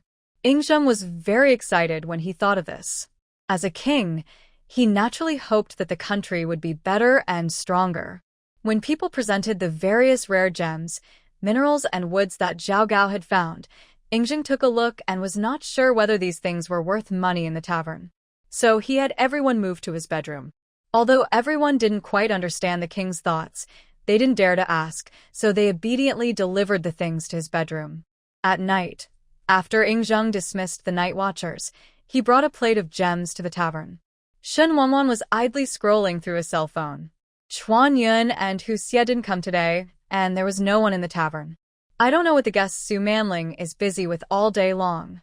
Brother Zheng has not appeared again since he showed him the history of Qin Shi Huang that day. I don't know if it's because I've been hit too hard, or because my dream of becoming a fairy has been shattered, and I feel uncomfortable inside. She was thinking wildly, and was suddenly awakened by the ringing of the welcoming bell. She raised her head and saw. Could it be that Brother Zheng had just arrived? When Shen Wanwan saw a tray in his hand, Shen Wanwan took a curious look and saw that the tray was filled with stones. Zheng came to Shen Wanwan, put the tray on the counter, and said, "Madam Boss, can I buy or sell something with you with these gems?" Shen Wanwan looked at the gems on the plate. These gems were not as bright as gems processed by modern techniques.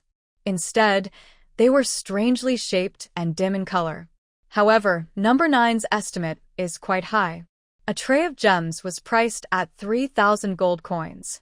Shen Wanwan quoted the price according to the regulations, and Zheng took note of it, and then said, "Gu also asked people to collect ore and wood, but the wood is too thick and Gu can't bring it here. I wonder if the boss lady can do anything?" Number 9 told Shen Wanwan, and then Shen Wanwan handed over something like a woman's purse and said, "You can just use this to pack it. Just put it on the item and recite it silently." What she handed over was a storage bag, which she got from number 9. I just asked her to buy it on the 9th, but to my surprise, she shamelessly refused to buy it. As a last resort, no. 9 could only cry and gift a storage purse to her.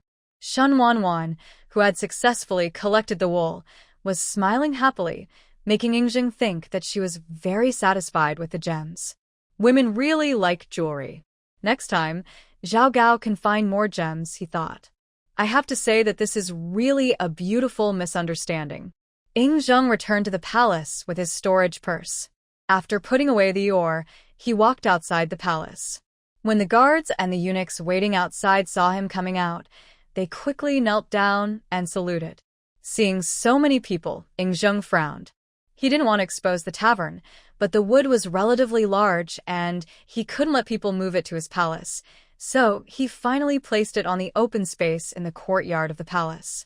With so many people watching, how could he make the wood disappear without them noticing?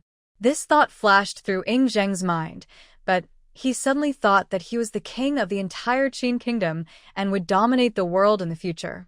Why should he be afraid? So he walked to the pile of wood in the yard, raised his hand and pressed it. After silently saying collect, the pile of wood soon disappeared. Shen Wanwan asked number 9 to check the wallet brought back by Brother Zheng. This time, number 9 paid more than the gems. The ore and wood combined are worth 10,000 gold coins. Then, if Brother Zheng exchanges all the money for gold coins, it will be 13,000 gold coins. Xian Zha wants to see what he wants to trade with Shen Wanwan. "Brother Zheng, what do you want?" Shen Wanwan asked with interest. She wanted to know if Brother Zheng still had the dream of immortality. If he wanted to buy the elixir from her, she would have to think of an excuse. "I want this," Zheng said, pointing to a draft notebook Shen Wanwan put on the table. Shen Wanwan looked at the sketchbook she brought from home to settle the accounts, but later she discovered that the tavern automatically settled the accounts, so she didn't need to keep accounts. so the sketchbook became a way for her to write and draw to pass the time. But she quickly realized that what Brother Zheng wanted was not the draft book, but the paper. You want paper? She asked. Yingzheng nodded. I have observed it several times. This thing is very convenient to write on. It is light and thin, and does not smudge the ink. It is easier to use than bamboo slips. With him, I can handle government affairs faster, and the books can be seen by more people. Listening to Brother Zheng listing the benefits of a pile of paper, Shen Wanwan's girl-obsessed nature flared up again. He is indeed her most admired Brother Zheng. Just by looking at the draft book, she knows the many uses of paper. He is truly worthy of being an emperor through the ages. Love it. Love it. Yingzheng didn't know Shen Wanwan's inner fangirl nature. After saying this, he looked at Shen Wanwan and asked, I wonder if the landlady sells paper-making methods? After hearing this, Shen Wanwan immediately switched from the attribute of a girl to a profiteer ba. No, it is the attribute of a businessman, and said with a smile, This is it. Upon seeing this, Yingzheng knew that there was something to talk about, so he asked again, I wonder what the boss lady wants. If I have it, I can find it for you. Hearing that Yingzheng was so right, Shen Wanwan smiled and said, It's not a big deal. I want all kinds of medical classics from you. Shen Wanwan thought about the Huangdi Neijing, this Chinese medical masterpiece, which was perfected by the pre-Qin dynasty to the Khans. Although it may not be perfect now, it is good to read the medical classics of the Qin dynasty. Doesn't she have a huge biomedical technology company here? It wouldn't be out of the ordinary for her to ask for medical books. Although he didn't know what Shen Wanwan wanted the medical book for, Yingzheng still agreed, so Shen Wanwan agreed to buy him the paper production technology. He was only charged 2,000 gold coins. Originally, number 9 was sold for 3,000 gold coins, but Shen Wanwan just reduced the price by 1,000 gold coins. Boss lady, why are you so nice to him? It's wrong for you to do this. You can't be partial. Norge, ni skirped. Shen Wanwan rolled her eyes, because he is Qin Shi Huang. He is one of the ancestors of the Chinese people. Number 9 doesn't understand. The proprietress is not a descendant of Yingzheng, and this Yingzheng is not the same Yingzheng in her history. Can she do business at a loss? Shen Wanwan doesn't care about number 9's complaints. Money can't buy her happiness. She took out the paper-making technique from the mall and handed it to Yingzheng, fearing that he wouldn't understand it. She took out the tablet from under the counter, opened a video website, found a video of ancient paper-making technique, and showed it to him. Yingzheng held the tablet and sat on the high stool as if he had found a treasure and started to read. Shen Wanwan didn't bother him, but continued to browse some documents with her mobile phone. Ding bell, the welcoming bell rang. She quickly looked up to see who was coming and saw Su Manling standing at the door of the tavern carrying a load. Why did you pick so many things? Shen Wanwan hurried up to help. Su Manling said with a smile, This is for the boss lady. They are all produced by the farm I saw. Don't dislike it. Shen Wanwan looked at the 2 boxes of ingredients and said with a smile, Why would I dislike it? Su Manling rarely spent or did business in the tavern, but she received a lot of help from Shen Wanwan, so she was very grateful. After the farm had a good harvest today, she prepared 2 baskets of ingredients and gave them to the proprietress. This is also the best thing she can give at the moment. The autumn harvest has started over there? Shen Wanwan asked, squatting on the ground and looking at the ingredients in the basket with her.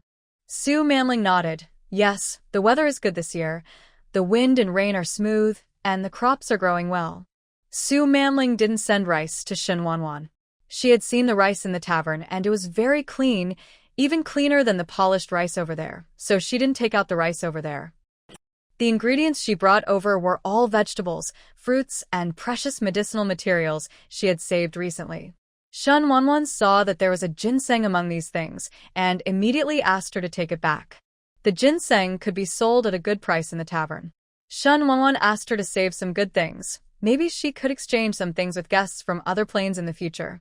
Su Manling knew that Shen Wanwan was good to her, so she smiled and said, I remember everything you said, boss lady. I have saved some myself, so don't worry. Finally, unable to refuse, Shen Wanwan took the ginseng root. She asked number 9 to scan the age of the ginseng and found that the ginseng was more than 200 years old. Ginseng, which has been used for more than 200 years, is a great tonic. Store it well to prevent the loss of its medicinal effect. Su Manling felt happy when she saw Shen Wanwan accepted it. With the help of the landlady, not only did she get out of a lowly position and become a good one, but it also allowed her to have a small industry in the capital to support herself. Therefore, even if Shen Wanwan wants all of her net worth, she is willing to give it to him. Of course, Shen Wanwan won't want all her net worth. After putting away her things, Shen Wanwan pulled Su Manling to stand up. Su Manling looked at the tavern and whispered, "Aren't the two immortals here today?" Shen Wanwan smiled and asked, "Why do you want to talk to them?" Hearing this, Su Manling shook her head like a rattle. "I don't. It's just that the two great immortals come here every day, so I feel a little uncomfortable without seeing them. I think it's because you don't come here often, so you're not used to it." Shen Wanwan smiled and nodded her head. To her, Su Manling was just a teenage girl, like a well-behaved and sensible little sister. And she is a grateful person, so Shen Wanwan is quite willing to take care of her. It was difficult for women to survive in ancient times, and it was not easy for Su Manling to survive. Even if she didn't do any business, Shen Wanwan wouldn't think anything of it. Anyway, she is not the kind of big sheep that Shen Wanwan values that will never become bald, no matter how much she is. The two of them were muttering here for a long time, and Yingjing didn't even notice.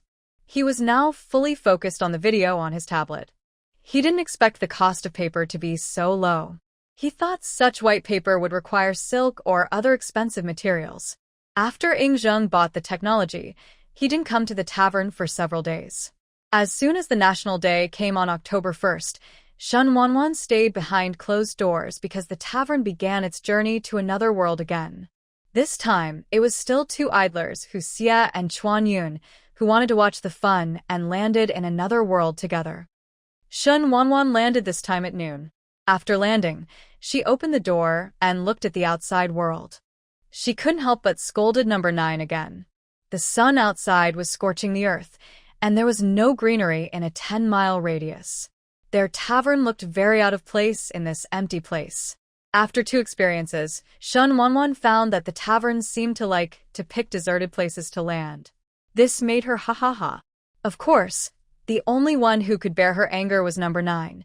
So number 9, the doormat, did not dare to speak at the moment and could only passively receive the scolding. It just checked and found that not only was this place devoid of greenery, it was even deserted. After scolding number 9, this little loser, Shen Wanwan said angrily, "Why are you standing there? Why don't you give me the information about this world?" Number 9 quickly displayed the information about this world. When he saw the information, Shen Wanwan wanted to curse even more. This is actually a post-apocalyptic survival world. Doesn't that mean there are zombies? I want to go back. I won't open the store.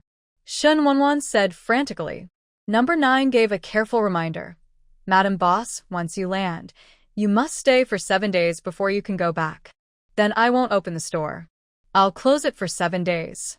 The store will just wait here and return to time and space automatically after 7 days." Shen Wanwan didn't want to see zombies, mutated animals, or plants at all. How could she, a person who has never watched ghost movies, be able to accept the situation of facing zombies? Feeling that something was wrong with Shen Wanwan's expression, Hu Xie and Chuanyan looked at each other, and then Chuanyan asked curiously, "What's wrong? You don't look good." Shen Wanwan lowered her head to the counter, and then said feebly, "We have come to a terrifying world." Chuanyan and Hu Xie had a look on their faces. Then Shen Wanwan explained to them the situation in this world. After listening, the two of them were a little shocked, and then Hu Xie said, "Is this a world abandoned by heaven?" After hearing this, Shen Wanwan had a question mark on his head. What was this another creature talking about? Although she had read articles about cultivating immortals and knew about the way of heaven, she only looked at it and did not believe that there was any way of heaven. Hu Xie didn't answer her, but stepped out of the tavern and followed him. Shen Wanwan watched them go out, walked to the door, and lay on the door frame. She watched the two of them standing outside, counting their fingers and counting, looking like magic sticks, which made her feel a little unreliable. After a while, Hu Xie opened his eyes, and so did Kawa Yun. The two looked at each other again. Then I heard them both say at the same time, "There is no life." Upon hearing this, Hu Xie tidied up his fur and said, "It seems like your mystical skills are pretty good." "Thank you. I didn't expect you to do the same." Shen Wanwan saw the two of them talking about something she didn't quite understand, and then she humbly asked for advice. "What did you two calculate? Can you tell me about it?" Hu Xie strode back to the tavern, while Chuanyin smiled and explained to Shen Wanwan that they had just used Qi observation technique and Xian technique to check the situation. Shen Wanwan nodded, remembering what the two of them had just said. "Then what you just meant is that this world is ruined. It can no longer be rejuvenated? The result of my divination is indeed a dead end, no way to survive," Chuanyin said while looking at the hot sunshine outside. Hu Xie smiled and then said, "The results I got are similar, but they show a weak vitality. It depends on how this son of the plane chooses." Shen Wanwan looked at them and looked up at the sky speechlessly. Is this bullying her for not knowing divination and arithmetic? She raised her eyes and looked outside the house. The temperature outside was really high, feeling at least close to 50 degrees. The sun-baked land was dry and cracked, and a strange smell filled the air, mixed with the smell of burnt earth. Anyway, the air here is really not that good. Fortunately, the tavern not only automatically adjusts the heating and cooling, but also has an air purification function, so the room is not particularly hot. But there is a wilderness all around, not to mention people. Not even zombies can be seen. Shen Wanwan no longer wants to do this business. She just wants to go home now. 殷殷殷看着他一脸欲哭无泪，川云好笑地说：“老板娘也不必如此害怕。我瞧着四周空荡荡的，连城市也没有，恐怕没什么人会来。” I just want to spend the next week in peace. In Fuxing village, after Shen Wanwan left, an uninvited guest came to the house. The other party checked again, and found that Shen Wanwan was really not there, so he didn't know how to get into a room. Space-time magnetic field fluctuations. These words were spoken very softly and disappeared into the air as soon as the wind blew, and the person just now was no longer in the bedroom. Only the curtains were left shaking slightly. And number 9 happened to catch the shadow this time. Of course, it also reported Shen Wanwan immediately. Shen Wanwan was worried about surviving in the post-apocalyptic world. When she heard that a thief had come to her home, she immediately stood up. After saying hello to Chuanyin and Hu Xie, she returned home. Shen Wanwan returned to the bedroom and immediately checked to see if he had lost anything. After inspection, nothing was missing in her bedroom. When she walked to the bed, she found that the demon-catching charm Chuanyin had given her had turned into ashes. The demon-catching talisman is only useful for demons and ghosts. Are there really ghosts? Shen Wanwan couldn't help but think more. If the person who comes to the room is not a ghost, then why does this talisman fail? Shen Wanwan crossed his arms, trying to get rid of the horrible things in his mind. Hearing her muttering, number 9 immediately said, "Boss, it's not a ghost. He has a shadow." Number 9 pulled out the captured figure and showed it to Shen Wanwan. Although the picture is blurry, you can vaguely see that it is a humanoid. The main reason why the picture is blurred is that the opponent moves too fast. The number 9 will be blurred after it has been lowered many times. If it is a ghost, the camera cannot capture it. After all, this kind of ghost belongs to a supernatural species. Shen Wanwan didn't have anything to say about this. She stared at the high-paced pattern for a long time and could only see a blurry figure. She checked the doors and windows again and found that they were intact. So, the question is, how did the other party get in? How did you lock the floor-to-ceiling windows on the balcony from the inside when you left? Shen Wanwan thought for a long time, then checked the corners in the room where people could hide, and searched all the rooms upstairs and downstairs, but found nothing in the end. After Shen Wanwan walked away, a wisp of green smoke came out from under the bed, and then the green smoke left the house through the gap in the window and floated outside the house, gradually moving away from the back of the home. The wisp of green smoke grew bigger and bigger, and when the smoke dissipated, a man with long black hair and wearing a black robe appeared in the forest. Then he dodged and disappeared in the blink of an eye. When he came to a luxuriously decorated room, He looked at his right hand that had been burned by the talisman on the bedside of Shen Wanwan. A burst of laughter rang out in the suddenly quiet room. After Shen Wanwan returned to the tavern, he told Chuanyun the situation. He heard that the talisman was somewhat useful, but he didn't catch anyone. If the talisman is useful, it means he is not a pure human being. I know, you're giving me some talismans. It's best to have offensive talismans. Shen Wanwan asked for the talisman shamelessly. When Chuanyun saw that she didn't mention anything about the exchange with her, he immediately found it funny. This was not the first time that he saw the boss's wife being stingy. But if he drinks and eats later, it should be free for a while. Therefore, he treated it as paying for the drinks in advance. After giving Shen Wanwan several higher-level talismans, she returned home and put the talismans in her room again. Although the person who didn't know whether he was a human or a ghost had no ill intentions toward her, she was still afraid. So she didn't dare to stay in the room longer and returned to the tavern. She will probably stay in the tavern these days, going back to face unknown dangers. At least it seems that there won't be many customers here. And she knows that this is a world of survival in the future, and the most terrifying things are zombies and various mutated animals, and of course zombie viruses. So she had no intention of probing, but was preparing to be a stay-at-home girl for 7 days. Chuanyun and Hu Xie were very brave, so they walked around together. Shen Wanwan didn't see them when he came back, thinking they had returned to their respective planes. When the two of them got closer, Shen Wanwan suddenly thought that there were viruses in the world, so she asked number 9 specifically. Xiao 9, will they bring the virus into the pub? Number 9, don't worry, boss lady. The unknown virus toxins will be eliminated automatically in the tavern. That's good, otherwise it will be chaos. Shen Wanwan nodded immediately. However, she still felt it was not safe, so she searched the mall and found a virus-killing spray from a higher plane.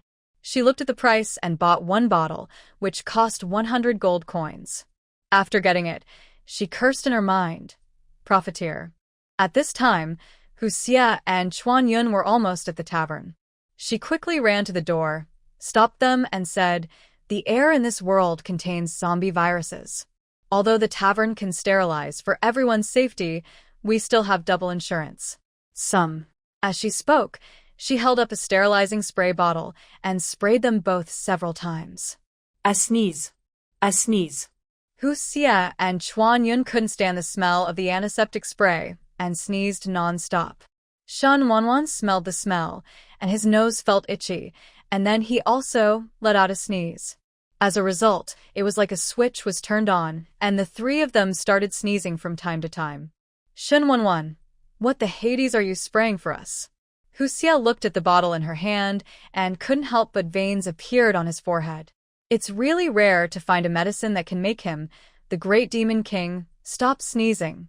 The sound of 3 people sneezing was intertwined in the tavern. Shen Wanwan rubbed his nose and said, this is for sterilization. It's absolutely reliable. Although she was a little skeptical, she couldn't be timid at this time. Hu Xie looked at the bottle in her hand suspiciously. He suspected that this was Shen Wanwan teasing them, rather than a real antiseptic spray. Regarding this, Shen Wanwan really wanted to shout, unjust. Fortunately, it didn't take long for the 3 of them to stop sneezing, which made Shen Wanwan feel lucky. If the beating continued, she felt like her internal organs would start to hurt. After waiting for a while, Shen Wanwan invited Chuanyun to eat ice cream. She raised cows and harvested a lot of milk every day, so she asked the kitchen to process them into various dairy products. With milk, you can make various snacks. The first thing she made was ice cream. Seeing that Shen Wanwan only left Chuanyun alone, he couldn't help but ask, where's my emperors? You didn't pay. It made Hu Xie a little awkward. When did he want to have adult love for nothing? Didn't Chuanyun pay too? He said, dissatisfied. I'm happy to invite Chuanyun, do you care? If you like it or not, you'll fall down if you don't. Shen Wanwan said and returned to the counter, completely ignoring Hu Xie's resentful eyes. At this time, 1 kilometer away from the tavern, a convoy was heading towards the tavern, led by a dirty military jeep, followed by 3 vehicles including a van and a truck. On the jeep, The driver was a muscular man wearing a vest. The co-pilot is a young man wearing glasses. He is concentrating with his eyes closed. There were also two people behind, a man and a woman. The girl was complaining, "The weather is getting hotter and hotter, and there is no water to take a shower. I feel a little bit smelly. Be patient. Water resources are so precious nowadays, and no one wants to waste them." The muscular man who was driving advised. "I know." Looking at the wilderness outside, the girl sighed and said, "I don't know when this apocalypse will end." After hearing her words, the young man in the co-pilot opened his eyes and said, "Who doesn't want to end the apocalypse as soon as possible?" But He didn't say the words after but everyone else in the car understood. The end of the world has just begun a year ago, and it won't end so soon. Although some humans have superpowers and can upgrade them, humans are not the only ones who can upgrade. The superpowers of zombies are also being upgraded. Therefore, the car became dull for a while. "Hey, there looks like a house in front of me." The muscular man kept paying attention to the front. He saw the house of the tavern about 500 meters away from the tavern. "Is there something wrong with a house in this wilderness?" The girl in the back seat said warily. At this time, Hu Xie was still looking at the hot weather outside in the tavern. Hu Xie was still wearing a fox fur suit. She couldn't help but ask, "Fox Xie, don't you have any other clothes to wear? In this weather, wearing a fox fur suit is. Aren't you afraid of getting prickly heat? How can this emperor's fox fur be afraid of this little heat?" Listening to his words, Shen Wanwan felt that he was playing the piano to a cow, and he didn't even say a single word. Then she didn't bother to care anymore, just let her love be what she wanted. At this time, Number 9 reminded Shen Wanwan, "The boss will take care of the fleet when he comes. You hurry up and recruit customers." People who have experienced the apocalypse are very vigilant. The sudden appearance of a house in the empty wilderness makes people a little suspicious. So this is why Shen Wanwan is too lazy to attract customers. After all, no one knows whether those people will start loading up on ammunition and superpowers if they do something wrong. She should just stay in this plane for a week. "Boss, should we go take a look?" The muscular man drove the car and asked the young man in the passenger seat. No one could have imagined that the leader of this team was actually this slender young man who seemed powerless. He looked up at the tavern that was just around the corner and said, "Leave directly and don't stop." "Okay." Then as the convoy got closer and closer to the tavern, the convoy speeded up a bit and drove directly past the tavern. Shen Wanwan doesn't have any objections to this, but is actually quite happy. The door of the tavern was closed and no one in the convoy could see what was going on inside, but the tavern could see the outside. After the convoy left the tavern, the young man in the co-pilot's expression became serious. He is a person with psychic abilities. Just now, he wanted to detect the situation in the house while passing by, but as a result, his mental power was bounced off the fence of the tavern. If he hadn't sensed danger and withdrew his mental power in time, he might have been injured by now.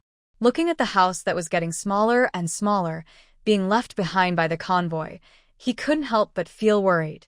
"I'm just afraid that this trip to Yicheng might not be peaceful." Shen Wanwan didn't know what they were like. At this time in the tavern, Hu Xie had changed into a fox fur.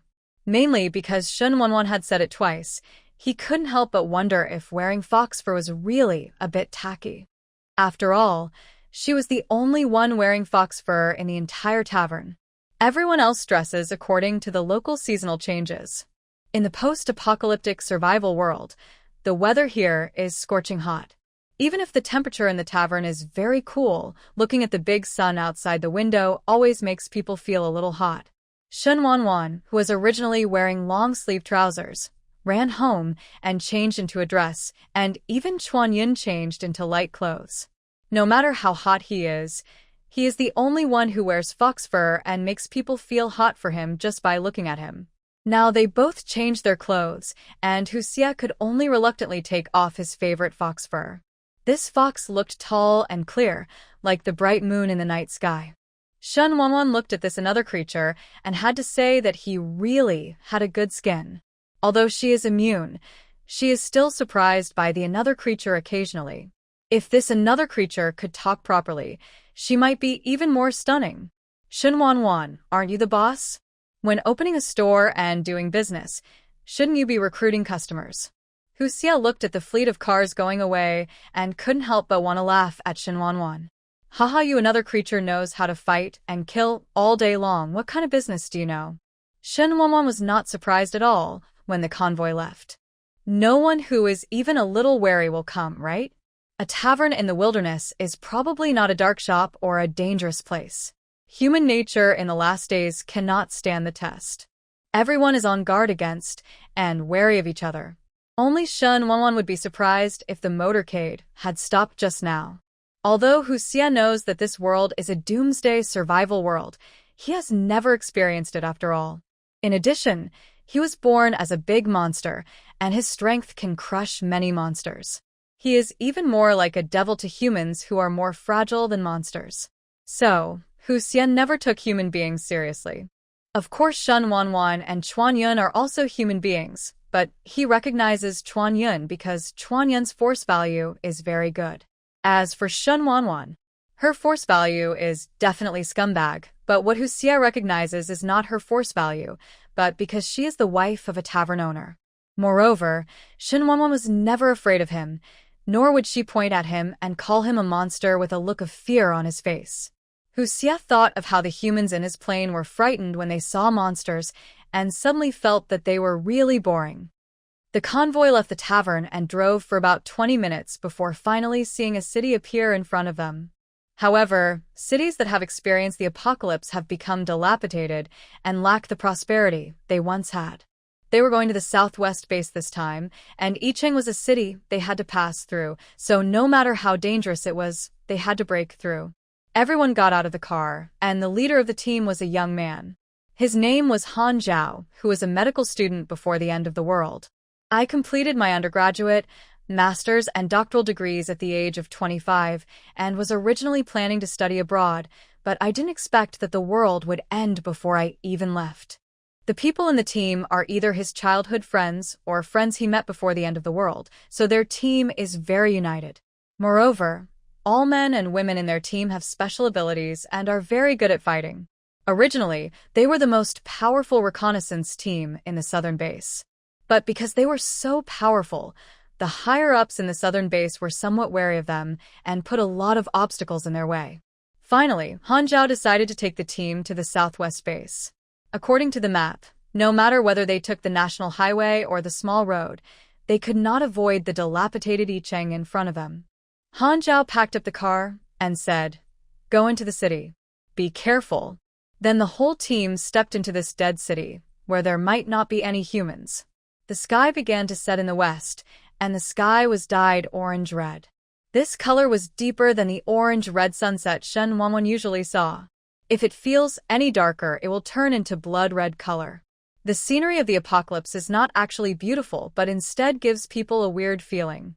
This world has indeed begun to fall. Chuan Yun sighed as he looked at the gradually deepening color of the sky. Shen Wanwan didn't understand what he meant, so he asked curiously, "What do you mean?" What he means is that the way of heaven in this world has become a demon. Shen Wanwan, why not say that aliens are attacking the world? Does heaven really exist? Why doesn't she believe it? But considering that both Chuan Yun and Hu Xie came from a plane that could be practiced, since they said there was a way to heaven, there should be one. As a good child educated with socialist core values, she really doesn't understand metaphysics. Can the Tao of heaven still be awakened? Shen Wanwan asked. Chuan Yun was helpless and then said, "Didn't I tell you everything during the day? There is still a glimmer of hope. But it's just that everything depends on whether the savior of this plane can seize a chance of survival." Right? Chuan Yun nodded. He knew that Shen Wanwan was not interested in metaphysics, so he did not elaborate on it with her. After all, if he really wanted to talk about it, he would have to explain a lot of things to her in detail. Because she was worried that someone at home would spy on her, Shen Wanwan slept directly in the inn tonight. She moved the folding mattress behind the counter. As for Chuan Yun and Hu Xie, they didn't leave either. Although there was no yuan power and demonic energy for them to practice in this world, they still stayed. Chuan Yun was interested and worried about Shen Wanwan being alone, while Hu Xie was just a hard-spoken and soft-hearted fox. When Shen Wanwan saw that both of them stayed with her, she felt happy, and at the same time, she did not forget to treat each other favorably. She also brought a folding mattress for them. It's said to be a folding bed, but it's actually the kind of military green mat used in physical education classes on campus. She thought that she also had a military green mat, so there was nothing wrong with everyone having the same mat. Hu Xie refused. He didn't need to sleep, and Chuanyan took a mat to use for meditation at night.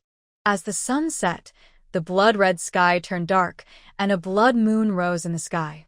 Shenwan turned around and looked at the darkness outside, accompanied by some roaring sounds, which made her feel a little creepy. She rubbed her goosebumped arms and closed the doors and windows of the tavern, silently hoping that there would be no zombies, mutated animals, and other things surrounding her tavern at night. For this reason, she gave number 9 a harsh lesson to make him more alert at night. The aggrieved number 9 responded with tears in her eyes, ensuring that she would pay close attention to the situation outside and tell her immediately if there was any problem. After saying that, number 9 Shen Wanwan said hello to Chuanyan and asked him to order whatever he wanted to eat in the evening, and she invited him. Hearing this, Chuanyan smiled and nodded, indicating that he understood. Hu Xie was sitting on the table by the window, drinking wine. Of course, the wine was not from Shen Wanwan's tavern. He brought it with him. The main reason was that Hu Xie had always disliked the tavern's wine as not tasting good. Shen Wanwan got a lot of big looks for this. She no longer uses Mortal Valley to make wine. All the wines are rich in spiritual energy, but this another creature still dislikes them. So, over time, Shen Wanwan no longer wanted to sell him wine. If this guy doesn't appreciate her wine, there are others who appreciate her wine, such as Chuanyan and Brother Zheng. The two of them must buy it every time and pack it up to take away. They are the main force in buying wine in the pub. Of course, when she left the last otherworld, she also sold a lot of wine to the Flame Leopard mercenary group. Seeing that nothing happened, Shen Wanwan went back to the counter to sleep.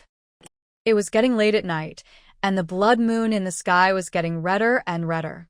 The strange human red light made many zombies and mutated animals start to get restless. Inside Yicheng, Han Zhao's team was hiding in a warehouse of a large shopping mall. They were all in a miserable state. Their clothes were torn, and some of them were panting and holding onto the wall. Han Zhao was busy treating the wounds of his injured teammates, and everyone was looking at the person lying on the ground with concern. Their team has fought together from the end of the world until now. Every member of their team is important, and no one wants to be left behind. Han Zhao, how is Gongzi? Seeing Han Zhao start to pack up the medical equipment, the muscular man asked. Gongzi is a superpower, and his body recovers very quickly. I just don't know if the Zombie King's virus will be stronger than that of ordinary zombies. People with special abilities in this world will not be infected by the zombie virus, but that is not known about the Zombie King and others. Han Zhao's team never expected that there would be a level 7 Zombie King in Yicheng. You have to know that it has only been a year, and the highest level psychic in the southern base is only level 5. The 7th level Zombie King is so powerful that all the members of their team combined cannot defeat him. Let's withdraw from Yicheng first, Han Zhao said after thinking for a while. Now Yicheng has become the territory of the 7th level Zombie King. They can't get through, so they can only retreat here first and look for opportunities later. Everyone listened to his words without objection, and then began to search the warehouse for any supplies. The most important thing in the end times is material things. Although there are not many things in this warehouse, it has not been looted, so they actually found quite a few supplies. Han Zhao packed up his things and began to retreat with his team. At this moment, on the rooftop of a tall building somewhere in the city, a woman in a red backless dress was standing. The whites of her eyes are more than the eyeballs, and her skin is a little bluish. Although she is not ugly, she does not look very beautiful because of her skin. Watching Han Zhao's team desperately run out of Yicheng, she also disappeared on the top of the tall building. After Han Zhao and the others ran out of Yicheng, they released the car and drove away quickly. Over at the tavern, Shen Wanwan was woken up by number 9 after not sleeping well. What's wrong? Boss, The people from the convoy that passed by at noon today are back again. Hearing this, Shun Ben sat up, but Chuan Yun and Hu Xie had already heard the roar of the car's engine. Han Zhao, this is the house we saw at noon. Should we go there to rest for the night? Han Zhao looked at the lit tavern, and then looked at the car's fuel tank.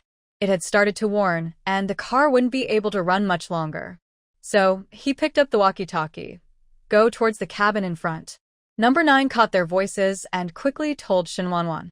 So, I want to entertain guests in the middle of the night. She reluctantly got up, fixed her hair, and then leaned lazily in front of the counter. Those people are coming. I don't know if they are good guys or bad guys. You two be careful. Shen Wanwan opened her mouth to remind Hu Xie and Chuan Yun. After all, this is a world where they are not dead, and there is no telling how much their abilities can be unleashed. Chuan Yun nodded toward Shen Wanwan and said that Hu Xie continued to pretend to be his lonely and proud young man persona. After a while, the convoy stopped outside the fence of the tavern. After the people in the car came out, they hesitated for a while when they looked at this old-style hut with beautiful lanterns and wind chimes. After all, they don't know whether the people inside are friends or foes. Time and Space Trading Tavern. Someone read out the name of the shop on the plaque. Only then did everyone take a closer look at the plaque. Han Zhao looked at the tavern and wondered what he was thinking. Then he took a step forward and pushed open the gate, walked in and shouted, "Is anyone here?"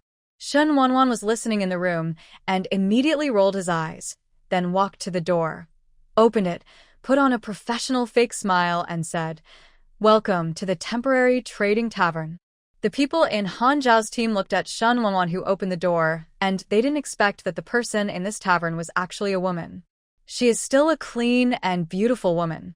In order to save water resources in the last days, everyone is disgraced. Those with water powers are fine, but ordinary people who haven't awakened their powers are as slovenly as beggars. Everyone come in and sit down. After Shen Wanwan made a gesture of invitation, he turned around and went back to the house. As for whether the group of people outside can come in, she doesn't care, it's just fine if they don't come. The members of Han Zhao's team looked at each other in confusion, and finally Han Zhao said, "Go in and take a look. Gongzi's injury requires a good rest." Everyone nodded and started walking towards the tavern.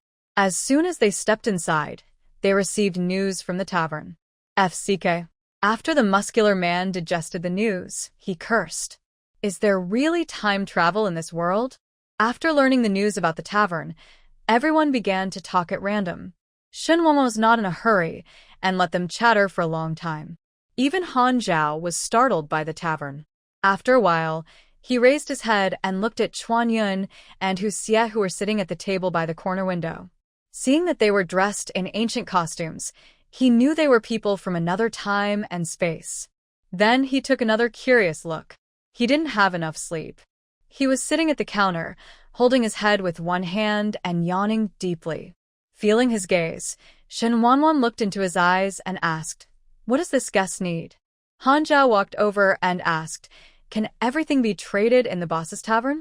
Shen Wanwan raised his eyebrows and said, "It's not a transaction with the tavern, but a transaction with guests from other time and space. You should ask what you can trade with the time traveler."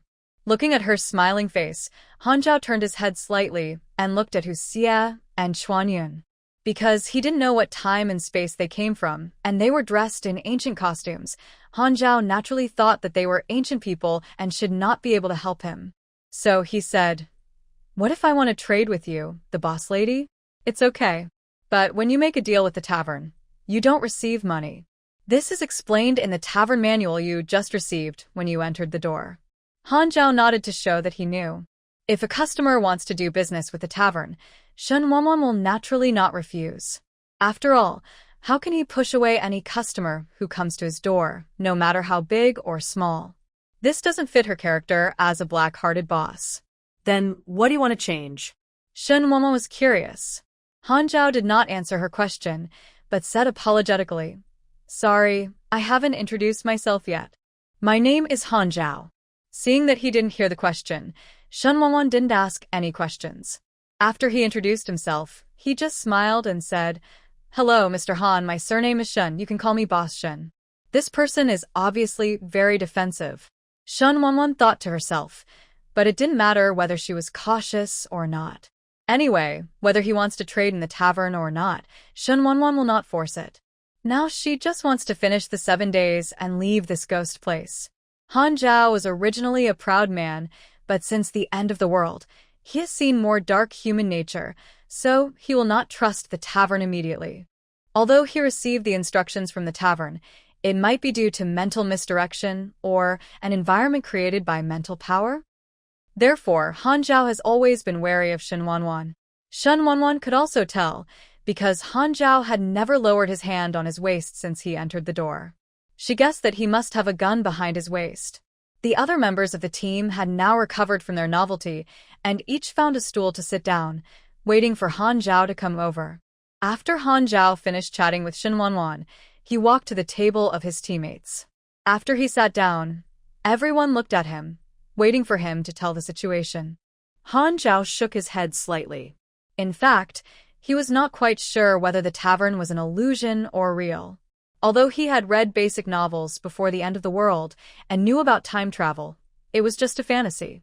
At least they had not achieved time travel even with their advanced technology. So he didn't really believe it. A group of people sat in the pub for a while, and suddenly someone in the team whispered, "Isn't it a bit inappropriate for us to just sit here? Now that you mention it, it seems a bit. How about we buy some food?" The only girl in the team said weakly. Everyone looked at each other, then Han Zhao nodded, and the two girls got up and went to the counter to order. Shen Wanwan was drowsy. When she saw someone coming, she immediately woke up and asked with a smile, "What do you two need?" "Boss, what do you have to eat here?" Hearing this, Shen Wanwan handed them the menu. The two ordered several dishes and then asked, "How can I exchange the gold coins in your store?" Although they had just received the tavern instructions when they stepped into the tavern, they couldn't help but ask again for fear of making a mistake. Shen Wanwan smiled and told them the exchange rules. "Do you think this is okay?"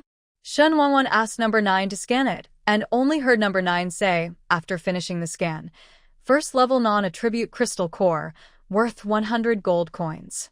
This crystal core of yours is a first-level non-attribute crystal core, and each one is only worth 50 gold coins." Número 9. Very good. The boss lady is still the same as before. After hearing this, the two girls took out a few non-attributed gold coins to exchange for enough money for meals, and then left. After they left, Shen Wanwan breathed out quietly, suffocating her to death. The members of Han Zhao's team had just experienced a battle, and they smelled like zombies and some strange smells. Shen Wanwan endured it very hard. Not only her, but also Chuan Yun and Hu Xie. But they can close their 5 senses, but Shen Wanwan cannot. So she had to endure the weird mix of smells alone. Although she understood it very well, she really couldn't bear it. After serving the meals they ordered one by one, Shen Wanwan began to browse them all to see if she could find something that could temporarily disable her sense of smell. After rummaging around for a while, she found a scented candle. But she didn't buy it, because it was rude to order aromatherapy in front of others, and it was simply disgusting. Shen Wanwan would not do such a thing. As mentioned above, she understood why these people looked slovenly. Those who can survive in the apocalypse have all worked hard. They just want to survive in such a difficult world. So compared with personal hygiene, survival is more important than anything else. Moreover, there are girls in Han Zhao's team. How could Shen Wanwan dislike girls? And the people in Han Zhao's team are devouring it now. As soon as the food was served, everyone was greedy for the hot meal. They haven't had fresh vegetables in God knows how long.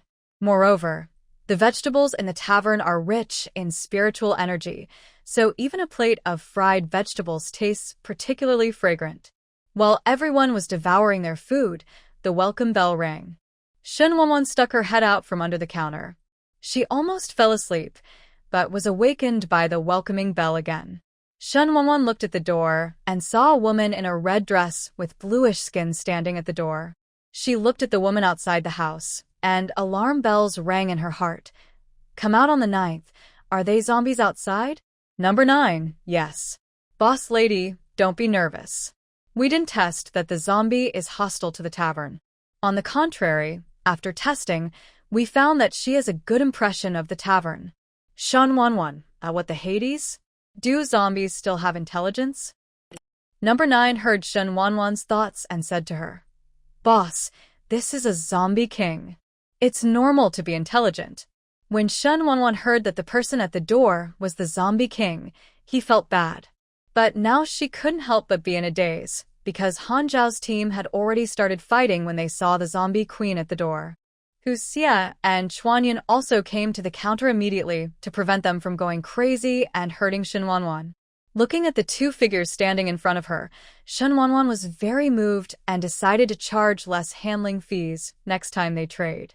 She took a hard look at the two sides, who were determined to fight to the death, and made a mental note to them to settle the score later.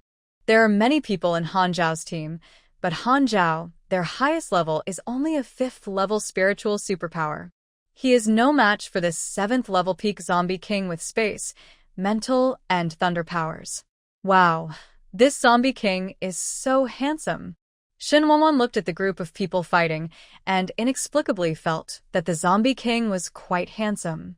Although the zombie king is at level 7, the people in Han Zhao's team cooperate tacitly and drag each other to consume the zombie king's energy. For a while, no one could do anything, but it seemed that Han Zhao was at a disadvantage. Because they lose a lot of money. There was a loud bang, and the door of the tavern unfortunately became cannon fodder and was smashed. Shenwanwan had a bulging vein on his forehead, trying hard to resist the urge to curse.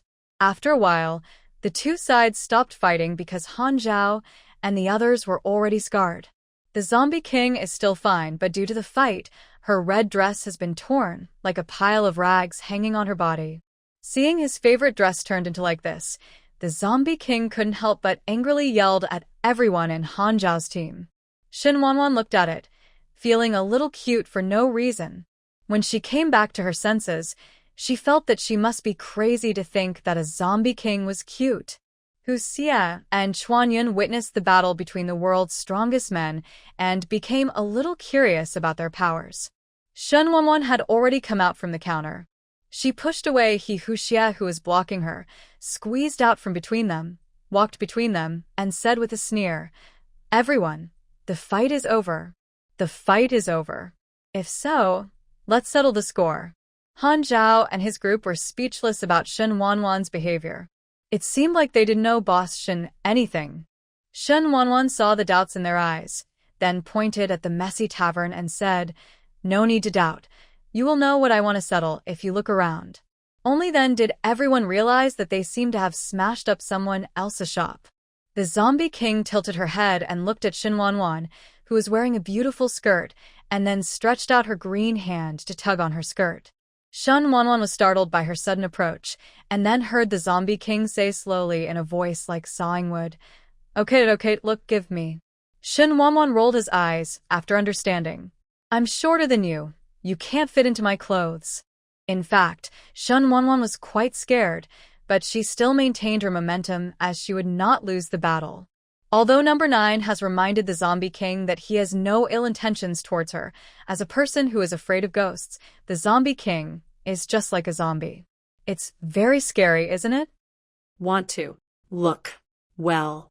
The zombie king seemed to like Shenwanwan's skirt very much and never let go. Sister, please stop pulling it, otherwise the skirt will be ruined. Shenwanwan said, pulling on the skirt. She just seemed to feel the sound of the fabric of her skirt tearing. She was really afraid that the zombie king would pull her skirt off without knowing the importance of it, and she would be dead by then. But the zombie king didn't seem to understand her words, and kept tugging on her skirt and wouldn't let go. This slit is at the waist, and when removed, the long skirt turns into a skirt. Shenwanwan quickly grabbed her skirt with a look of embarrassment, completely losing the momentum she had just settling the score. When the zombie king saw that the skirt was torn, she immediately let go. She wanted a good-looking skirt, not a tattered skirt. Seeing that she finally let go, Shenwanwan breathed a sigh of relief, and then continued the settlement just now. Anyway, as long as she is not embarrassed, others will be embarrassed. You have damaged a lot of things in the tavern and also smashed the door. Please don't compensate me too much. She was fierce and her eyes seemed to be on fire. The people in Han Zhao's team couldn't help but shake their heads. Very good. Seeing that they had no objection, Shen Wanwan turned around and looked at the confused zombie king. You have to pay for it too. The zombie king tilted his head. Shen Wanwan felt that she and the zombie king might have nothing to talk about, so he extended his hand to her and said, "Pay up." The zombie king seemed to understand this word, and then he took out a coin from her space and put it in Shen Wanwan's hand. Shen Wanwan lowered his head and saw that it was $1 from before the end of the world. She resisted the throbbing veins on her forehead and then gritted her teeth and said, "Don't want this." The zombie king once again has a question mark. Didn't she already give the money? One person and one zombie stared at each other for a long time. The people in Han Zhao's team were busy recovering. Seeing that Shen Wanwan was not in danger, Hu Xie folded his arms and watched the show like a crowd. Only Chuanyun couldn't stand it anymore. He came over and quickly put a talisman on the zombie king's head. After the talisman was burned to ashes, the zombie king turned his head mechanically. Shen Wanwan asked him curiously, "What talisman did you put on her?" "The awakening talisman. It seems to me that this girl is no longer a human being, but she is not a zombie or a ghost. I am a little curious, so I will try to see if the awakening talisman used to wake up ghosts has any effect on her." The zombie king turned his head for a long time, then looked at Shen Wanwan for a while with a pair of eyes that had no pupils and were all white, and then looked at Chuanyun. "Ms. Zombie King, you should pay for it." Shen Wanwan tried to test her. "Yun Feifei." The zombie king spit out a name. Shen Wanwan continued suddenly. "Okay, Miss Yun Feifei, it's time for you to pay for it." How many? Yun Feifei rolled her eyes, while Shen Wanwan looked back at Chuanyun and said, "Your awakening talisman seems to be working." She even remembered her name. Chuanyun nodded, not thinking anything was wrong. The zombie king Yun Feifei, who used the awakening talisman, has not fully recovered her memories from a human period, but at least she has remembered some common sense. Seeing that she had sobered up a lot, Shen Wanwan reported the amount of losses to the tavern calculated on the 9th. But as a sinister boss, how could she not charge some interest? "The total loss of our store is 10,000 gold coins. If you two share it, then you have to give 5,000 gold coins." Yun Feifei tilted her head. She was now a zombie, and her face was originally green. It seemed a bit scary for her to do such a cute action. "Shen Wanwan. Well, our store does not accept credit." She was really afraid that this zombie king wouldn't give him a cent, and she would have to go to Han Zhao's team to get it. No worth coins. Yun Feifei looked at Shen Wanwan for a long time before saying, "You can exchange it for something else." Shen Wanwan always felt that this zombie king was like a child, so she had to be patient in order to get compensation. After a moment of silence, Shen Wanwan looked at the zombie king, who didn't know what he was thinking. He was really afraid that she would destroy his tavern again if she got angry. However, the zombie king might have been a good girl during her lifetime, but her silence was just to find something in her space to compensate. "Is this okay?" Shen Wanwan looked at the black stone she handed over. The stone looked like a coal mine, but it was not a coal mine. After scanning it, no. 9 said, "Boss, this is the interstellar meteorite that caused the zombie virus in this world." When Shen Wanwan heard this, she immediately stayed away from Yun Feifei and scolded number 9 in her heart. "Why didn't you tell me earlier? What if I contract the virus?" Number 9 was speechless. "Boss, your safety is guaranteed in the tavern. Although this meteorite contains the zombie virus, it is also very useful. It can be calculated at 500 gold coins per pound." After listening to number 9's words, Shen Wanwan didn't expect that this kind of meteorite containing a virus was actually worth gold coins. "This is 500 gold coins per pound," Shen Wanwan said to the zombie king. "Oh, given." Shen Wanwan wondered. She was already 10 meters away from her. Where could she go? Although she was complaining in her heart, she still walked away a little further. After she walked away, Yun Feifei estimated the area and then moved a huge interstellar meteorite out of space. Shen Wanwan looked at the meteorite that damaged her floor and felt happy in her heart. This stone must be at least over a ton. After scanning on the 9th, an accurate figure was reported to her, 2.5 tons, which is 5,000 kilograms. Shen Wanwan felt this would give her a lot of gold coins, although the gold coins converted were not hers. But Shen Wanwan still feels a little sore. However, the conversion operation was not in her control. She couldn't deduct it even if she wanted to. The stone had been happily taken away by number 9, and a particularly beautiful red crystal stone appeared in front of Yun Feifei. This was the card she used to spend in the store. After deducting 5,000 gold coins, the rest is here. Shen Wanwan saw that she had so many gold coins, so she rubbed her hands and asked, "Beauty, do you need anything? We can trade and exchange anything here." Hearing her call her beauty, Yun Feifei suddenly felt elated. She looked down at her dress and said, "I want a dress, a beautiful dress." Shen Wanwan heard this and gave her an okay sign. Then I started browsing in the clothing section of the mall. Yun Feifei's height is estimated to be over 1.65 meters tall. Shen Wanwan looked at her and thought, the zombies are considered dead. She still loves beauty so much after death, which shows that she was only a little beauty who loved beauty when she was alive. While she was multitasking, Shen Wanwan selected hundreds of beautiful dresses and various jewelry, bags, and shoes, which would definitely earn back the gold coins in her hand. Seeing the boss lady's operation, number 9 wanted to shout, 666. "Beauty, I have chosen 300 dresses for you, along with matching shoes, jewelry, etc. Do you want them?" Upon hearing the 300 dresses, a strange smile appeared on Yun Feifei's stiff face. She handed over the red crystal stone and said domineeringly, "It's all coming. Beauty, you are really cool and cheerful. Don't worry, the clothes I choose for you will definitely be suitable for you." Shen Wanwan happily took the crystal stone, then asked number 9 to deduct all the gold coins inside, and brought out the 300 dresses with a smile. Soon, a pile of bags appeared in the messy tavern. Each bag has a dress, shoes, jewelry, and a matching outfit. Anyway, these are all automatically matched by the mall, without any effort. Team Hanzhao was speechless at her wary look. Why are these grown men forcing their skirts? Shen Wanwan saw that the zombie king was a big customer, so he smiled and asked her, "Beauty, I have bought the clothes. Do you want some makeup? At least cover up your bluish complexion." Yun Feifei shook her head and said, "I have it." But this time the harvest was good, and she was satisfied.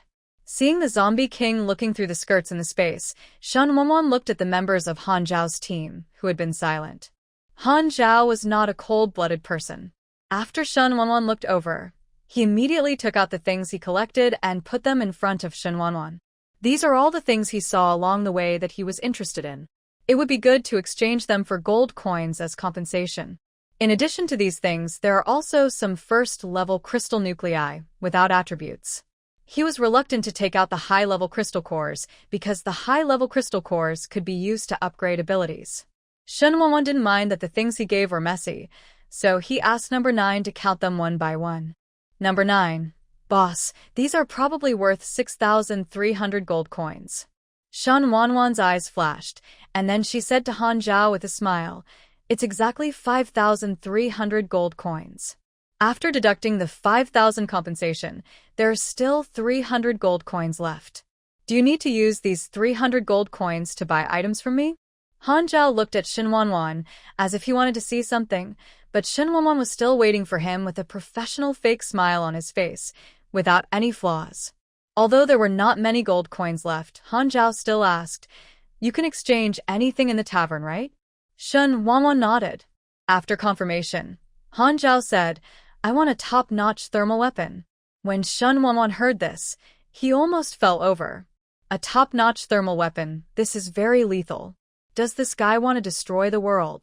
Guessed, although I have a thermal weapon, it is very expensive. The best thermal weapon requires at least hundreds of billions or even trillions of gold coins. Shen Wanwan wasn't lying. She just looked at the weapon page of them all. The cheapest thermal weapons cost more than 100,000 gold coins. The hot weapon at the top of the pyramid, and the string of dazzling lights behind it. In the end, Han Zhao still couldn't buy the hot weapon mainly because he didn't have any money. But when he saw what Chuanyun did just now, he immediately felt that he was not simple, so he talked to Chuanyun. Shen Wanwan was not sad that the deal had not been completed. If Han Zhao could really come up with so many things that could be exchanged for hundreds of millions of gold coins, she might still have some doubts. Thinking of this, Shen Wanwan glanced at the zombie king who had changed into a beautiful dress. I don't know if it was an illusion, but the zombie king seemed to be in a better mood after putting on a skirt. But the zombie king was happy, but Shen Wanwan was not happy because her skirt had been torn under the zombie king's cruel hands. As a result, she can only use clips to clamp the broken area. As for going back to change clothes, please, there are so many people here. She is worried that if she leaves, what will happen if these people destroy her pub again?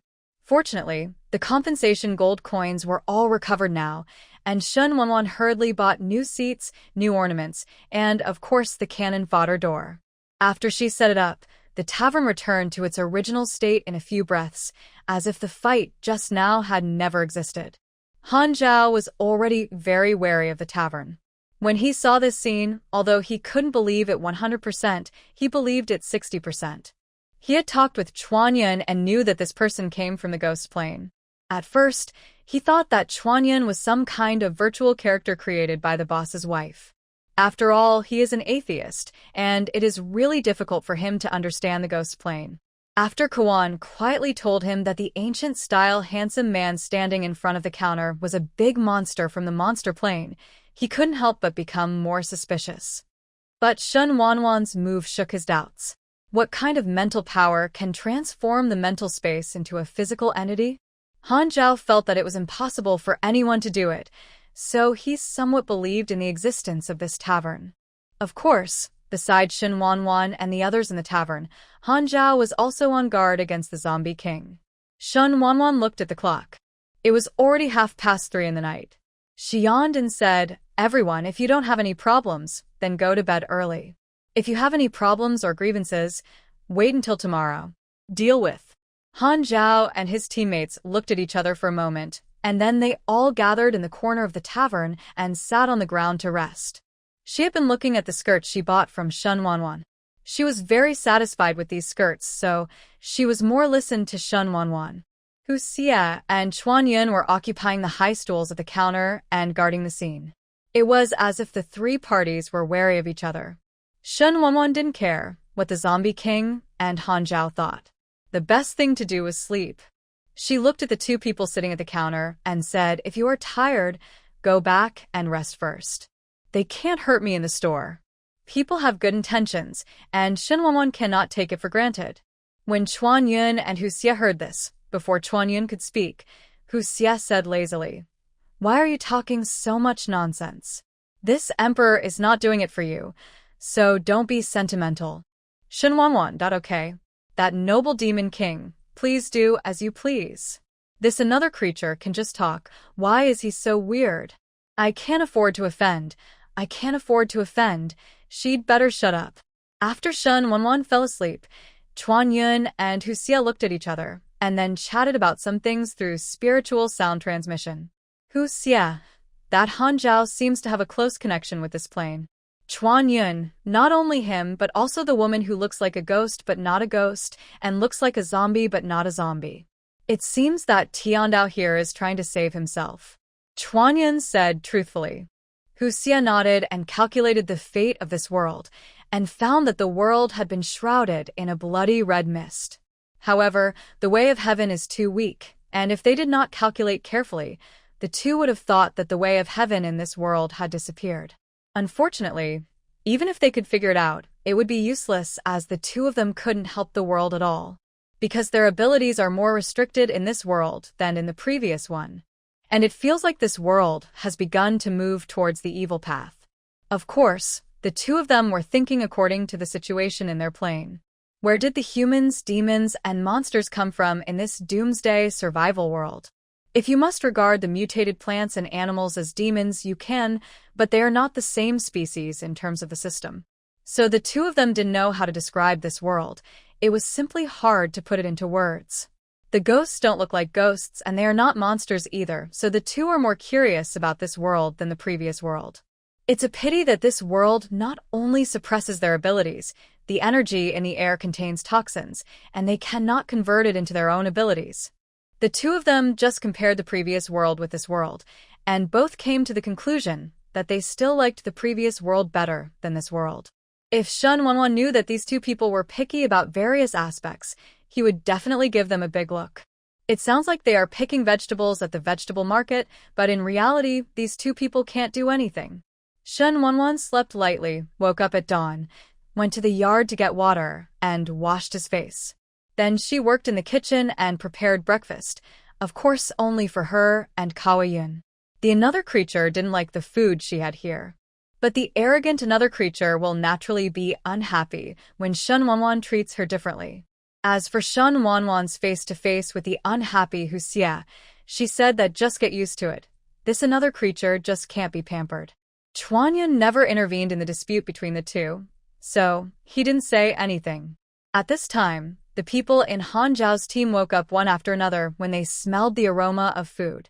Han Zhao asked two girls in the team to go find Shen Wanwan to buy some breakfast. When they came over, Shen Wanwan said with a smile, "Do you two want to wash up?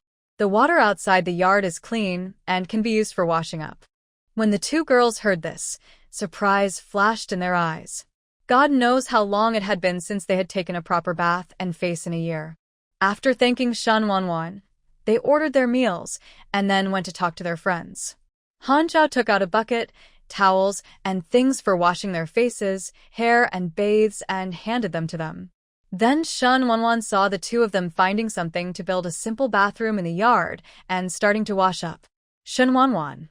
Seeing them affecting the appearance of a store like this, Shen Wanwan called out to number 9 in her heart, "Little 9, do you think it would be better to get a room or go out to the bathhouse?" Number 9. The boss lady can upgrade as soon as possible.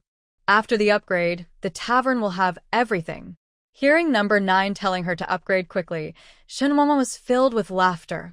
If it hadn't been too confusing, wouldn't she have made no progress for so long? With the lesson learned from the past, Han Zhao's team used the water in the tavern to clean themselves and then sat down in the tavern to have breakfast. Of course, the black-hearted boss Shen Wanwan charged a lot of water bills, which made them angry but dare not speak out. After all, no one wanted to compensate for another crystal core. The heavy bleeding last night seemed to have taught them well. Even if they were afraid of the zombie king sitting in the tavern, they would pretend they couldn't see it. After collecting the gold coins for breakfast and water, Shen Wanwan walked to the zombie king Yun Feifei with a smile on her face. "Ms. Yun, do you need anything?" Yun Feifei rolled her gray eyes and spit out the word meat. Shen Wanwan nodded with a smile and asked again, "Do you want it raw or cooked?" Yun Feifei's head was tangled with her fingers. Her mind has become much clearer, and she has the images and emotions of the human period. However, she is now a physical zombie, and the fruits and vegetables that humans eat cannot provide her with energy.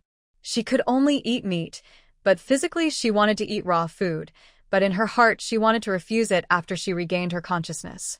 Shen Wanwan looked at her in silence for a long time. Although she didn't know what was wrong with her, she didn't rush her. She always has a little more patience with her big customers than with others. "I want it all after a while." Yun Feifei, who had been struggling for a long time, simply wanted it. Shen Wanwan smiled and nodded, "Okay, just a moment."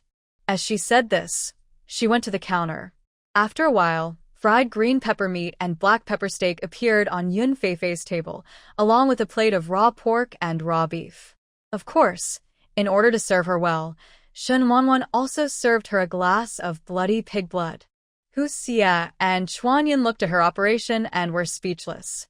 In fact, they felt that the zombie lady didn't seem to need to eat. Unfortunately, their guess was wrong, and Yun Feifei ate all the dishes Shen Wanwan served, whether they were cooked or raw.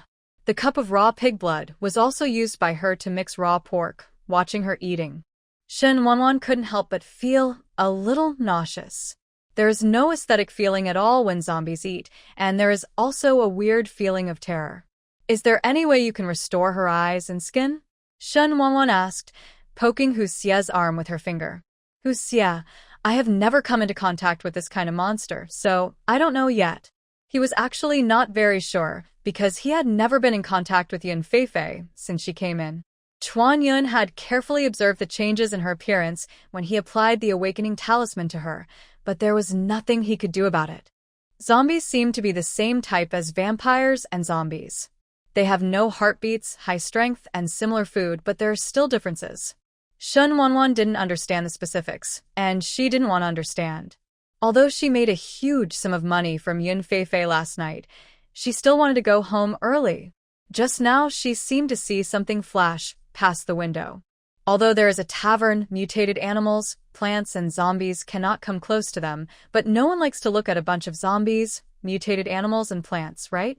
Shen Wanwan felt that she might suffer from anorexia for a while if she stayed any longer. The more she was afraid of something, the more she feared it. Number 9 began to remind her in her mind. The boss lady has a large wave of zombies coming this way. Shen Wanwan, are you not joking? Number 9, no. According to their speed, they should arrive in about 15 minutes. Hearing this, Shen Wanwan quickly knocked on the counter, and Han Zhao's team who were eating all raised their heads and looked at the counter. Yun Feifei had already finished eating and was looking at Shen Wanwan curiously. Shen Wanwan ignored everyone's looks and told them that a wave of zombies would arrive in 15 minutes. When the members of Han Zhao's team heard this, they stopped eating and immediately took out their weapons and became vigilant. Han Zhao thought of something and then looked at the confused zombie king. Did you invite these zombies? He couldn't help but ask Yun Feifei from a distance. When Shen Wanwan heard this, she also looked at Yun Feifei and then saw her shaking her head slightly. Shen Wanwan clapped her hands and said, "Oh, why did I forget? Miss Yun, you are the zombie king. Can you order those zombies to leave?" Yun Feifei shook her head and said inexplicably, "They are not from Yicheng." Shen Wanwan looked confused when he heard this. Could it be that Yun Feifei couldn't control the zombies in the city? Although she didn't understand, as natives of the Doomsday survival world, everyone in Han Zhao's team understood Yun Feifei's words. What she wants to express is that the wave of zombies outside is not from Yicheng, but a group of zombies with a zombie leader behind them. They can become intelligent zombies within a year of the end of the world, and their own abilities are not particularly low. Therefore, Yun Feifei actually had no choice. If she drove away this wave of zombies, the team leader might regard her as a provocateur, and there might be a duel. Although she has become a zombie, Yun Feifei still has human attributes. That is, she is afraid of death. Therefore, she did not want to provoke other high-level zombies. Of course, if other zombies provoked her, she would have another say. So she can't help the zombies outside. Only then did Shen Wanwan realize that this zombie king seemed not as stupid as she thought. At least I know not to stand up for irrelevant people. The zombie king is probably out of luck, so the people in Han Zhao's team are waiting for the arrival of the zombie army, that Shen Wanwan said. 15 minutes passed quickly. When the first ugly zombie appeared in everyone's eyes, many zombies appeared one after another soon after it. There are also some zombie animals mixed in among the zombies. These people have rotten skin and are missing arms and legs. The visual impact is simply terrifying. Shen Wanwan looked at it twice, then couldn't help but lowered his head and vomited. Forgive her for being a person who has never even watched a ghost movie. Facing the zombie army approaching now, she was frightened at first glance and felt like vomiting at second glance. But she was just retching, but luckily she didn't spit it out, otherwise her image would be ruined. Hu Xie looked at Shen Wanwan who was vomiting and squatted down in a funny way and couldn't help but ask, "Do you want to take a few more glances to get used to it?" When Shen Wanwan heard this, she raised her head and rolled her eyes at him. "Don't even think about it." At this time, Number 9 was also complaining in Shen Wanwan's mind.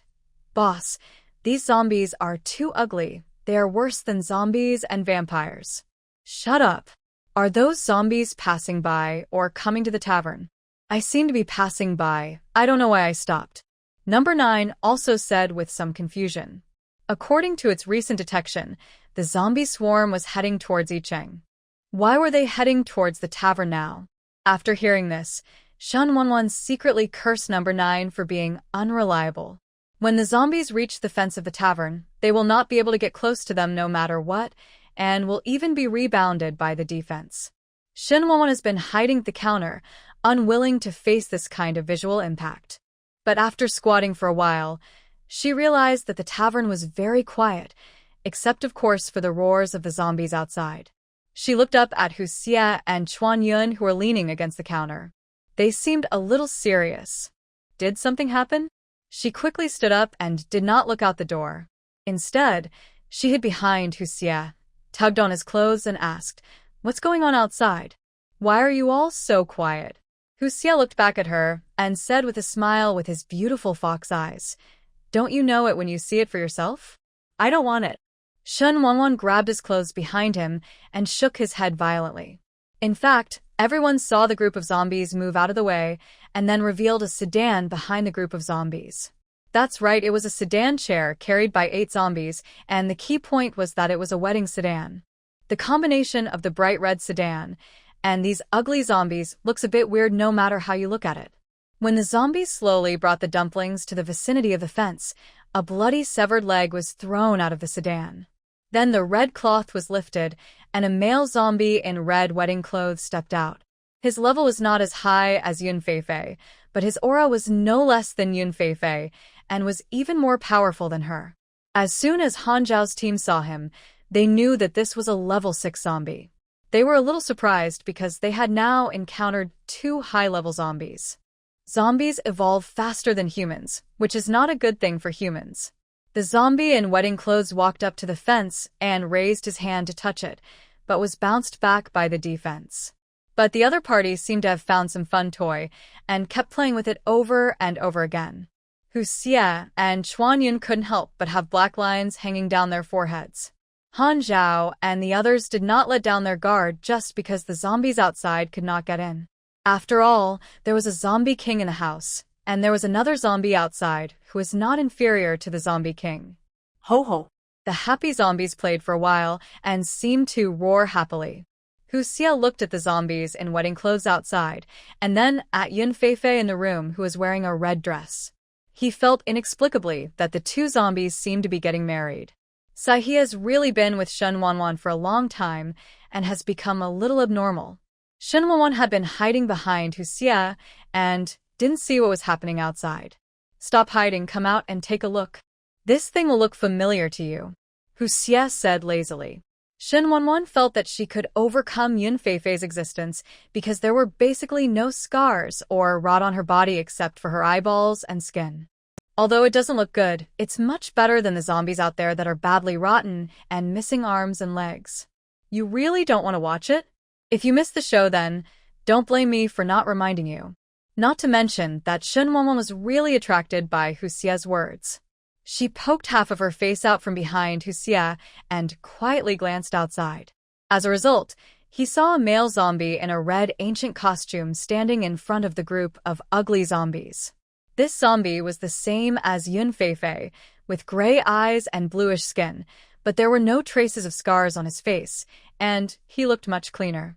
However, he seems to be unable to speak and his intelligence is not high enough. There was a roaring sound in his mouth. She looked at it for a moment and then looked away. When she saw Yun Feifei, the same thought as Hu Xie came to her mind. Is there something going on with these 2 zombies? However, these were all their whims. Yun Feifei did not show any knowledge or curiosity about the zombies outside. Han Zhao's team has been keeping a tight heart, fearing that the zombies outside would rush in. Shen Wanwan saw that they were nervous, and then asked them to stop staring so much. The tavern's defense would not let zombies in. Speaking of this, Shen Wanwan noticed that everyone in Han Zhao's team looked at her with a look like, "Are you kidding us?" Only then did Shen Wanwan remember that there was a zombie in the tavern. She made a mistake. She quickly added, "This Miss Yun is different. She has no ill intentions towards the tavern and will not actively attack the guests of the tavern. Plus she is smart, so she will not. They are the kind of zombies out there who only know how to fight and kill without any reason." Even though Shen Wanwan said this, Han Zhao and the others still did not relax, and then she stopped trying to persuade them. But being surrounded all the time in the tavern was not an option, so she waved to Yun Feifei. Yun Feifei, who had gray eyes, rolled her eyes and looked at her, then walked over and asked, "What's the matter?" Shen Wanwan smiled and said, "Beauty, can you drive away those zombies outside?" Afraid that she might not understand what she meant, Shen Wanwan then said, "I'm not asking you to provoke the zombies outside, but I want you to help us talk to him and let them leave first." When Yun Feifei heard this, she rolled her gray eyes again. After a while, she said, "I can, but I need skin." After hearing this, Shen Wanwan was filled with questions at first, then thought for a moment and said, "You mean you help us negotiate, and we can help you restore the color of your skin?" Yun Feifei tilted her head and thought for a while, then nodded and said, "Yes. Fortunately, it's not like I have to peel off her skin." At that moment, Shen Wanwan thought Yun Feifei was going to skin her. Regarding the issue of restoring her skin, she had already discussed it with Chuan Yun and Hu Xie. Neither of them could do anything about it. They didn't have it, but the Tavern Universal Mall did. "I'll give it to you." "No, it's very expensive to restore the skin. Do you have anything to exchange for gold coins?" One code equals another. Although she asked Yun Feifei to negotiate, she still had to charge gold coins to restore her skin. It's not cheap after all. Yun Feifei didn't answer, and then she just dodged and rushed out and started killing. Shen Wanwan looked at the violent scene of broken limbs flying outside and couldn't help but vomit it out. She just asked Yun Feifei to negotiate. She was not asked to kill zombies. Chuan Yun patted Shen's curved back, then helped her to the side and got a glass of water for her to rinse her mouth with. As for Hu Xie, when Shen Wanwan vomited, he jumped far away from her in disgust. The another creature is indeed unreliable. Shen Wanwan complained in her mind. After thanking Chuan Yun, she quickly cleaned the tavern with one click. People who survive in the apocalypse have long been accustomed to such scenes, so no one in Han Zhao's team felt uncomfortable. On the contrary, they were very curious about the two high-level zombies facing each other, and they didn't know who would win. After killing many zombies, Yun Feifei set her sights on a level 6 zombie wearing a red wedding dress and with only a little bit of intelligence. She looked at him with disdain, then quickly attacked him. Although he couldn't catch the level 6 zombie, Yun Feifei caused him a lot of trouble. After all, she is a 3-series superpower zombie with many methods. If the opponent hadn't been so fast, the outcome would have probably been decided by now. Yun Feifei saw that she hadn't caught that idiot for a long time. She immediately got angry. In her memory, she had been the zombie that dominated the entire Yicheng since she became a zombie, and zombies from other places had to kneel at her feet. Now she was fooled by this guy, who could only jump around for a long time. Where was her face as the zombie king? Therefore, the angry zombie king will naturally attack more ruthlessly. Yun Feifei can become the zombie king mainly because she is the zombie with the highest level of supernatural powers in the surrounding area. She is also the only high-level zombie that Han Zhao and the others have heard of. Now, another level 6 zombie came, and the two zombies fought. They were happy, but they also paid attention to the way the zombies used their powers so that they could learn something useful from them. Two zombies are fighting each other outside. It's so exciting. Of course, this was just Shen Wanwan's idea.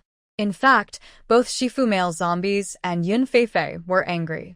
As for why she was angry, it was of course because Yun Feifei felt embarrassed that she couldn't catch him. The happy-go-lucky male zombie relied on his own speed to jump up and down. Shen Wanwan watched their fight and tried to ignore the group of zombies outside that made her feel sick to her stomach. "Hey, have you seen any clues?" Shen Wanwan couldn't help but ask when he saw Chuan Yun and Hu Xie staring at the two zombies.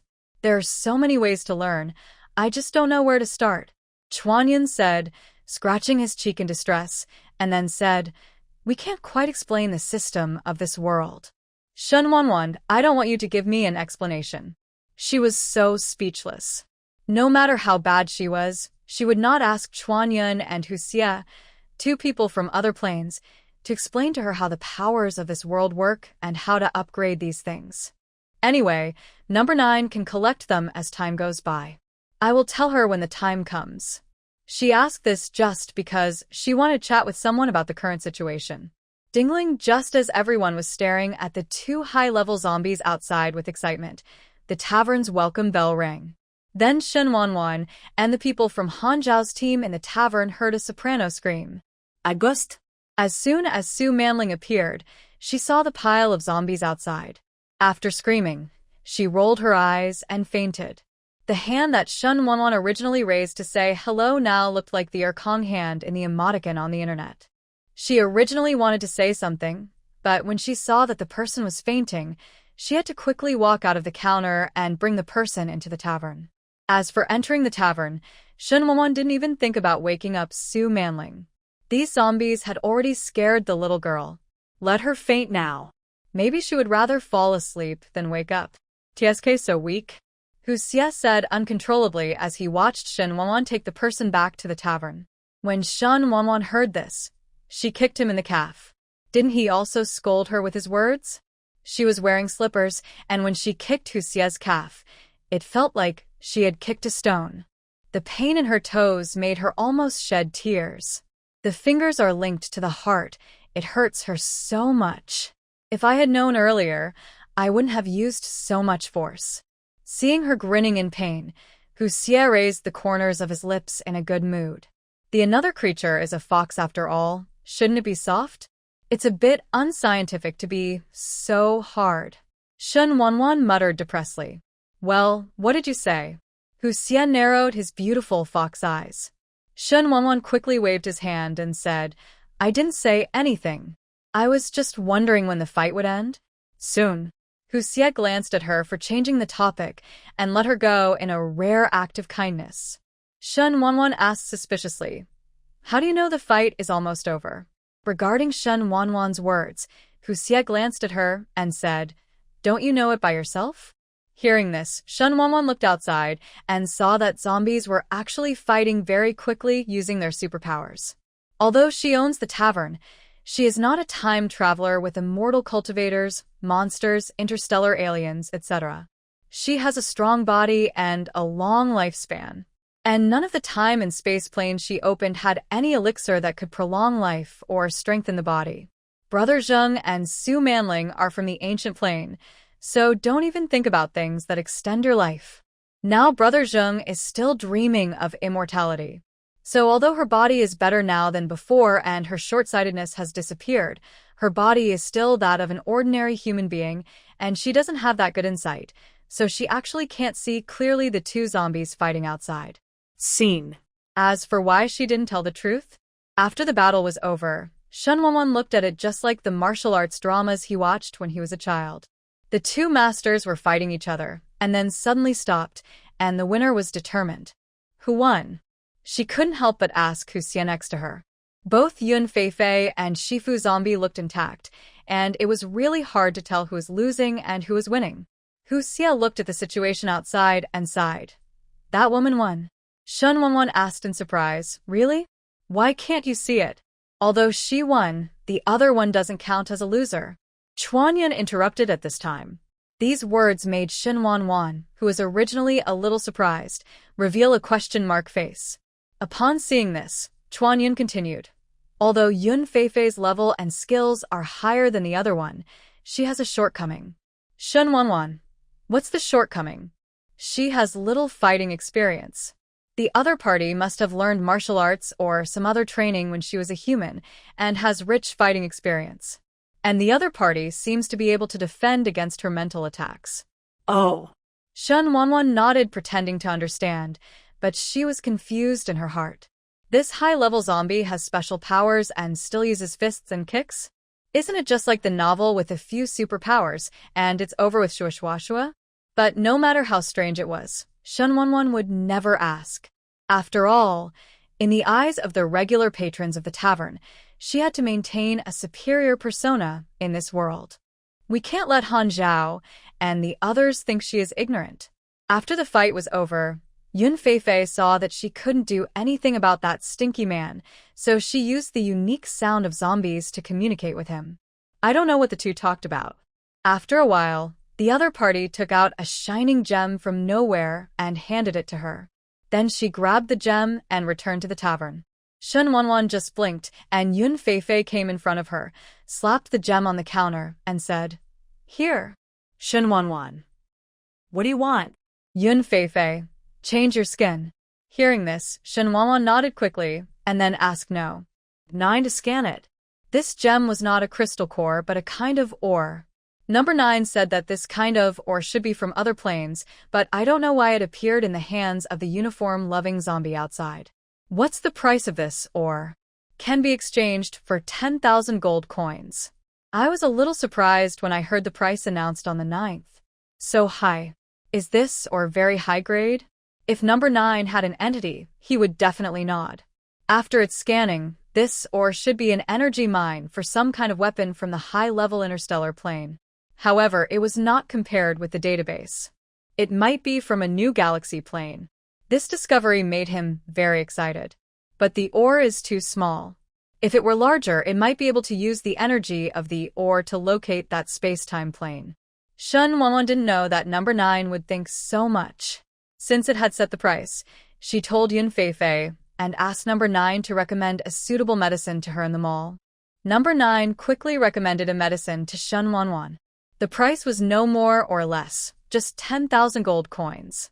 Shen Wanwan looked at a few of them and gave number 9 a thumbs up. This customer service finally understood her.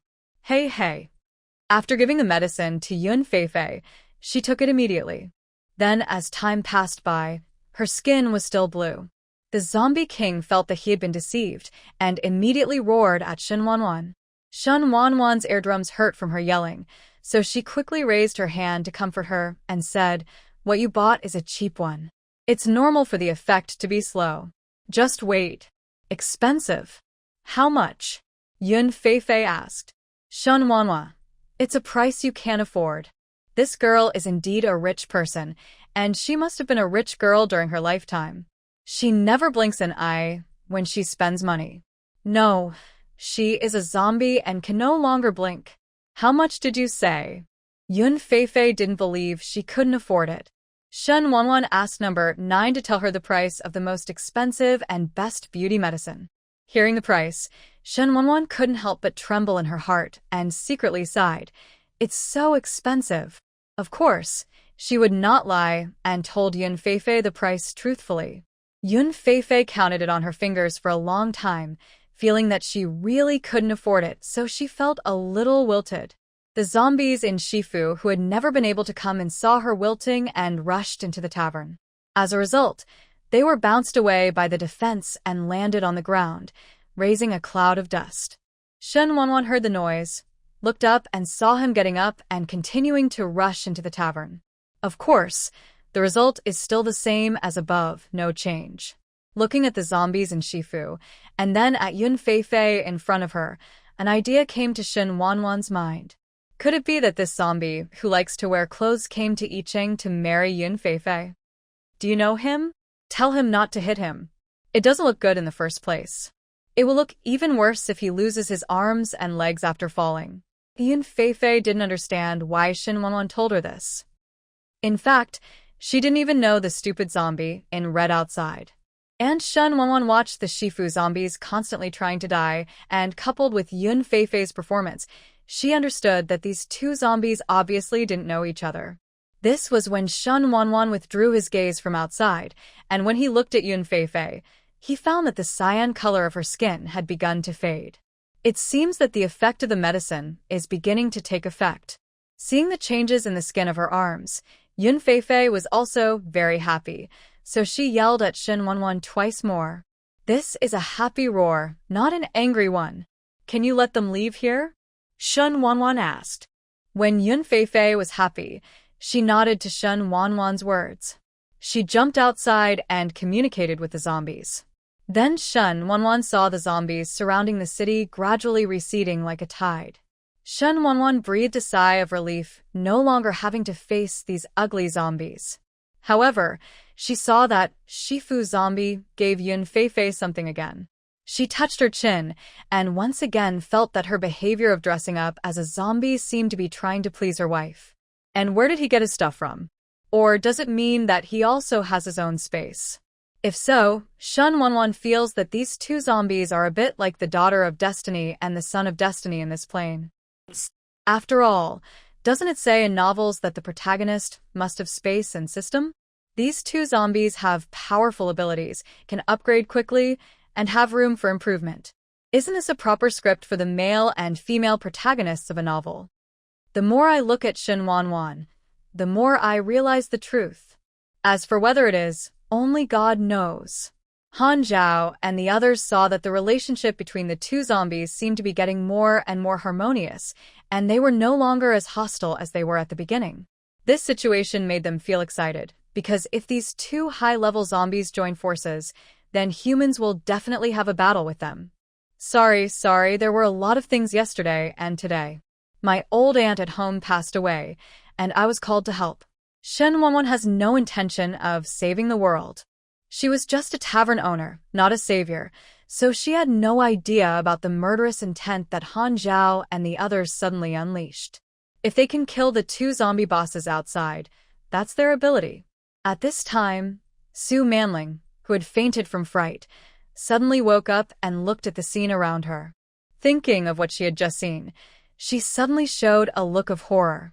When Shen Wanwan saw that she was awake, he quickly stepped forward and put his arms around her shoulders and said, "Don't be afraid, it's okay. It's very safe in the tavern." Su Manling lowered her head, her body trembling slightly, and Shen Wanwan stroked her back up and down to comfort her. "Sister Wanwan, what are those outside? It's too scary." Su Manling couldn't help but feel heart palpitations when she thought of the scene before she fainted. "This world is more dangerous. Why don't you go back first?" Shen Wanwan thought for a while and then said the words to ask Su Manling to go back first. After all, she was visually less courageous than him, and she was not even fainted by the zombies. People, once you have comparison, you will feel better about yourself. Shen Wanwan suddenly felt that she was pretty good. Su Manling finally accepted Shen Wanwan's suggestion and disappeared into the tavern without looking at the situation at the door. When Han Zhao saw this scene, a glint flashed in his eyes, but his mind was currently focused on the two zombies roaring at each other outside. Shen Wanwan listened to their roar for a long time, not knowing what they were talking about. Now there were only two clean-looking zombies outside, which finally did not have such a strong visual impact. After a while, Yun Feifei returned to the tavern and immediately approached Shen Wanwan. "He wants IQ." Yun Feifei's language system seemed to be loading a bit slowly, and she got stuck after half a sentence. She didn't know how to describe the prince's request.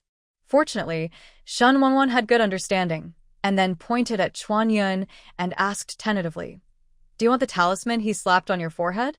Yun Feifei nodded mechanically and said, "Yes." Shen Wanwan looked at her stiff body and wondered. She was quite flexible when fighting, but why was she as stiff as a robot now? However, the customer requested it, so she naturally wanted to facilitate the business. "Chuan Yun, you have a guest." Shen Wanwan greeted. Her tone was like that of a brothel madam, and Chuan Yun was like a top male publicist in her hands. Chuan Yun. Although Shen Wanwan's funny look made him a little speechless, Chuan Yun still went up to chat with Yun Feifei. After roughly understanding the needs of the zombie outside, he said, "You have to let him give me what I want in exchange." Yun Feifei tilted her head, then grabbed Kawa Yun and ducked to the fence. Shen Wanwan was startled by her operation and was thinking about going out to get Chuan Yun back. Hu Xie grabbed her arm and shook his head at her. "Don't worry, they can't hurt Chuan Yun." "How do you know they can't hurt you?" In Shen Wanwan's eyes, Chuan Yun is just an ordinary person who knows some magic, and the zombies should be more powerful than him. Hu Xie rolled his eyes at her, then turned sideways, ignoring her words. He was afraid that if he heard too much, he would be able to strangle her to death. Why does this woman always see Chuan Yun as weak? Why doesn't she think of herself as weak? Although he is a fox demon, he is also a baby. After following Shen Wanwan for a long time, Hu Xie's mind began to go abnormal. After getting rid of a bunch of messy thoughts, Hu Xie moved slightly away from Shen Wanwan. He suddenly felt that this woman was poisonous.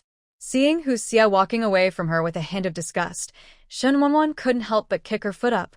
"What's that expression on your face?" "As you can see, the expression of disgust," Hu Xie said bluntly, holding his hands. Shen Wanwan curled her lips and stopped arguing with this dead fox. The transaction had already started outside, and the conditions and items for the transaction between the two parties also popped up on Shen Wanwan's Tavern page. She looked at the handling fee pricing given on the 9th and then manually changed some. Of course, discounts are impossible. Only price increases are the only destination for our boss Shen. After a while, Chuanyun came back, and Shen Wanwan asked with great interest, "Does your awakening talisman work on that zombie named Prince?" "That's right, the happy-go-lucky zombie outside is called Prince." This is what Yun Feifei said. When she heard this name, Shen Wanwan couldn't help but complain in her heart. When this prince was born, his parents must have given him a bad name, otherwise he wouldn't have come up with such a name. Chuanyun looked at her curious face and couldn't help but said, "Have you not seen the effects of Yun Feifei's use?" After all, Yun Feifei was already smart when she came here. "I don't think he is very smart outside." Chuanyun nodded in agreement when he heard this. He had just come into contact with the prince, and the other party's wisdom had begun to awaken, but his actions were indeed a little unwise. And he couldn't control his zombie instincts and couldn't help but want to catch him. But every time he stretched out his hand, Yun Feifei opened it before Chuanyun could make a move. The sky gradually darkened, and after Yun Feifei and the prince finished their transaction with Chuanyun, they left the tavern and disappeared. Han Zhao and his men did not leave. After all, there were so many zombies during the day, and they were afraid of encountering those zombies again on the road. After dinner, the pub was so quiet that the only sound was everyone's breathing. If you had better hearing, you could even hear your heartbeat. Shen Wanwan was a little confused as to why the atmosphere in the pub was so depressing, so she couldn't help but ask number 9 to play some soothing music. But I don't know if program number 9 was twitching and asked it to play some soothing music to slightly adjust the atmosphere in the pub. As a result, this guy directly played a bunch of nightclub DJ music for her. Deafening nightclub music sounded in the tavern. Han Zhao and the others were startled, and even Hu Xie and Chuanyun couldn't help but frown. This music is too loud. They really can't appreciate it. As for Han Zhao and the others, when they heard such loud music, they immediately stared outside the tavern with vigilance, fearing that zombies would be attracted by the sound later. Shen Wanwan had blue veins protruding from his forehead. He couldn't help but gritted his teeth and asked, "Number 9, do you want to die?" "This is a tavern, not a bar, but a nightclub. Didn't the boss lady ask me to play soothing music?" According to the information I collected, the place where you sell alcohol likes this kind of music the most. It makes people can't help but sway and get high. Shen Wanwan listened to number 9's nonsense and couldn't help but sigh. "If you don't understand, don't put it around. It just lowers the standard of the tavern." Number 9. Then what did you say? In the end, Shen Wanwan asked number 9 to play softer piano music, at least not so noisy. In fact, if Han Zhao and the others were more enthusiastic, she wouldn't mind turning the tavern into a large disco scene.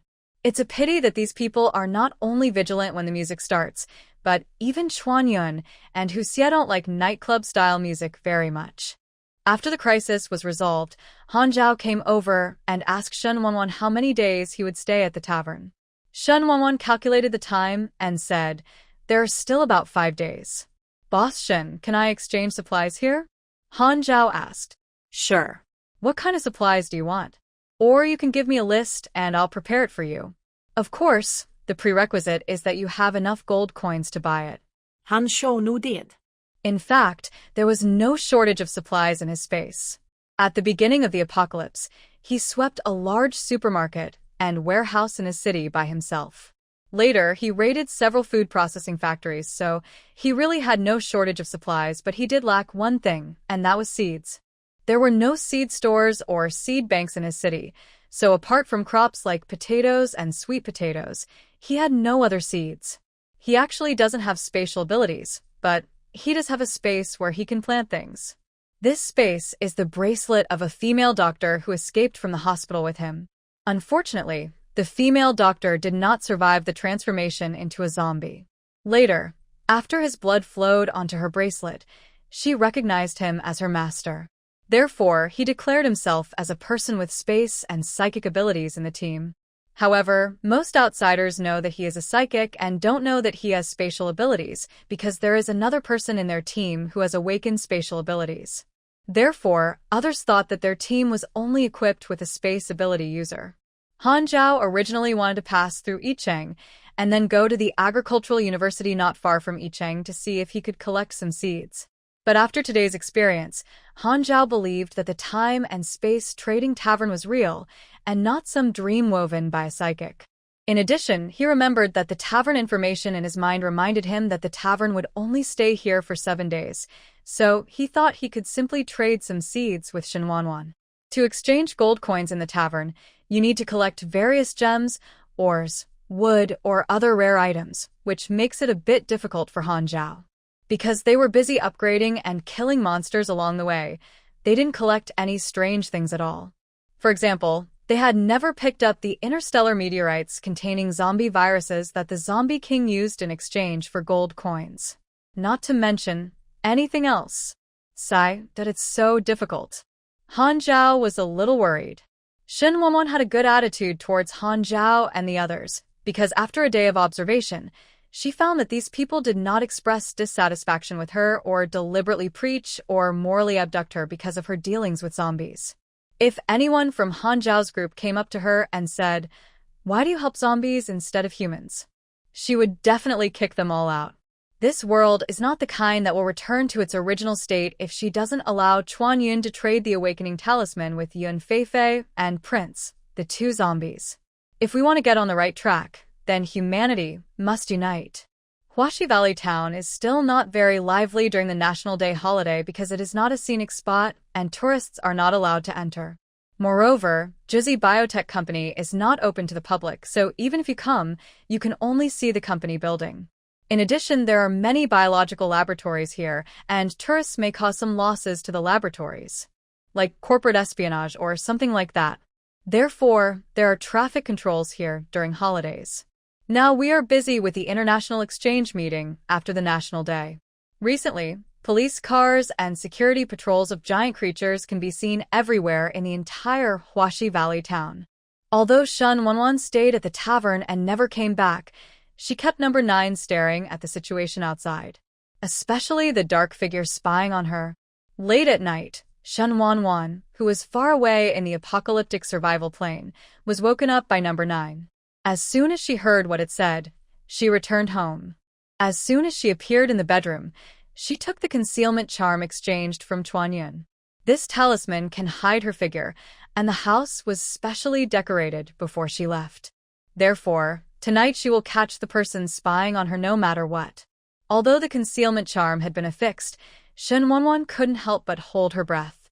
Number 9 was also nervously staring outside, trying to help the landlady catch him at once. Coming. After Shen Wanwan heard number 9's reminder, she held her breath again. After a while, the bedroom door was pushed open. Shen Wanwan stared at the dark figure who entered her bedroom and held up the props she bought from the tavern mall. There was no light in the room, and Shen Wanwan could only see the long silver hair behind her figure. Ding, there was a soft sound, and a dazzling light burst out in the dark bedroom, which quickly disappeared again. Shen Wanwan hurriedly went to see the prop god catching net she bought. According to the mall's introduction, this thing can capture both human beings, demons, ghosts, and gods. Turning on the light and looking into the net, Shen Wanwan couldn't help but look confused. Because there is a silver-haired puppet being made on the internet. Number 9 also said the same thing. Boss lady, it seems that this person is very cunning. He actually has a puppet stand-in. She listened to what she said, and at the same time she was thinking that there were indeed some talented and strange people in the world she lived in. It seems that she must be more careful in the future. No one was caught this time, which made Shen Wanwan excited. She stamped her feet and scolded the peeper hundreds of times in her heart. No one was caught. It was a waste of her arrangement. You must know that she is stingy and all she bought were disposable items. If no one was caught this time, she would have to spend money to arrange it again. What a loss, no. 9 felt her resentment and couldn't help but said, I said you should buy the deluxe version, enjoy it for life, and come with a warranty. How do you think I am someone who can afford luxury products? Number 9 looked at the wallet in the tavern and said sadly, "It's true, boss lady. You can't afford it." Shen Wanwan. In the darkness, there was a trace of blood on the corner of Di Jingyan's mouth. He smiled and raised his hand to wipe it away. "It's not easy." After sighing, he turned into a wisp of smoke and disappeared into the darkness. As for where he went, I don't know. Shen Wanwan still doesn't know who is paying attention to her. She was depressed enough now and looked at the captured doll carefully. This doll is made of wood. It is very delicate and its joints can move, but you can't tell what kind of wood it is made of. But with number 9 here, let him scan it and find out what material this wooden doll is made of. House lady, this wood is not unusual. It's just ordinary locust wood. It's exquisitely made. Plus, the person who spied on you must have had his soul in it, which makes it look like a human being. Oh, according to what you said, if we captured it, wouldn't its owner be injured? Yeah. He deserves it. Number 9 also said happily, "Just put this puppet away and sell it in the mall." Shen Wanwan naturally wanted to use the things he picked up for free. When she returned to the tavern, Chuan Yun and Hu Xie looked at her face and understood everything without asking anything. "Chuan Yun, give me some of your concealment talisman and various other powerful talismans." "Another creature, do you have any powerful talismans over there? If you have any, give me some too." No one was caught. Hu Xie asked funnily. Shen Wanwan ignored his words. This another creature was used to laughing at her. Chuanyan smiled and took out a lot of offensive talismans from his treasure bag. Shen Wanwan counted 20 of them in total. "What do you want to change?" As the proprietress of a tavern, she does not charge any handling fees for transactions with customers. But she needs to spend some gold coins to buy what Chuanyan needs from the mall. Chuanyan made a sound.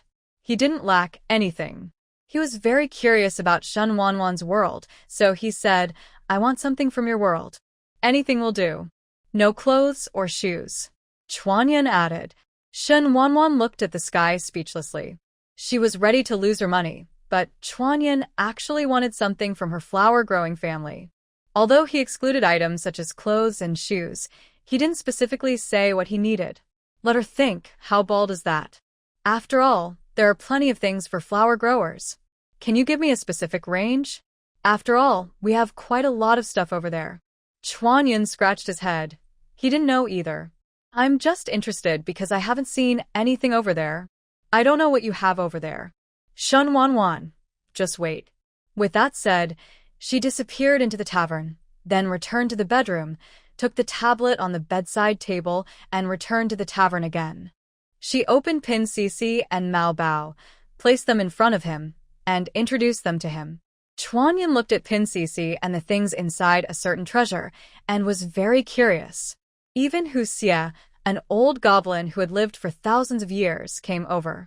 After the two learned how to visit Cici and Shubao, they immediately ignored Shen Wanwan.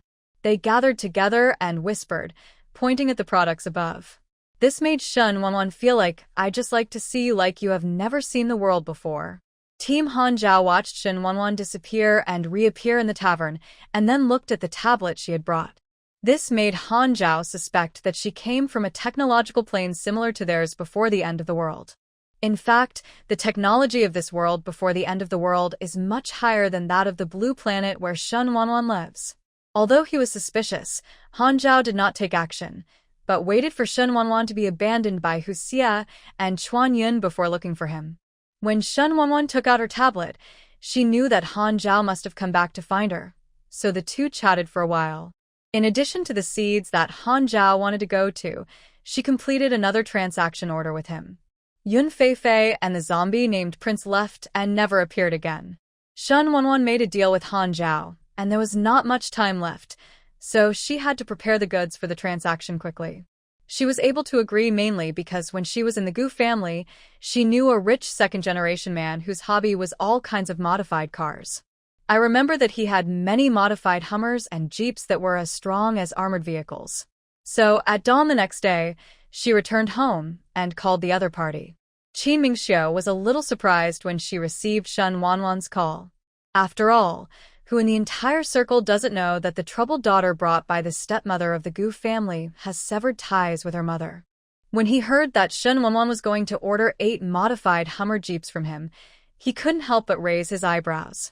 I have the car, can you get the money? Shen Wanwan didn't care about the other party's tone of doubting that she had no money. She thought that no matter how expensive it would never exceed 100 million. So she said, make a price. Since you said that, let me give you a quote. I believe you also know the materials used for the modified cars here. 130 million for 8 cars. Shen Wanwan.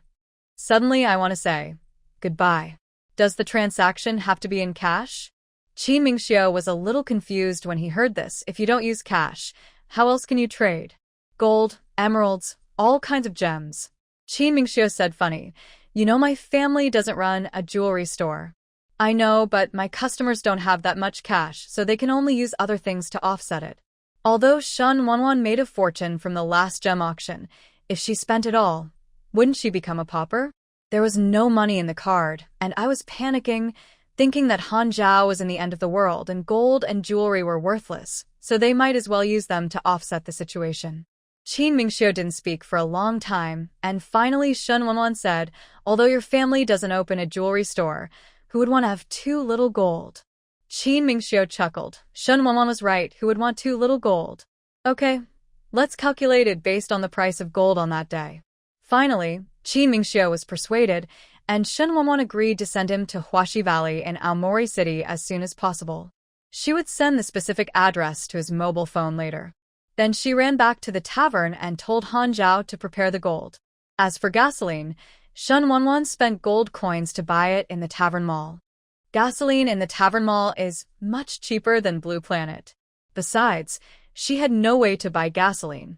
She went to the gas station to order a few tons of gasoline. Did she want to wait for the police uncle to investigate her? So, after evaluation, Shen Wanwan decided to buy it from the mall.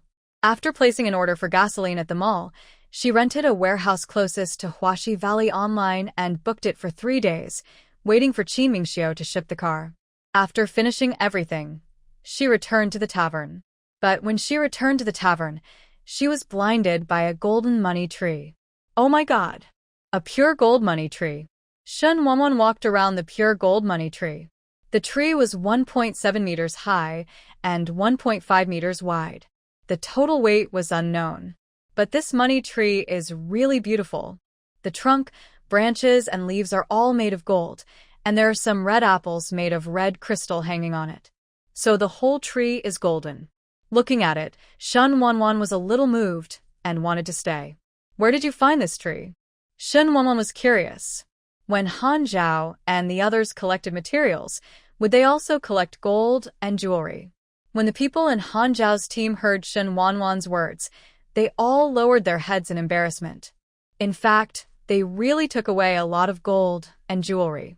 The main reason is that after the apocalypse ends, maybe these will be worth some money.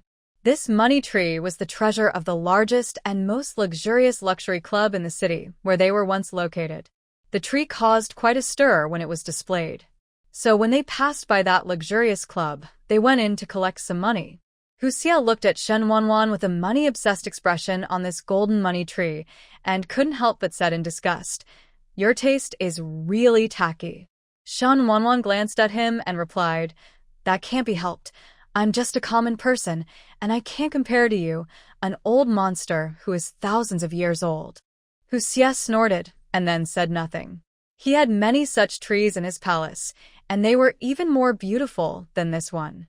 "Lady boss, do you think this tree is enough?"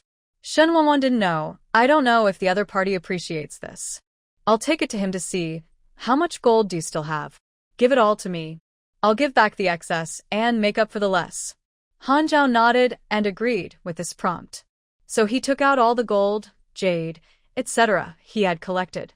Looking at the pile of gold bricks, emeralds, and precious stones on the ground, Shen Wanwan's eyes were blinded. After she put away her things, she didn't remember to go back. It wasn't even dark yet. Besides, it would take some time for Qin Mingxiu to transport the car. On Qin Mingxiu's side, because Shen Wanwan was in urgent need, he chartered a cargo plane to transport the 8 warehouse vehicles to Aomori City as soon as possible. This time he also followed, and when the plane arrived in Aomori City, he called Shen Wanwan.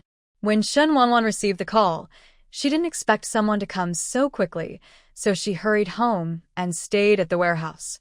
Of course, all of this is covered with concealment charms. Otherwise, wouldn't there be a problem if a person who was traveling suddenly came out of his home? Of course, she could also be said to have come back early in the evening, but although there were few people in the village, there were still many surveillance cameras. You can find out if she has come back from outside. This kind of thing is full of loopholes, and it's better not to use the excuse that it can't withstand investigation. When they arrived at the warehouse, Qin Mingxiu and the others hadn't arrived yet. Shen Wanwan first placed the gold money tree in a corner of the warehouse and covered it with black cloth. Of course, there was also another pile of gold bricks. These jade gems have not been released. In fact, everyone knows that their value is not high. This is just someone pumping them up. Gold is the hard currency. Not long after, Shen Wanwan heard the roar of the truck engine. She walked to the door of the warehouse and looked towards the road. She didn't know if it was Qin Mingxiu and the others. It was Qin Mingxiu and the others who came. 8 cars and 4 large trucks were used to transport them. Someone else was doing the unloading, so Shen Wanwan went to say hello to Qin Mingxiu. "Why did you come in person?" Qin Mingxiu put his hands in his sweater pockets and replied lazily, "Come out for a walk." When she couldn't make cash transactions, Qin Mingxiu began to worry. "I agree, probably because of Hu Xie's face." Although she left the Gu family, Hu Xie's protection for her did not disappear. Shen Wanwan felt grateful and thought about finding an opportunity to repay this cheap brother. Qin Mingxiu didn't know whether she was right or not. As long as she knew about this kind of thing, he wouldn't have to admit it. He just knew it well anyway. After the truck was unloaded, the truck driver left, leaving only the assistant and bodyguard who accompanied Qin Mingxiu. Shen Wanwan smiled, walked to the corner next to the warehouse, and pulled off the black cloth covering the money tree. Wow, even Qin Mingxiu, who had seen many good things, was also amazed by this exquisite golden money tree. This tree is really well made, just like a beautiful piece of art. Do you like it? My client said that he can use it to pay for it. Although this tree is less than a ton, it is almost enough. In fact, Shen Wanwan feels that this tree is really enough to replace 8 cars. Because this tree not only has good gold purity, but also weighs 999.99 kilograms, which is just a little bit different. This weight was obtained by removing the weight of the red crystal apples on the tree on the 9th, and it was completely correct. Shen Wanwan still has great trust in number 9's ability. Qin Mingxiu looked at this golden money tree, nodded and said, "I like it. I can see that the workmanship of this tree is not cheap. Does your customer really want to use it to pay for it? Well, it depends on whether you are willing or not, or whether you think this tree is worth those 8 cars. I agree. It just so happens that my brother's club is about to open. I'm worried that I don't have any good gifts for him." Shen Wanwan nodded and complimented a few words. Brother Mingyang will definitely like it and regard it as the treasure of the club. Of course. Qin Mingxiu smiled and nodded. After paying with one hand and delivering the goods with the other, Shen Wanwan invited Qin Mingxiu to have a meal at the best hotel in Aomori City. During the dinner, Qin Mingxiu asked in confusion, "Don't you have a driver's license? Why don't you even have a car? Don't tell me that after so many years of learning in the Gu family, you can't even earn enough to buy a car after you graduate." Shen Wanwan muttered silently. Isn't it just a free ride? But she also feels that buying a car is necessary because she may need to travel farther in the future. For some reason, she had a hunch that buying a car would definitely come in handy. So she ordered 2 SUVs suitable for girls to drive with Qin Mingxiu. Qin Mingxiu nodded and said he would go back and get it for her and asked her if she had any needs. Without thinking, Shen Wanwan said, "Of course safety comes first." "Okay, I get it." Qin Mingxiu was speechless, but he still remembered it in his heart. After eating, he hurried back with the money tree. Anyway, the cargo plane he chartered can be used again, and the speed is very fast. There was nothing interesting here in Aomori City. When he saw it, he couldn't wait to take the golden money tree back to share with his brother. After seeing Qin Mingxiu away, Shen Wanwan got his suitcase and returned to Huaxi Valley town pretending to be back from a trip. Wan Wan, you're back. How was your time? Grandma Jiang saw her in the yard and came up to say hello with a smile.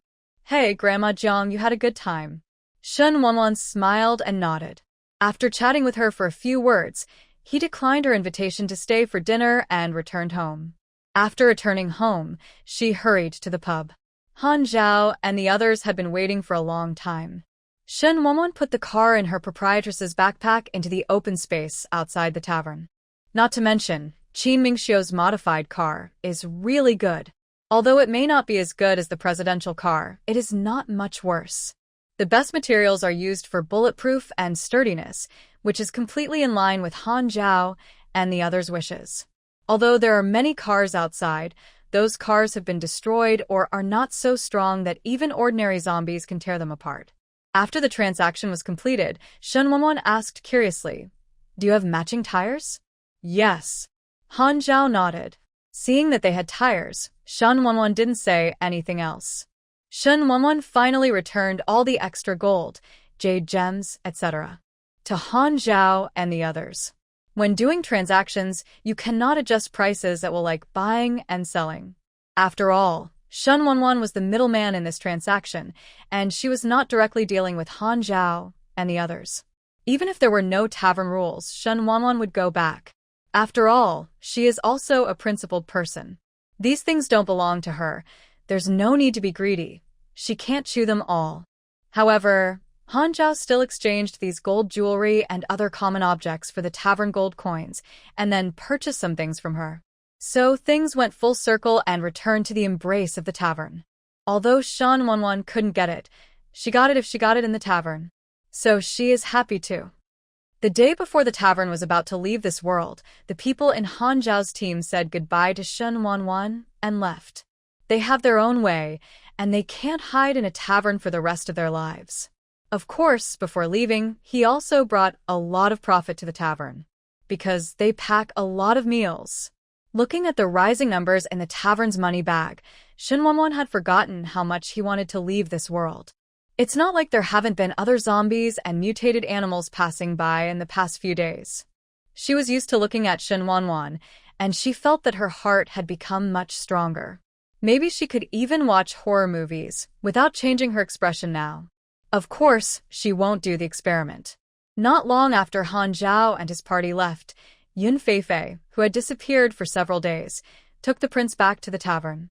This time, the prince was able to enter the tavern. Shen Wanwan looked at the two zombies holding hands and suddenly had an I knew it look on his face. It's a coincidence that you came here. If it had been a little later, the tavern would have left.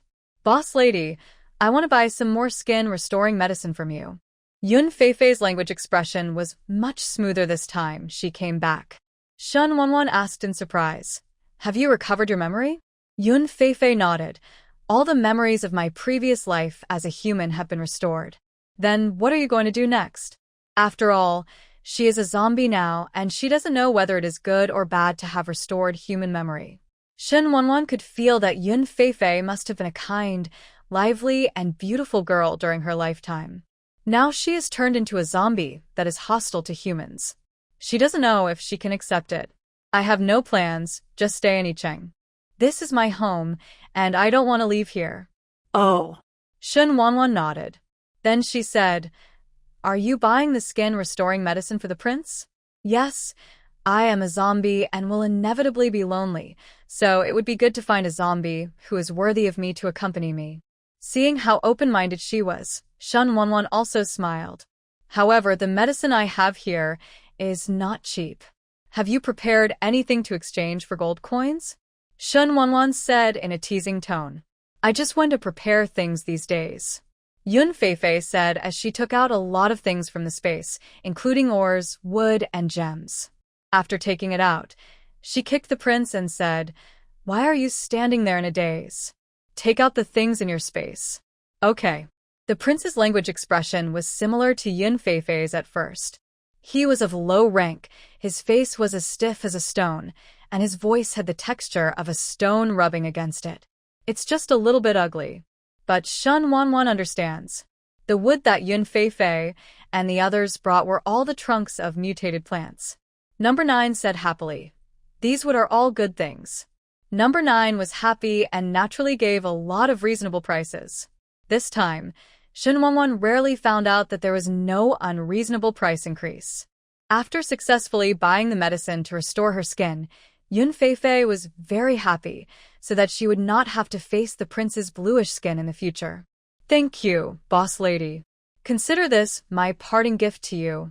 Yun Feifei took out a beautiful wooden box from her space and put it on the counter. Shen Wanwan didn't expect that she would give him a gift, so she was stunned for a moment. Then he said with a smile, "Thank you. Since you gave me a gift, I will give you a gift in return." The gift given by Shen Wanwan was naturally Yun Feifei's favorite dress. She picked out a beautiful red cheongsam in the mall and gave it to Yun Feifei as a return gift.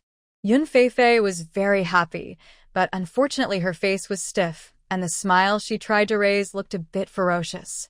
However, Shen Wanwan didn't look scared, but found it cute. After sending away the last 2 guests, Shen Wanwan closed the door of the tavern.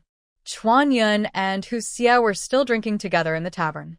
Shen Wanwan closed the door and walked towards them, pulled up a stool and sat down.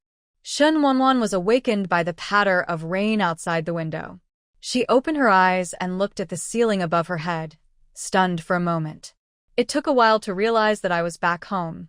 Stretching comfortably, she lifted the quilt and got up. There was an autumn rain and a cold spell. After Wu Xie opened the kitchen door, he shivered from the cold air outside. The rainwater dripped down the eaves like crystal beads, making a crisp sound. The mountains in the distance were shrouded in rain and fog, making them look a bit misty. Entering the kitchen, Shen Wanwan opened the refrigerator and found that there was nothing in it. Looking at the empty refrigerator, she held her forehead helplessly. She had forgotten that she had cleaned the refrigerator the last time the tavern landed in the post-apocalyptic survival world. I have been eating and drinking in the pub for the past 7 days, and I completely forgot about the fact that there is nothing in the refrigerator. Looking at the moderate rain outside, she really didn't want to go shopping in this weather. Because there is only a tricycle at home, and the tricycle does not have a rain cover, so even wearing a raincoat when going out is basically not very comfortable. While sighing, Shen Wanwan saw that there was another handful of noodles in the cabinet, so she cooked a bowl of noodles for breakfast. As for why she didn't buy food in the Tavern Mall, it wasn't because the tavern kicked her out after leaving the apocalyptic world last night and upgraded happily. The upgrade hasn't been completed yet, so she can't use the mall for the time being. In fact, she would not spend gold coins to buy ingredients even if the mall was open. After all, the gold coins should be kept for upgrades, and her stinginess would prevent her from suffering this loss. As for the ones she grew, the farm warehouse cannot be open now, and there is nothing she can do. So she could only hope that the rain would light up in the afternoon so that she could go out and do shopping. Speaking of which, I haven't seen Brother Zheng in the last week, and when Shen Wanwan came back, she felt that he was at a loss. You must know that the technology in the apocalyptic plane is not bad. If Brother Zheng can make a deal with Han Zhao and the others, he might be able to ignite Daqin's technology tree. This is time and destiny. The matter of the tavern can be put aside for now. Shen Wanwan listened to the faint sound of sirens outside and couldn't help but mutter, "Does this event need so much security?" The sirens can be heard from far away. After tidying up the house, it rained moderately all morning at noon, and finally it gradually subsided and turned into a mist-like drizzle. Shen Wanwan put on a transparent raincoat and drove her tricycle to the town. She found a noodle shop and ordered a bowl of hot and sour beef noodles. She sat in the store and looked around in boredom. Many buses passed by on the road outside, and she could vaguely see blonde foreigners inside. It seems that these people are the scientists who came to participate in the exchange meeting. After eating the noodles, she went to the supermarket to buy a bunch of fresh ingredients and then drove her tricycle home. When she arrived at the door of her home, she found several people standing at the door. One of them was a village cadre. She got out of the car in confusion and asked, "Cadre Chin, do you have anything to do with me?" As she said this, she looked at the 3 people behind Cadre Chin.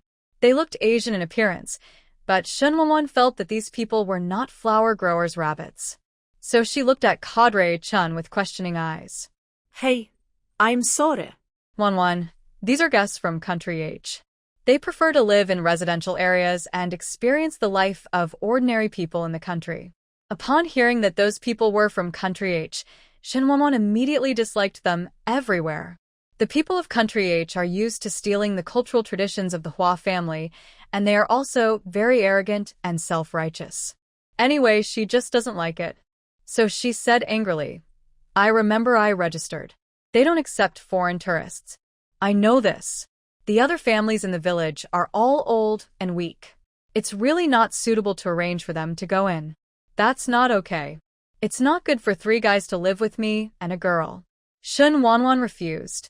Anyway, she would not agree to those 3 Nanbangzi living in her home. Kadre Chin said earnestly, Wanwan, the overall situation is the most important thing. Don't worry, we will come and check on you from time to time. That won't work either. Mr. Chun, you should take them to someone else's house. I really can't entertain 3 men as a girl. Kadre Chin was a little angry when he saw her being so disrespectful. Shun Wanwan thought that she still wanted to live in the village, so she had to soften her voice and said, I can't do it. Kadre Chun, I have a boyfriend. If my boyfriend finds out, I'm afraid it won't be good. Your boyfriend? Officer Chin was surprised. He knew the people in this village very well. If he remembered correctly, Shun Wanwan was a single girl. You didn't coax me? No, it's true. My boyfriend is a member of the Gu family of the Gu group. Shun Wanwan lied, rejecting it first anyway, and she only mentioned the Gu family, not which member of the Gu family. The 3 South Korean guys at the back watched the 2 chattering for a long time and finally became a little impatient. Shun Wanwan saw their impatient expressions and sneered inwardly. Then he approached Kadre Chun and said, Actually, I think Kadre Chun, you can take them to Uncle Ma's house at the entrance of the village. Kadre Chun glanced at Shun Wanwan in surprise. She smiled dryly and said, Don't think too highly of these people from Bangzi country. Kadre Chun, that okay? Excuse me, I'll take them to another house to see. Seeing that Shun Wanwan really didn't want to entertain, Officer Chen had no choice but to take the people away. When the 3 people left, someone turned back and gave Shun Wanwan a look of disdain. Shun Wanwan happened to see it. She frowned and took note of the other person's face. Let's see if there's any way to put a sack on him during the exchange meeting. After watching them leave, Shun Wanwan drove the tricycle into the house. After packing up the purchased ingredients, she sent a message to Gu Si to tell her what had just happened. After all, if you pull the banner of the Gu family, you have to notify the owner. Otherwise, it would be bad if someone gets involved. There was no need to entertain those scumbags from the Bangzi kingdom, so Shun Wanwan hummed a little tune and was in a good mood, washed herself an apple, and nodded. At 10 o'clock in the evening, Shun Wanwan hadn't received the notification that the pub upgrade was completed, so she didn't worry and went straight to bed. But when she entered a deep sleep, Number 9 created special fireworks effects and noisy celebration sounds in her mind.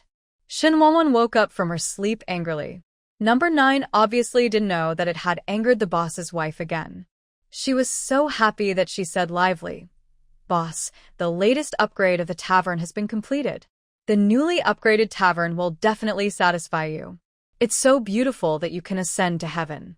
Number 9 was talking incoherently. When Shun Wanwan heard the word ascension, the veins on his forehead popped out, and he gritted his teeth and said, Ascension to heaven, right? Don't worry, before I ascend to heaven, I will definitely send you to heaven first. Shun Wanwan, who was woken up, cursed for a while, calmed down and disappeared directly from the bed. When she appeared again, she was already in the tavern. The tavern that originally looked ordinary became much more beautiful now. The ancient building has a faint ancient charm and the unique beauty of the ancient building of the flower garden. The store has more than doubled in size, and the number of tables has increased from 10 to 15. What was originally an ordinary wooden table has turned into a wooden table with dark gold lines, which looks very classy. Wow. Is this with the golden Nanmu? Shun Wanwan also saw a lot of good things at Gu's house, and she couldn't help but sigh as she touched the new table. Of course, she also knew that the wood used to make the wooden table was definitely not golden Nanmu. Number 9 jumped out and explained to her, Boss, the wood of this wooden table is not the golden Nami you mentioned, but comes from a different world. This kind of wood is much stronger than the ordinary wooden tables in the tavern. Oh. Shen Wanwan walked around the tavern. The general layout of the room did not change, but it doubled in size. The outside of the house has become more exquisite and beautiful, and even the welcoming bells under the eaves have turned into white jade lilies of the valley. The furnishings in the house have also been updated and are naturally much better than the original ones. House lady, do you think it's more beautiful and spacious than before? Shen Wanwan nodded, not caring about number 9 waking her up.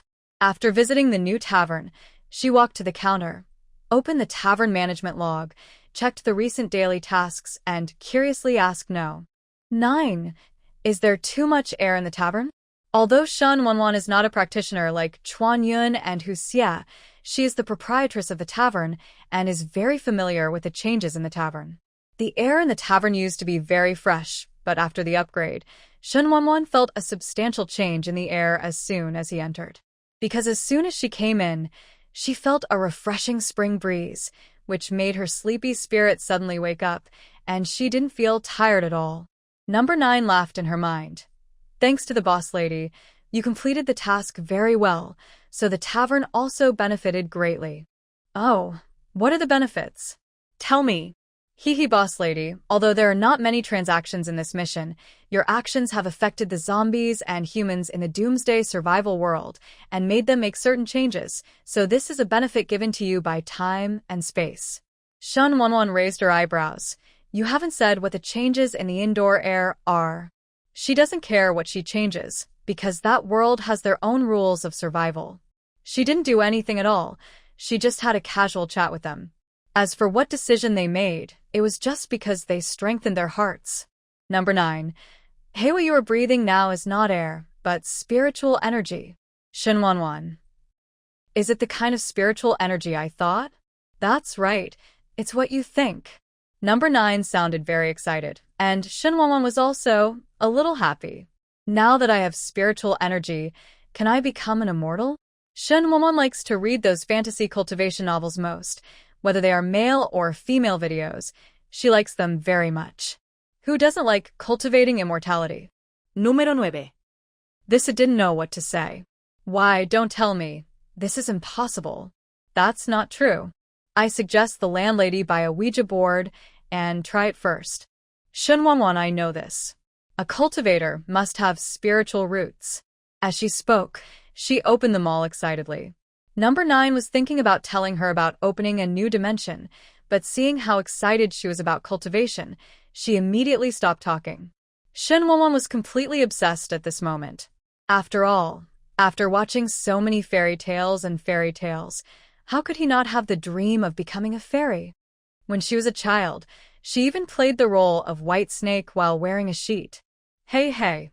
Unfortunately, when the happy Shen Wanwan saw the price of the Ouija board, the corners of her raised lips suddenly dropped. What the Hades? A Ouija board actually costs 50,000 gold coins. It's a money grab. Seeing that there was only 1 gold coin left in his wallet after the upgrade, he couldn't help but curse. Number 9 thought silently, knowing that the landlady would definitely curse after seeing the price. Alas, after she finished scolding, Number 9 said cautiously, Madam Boss, the new time and space channel has been linked. You can go and draw a new plane. Although Shen Wanwan's dream is temporarily shattered, she is still looking forward to the new planes and time travelers. So she started the lucky wheel. Get rid of it. You have to draw the cultivation plane. Shen Wanwan muttered silently in her heart. Since she couldn't afford the Ouija board, she might as well draw the cultivation plane. Then she could borrow it from a time traveler. Ouija board. It's a pity that imagination is beautiful, but reality is very skinny. The pointer of the lucky wheel finally landed on the ancient orc world. The left grid of this plane is Shen Wanwan Xian Yen's cultivation plane, and the right side is the interstellar plane. Seeing this result, Shen Wanwan lowered his head.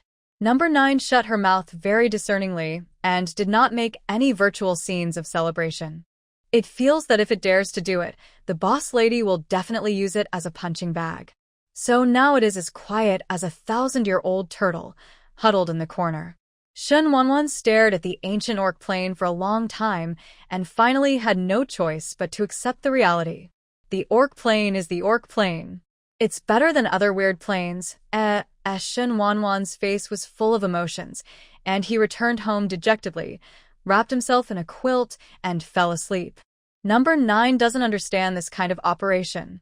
According to the information it collected, don't girls from flower farming families always have a big meal or go to a bar or KTV to vent when they are sad? Why did he fall asleep when he arrived at the landlady's place? Shen Wanwan slept soundly until the sun went up, but today's Huaxi Valley town was still covered in rain, and there was no such thing as the sun going up. After getting up, Shen Wanwan had recovered and was completely gone from the decadence of the broken dream in the middle of the night. After brushing her teeth, washing her face, and eating breakfast, she sat on the kitchen stool and asked number 9, I remember that the boss lady can do transactions with the pub mall, right? Although I don't know why she asked this, number 9 still talked about the transaction rules between the boss and the Tavern mall. The rules are not very complicated. Shen Wanwan only needs to bring out things that are not available in the mall. After hearing this, she turned to the out-of-stock page of the mall, where there were hundreds of thousands of products. The product Shen Wanwan found was a cold weapon, the Mo Dao from the Tang dynasty. Although she didn't know why there was a shortage of Mo Dao in the mall, it happened to be an advantage for her. The transaction price of Mo Dao was 10,000 gold coins. If she traded 5 of them, wouldn't she get 50,000 gold coins? So she can buy a Ouija board. As usual, she quickly took out her mobile phone that had not been used for a long time and began to look for contacts. Let's see if anyone can introduce her to a cold weapon forger. After flipping through it for a while, her eyes fell on Qin Mingxiu. This young master always likes to make friends, and those friends include people from all walks of life. Maybe he actually knows some folk blacksmith masters. Although she was not sure, Shen Wanwan still called Qin Mingxiu. Qin Mingxiu, who received Shen Wanwan's call again, had a bunch of question marks on his head after hearing her purpose. It's okay to ask him to buy a car, but now I'm asking him to introduce some kind of cold weapon forging master. What does this girl want to do? Qin Mingxiu didn't quite understand Shen Wanwan's thoughts, but he still helped Shen Wanwan find someone. Just as Shen Wanwan guessed, his friends were from all 3 religions, so someone really knew the cold weapon forger. After getting the phone number from Qin Mingxiu, Shen Wanwan called. The other party heard that it was introduced by someone he knew, and his attitude was quite good. After a few pleasantries, Shen Wanwan began to explain her needs. The other party was a little surprised when he heard that she had to sharpen the 5 swords to fight with them. Miss Shen, you should know that sharpened cold weapons are not allowed in the country. I know. Don't worry, I don't want this knife to do anything bad, nor do I want to give it to anyone. Shen Wanwan won't explain clearly to him. She only needs 5 sharpened swords. 5 million. If you think it's not enough, I can add more. Problems that can be solved with money are not problems for Shen Wanwan. If she can't solve them, it only means that she doesn't give enough. The other party was silent for a moment. Shen Wanwan knew that his heart was moved, so he added another 3 million. The price was raised to 8 million, and the other party naturally agreed. Okay, I will build it for you as soon as possible. Can I receive it before the Spring Festival? Shen Wanwan also knew that making weapons was not that simple, so he asked about the time. I can only say that I will try my best. The other party was not sure. After all, he couldn't say what changes had occurred in the forging process. All Shen Wanwan said about this was to let him ensure the quality and speed up some processes. After hanging up the phone, Shen Wanwan transferred a deposit of 3 million. Seeing that a lot of money was missing from his account, Shen Wanwan covered his heart in pain. Even though she acted like a domineering president just now, she is actually still stingy. Originally, Shen Wanwan thought about simply going to another world to make a fortune, but Huaxi Valley town was so lively recently, so she could only give up this idea temporarily. Shen Wanwan has never been to a tavern since her dream came out of the tavern. The welcoming bell rang again and again, but she didn't show up. At this moment, Hu Xie and Chuan Yun were absorbing spiritual energy in the tavern. When they came to the tavern today, they found that the tavern had changed a lot, becoming a bit more high-end and classy.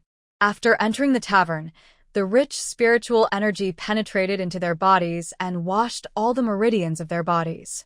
This feeling made the two of them very comfortable, so they each found an open space and sat down cross-legged and began to absorb the aura in the tavern and transform it into the demonic energy and energy they needed. Shen Wanwan saw this through the surveillance camera, so he didn't go to the pub to disturb them. She was afraid that she would go there and looked envious. If another creature saw her, she would definitely laugh at her. So Shen Wanwan stayed at home and didn't go anywhere. Number 9 originally wanted to say something, but Shen Wanwan happened to receive a call from Hu Xie. Hu Xie heard Qin Mingxiu tell him about Shen Wanwan's recent affairs, so he took some time out of his busy schedule to call her. Hearing Hu Xie's concern, Shen Wanwan secretly scolded Qin Mingxiu for being nosy. However, she still managed to explain her recent actions to Hu Xie. Anyway, I don't know if Hu Xie believed her nonsense, but Shen Wanwan didn't care, as long as she could fool her. Hu Xie is a busy man and he won't stare at her every day. After she hung up the phone, number 9 quickly said, "Madam Boss, a new customer is coming." Shen Wanwan. At this time, after looking at the sky, she hurried to the tavern. Arriving at the brand new tavern, Shen Wanwan had already calmed down, looking forward to the arrival of guests from the ancient Orc Plain. Hu Xie and Chuan Yun felt that someone was coming, so they stopped their practice and got up from the ground. "I came quite late today." Hu Xie leaned on the counter with his elbow and said lazily, "It's quite late. After all, I'm much busier than you, the another creature. You have to do everything by yourself. It shows that you are not doing well in your own world. Otherwise, why would you not even have a housekeeper or maidservant to do things?" Shen Wanwan. Haha. Although what Hu Xie said is right, she does not have a housekeeper, maid, or servant. With these people, it is strange that she can enter the tavern freely. Seeing that she was ignoring him, Hu Xie felt bored and set up a table, pulled out a stool, and sat down. Chuan Yun was still at the counter, but he was buying wine from Shen Wanwan. After finishing Chuan Yun's order, Shen Wanwan asked number 9 in confusion, "Didn't you say that the time travelers from the Orc Plain are coming soon?" Number 9 was also puzzled. It had indeed sensed the arrival of guests just now, so why didn't it come out? At this time, in the space-time channel in the void, the guests from the ancient Orc Plain encountered a little trouble. He scratched his head, wondering why there was an extra female next to him. And this female looked so weak. However, he still carried the unconscious woman on his shoulders and took her to the tavern that had been calling him. Because of this, he wasted a little time, which made Shen Wanwan and number 9 a little puzzled. When he saw the other party carrying a woman who did not match his dress, he came to the tavern. Shen Wanwan and number 9 were even more puzzled. Chiu looked at the tavern. When he just entered, he already knew the information about this tavern. So I looked at it curiously. This house looked much better than the cave where they stayed. Shen Wanwan looked at the 2-meter-tall orc. He had a strong build, and his muscles looked very beautiful and even. He didn't look like a muscular man. He had a piece of unidentifiable animal skin wrapped around his waist, and he was carrying a woman wearing a black dress. After entering the store, he threw the woman on the ground and ignored her. "Hello, who is this?"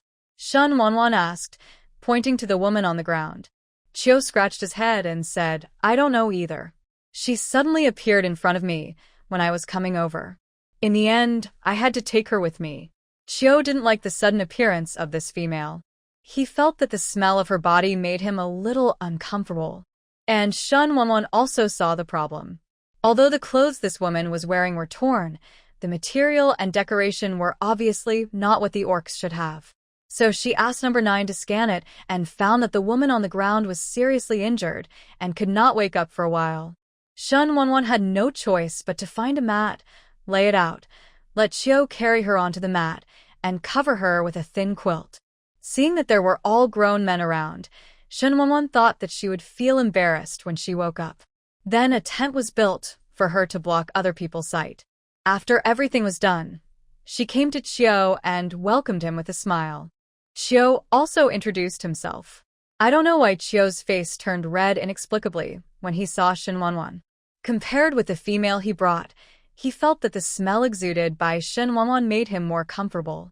This was the first time Shen Wanwan met someone who blushed when they saw her, and she couldn't help but sigh in her heart that this orc named Chiu was so innocent. You should already know the rules of the tavern, just feel free to do whatever you want. Chiu nodded, and then asked curiously, "What is the wine?" Hearing this, Shen Wanwan invited him to the counter, found several wines, gave him a small glass of each, and let him have a taste.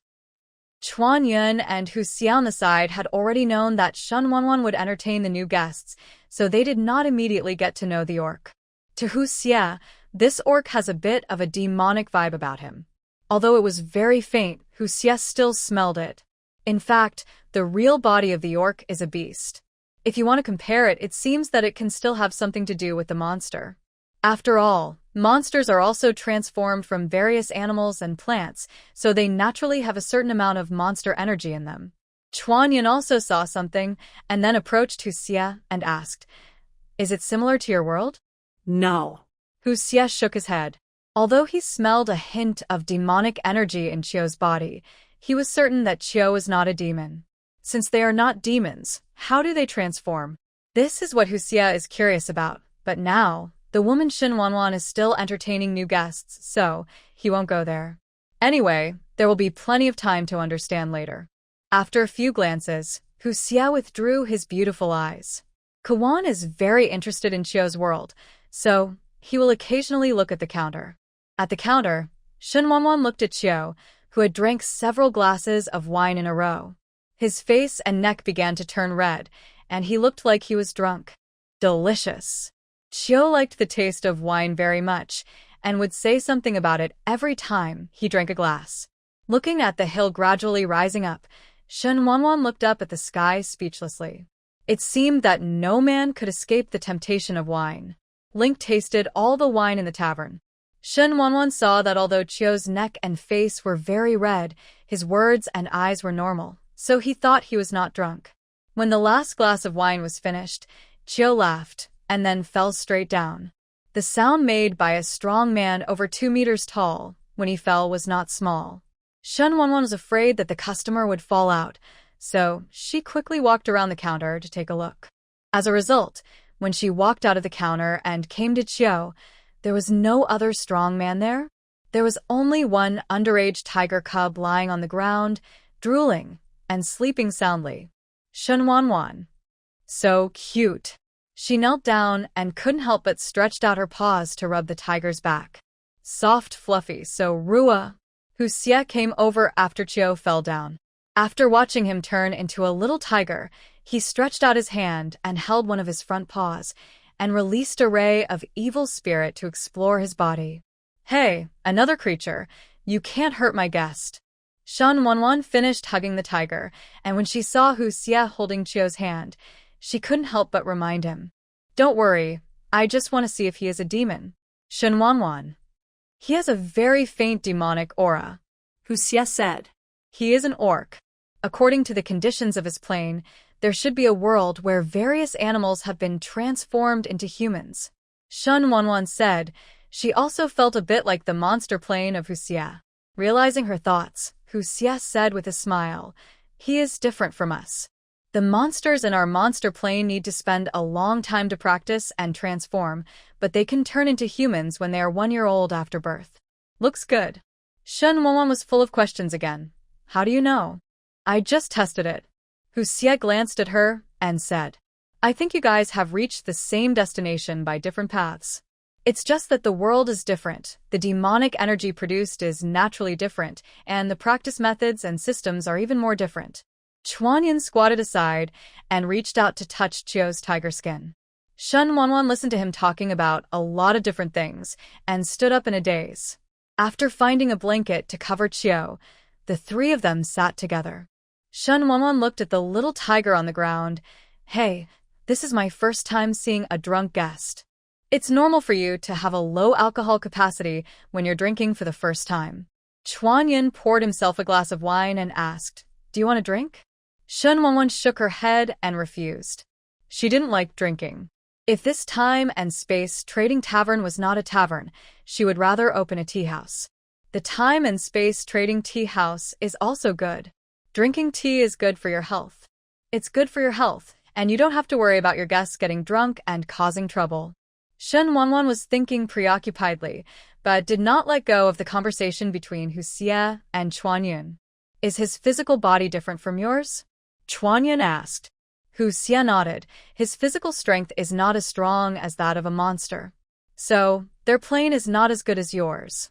Hu Xie crossed his legs, shook the fox fur he put on again, and said proudly, "That's what I, the little tiger, like me, can compare to." When Shen Wanwan heard his bragging, she couldn't help but tell him a classic idiom story from a flower grower. The fox pretends to pretend the tiger. I don't know if Shen Wanwan got it right, but after hearing the story, Hu Xie was like a cat with fried hair and couldn't help but chuckled. "You're saying that I am not as good as Bo Shan, that tigress?" When Shen Wanwan saw it, he rolled his eyes and said with a smile, "It seems that the story I told has stepped on your painful foot. Uncle Fox, come on, please tell your story." After waiting for a long time without seeing Hu Xie's answer, Shen Wanwan knew that he would not get the answer. So he was about to get up and go see the unconscious woman in black. She was seriously injured. Shen Wanwan didn't know whether she was a good person or a bad person, so he didn't give her any medicine. After all, medicine also cost gold coins. Number 9 also said that she can absorb the spiritual energy in the store, which can slowly repair her body. Ahem. Shen Wanwan heard the sound of coughing coming from the tent and hurried over to take a look. Hu Xie and Chuanyun did not follow him. After all, the other party was a woman.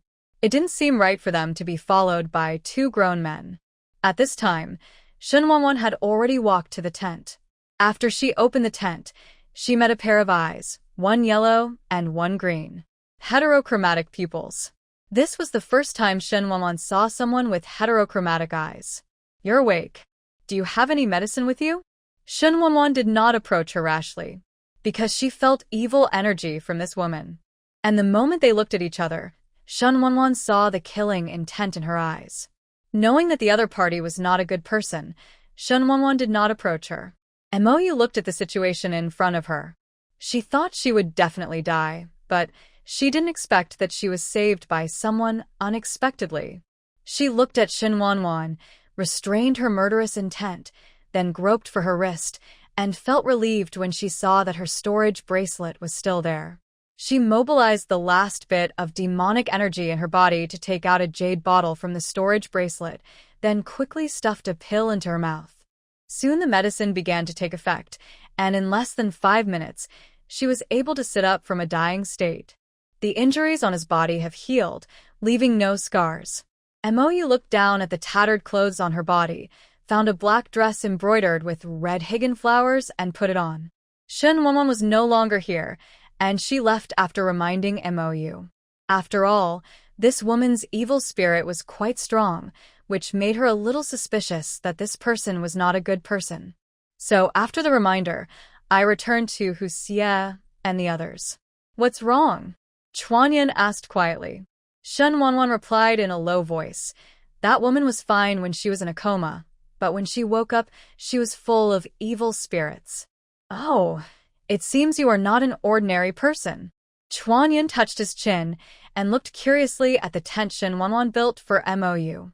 When Mou changed her clothes and came out, she had recovered a lot, and her appearance was not as bloodless and sallow as at the beginning, and she looked unattractive. What should Mou say at this time?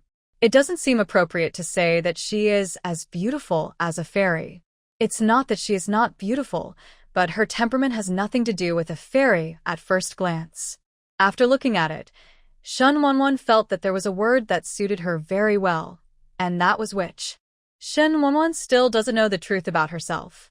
She just felt that Mou was very close to the female villains described in xianxia or martial arts novels, with her beautiful face and snake-like heart.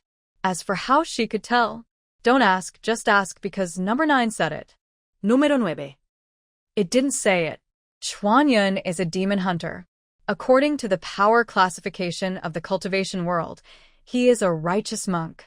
Therefore, The demonic and bloody aura emanating from Mou made him very unhappy. I'm afraid this woman has a lot of lives in her hands. He used his spiritual consciousness to send a message to Hu Xie. After hearing this, Hu Xie raised his lips and smiled, and then Chuanyun heard him say, "You don't need to tell me, I'm not blind, I can see it. Shen Wanwan is the boss, no matter what the visitor is, she still has to entertain. Hello, welcome to the Time and Space Trading Tavern." Because Mou did not enter the tavern through regular time and space channels, he did not receive the tavern's instructions. "My name is Mou."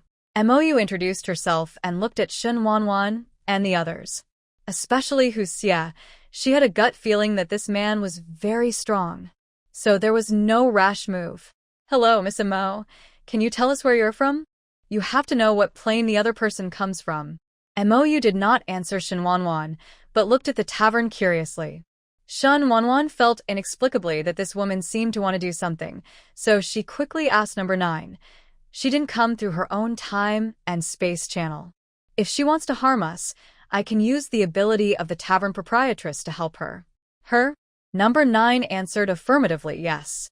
"Boss lady, don't be afraid." With the guarantee from number 9, Shen Wanwan felt a little more relieved.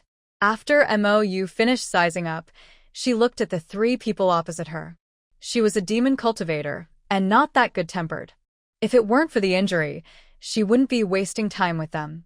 Now that she has absorbed all the effects of the healing medicine she took in the afternoon, she is feeling much better, and now she has to have a good chat with the 3 children. In a flash of lightning, Mou suddenly appeared in front of Shen Wanwan. Shen Wanwan realized that she had become a persimmon, and Mou thought it was easy to handle. However, with Chuanyun and Hu Xie around, they were not slow to respond and immediately used their own spells. "Chuanyun, Vajra Shield Rise." Hu Xie stretched out his paw towards Mou. Chuanyun protected Shen Wanwan and stepped back a little. At this time, Mou and Hu Xie were already fighting inextricably. The newly upgraded tavern also became a mess and chaos during the fight between the two. Shen Wanwan's heart was bleeding. These new tables were not cheap. She looked at Mou and wanted to throw her out. However, this person's space-time plane cannot be connected, so she can't throw it out. Hu Xie and Mou fought for a while, and Mou summoned a scimitar. The scimitar was blood-red all over, like a blood moon. Then she slashed at Hu Xie with her knife. Seeing her taking out a weapon, Hu Xie also summoned his own weapon. A pitch-black spear. Ping ping pong pong. The 2 of them fought from inside to outside the house, and for a while they were evenly matched, with the balance of victory falling to one side. Shen Wanwan prayed in her heart that the another creature would be more powerful and take down the witch. Chuanyun watched them fight and gradually frowned. "Boss, this woman is very strong. Hu Xie may not be able to suppress her." Shen Wanwan looked at him in surprise. "Can't he defeat a demon emperor?" "It's not that I couldn't beat him, but Hu Xie was worried about damaging your tavern, so he kept fighting." When Shen Wanwan heard this, she couldn't care less about being moved or distressed. She rolled up her sleeves and said, "Fox, beat me up, beat me hard. I won't charge you gold coins for destroying the tavern." When Hu Xie heard this, he laughed and said, "You should have told me earlier." After saying that, his offensive became more fierce. Gradually, Mou became unable to withstand Hu Xie's ferocious and fierce offensive. Seeing Mou retreating steadily, Hu Xie was about to win, but before Mou could figure out the situation, he threw a bomb at Hu Xie. Shen Wanwan was furious, frantically calculating in her mind how many gold coins it would cost to repair it. The money was naturally given to Mou. She stared at Mou, who was lying on the ground. The fire in her eyes seemed to burn Mou to ashes. Hu Xie panted slightly. This battle was also a bit difficult for him. "I didn't expect this woman to be so strong. This is a huge shame for her. I'm going to kill you." Mou stood up holding her scimitar and rushed towards Hu Xie. But this time she couldn't move, as if she was being held by a pair of invisible hands. Shen Wanwan rushed to her with an angry face and gave her a few loud mouths. Then he shook his numb hand and said, "I saved you out of kindness. It's okay if you're not grateful. How dare you destroy my tavern? As she spoke, she took out a jade bottle, opened it, and poured it directly into Mo's mouth. Shen Wanwan said with an evil smile, "Of course it's a good thing. It's an advantage for you." Mo only felt that the demonic energy in her body was dissipating, and a trace of panic flashed across her face. Shen Wanwan didn't miss her frightened look, and he let out a bad breath in his heart. She actually doesn't like to deal with girls like this, but Mo's character is obviously too unruly. If you don't give her a lesson, she won't learn well. So Shen Wanwan bought her a bottle of spirit-transforming water, which directly transformed her demonic energy, which was almost like destroying her martial arts. Number 9 said excitedly, "Boss, the bracelet on her hand is a storage bracelet. There must be good things in it." After listening to Number 9's words, Shen Wanwan looked at the bracelet on Mo's wrist and then grabbed her hand to take off the bracelet. It's a pity that she couldn't take off the bracelet after tugging on it for a long time. When Mo saw this, she immediately laughed and said, "Just because you want to take my storage bracelet, you're just talking nonsense." Shen Wanwan saw that she was at the end of her strength and was still so arrogant, so she immediately slapped her again. Then I quickly asked 9 if there was anything I could do. Number 9 recommended a tool similar to scissors to her. This tool is specially used to cut off the mark of the soul. There are disposable and permanent tools. Of course, with Shen Wanwan's character, he naturally chose the disposable one. Mo watched her create an extra pair of scissors out of thin air and immediately laughed disdainfully. But when Shen Wanwan cut the bracelet with scissors, Mo felt that her consciousness on the storage bracelet was cut off. Shen Wanwan also successfully took off the bracelet from her hand. "Hee, do you really think I can't deal with you? You little brat." When Shen Wanwan was about to see what was inside her, she realized that she had not cultivated to immortality, so naturally she had no spiritual consciousness, so she could not open the storage bracelet. Shen Wanwan. In the end, Number 9 had to open the storage bracelet and pour out the contents. Wow, as soon as the storage bracelet was opened, the contents appeared in the "You little brat." When Shen Wanwan was about to see what was inside her, she realized that she had not cultivated to immortality, so naturally she had no spiritual consciousness, so she could not open the storage bracelet. As soon as Number 9 scanned it, he immediately shouted, "Boss, we've sent it." Shen Wanwan looked at so many things and smiled happily. He proudly raised his eyebrows at the immobilized Mo in a provocation. Hu Xie and Chuanyan looked at these things and did not reach out to turn over them. Shen Wanwan turned around and was inexplicably attracted to a small box. This box was similar to the one that originally contained the time and space trading tavern. She took it over and opened it. Inside was a beautiful gold gourd bracelet. Is this made of gold? Shen Wanwan couldn't tell if it was gold, and no. 9 couldn't tell after scanning it. "Boss, I can't detect its texture. It may be a new texture that has not been included in the tavern mall." Shen Wanwan nodded slightly. She always felt that this little gourd was very good for her. So she put the gourd on her hand. In addition to the gourd, there were 6 small beads of different colors on the bracelet, which did not look like pearls. Shen Wanwan didn't think too much about it. She simply thought the bracelet was beautiful and wore it. Anyway, these things will be confiscated and compensated, and it is impossible to return them to Mo. In addition to the gourd, Shen Wanwan took another box, which contained a set of jasper jewelry, which was exquisitely made and looked very beautiful. As a girl, there is nothing else besides jewelry. Of course, with so many things, Shen Wanwan didn't forget about Chuanyan and Hu Xie. After she finished choosing, she called Hu Xie and Chuanyan over to see if there was anything they liked. The two of them browsed for a while and selected a few items based on their intuition. The rest were directly taken into the mall and became items in mall number 9. Of course, these things can be exchanged for nearly 1 million gold coins. When Shen Wanwan saw so many gold coins, he rubbed his eyes in disbelief. "Number 9, you redeemed it correctly." Number 9 said cheerfully, "Yes, master, that's all." Wow, after receiving the confirmation, Shen Wanwan exclaimed, But I was thinking in my heart, no wonder so many people like to rob. This is indeed a good way to make money quickly and get rich. Ahem, don't get me wrong. She is a good citizen and will not take the initiative to do anything illegal. But if someone bumps into her, don't blame her for being rude. After earning millions of gold coins all of a sudden, Shen Wanwan was so happy that he almost took off. As for MOU, Shen Wanwan is happy now and doesn't think of her. Number 9 had thrown her into the small forest outside the tavern and imprisoned her long ago, preventing her from coming out and being an eyesore. After spending gold coins to renovate the tavern, Shen Wanwan rubbed his hands excitedly and said to Chuan Yun and Hu Xie, "Thank you for today. I'll treat you to dinner. What do you want to eat?" "Whatever you order." Chuan Yun and Hu Xie smiled and ordered their meals politely. Shen Wanwan happily complied with their requests. Although she could use the tavern's ability to subdue MOU, Hu Xie did not hesitate to protect her, and Shen Wanwan would not be ungrateful. Chuan Yun protected Shen Wanwan in the last moment, and she was very grateful. But this is how the three of us get along, and we won't say it outright.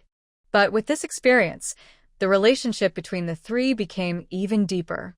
After the food was served, Chuan Yun invited Shen Wanwan to sit down together and asked, "What are you going to do with that woman?" Having said this, Shen Wanwan was also worried. She couldn't kill the time traveler. Hu Xie had done something to her before. She could only throw him back to the original plane or close the time and space channel and no longer receive travelers from this time and space.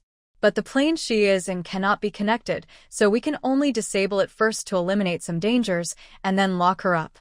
We will see the situation later. This is all that can be done now. After telling her plan, Shen Wanwan sighed.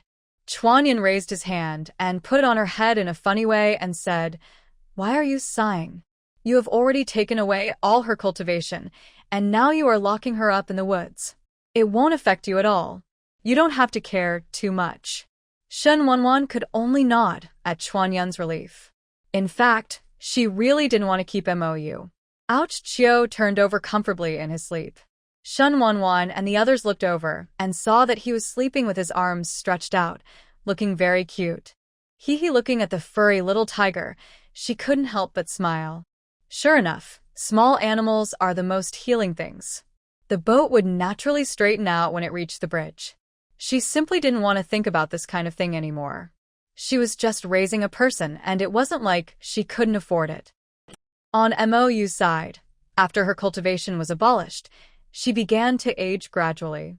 Seeing that her originally delicate and smooth skin was beginning to show age spots and wrinkles, MOU couldn't help it. She doesn't want to die or grow old. But there is no demonic energy here, and she can't practice again, even if she wants to. How could I forget? MOU seemed to have thought of something, and then started to recite some words. She lay on the grass, and the spiritual energy around the small forest began to gather towards her. Number 9 also told Shen Wanwan about this immediately. "You mean she started practicing again?" "Yes." Number 9 asked anxiously, "Boss lady, should we interrupt her renovation?" Shen Wanwan thought for a while and said, "No need for now, just keep watching her and don't let her practice too fast." After hearing this, Number 9 continued to stare at MOU. Shen Wanwan also told Chuan Yun and Hu Xie about MOU's resumption of practice. Neither of them showed any surprise in their reaction. "I don't think you are very surprised." Hu Xie never liked explaining anything, so only Chuan Yun said, "You didn't completely destroy her, you just destroyed her cultivation. The foundation is not damaged, so she can naturally practice again. Then do you think I am going to stop her or completely destroy her?" Shen Wanwan is a child who grew up under a red flag. Although there is strife within the Gu family, they have little relationship with her, so her outlook on life is normal. Her conscience would not allow her to kill someone or maim someone all at once. In addition, she was not allowed to kill MOU at will in the tavern. Although she is not a good person when she comes to the tavern, she is a guest of the tavern. No matter whether she is good or bad, she cannot have murderous intentions. If a customer has dangerous thoughts towards her, the tavern will protect her. I don't know who came up with this rule. Returning to the bedroom at night, Shen Wanwan lay on the bed and looked at the small gourd on his wrist. She always feels that this thing is not simple. But I can't see why. 9 saw her sighing. He said, since the landlady thinks this gourd is not simple, why don't you try to identify the owner with a drop of blood like in the novel? After a dull day, he suddenly sat up in shock, patted his thigh and said, that's right. Why didn't I think of that? As she said that, she quickly rummaged through the bedside table to find a pair of small scissors and stabbed her fingers. Apart from being afraid of ghosts, Shen Wanwan was very bold in everything else. She didn't even know whether the golden gourd was a treasure, yet she dared to shed her blood to claim it. In her opinion, if the golden gourd was an ordinary gourd, she would have nothing to lose. But if she could pick up the treasure with a little pain and a few drops of blood, she would have made a profit. After a few drops of blood, the golden gourd absorbed it. Shen Wanwan happily muttered to number 9 in her heart, look, I just said this golden gourd is not simple. After waiting excitedly for a while, Shen Wanwan felt that she had a vague connection with Jean Gulu. But she couldn't open the golden gourd, which was embarrassing, Shen Wanwan said. At this time, number 9 comforted him by saying, boss, maybe it's because you are an ordinary person and can't open it. Upon hearing this, Shen Wanwan ruffled his hair angrily and then said, I want to practice. Can the pub really not provide it? Number 9, it can be done. It's the boss lady who doesn't want to spend money to buy it. Shen Wanwan was unwilling to spend money to buy a soul-finding board. Those techniques were more than 10 times more expensive than a soul-finding board, so it was even more impossible for her to buy it. As for making millions today, after paying off the credit and repairing the tavern, there are only a few 100,000 left. With this little gold coin, Shen Wanwan can't buy any good skills. If she wants to buy it, she will naturally buy the best one.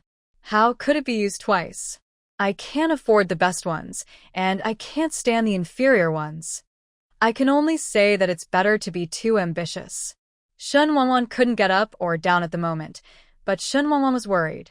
Seeing the boss lady getting increasingly irritable, number 9 was afraid that she would become a punching bag later, so he reminded her that there might be something good in another set of jewelry.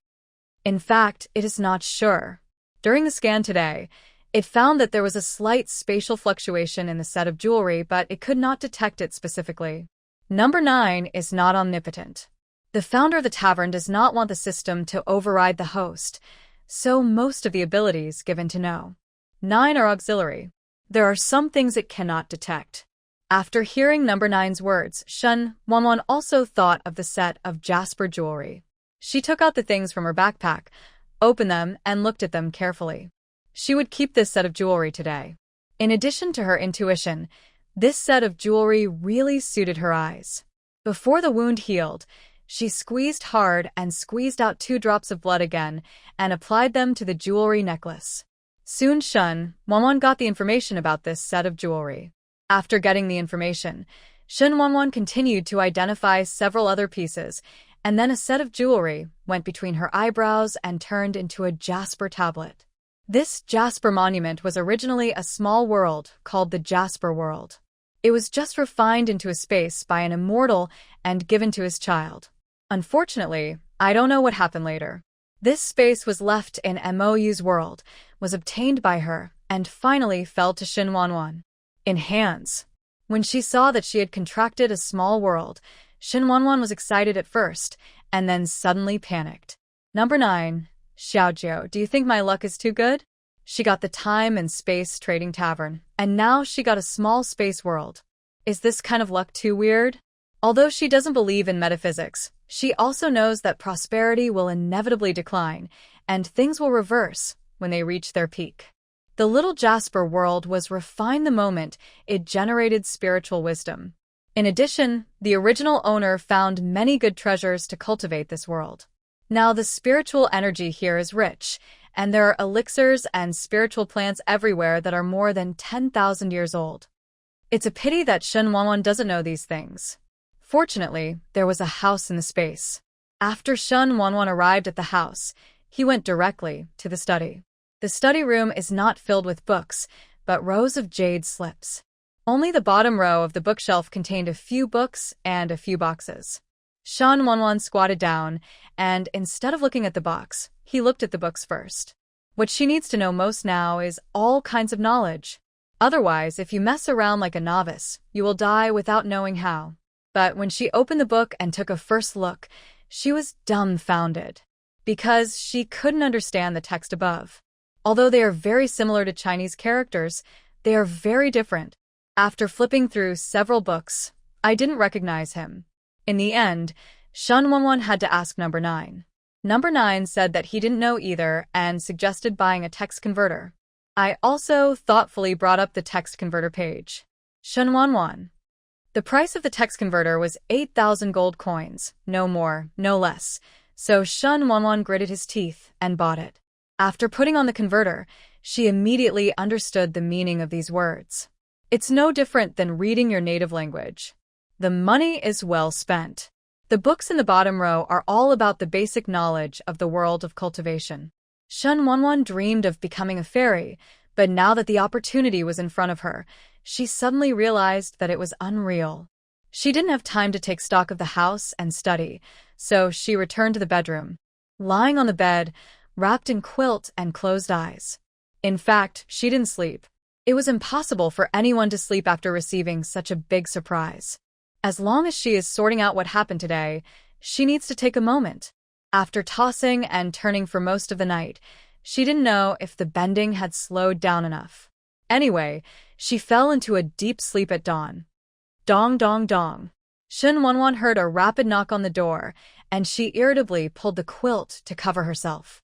But when people outside saw that she didn't open the door for a long time, they simply shouted, Shan Wanwan, Shan Wanwan. Are you at home? Shan Wanwan sat up from the bed with a sleepy look on her face, put on her slippers, wrapped herself in a coat, and went to open the door. What are you doing? She opened the door and saw Heenan outside, then she lay on the door and asked sleepily, Hey, it's already 1 o'clock in the afternoon. Are you still sleeping? I stayed up late last night. If you have anything to say, just tell me. If it's okay, I'll go back to sleep. As she spoke, she yawned loudly. Okay, let me tell you quickly. Seeing that she was really sleepy, Heenan told her why she was here. Shan Wanwan listened hard, and it turned out that there were several guests from Switzerland staying at Grandma Zhang's house. Heenan was very busy these days and would not be at home, so she asked Shan Wanwan to take care of Grandma Zhang. In fact, Grandma Zhang was in good health. Heenan meant that Shan Wanwan should pay attention and not let his grandma be wronged. After all, foreigners have a lot to do.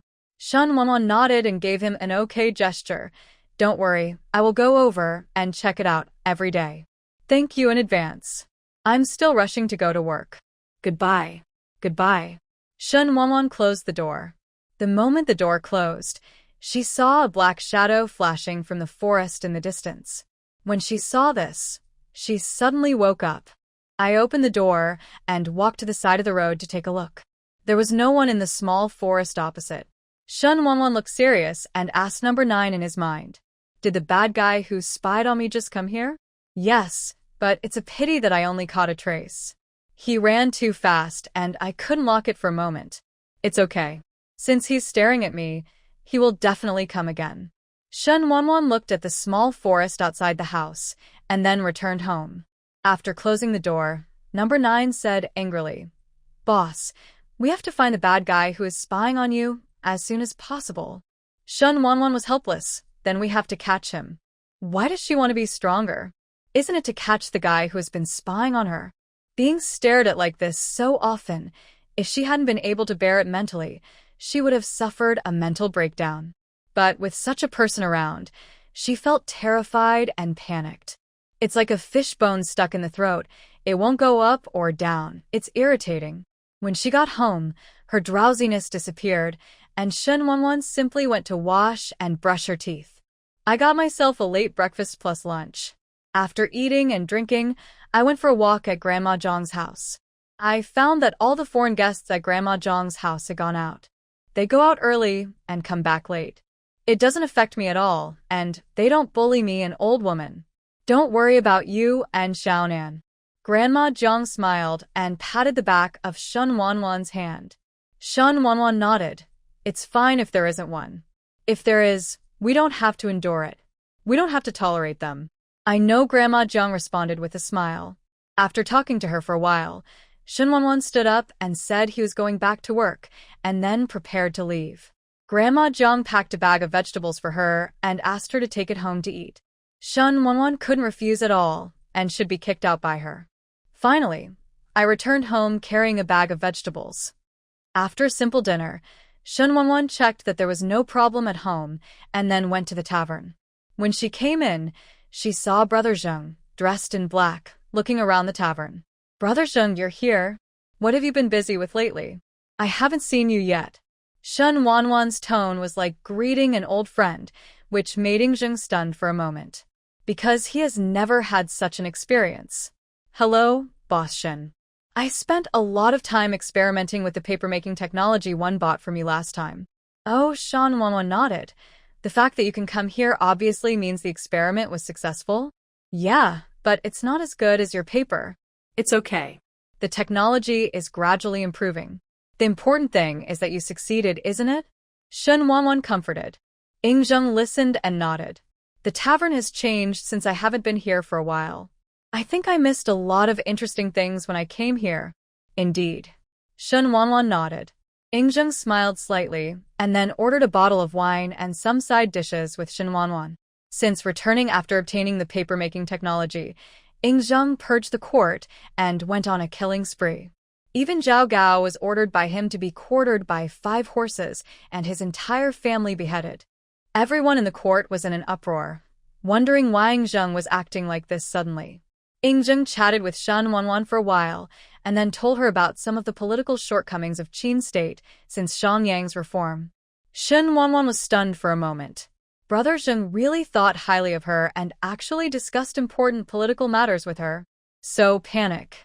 Actually, I think, Brother Zheng, what you should deal with most is the nobles. The root of a country is not in the nobles, but in the common people all over the world. The people are already poor, and they still have to bear the pressure of such high taxes. As time goes by, public resentment becomes more and more intense, and they are most vulnerable to the instigation of dissension by those with malicious intentions. Shen Wanwan doesn't understand politics either. She just expressed some of her personal opinions. The Qin state advocates legalism in governing the country. There is nothing wrong with this, but it seems a bit unfriendly to the people. Now that Brother Zheng has not destroyed the 6 kingdoms and unified the world, we can see the hidden shortcomings of the Qin state. It can only be said that some people are born politicians. But it would have been better not to ask her. In the end, there were many answers that Shen Wanwan couldn't explain, so she found the all-powerful Du Nyang. When you encounter difficulties, you are right to seek help from your mother-in-law. Shen Wanwan thinks she can't play politics and doesn't understand it, so she'd better let professionals explain it to Brother Zheng. So Zheng, who was rarely here, sat aside with his tablet in his arms and read with gusto various modern political commentaries analyzing the spring and autumn period to the period after the unification of Qin. Shen Wanwan didn't bother him. After returning to the counter, she opened the Tavern farm page. After picking the last batch, she looked at them all and saw that many common seeds had stopped being sold. What lights up are various high-level spiritual fruits and vegetables of levels 110. In addition to these, there are also magic potions and magic fruits in the magic world. Counter Shock 00 totals are available in all planes. The only thing that is the same is the prices are all wonderful. A level 1 spiritual fruit tree costs 50 gold coins. 500 for a level 10 tree. It's still a one-time use. Your mall is really dark. Shen Wanwan looked at the expensive fruit trees, grains, and vegetable seeds in the mall, all of which cost less than 50 gold coins, not to mention the animals in the pasture, which were equally expensive. A chicken costs just as much. It costs 500 gold coins to start. Number 9. This is because the tavern has been upgraded. For such a good tavern, the ingredients and wine must be of the best quality. Haha, I think you just want me to take out all the gold coins in my wallet. Shen Wanwan believed it was evil, but her arm couldn't twist her thigh, so she bought it anyway. There is no other way. If you don't plan it, the tavern will fine the owner gold coins. The proportion of fines was also very high.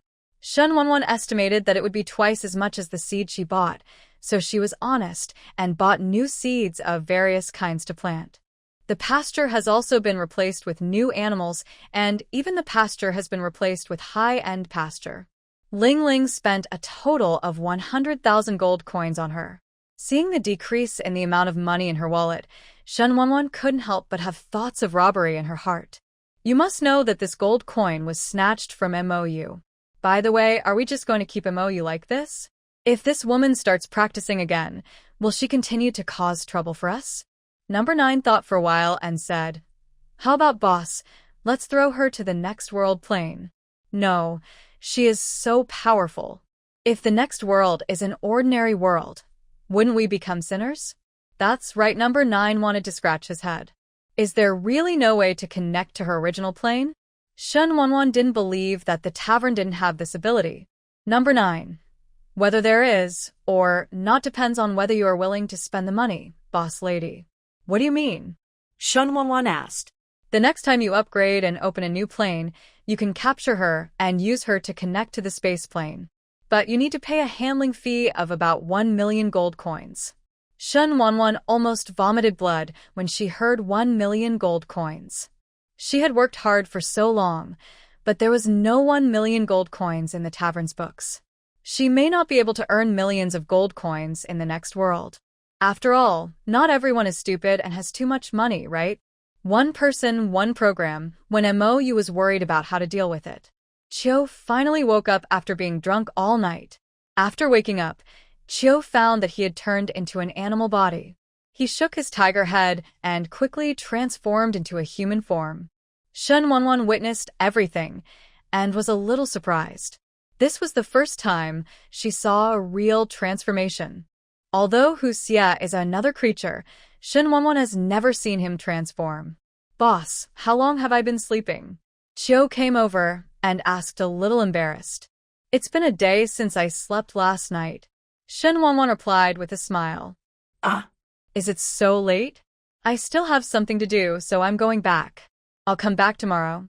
As he said that, Chiu ran outside and quickly disappeared into the tavern. Yingzheng also saw Chiu and saw with his own eyes that the little tiger turned into a human. He was indescribably shocked in his heart.